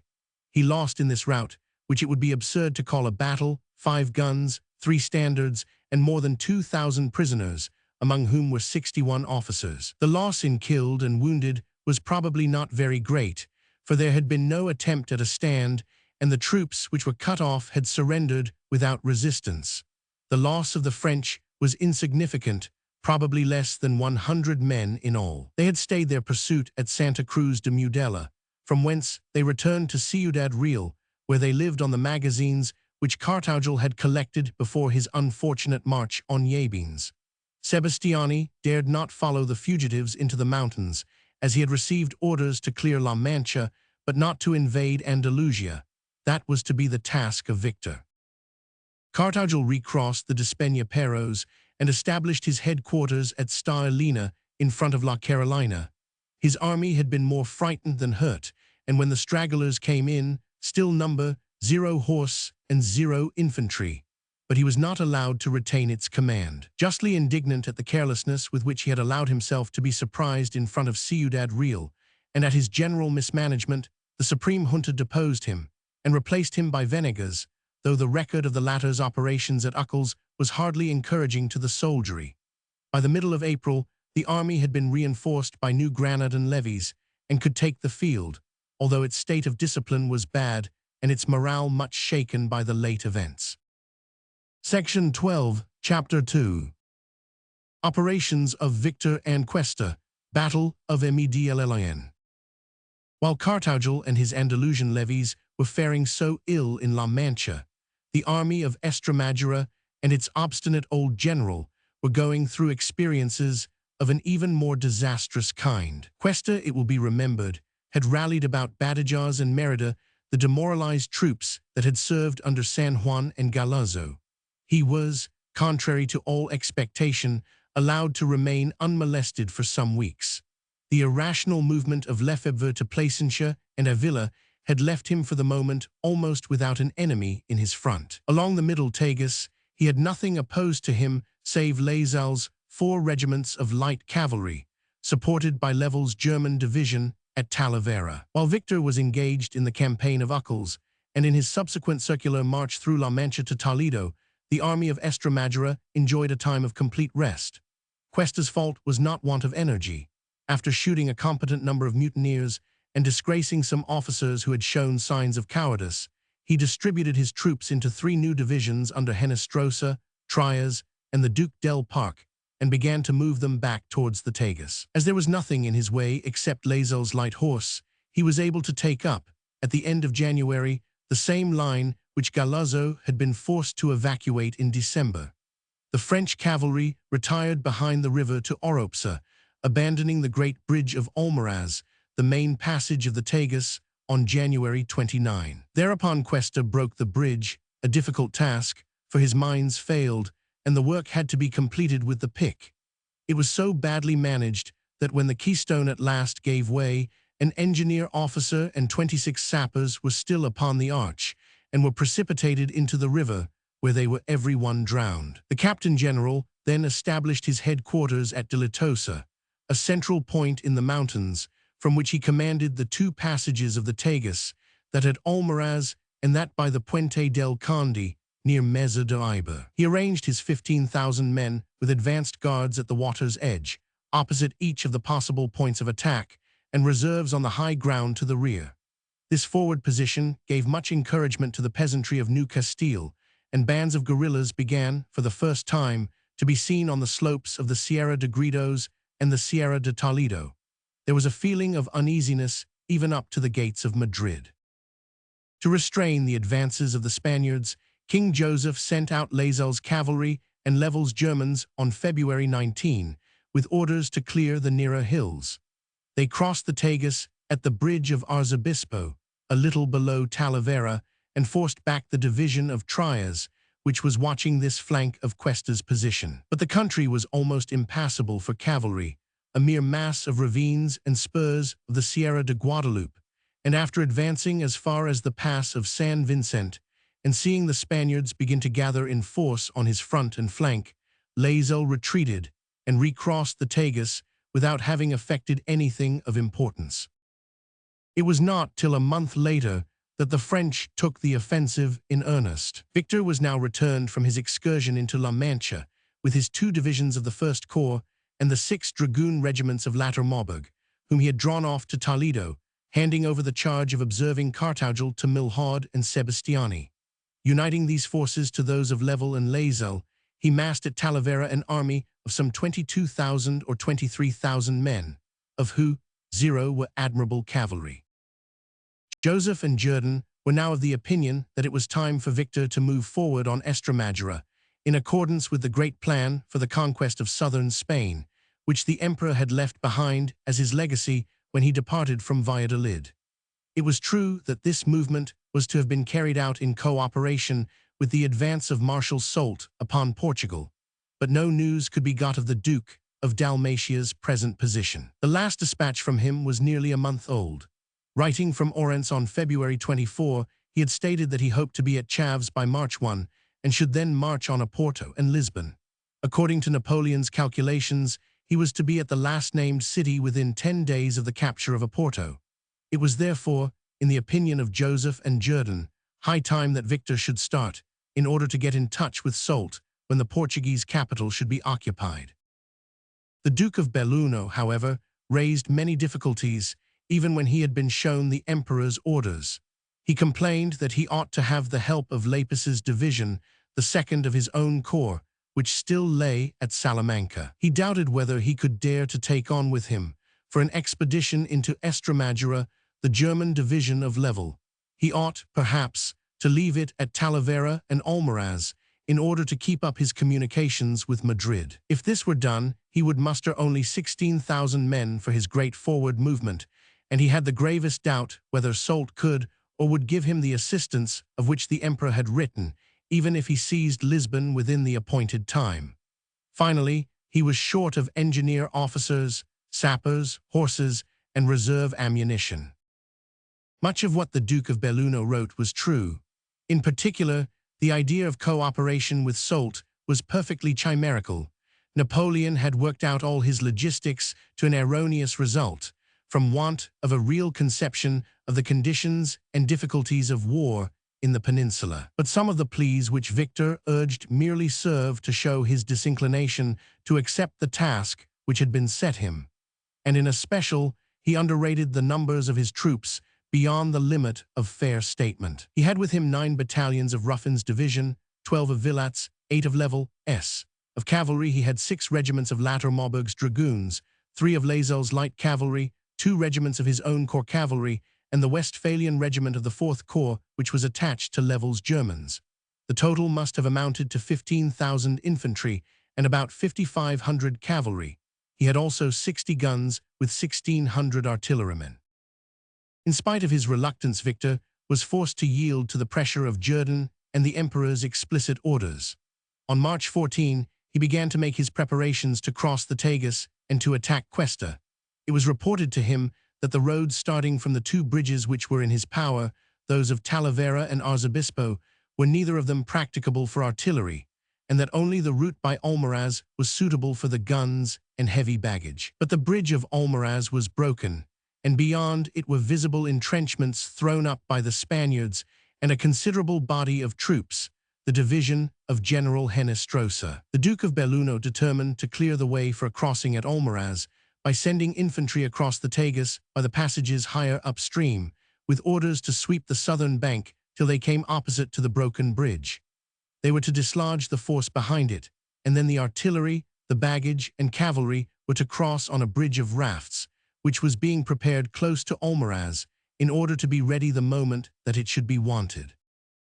On March 15, therefore, Level's Germans crossed the Tagus by the bridge of Talavera, with some of Lazel's cavalry, while on the next morning Victor himself passed at Arzobispo with the divisions of Villat and Ruffin. The combined column pushed westward by a bad road on the hillside overhanging the river, in a difficult country of rocks and woods, seamed with countless ravines, where cavalry could barely act and artillery would have been perfectly useless. Cuesta, on hearing of this movement to turn his flank, threw back his right wing and bade it make a stand behind the ravine of the little river Iber, which falls into the Tagus, halfway between Arzobispo and Almaraz. His force in this direction consisted of the division of the Duc del Parc, about 5,000 strong, with 6 guns. On the 17th, Victor's columns, with the Germans of Level at their head, arrived before the defiles of Mesa de Iber and found themselves confronted by the Duke, who was firmly established on the other side of the ravine, in a fine position, with his guns on a projecting rock, which enfiladed the high road.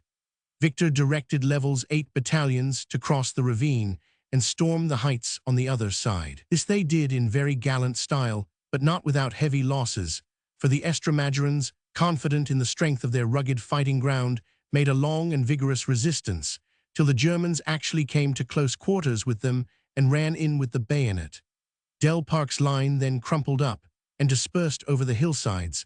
Finding it impossible to bring off his guns, he cast them over the precipice into the ravine below. The Germans lost 70 killed and wounded while climbing the difficult slopes. Del Parc's men probably suffered far less, as they absconded when the enemy closed and had been under cover till that moment. The supposition of some French authorities that the defenders of Mesa de Iber lost 1,000 men is most improbable. The country was one exactly suited for a cheap defense and for an easy scattering over the hills in the moment of defeat. The Duke fell back on Dilatosa, higher up the side of the Sierra de Guadalupe, where Cuesta had established his headquarters. Here he was joined by another of the Estremadurain divisions, that of General Trias, nearly 5,000 strong.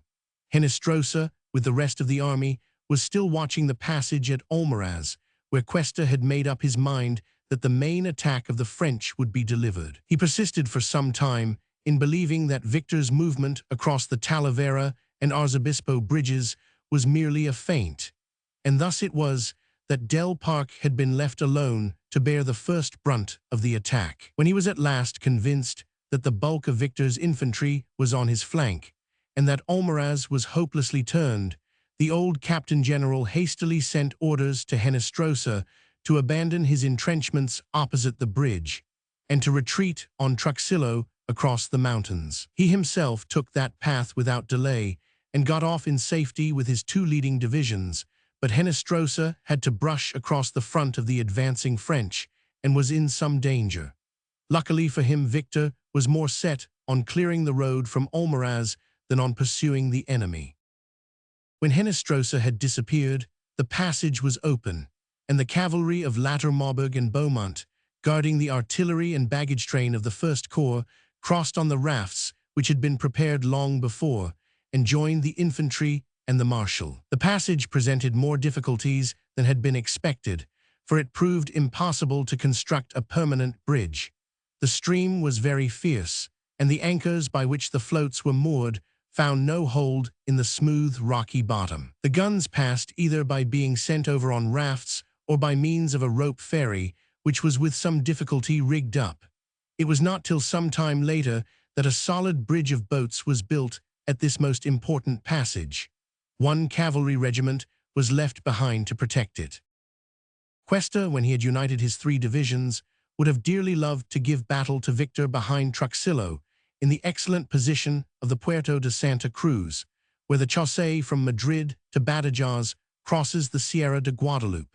His love for general engagements was by no means cured by the event of his experiments at Cabazon and Medina de Rio Seco. But he was withheld from offering battle not by mere prudence, but by the fact that he was expecting to receive 2 considerable reinforcements. The Marquis de Portago was bringing up a detachment from Badajoz, 3 battalions, which had been intended to form the nucleus of a new 4th Division that was being organized in that fortress. At the same moment, Albuquerque was expected from the east, at the head of the 4,500 men whom the Supreme Junta had detached from the army of La Mancha and had sent down the Guadiana to join that of Estremadura. Cuesta wished to pick up these 7,000 men before he gave battle. Accordingly, he evacuated the pass of Santa Cruz and fell back southward towards his reinforcements, leaving Henestrosa with the bulk of his cavalry to act as a rearguard. That officer carried out his duty with a dash and a vigor that were rare in Spanish armies at this date. When the fiery Lazel came pressing up against him with his usual fury, the Spanish general contrived to inflict on him 2 distinct checks. At Baracal, Halfway down the defile of Santa Cruz, he made a sudden halt and drove in the leading squadron of the French by a charge of his Royal Carbineers, a small remnant of the Guard cavalry which had been serving with the army of Estremadura since its formation. The French lost 10 killed and 15 wounded. This was a trifle, but on the next day Henestrosa scored a far more tangible advantage. Noting that Lazel's leading regiment, the 10th Chasseurs, had got far ahead of the rest of the division and was pushing on with reckless haste, he laid a trap for it in front of the village of Mayajadas. Presenting a small body of cavalry on the high road, he hid on each side of it a strong regiment of his own horse, with orders to fall upon the flank and rear of the French when they should have passed the ambush. The two corps set aside for this surprise were Infante and Almanza, both regiments of La Romana's army from Denmark, which had not yet drawn their sabres since the war commenced.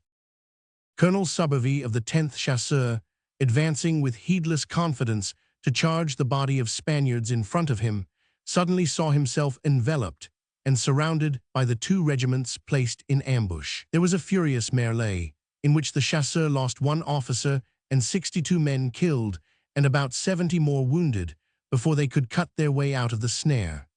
The sight of Lazel's main body coming up in haste to the rescue made Henestrosa give the order for a prompt retreat, which he accomplished without loss. "We arrived," writes a French officer of one of the supporting regiments, "too late, and saw nothing but a cloud of dust in the distance, made by the Spaniards as they rode away, and the colonel of the 10th tearing his hair at the sight of his numerous wounded." This lesson taught Lazel more caution. It was creditable to Henestrosa, though it must be confessed that he had 2 men to 1 in the skirmish, in addition to the advantage of taking his enemy by surprise. Oddly enough, the regiments which accomplished this successful coup on the 21st were the same which behaved worst in the great battle of the next week. At Mayajadas, where this skirmish had taken place, the road descending from the pass of Santa Cruz forks in 2 directions. One branch goes towards Mérida and Badajoz, the other, and less important to Medellin, La Serena, and the Upper Guadiana. It would have been natural for Cuesta to take the former route, which brought him nearer to his base at Badajoz, and at the same time enabled him to cover the main road to Andalusia, at which Victor was presumably aiming. But the old general left this line unprotected and retired by the eastern path to Medellin. His main object was to secure his junction with the reinforcements from La Mancha, which Albuquerque was bringing to him. They were nearing La Serena and would be cut off from him if he took the road to Badajoz. At the same time, he argued that, as he had thus placed himself on the flank of the French, they could not afford to march past him, since the moment that they left Mérida behind them, he would be enabled to cut their communications with Madrid. He imagined that Victor would prefer to fight him, and would not dare either to take in hand the siege of Badajoz or to advance against Andalusia without clearing his flank by a general action. The moment that he should have picked up Albuquerque, Cuesta was prepared to indulge the enemy with a fight, and if he were not attacked himself, he intended to take the offensive. This was sheer madness. Even when he had drawn in his last reserves, the old general had but 20,000 foot and 0 horse, a number which only exceeded Victor's total by 3,000 or 4,000 men, because the latter had been dropping detachments between Almaraz and Mérida. Considering the relative value of the individual soldiery of the 2 armies, Cuesta's behavior was that of a criminal lunatic. We shall see that his tactics were as bad as his strategy. The Marshal had left the 2 Dutch battalions of Level's division at Truxillo in charge of his sick. He dropped the 1st Dragoons of Lattermaubourg's division at Mayajadas to guard the crossroads and sent out the 4th Anth from the same division along the Upper Guadiana, where they soon learnt of Cuesta's presence on the other side of the river. Lazel's light horse rode down to Mérida and occupied the old Roman capital of western Spain without having to strike a blow. Learning that the Spaniards had not retreated in this direction, but by the eastern road, the Marshal, as Cuesta had supposed likely, directed the bulk of his infantry on Medellin. Only the division of Ruffin remained behind at the crossroads of Mayajadas. Meanwhile, Cuesta had evacuated Medellin and fallen back to La Serena, where Albuquerque joined him on the 27th. The moment that the army was united, he turned back and retraced his steps towards his former position.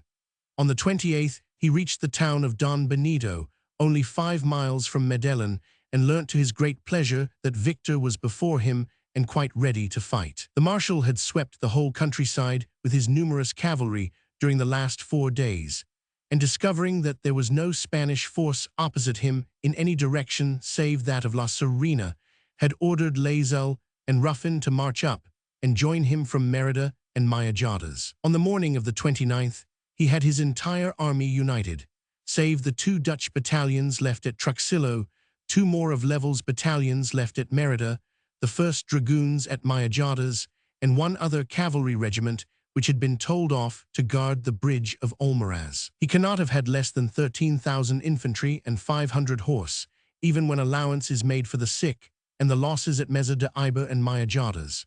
Cuesta outnumbered him by 6,000 infantry, but was overmatched in cavalry by more than 3 to 2, since he had but 3,000 sabres, and even more hopelessly in artillery, since Victor had brought over 50 guns to the field, while he had only 30. Having been joined in the early morning by Lazel's and Ruffin's detachments, Victor had drawn out his army in front of Medellin, when his cavalry brought him the news of the approach of the Spaniards.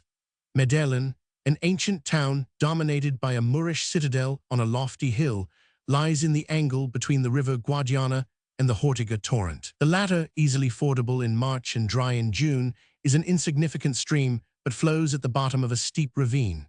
The Guadiana, on the other hand, is a river of the first class. The great bridge which leads into Medellin is no less than 450 yards long. There were several fords upstream from the bridge, but in March, when the river was high, it is doubtful whether they were practicable. Victor's line, drawn in a quarter of a circle from the Hortiga to the Guadiana, was well protected on either flank by the broad river and the steep ravine. His order of battle was rather odd. Its front line was composed of a division of infantry villats of 12 battalions in the center, with 2 projecting wings, each composed of a cavalry division supported by 2 battalions of Level's Germans. On the right, near the Hortiga, was Latter Maubourg with 5 of his 6 regiments of dragoons and 10 horse artillery guns. On the left, beside the Guadiana, was Lazel with 3 of his own light cavalry regiments and the 2nd Hussars of Victor's corps cavalry. The remaining battalion of Level's division was with Villat in the center. Ruffin's division, forming the reserve, lay far to the rear on the further side of the Hortiga. He had with him 1 cavalry regiment and a reserve of artillery. 1 battalion was detached to guard the baggage, which was parked at the bridgehead below the town. Victor's army, therefore, formed a short and compact arc of a circle, 1.5 miles outside of Medellin.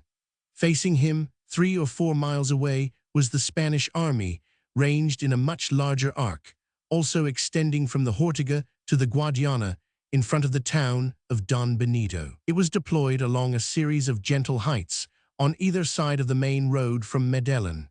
The position, though rather long for the Spanish numbers, presented many advantages for a defensive battle, but it was Cuesta's intention to go forward, not to receive the attack of the French. He saw with pleasure that the enemy had come halfway to meet him, and was about to fight with a difficult defile, the bridge of Medellin, in his rear. Secure from being outflanked by Victor's numerous cavalry, for the 2 streams covered his wings, he resolved to march straight before him and to bear down the French line by a direct frontal attack. On his left were the divisions of Del Parque and Henestrosa, 8 battalions in a single line, all deployed 4 deep.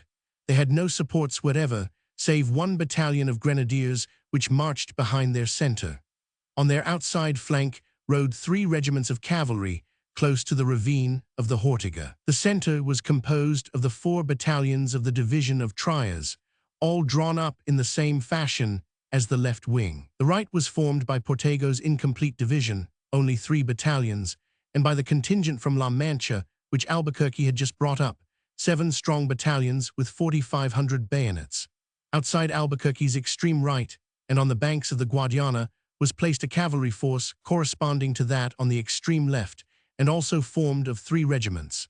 A few remaining squadrons of cavalry were posted in the intervals between the wings and the center. The artillery went forward, each battery with the division to which it was attached. This was a most extraordinary order of battle, with the object of securing his flanks and of covering the whole space between the rivers, Cuesta was advancing with a front of nearly 4 miles and a depth of only 4 men. There is no parallel in modern history for such a dangerous array. If any single point in the long line gave way, there was no reserve with which to fill the gap and save the day. And it was morally certain that a weak point would be found somewhere, for many of the battalions were raw troops which had never seen fire, and the greater part of the others had graduated in the school of panic under Belvedere and San Juan. Cuesta, however, was eminently satisfied with himself and with his order of battle. He intended to envelop the shorter French line with converging fire, to thrust it back on to the defile of Medellin, and if possible to seize the bridge behind its left flank, and to endeavor to cut off its retreat. Blind self-confidence could go no further. When Victor advanced from Medellin, he was aware of the proximity of the Spaniards, and could see their cavalry vedettes on all the hills in front of Don Benito, but it was not till his army had marched some distance across the bare and level fields that Cuesta revealed his order of battle. When the French were well advanced in the plain, the whole army of Estremadura crowned the heights, and then swept downward from them, in one continuous line forming an exact quarter of a circle. The infantry was well closed up. Each regiment had its mounted officers in front, and the generals were riding up and down the line, perpetually supervising the dressing of their battalions, for they were quite conscious that in the order which Cuesta had chosen any gap or wavering in the line would be ruinous. Each division had its battery in front, and in the long intervals between the guns, a very thick line of skirmishers covered the advance of the main body. Facing this imposing line, as it will be remembered, the French had the 5 dragoon regiments of Lattermarburg on the right, and the 4 light cavalry regiments of Lazel on the left, each supported by 2 of Lavel's German battalions. The center under Villat was somewhat refused, and was much farther from the Spaniards than were the 2 powerful wings of cavalry. As the enemy advanced, Victor bade Lattermarburg and Lazel to seize any good opportunity for a charge, but not to risk, unless circumstances favored them, a general attack on the Spaniards until they should have begun to lose their order. The wings of the enemy being covered by the 2 rivers, there could be no question of flank attacks, and frontal charges by cavalry on unbroken infantry are proverbially dangerous. When, however, the armies drew near, Lattermarburg thought that he saw his chance, and bade one of his brigades, 2nd Anth Dragoons, charge Del Park's infantry in the Spanish left center. The attack completely failed. A fortunate discharge of the Duke's divisional battery blew a gap in the center of the charging line. The battalions on each side stood firm and opened a heavy fire, and the dragoons went to the rear in disorder. Their flight exposed the flank of the 2 German battalions, which formed the center of Lattermarburg's line. The Spanish infantry pressed forward and engaged them with vigor. This determined Victor to order his right wing to fall back and to get into line with Villat before making another stand. Accordingly, Lattermarburg retired, his unbroken regiments moving off in very good order, but suffering considerably from the fire of the Spanish skirmishers, who ran forward with great rapidity and pressed them hard. The retreat of the right wing made it necessary for Lazel on the left to conform to the general movement. He also began to draw back towards Medellin. For 2 hours, writes one of his officers, we gave back slowly and quietly, facing about at every 50 yards to show a front and to dispute the ground. Amid the endless whizzing of bullets flying over our heads and the deafening roar of the shells, which rent the air and tore up the earth around us, we heeded only the voice of our commanders. The further we retired, the louder shouted our foes. Their skirmishers were so numerous and daring that they sometimes compelled ours to fall back for protection into our ranks. They kept calling to us from a distance that no quarter should be given, and that Medellin should be the Frenchman's grave. General Lazel was riding backward and forward in front of his division, with a lofty, fearless air. In the space which separated us, there might be seen the horses of disabled friends and foes, running on every side, most of them wounded, some of them dragging their dead masters by the stirrup, and struggling to free themselves from the unmanageable load. In this fashion, the French retired before the advancing army of Cuesta till they drew near the point where Victor intended to make his stand. The right wing reached the new line of defense first. It halted on the crest of the rising ground to the north of the point where Vilat's infantry stood. The marshal placed 10 guns in line, ordered the 2 German battalions to stand firm on each flank of the artillery, and sent up the 94th of the line from Vilat's division to aid them, as well as a battalion of picked grenadiers. Lattermobberg's horsemen, now all in good order again, covered their flanks. Then came the critical moment of the battle. If the Spaniards could still push their advance and thrust back the French infantry, Victor's position would be very serious. For a moment, it seemed that they might succeed. The battalions of Henestrosa and Del Parc came forward with a steadiness that Spanish troops had not yet often shown during the war. They closed upon the guns, in spite of their rapid fire, and attacked the 3 battalions on their flanks, which had been thrown into square for fear of cavalry attacks, and were therefore not in very good order for defending themselves against infantry. The leading Spanish officers had actually ridden into the battery and were cutting down the gunners when Lattermobberg ordered his dragoons to charge. The moment that he saw them on the move, Cuesta, who had been riding on this flank, with the 3 regiments of cavalry which covered the end of his line, ordered a countercharge against the flank of the advancing French. Then followed a disgraceful scene. The Spanish squadrons rode forward in an irresolute way for a few score yards, and then suddenly halted, turned, and galloped to the rear in a disorderly mass before they had arrived anywhere near the French dragoons. They collided with Cuesta, upset him, and rode over him. The old man was with difficulty saved and set upon his horse by his aide-de-camp. The fugitives never drew rein and fled far away to the north, almost without losing a man. Their conduct was all the more disgraceful because 2 of the 3 regiments were old troops from the Baltic, which had come back with La Romana and had not shared in any of the early disasters of the Spanish armies.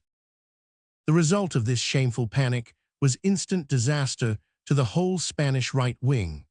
Of Lattermobberg's division, 1 brigade went off in pursuit of the routed cavalry, but the other 3 regiments charged in flank the battalions of Henestrosa and Del Parc, just as they stormed the French battery on which they were intent. A long line without supports, such as that which these 2 divisions presented, was helpless when attacked by cavalry on the flank.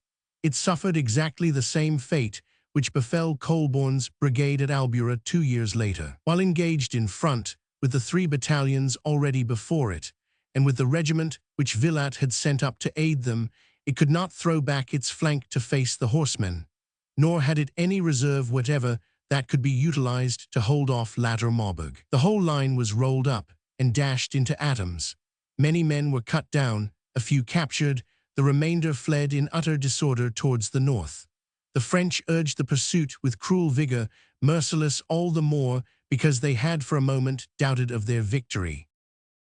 While this struggle was raging on the northern part of the field, Lazel had been still falling back before the divisions of Albuquerque, Portago, and Trias, across the plain which borders the Guadiana. The Spanish line was still moving forward with great steadiness, but had begun to fall into a sort of echelon formation, with the cavalry near the river most in advance, the infantry of Albuquerque a little behind, and the Estremadura battalions of the center still further to the rear. The fact was that General Eguia, to whom Cuesta had given the charge of his whole right wing, was trying to edge his cavalry between Lazel and the Guadiana in order to cut him off from the bridge of Medellin.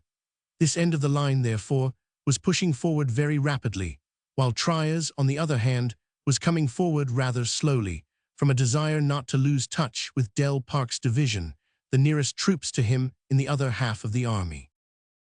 Lazel was keeping an anxious eye on the development of the action further to the north, and the moment that he saw Lattermobberg halt and prepare to charge, followed his example. His first blow was delivered at the cavalry next the river. He flung against them the 2nd Hussars, with a chasseur regiment in support. These 2 corps, charging with great fury, easily broke the Andalusian lancers, who were leading the pursuit, and hurled them back upon the other squadrons of the Spanish right. The whole body was thrown into disorder and driven off the field, leaving the flank of Albuquerque's division completely uncovered. Lazel then reformed his men and prepared to charge the infantry. He had been reinforced meanwhile by one of Vilat's brigades, 63rd Anth of the line, and by the 1 battalion of Level's Germans, which had hitherto remained with the centre. While these 7 battalions of fresh troops delivered a frontal attack on Albuquerque and Trias, Lasalle hurled his 4 regiments of cavalry upon their unprotected right flank. The Spaniards were doomed to destruction, but for some time kept up a show of resistance. Albuquerque had got 2 or 3 of his battalions out of line into column, and for a moment these held back Lasalle's chasseurs. But the fight lasted for a few minutes only. A new French force was coming up. Lattermaubourg, returning from the pursuit of Cuesta with 2 of his dragoon regiments, appeared upon the flank and rear of Trias' division and charged in upon it from behind. This last assault was decisive. The whole Spanish line broke up and fled eastward over the open ground along the river. The 6 regiments of French cavalry were soon in pursuit and rode in among the flying horde, using the saber with reckless cruelty and far more intent on slaughter than on taking prisoners. Lasalle's chasseurs were specially savage, having to avenge the bloody check which they had received at Mayajadas in the preceding week. Our troops, says a French witness, who had been threatened with no quarter by the Spaniards if they had been overpowered, and who were enraged by 5 hours of preliminary fighting, at first spared no one. The infantry, following behind at a distance, dispatched the wounded with their bayonets. Most of all, they were pitiless to such of the Spanish regiments as were without a proper military uniform. Another eyewitness describes the pursuit as one continuous slaughter till night fell. Some of the Spanish battalions dispersed in the most helpless confusion and fled in all directions when the line was broken. Others tried to close up and to defend themselves. This made their flight slower and sometimes led to their complete extermination. Roca says that he saw the 2 regiments of Spanish and Walloon guards lying dead en masse in the order which they had occupied at the moment of the breaking of the line. The statement is borne out, at least as to the Walloons, by the fact that the next morning state of Cuesta's army, which has been preserved, shows that regiment with only 300 men surviving out of 2 whole battalions. If any of the infantry of the Spanish right wing escaped at all, it was partly owing to the fact that the 2 cavalry regiments in the center of the line showed a much better spirit than their comrades on the wings, and protected the flight of some battalions. Moreover, a frightful thunderstorm swept over the plains late in the afternoon, darkened the whole horizon, and caused the French squadrons to halt and cease their pursuit. Map of the Battle of Medellin. Enlarged Battle of Medellin. March 28, 1809. The slaughter, nevertheless, had been terrible. Of the 10,000 men whom the Spaniards lost, on this fatal day 3/4 fell by the edge of the sword. Only 1850 prisoners were sent back to Talavera, and even if some others had succeeded in escaping during their march to the rear, it is certain that the Spanish casualty list amounted to at least 7,500 men. 9 standards were taken, less than might have been expected, for the 23 Spanish battalions present must have brought 46 to the field. 20 pieces of artillery fell into the hands of the French, out of the 30 which Cuesta had possessed. Some few batteries, therefore, perhaps the horse artillery of the evasive cavalry brigades, had succeeded in escaping from the rout. Most French authors unite in stating that the total loss on their side was only 300 men. This figure is as absurd as that given for Soult's losses at Corunna. There were 5 hours of fighting, and for a long time the battle had gone by no means in favor of Victor's men. It is improbable that they suffered less than 1,000 casualties, and the figure may have been higher, for 1 brigade of Lattermaubourg's dragoons was beaten back while charging guns, always a bloody business for cavalry, while the German battalions, which retired across the plain in column, played on by artillery and harassed by skirmishers, must also have suffered severely. Cuesta's cavalry, owing to the disgraceful cowardice shown by the majority of the regiments, had got off comparatively intact. The whole of his dreadful losses had fallen on his infantry, and they had been scattered so far and wide over the Estremadura plain that it was many days before he could get together a respectable force. He took refuge at Monasterio in the mountains in the direction of Andalusia and sent urgent appeals for reinforcements to the central junta. It might have been expected that the junta would disgrace him and remove him from command, as they had Cartagel, Infantado, and Castaños.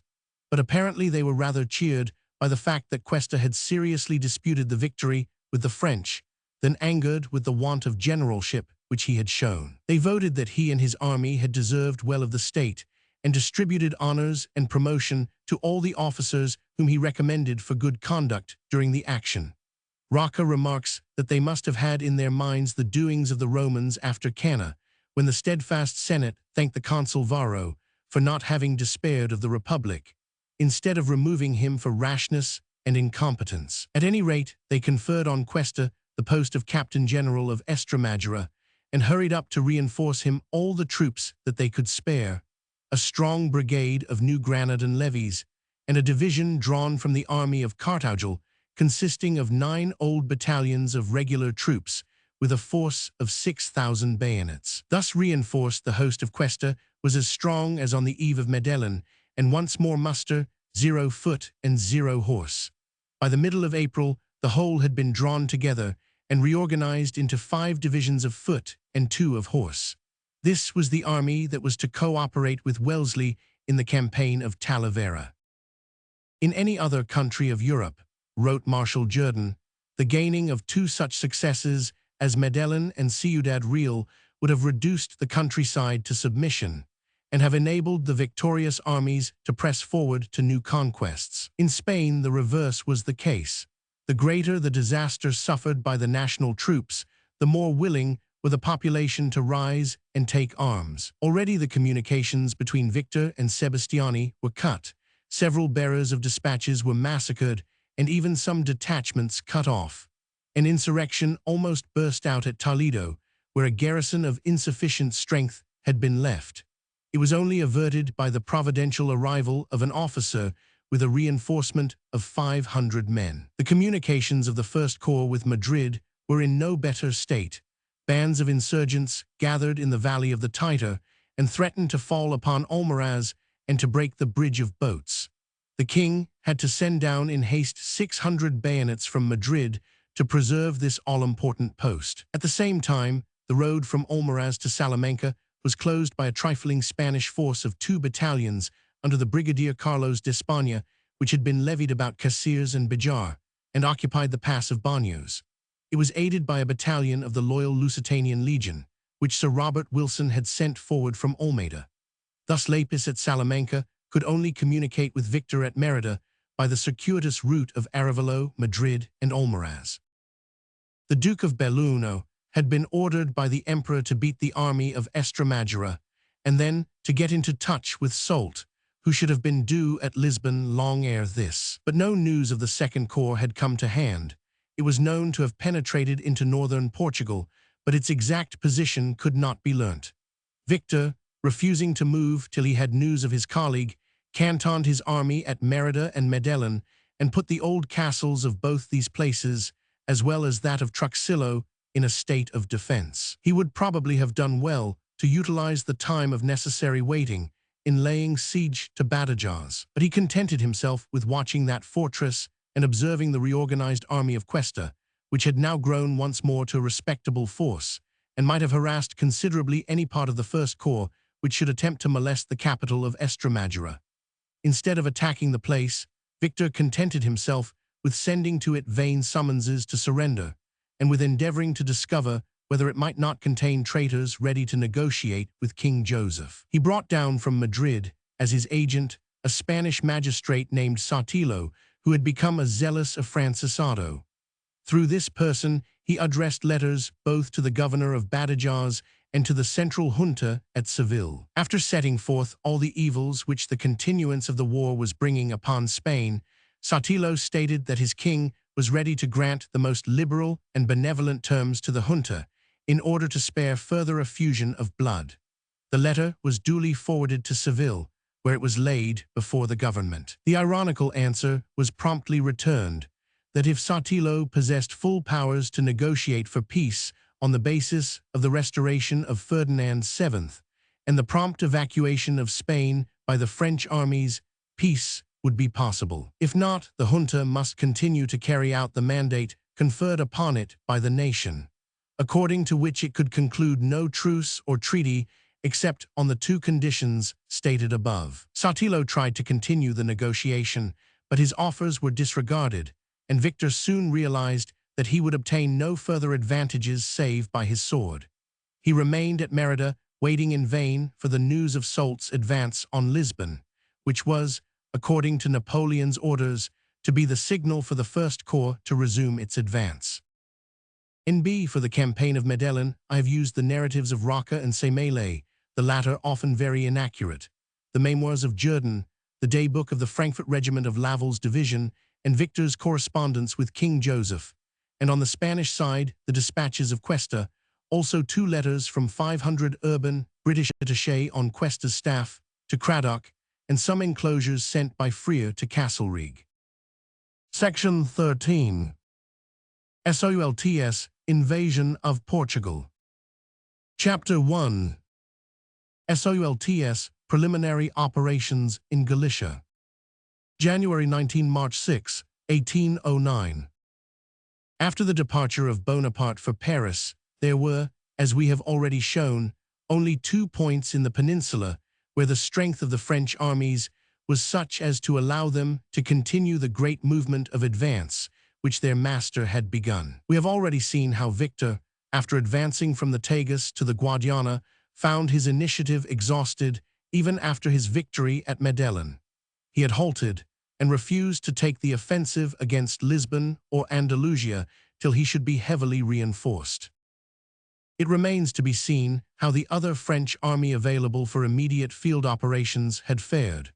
Moore's daring march and the ensuing retreat had drawn up into the extreme northwest of the peninsula the 2nd, 6th, and 9th Corps d'Armée. Of these, the last named had been dissolved at the new year, and the bulk of its battalions had been transferred to Soult's Corps, which on January 20 had a nominal effective of more than 40,000 men. Ney's Corps, the 6th, was much smaller, and does not seem to have amounted to more than 16,000 or 18,000 sabres and bayonets. But between Astorga, the rearmost point occupied by Ney, and Corunna, which Soult's vanguard had entered on January 19, there were on paper 60,000 men available for active operations. Nor had they to guard their own communications with Madrid or with France. Lepis's numerous division had been left at Salamanca. There was a provisional brigade at Leon. Bonnet held Santander with another division. There were detachments in Zamora, Valladolid, and the other chief towns of the Douro Valley. Somewhat later, in April, the Emperor moved another whole army corps, that of Mortier, into Old Castile, when it became available after the fall of Saragossa. Even without this reinforcement, he thought that the rear of the army in Galicia was adequately covered. The parting instructions of Bonaparte to Soult have already been cited. When the English should have embarked, the Duke of Dalmatia was to march on Oporto, and 10 days later was to occupy Lisbon. We have already seen that the scheme of dates which Napoleon laid down for these operations was impossible, even to the borders of absurdity. Oporto was to be seized by February 1 and Lisbon by February 10. But putting aside this error, which was due to his persistent habit of ignoring the physical conditions of Spanish roads and Spanish weather, the Emperor had drawn up a plan which seemed feasible enough. Ney's corps was to move up and occupy all the chief strategical points in Galicia, taking over both the garrison duty and the task of stamping out any small lingering insurrections in the interior. This would leave Soult free to employ the whole of his 4 divisions of infantry and his 3 divisions of cavalry for the invasion of Portugal. Even allowing for the usual wastage of men in a winter campaign, the Emperor must have supposed that, with a nominal effective of 43,000 men, Soult would be able to provide more than 30,000 efficients for the expedition against Lisbon. Considering that the Portuguese army was still in the making, and that no more than 8,000 British troops remained in and about Lisbon, the task assigned to the Duke of Dalmatia did not on the face of it appear unreasonable. But in Spain, the old saying that nothing is so deceptive as figures, except facts, was preeminently true. No map, those of 1809 were intolerably bad, could give the Emperor any idea of the hopeless condition of Galician or Portuguese mountain roads in January. No tables of statistics could enable him to foresee the way in which the population would receive the invading army. We may add that even an unrivaled knowledge of the realities of war would hardly have prepared him to expect that the campaign of Galicia would, in 1 month, have worn down Soult's available effectives to a bare 23,000 men. Such was the modest figure at which the Second Corps stood on January 30, for it had no less than 8,000 men detached, and the incredible number of over 10,000, 1 man in 4, in hospital. For this figure, it was not the muskets of Moore's host which were responsible.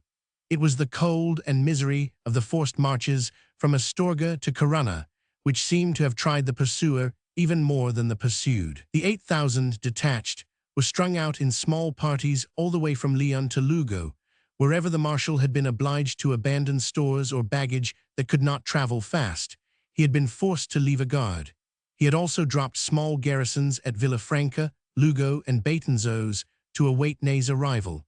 But the most important drain had been that of his dismounted dragoons. In his cavalry regiments, half the horses had foundered or perished.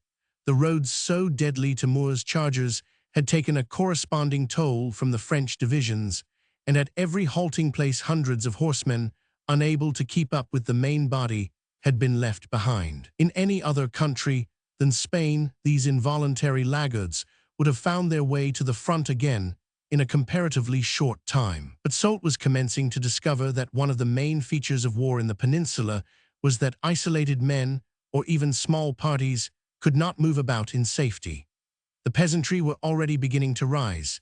Even before Moore's army took its departure, they actually cut the road between Betanzos and Lugo, and between Lugo and Villafranca, within a few days after the Battle of Corunna. This forced the stragglers to mass, under pain of being assassinated. Hundreds of them were actually cut off.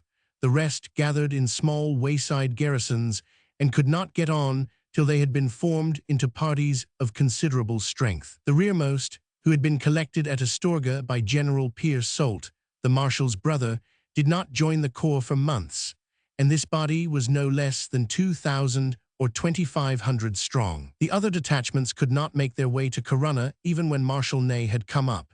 It was only by degrees, and after delays covering whole weeks, that they began to rejoin.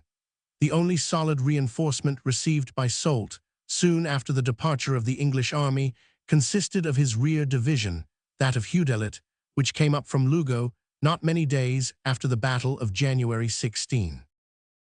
Soult was still far from suspecting the full difficulty of the task that was before him. He had been much encouraged by the tame way in which the governor of Corunna had surrendered on January 19.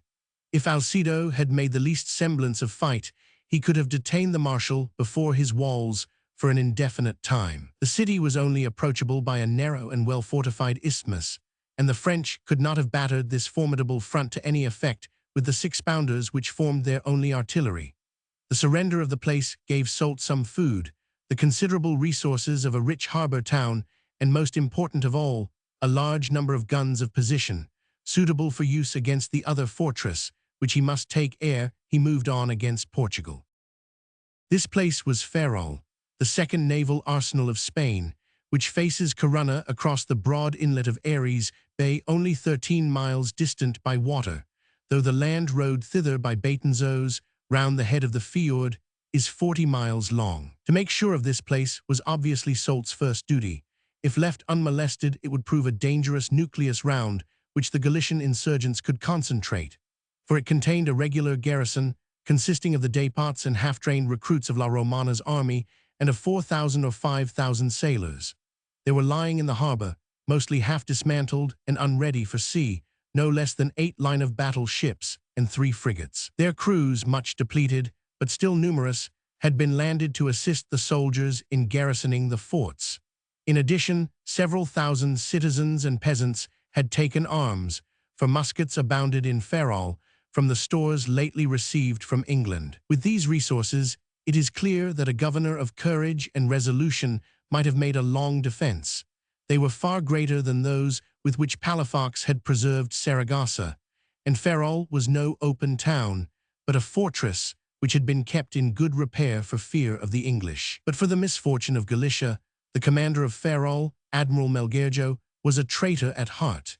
He was one of the old bureaucrats who had only followed the patriotic cause because it seemed for the moment to be in the ascendant. If patriotism did not pay, he was perfectly prepared to come to terms and to do homage to Joseph Bonaparte.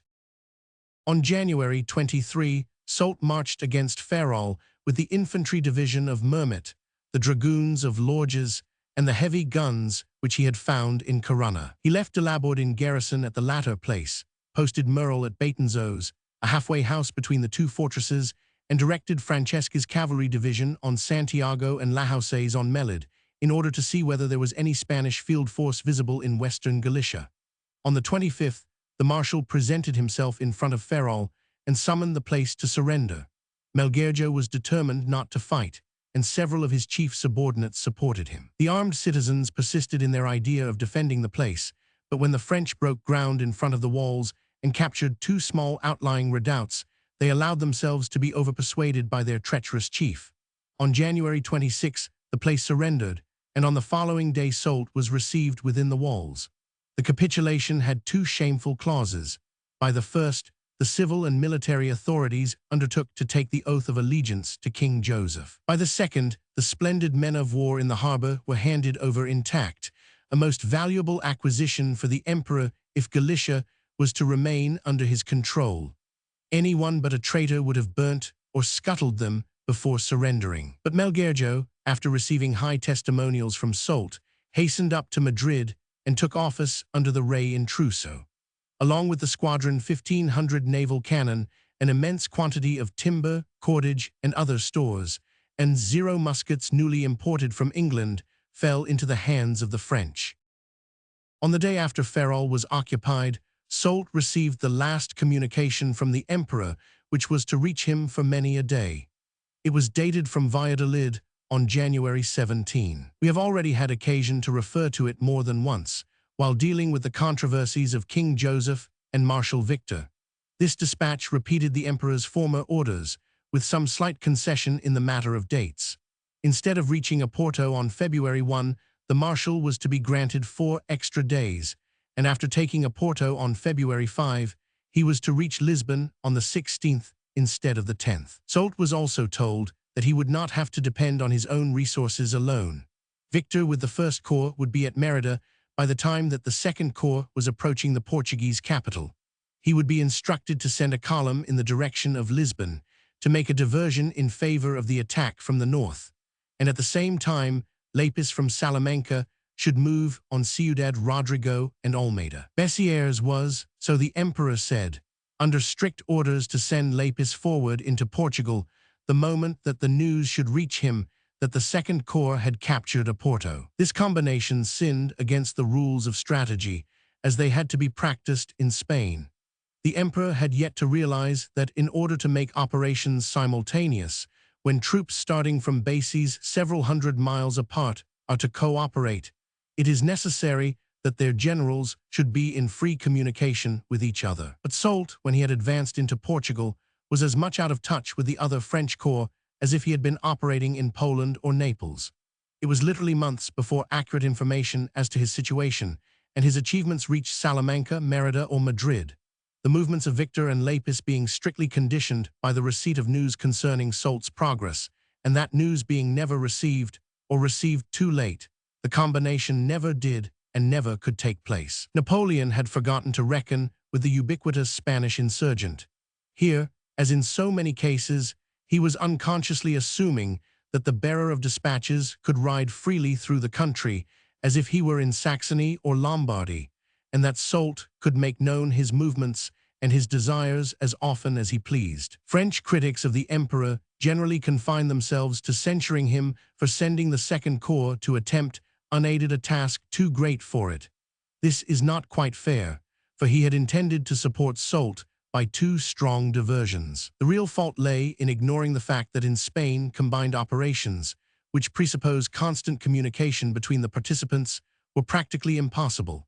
The same error was made in 1810, when Drouet was told to cooperate in Massena's invasion of Portugal, and in 1811, when Soult was directed to lend a helping hand to that same invasion. It is impossible to give effective aid to a colleague whose condition and whose whereabouts are unknown. On January 29, the Duke of Dalmatia set to work to reorganize his army for the great expedition that had been assigned to him. It was impossible to march at once, as the emperor had commanded, because Ney had not yet arrived at the front, and it was necessary to turn over the charge of Corunna and Ferrol to him before departing further south. Moreover, there were many other arrangements to be made.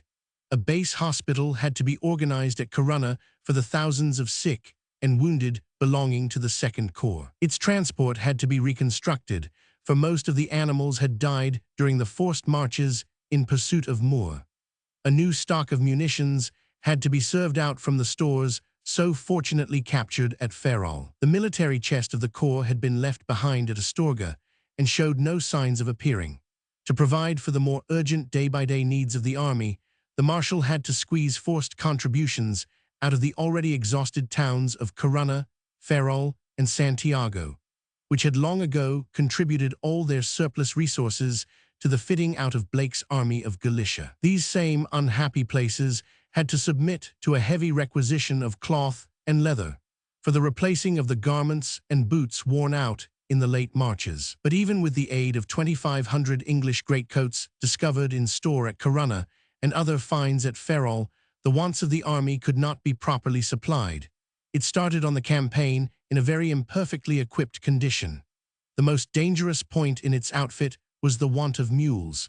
Most of the valleys of Inner Galicia and northern Portugal are destitute of carriage roads. To bring up the food and the reserve ammunition pack animals were absolutely necessary, and Soult could only collect a few hundreds. Even if his men should succeed in living on the country and so solve the problem of carrying provisions, they could not hope to pick up powder and lead in the same way. When, therefore, the heavy baggage on wheels had to be left behind, the Second Corps was only able to carry a very insufficient stock of cartridges. Twice, as we shall see, it almost exhausted its ammunition and was nearly brought to a standstill on the way to Oporto. It was not till February had already begun that Soult was able to move forward the whole of his army, for he refused to withdraw de Laborde's division from Corunna and Mermit's from Ferrol, till Ney should have brought up troops of the Sixth Corps to relieve them. The Duke of Elchingen, though apprised of the Emperor's orders, lingered long at Lugo, and it was not till he came down in person to the coast that Soult could call up his rear divisions. Meanwhile, a small exchange of troops between the two corps was carried out. Ney, being short of cavalry, received a brigade of Lorges dragoons to add to his own inadequate force of 2 regiments of light horse. In return, he made over to the Second Corps 3 battalions of the 17th Leger, which had accompanied him hitherto. They were added to de Laborde's division, which had been only 8 battalions strong. Even before the troops from Ferrol and Corunna were able to move, Soult had put the rest of his army on the march for Portugal. On January 30, Francesca's light horsemen started along the coast road from Santiago to Vigo and Tai, while further inland Lahouse's division of dragoons, quitting Melide, took the rough mountain path across the Monte Testiro, by Barca de Ledesma and Cardel, which leads to Rivadavia and Salvatierra on the lower Minho. Merle's and Houdelot's infantry started several days later and were many miles behind the advanced cavalry. Lahouse's division met with no opposition in the rugged region which it had to cross, and occupied Salvatierra without difficulty. Franceschi scattered a few peasants at the defile of Redondela outside Vigo, and then found himself at the gates of that harbor fortress. The governor, no less weak and unpatriotic than those of Ferrol and Corunna, surrendered without firing a shot. His excuse was that he had only recruits and armed townsfolk to man his walls and handle his numerous artillery. But his misconduct was even surpassed by that of the governor of Tai, who capitulated to Francesca's 1,200 horsemen 3 days later in the same style, though he was in command of 500 regular troops, and was implored to hold out by the local junta. Throughout Galicia, in this unhappy month, the officials and military chiefs showed a most deplorable spirit, which contrasted unfavorably with that of the lower classes, both in the towns and the countryside. Way to the frontier of Portugal had thus been opened, with an ease which seemed to justify Napoleon's idea that the Spaniards would not hold out, when once their field armies had been crushed. Franceschi and Lahouse reported to the Duke of Dalmatia that they had swept the whole northern bank of the Minho, and that there was nothing in front of them save the swollen river and a few bands of Portuguese peasantry, who were observing them from Valenza, the dilapidated frontier fortress of the neighboring kingdom. Both the French and the Galicians of the coastline might well have forgotten the fact that there was still a Spanish army in existence within the borders of the province. It is long since we have had occasion to mention the fugitive host of the Marquis of La Romana. After being hunted out of Ponferrada by Soult on January 3, he had followed in the wake of Crawford's brigades on their eccentric retreat down the valley of the Sil. But while the British troops pushed on to Vigo and embarked, the Spaniards halted at Orense. There the Marquis endeavored to rally his demoralized and starving host with the aid of the very limited resources of the district. He had only 6,000 men left with the colors, out of the 22,000 who had been with him at Leon on December 25, 1808. But there were several thousands more straggling after him or dispersed in the side valleys off the road which he had followed. Most of these men had lost their muskets, many were frost-bitten or suffering from dysentery. The surviving nucleus of the army was composed almost entirely of the old regulars. The Galician militia and new levies had not been able to resist the temptation to desert when they found themselves among their native mountains. The Marquis hoped that, when the spring came round, they would find their way back to the army.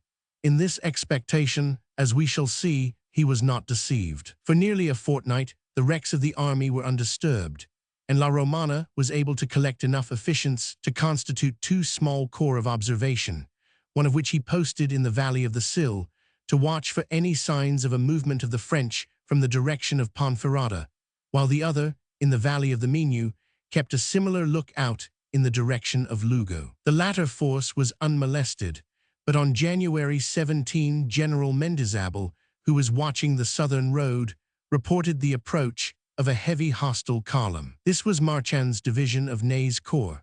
The marshal had divided his force at Ponferrada. He himself, with Maurice Matthews' division, had kept the main road to Lugo, while Marchand had been told off to clear the lateral valleys and seize Orense. La Romana very wisely resolved that his unhappy army was unfit to resist 8,000 French troops. On January 19, he evacuated Orense and fled across the Sierra Cabra to Monterrey on the Portuguese frontier. Here at last he found rest, for Marchand did not follow him into the mountains, but after a short stay in Orense, marched to Santiago, where he was directed to relieve Soult's garrison. The Marquis was completely lost to sight in his frontier fastnesses and was able to do his best to reorganize his battered host. By February 13 he had 0 men under arms, nearly all old soldiers, for the Galician levies were still scattered in their homes. His dispatches during this period are very gloomy reading. He complains bitterly of the apathy of the countryside and the indiscipline of his officers. What could be expected of subalterns, he asks, when a General Martinengo of the 2nd Division had absconded without asking leave or even reporting his departure? I know not where the patriotism, of which every one boasted, is now to be found, since on the smallest reverse or misfortune they lose their heads and think only of saving themselves, sacrificing their country and compromising their commander. Much harassed for want of food, La Romana kept moving his headquarters.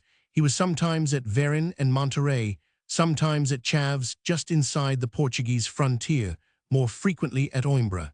He had only 9 guns left. There was no reserve of ammunition, and the soldiers had but few cartridges remaining in their boxes. The strongest battalion left in the army had only 250 bayonets, many had but 70 or 80, and others, notably the Galician local corps, had completely disappeared. He besought the central junta to obtain from the British money, muskets, clothing, and above all ammunition, or the army would never be fit to take the field. A similar request, in the most pressing terms, was sent to Sir John Cradock at Lisbon. Soult could not but be aware that La Romana's army, or some shadow of it, was still in existence, but since it sedulously avoided any contact with him and had completely evacuated the coastland of Galicia, he appears to have treated it as a negligible quantity during his first operations. Its dispersion, if it required any further dispersing, would fall to the lot of Ney and the 6th Corps, not to that of the army sent against Portugal. Franceschi and Lahousse, as we have already seen, reached the Minho and the Portuguese border on February 2. It was only on the 8th that the Duke of Dalmatia set out from Santiago to follow them, in company with the division of Merle. Those of de Laborde and Mermet, released by the arrival of Ney, took the same route on the 9th and 10th, respectively. The rear was brought up by the reserve and heavy artillery, and by that brigade of Lorges dragoons which had not been handed over to the 6th Corps. The coast road being very good, Soult was able to concentrate his whole army within the triangle Tai, Salvatierra, Vigo by the 13th, in spite of the hindrances caused by a week of perpetual storm and rain. It was the Marshal's intention to enter Portugal by the Great Coast Road, which crosses the Minho at Tai and proceeds to Oporto by way of Valença and Braga. But as Valença was a fortress, and its cannon commanded the broad ferry at which the usual passage was made, it was clearly necessary to choose some other point for crossing the frontier river. After a careful survey, Soult fixed on a village named Campo Socos, only 2 miles from the mouth of the Minho, as offering the best starting point. He established a battery of heavy guns on his own side of the river and collected a number of fishing boats, sufficient to carry 300 men at a voyage. As he could not discover that the Portuguese had any regular force opposite him, he resolved to attempt the passage with these modest resources. There would have been no great difficulty in the enterprise during ordinary weather, but the incessant rains had so swelled the Minho that it was now a wild, ungovernable torrent, which it was hard to face and still harder to stem. When the heavy Atlantic surf met the furious current of the stream during the rising of the tide, the conflict of the waters made the passage absolutely impossible. It had to be attempted at the moment between the flow and the ebb, though there was at that hour another danger, that the boats might be carried past the appointed landing place and wrecked on the bar at the mouth of the river. But this chance Soult resolved to risk. On February 16, long before daybreak, his 20 or 30 fishing boats, each with a dozen men on board, launched out from the northern shore and struck diagonally across the stream as the current bore them. They were at once saluted by a heavy but ill-directed fire from the Portuguese bank, where hundreds of peasants were at watch even during the hours of darkness. The soldiers rowed and steered badly. Soult had only been able to give them, as guides, a mere handful of men trained to the water. The furious current swept them away. Probably also their nerve was much tried by the fusillade, which, though more noisy than dangerous, yet occasionally picked off a rower or a helmsman. The general result was that only 3 boats with 35 or 40 men got to the appointed landing place, where they were made prisoners by the Portuguese. The rest were borne downstream and came ashore at various points on the same side from which they had started, barely avoiding shipwreck on the bar. The attempt to pass the Minho, therefore, ended in a ridiculous fiasco. It showed the limitations of the French army, which among its numerous merits did not possess that of good seamanship. Soult was deeply chagrined, not because of the insignificant loss of men, but because of the check to his prestige. He resolved that he would not risk another such failure, and at once gave orders for the whole army to march upstream to Orense, the first point where there was a bridge over the Minho. This entailed a radical change in his general plan of operations, for he was abandoning the good coast road by Tai and Valença for a very poor mountain way from Orense to Chaves along the valley of the Taimga. There was another important result from the alteration. The new route brought the French army down upon La Romana's camp of refuge. His cantonments in and about Monterrey lay right across its path. But neither he nor Soult had yet realized the fact that they were about once more to come into collision. The Marshal did not know where the Marquis was. The Marquis did not at first understand the meaning of the Marshal's sudden swoop inland. Some of the Spanish officers, indeed, were sanguine enough to imagine that the French, after their failure on the lower Minho, would abandon Galicia altogether. The whole French army had now made a half-turn to the left and was marching in a northeasterly direction. Lahouse's dragoons, starting from Salvatierra, led the advance. Houdelot's division marched at the head of the infantry. De Laborde, Mermet, and Merle, each at a convenient interval from the preceding division, stretched out the column to an interminable length. The heavy artillery and wagon train brought up the rear. 900 sick, victims of the detestable weather of the first fortnight of February, were left behind at Tai under the guard of a half-battalion of infantry. It was on the march from Tai to Orense that Soult began to realize the full difficulties of his task. He had already met with small insurgent bands, but they had been dispersed with ease, and he had paid little attention to them. Now, however, along the steep and tiresome mountain road above the Minho, they appeared in great force, and showed a spirit and an enterprise which were wholly unexpected by the French. The fact was that in the month which had now elapsed since the Battle of Corunna, the peasantry and the local notables had found time to take stock of the situation.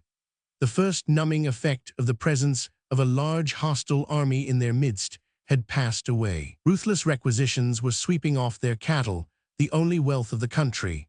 Although Soult had issued pacific proclamations and had tried to keep his men in hand, he could not restrain the usual plundering propensities of a French army on the march.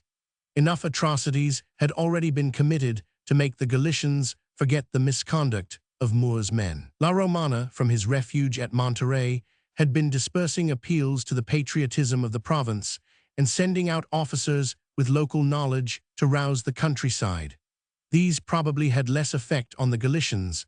The Marquis was a stranger and a defeated general than the exhortations of their own clergy. In the first rising of the peasantry, most of the leaders were ecclesiastics.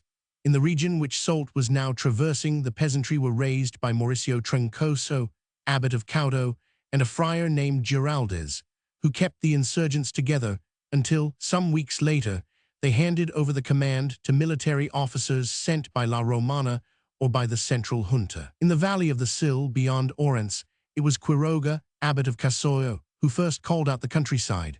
Every narrative of the Galician insurrection, whether French or Spanish, bears witness to the fact that in almost every case the clergy, regular and secular, were the earliest chiefs of the mountaineers. It was characteristic of the whole rising that many of the bands took the field with the church banners of their parishes as substitutes for the national flag. This much is certain, that as soon as the violent February rains showed signs of slackening, the whole of rural Galicia flew to arms. From Corcubion, on the surf-beaten headland of Finisterre, to the remote headwaters of the Sil under the Sierra de Penamarella, there was not a valley which failed to answer the appeal which La Romana had made and which the clergy had circulated. From the weak and sporadic movements of January, there sprang in February a general insurrection, which was all the more formidable because it had no single focus, was based on no place of arms, and was directed not by one chief, but by 50 local leaders, each intimately acquainted with the district in which he was about to operate. The first result of this widespread movement was to complete the severance of the communications between the various French divisions in Galicia. From the earliest appearance of the invaders, as we have already seen, there had been intermittent attempts to cut the lines of road by which the 2nd Anth Corps kept touch with each other and with Madrid. But hitherto a convoy or escort of a couple of hundred men could generally brush aside its assailants and get through from post to post. In February, this power of movement ceased. The insurgents became not only more numerous and more daring, but infinitely more skillful in their tactics. Instead of endeavoring to deliver combats in the open, they broke the bridges, burnt the ferry boats, cut away the road in rocky places, and then hung persistently about any corps that was on the move. As soon as it began to get among the obstacles, they fired on it from inaccessible side hills, attacked and detained its rearguard so as to delay its march, thus causing a gap to grow between it and the main body, and only closed when the column was beginning to get strung out into a series of isolated groups. The convoys which were being sent up from Astorga to the 2nd Anth Corps were especially vulnerable to such tactics. The shooting of a few horses in a defile would hopelessly block the progress of everything that was coming on from behind. The massing of men to repair or rehorse disabled wagons only gave the lurking insurgent a larger and an easier target. Hence, the bringing up to the front of the heavy transport of the French army became such a slow and costly business that the attempt to move it was, after a time, almost abandoned. Another point which the insurgents soon perceived was the helplessness of the French cavalry among rocks and defiles. A horseman cannot get at an enemy who lurks above his head in precipitous crags, refuses to come down to the high road, and takes careful shots from his eyrie into the squadron below. If worried beyond endurance, the French officers dismounted some of their men to charge the hillside, the lightly equipped peasants fled away, and were out of sight before the dragoons in their heavy boots could climb the first 50 yards of the ascent. The copious annals of the Galician guerrilla bands almost invariably begin with tales of the annihilation of insufficiently guarded convoys, or of the defeat and extermination of small bodies of cavalry caught in some defile. A very little experience of such petty successes soon taught them the right way to deal with the French. The invaders could not be beaten en masse, but might be cut off in detail, harassed into exhaustion, and so isolated one from the other that it would require the sending out of a considerable expedition to carry a message between two neighboring garrisons, or to forward a dispatch down the high road to Madrid.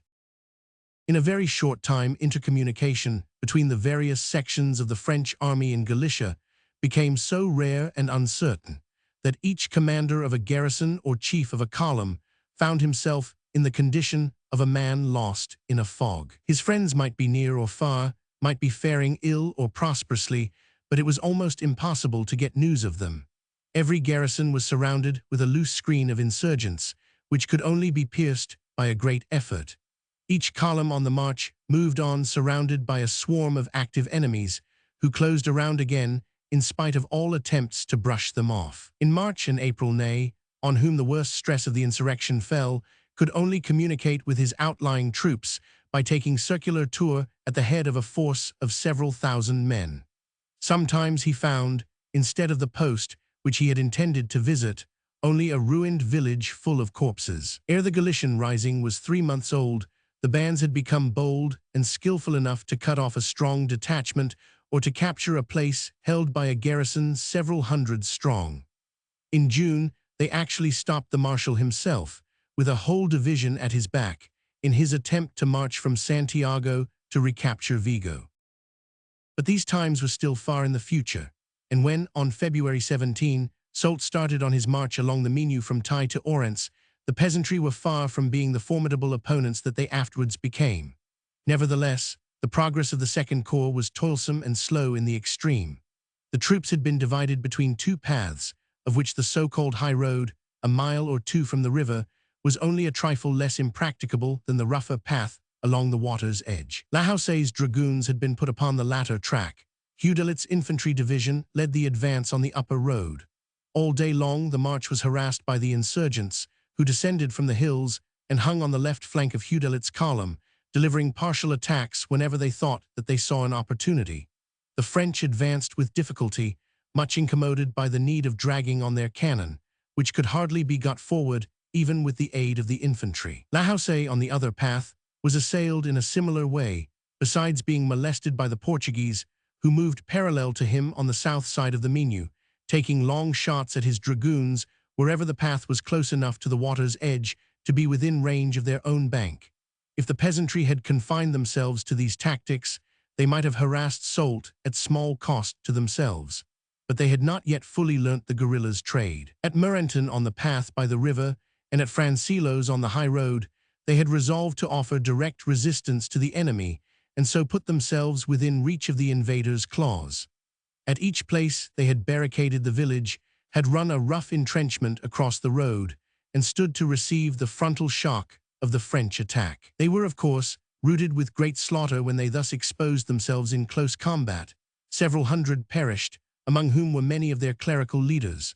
Thus Soult was able to push on and occupy Rivadavia, which he found evacuated by its inhabitants.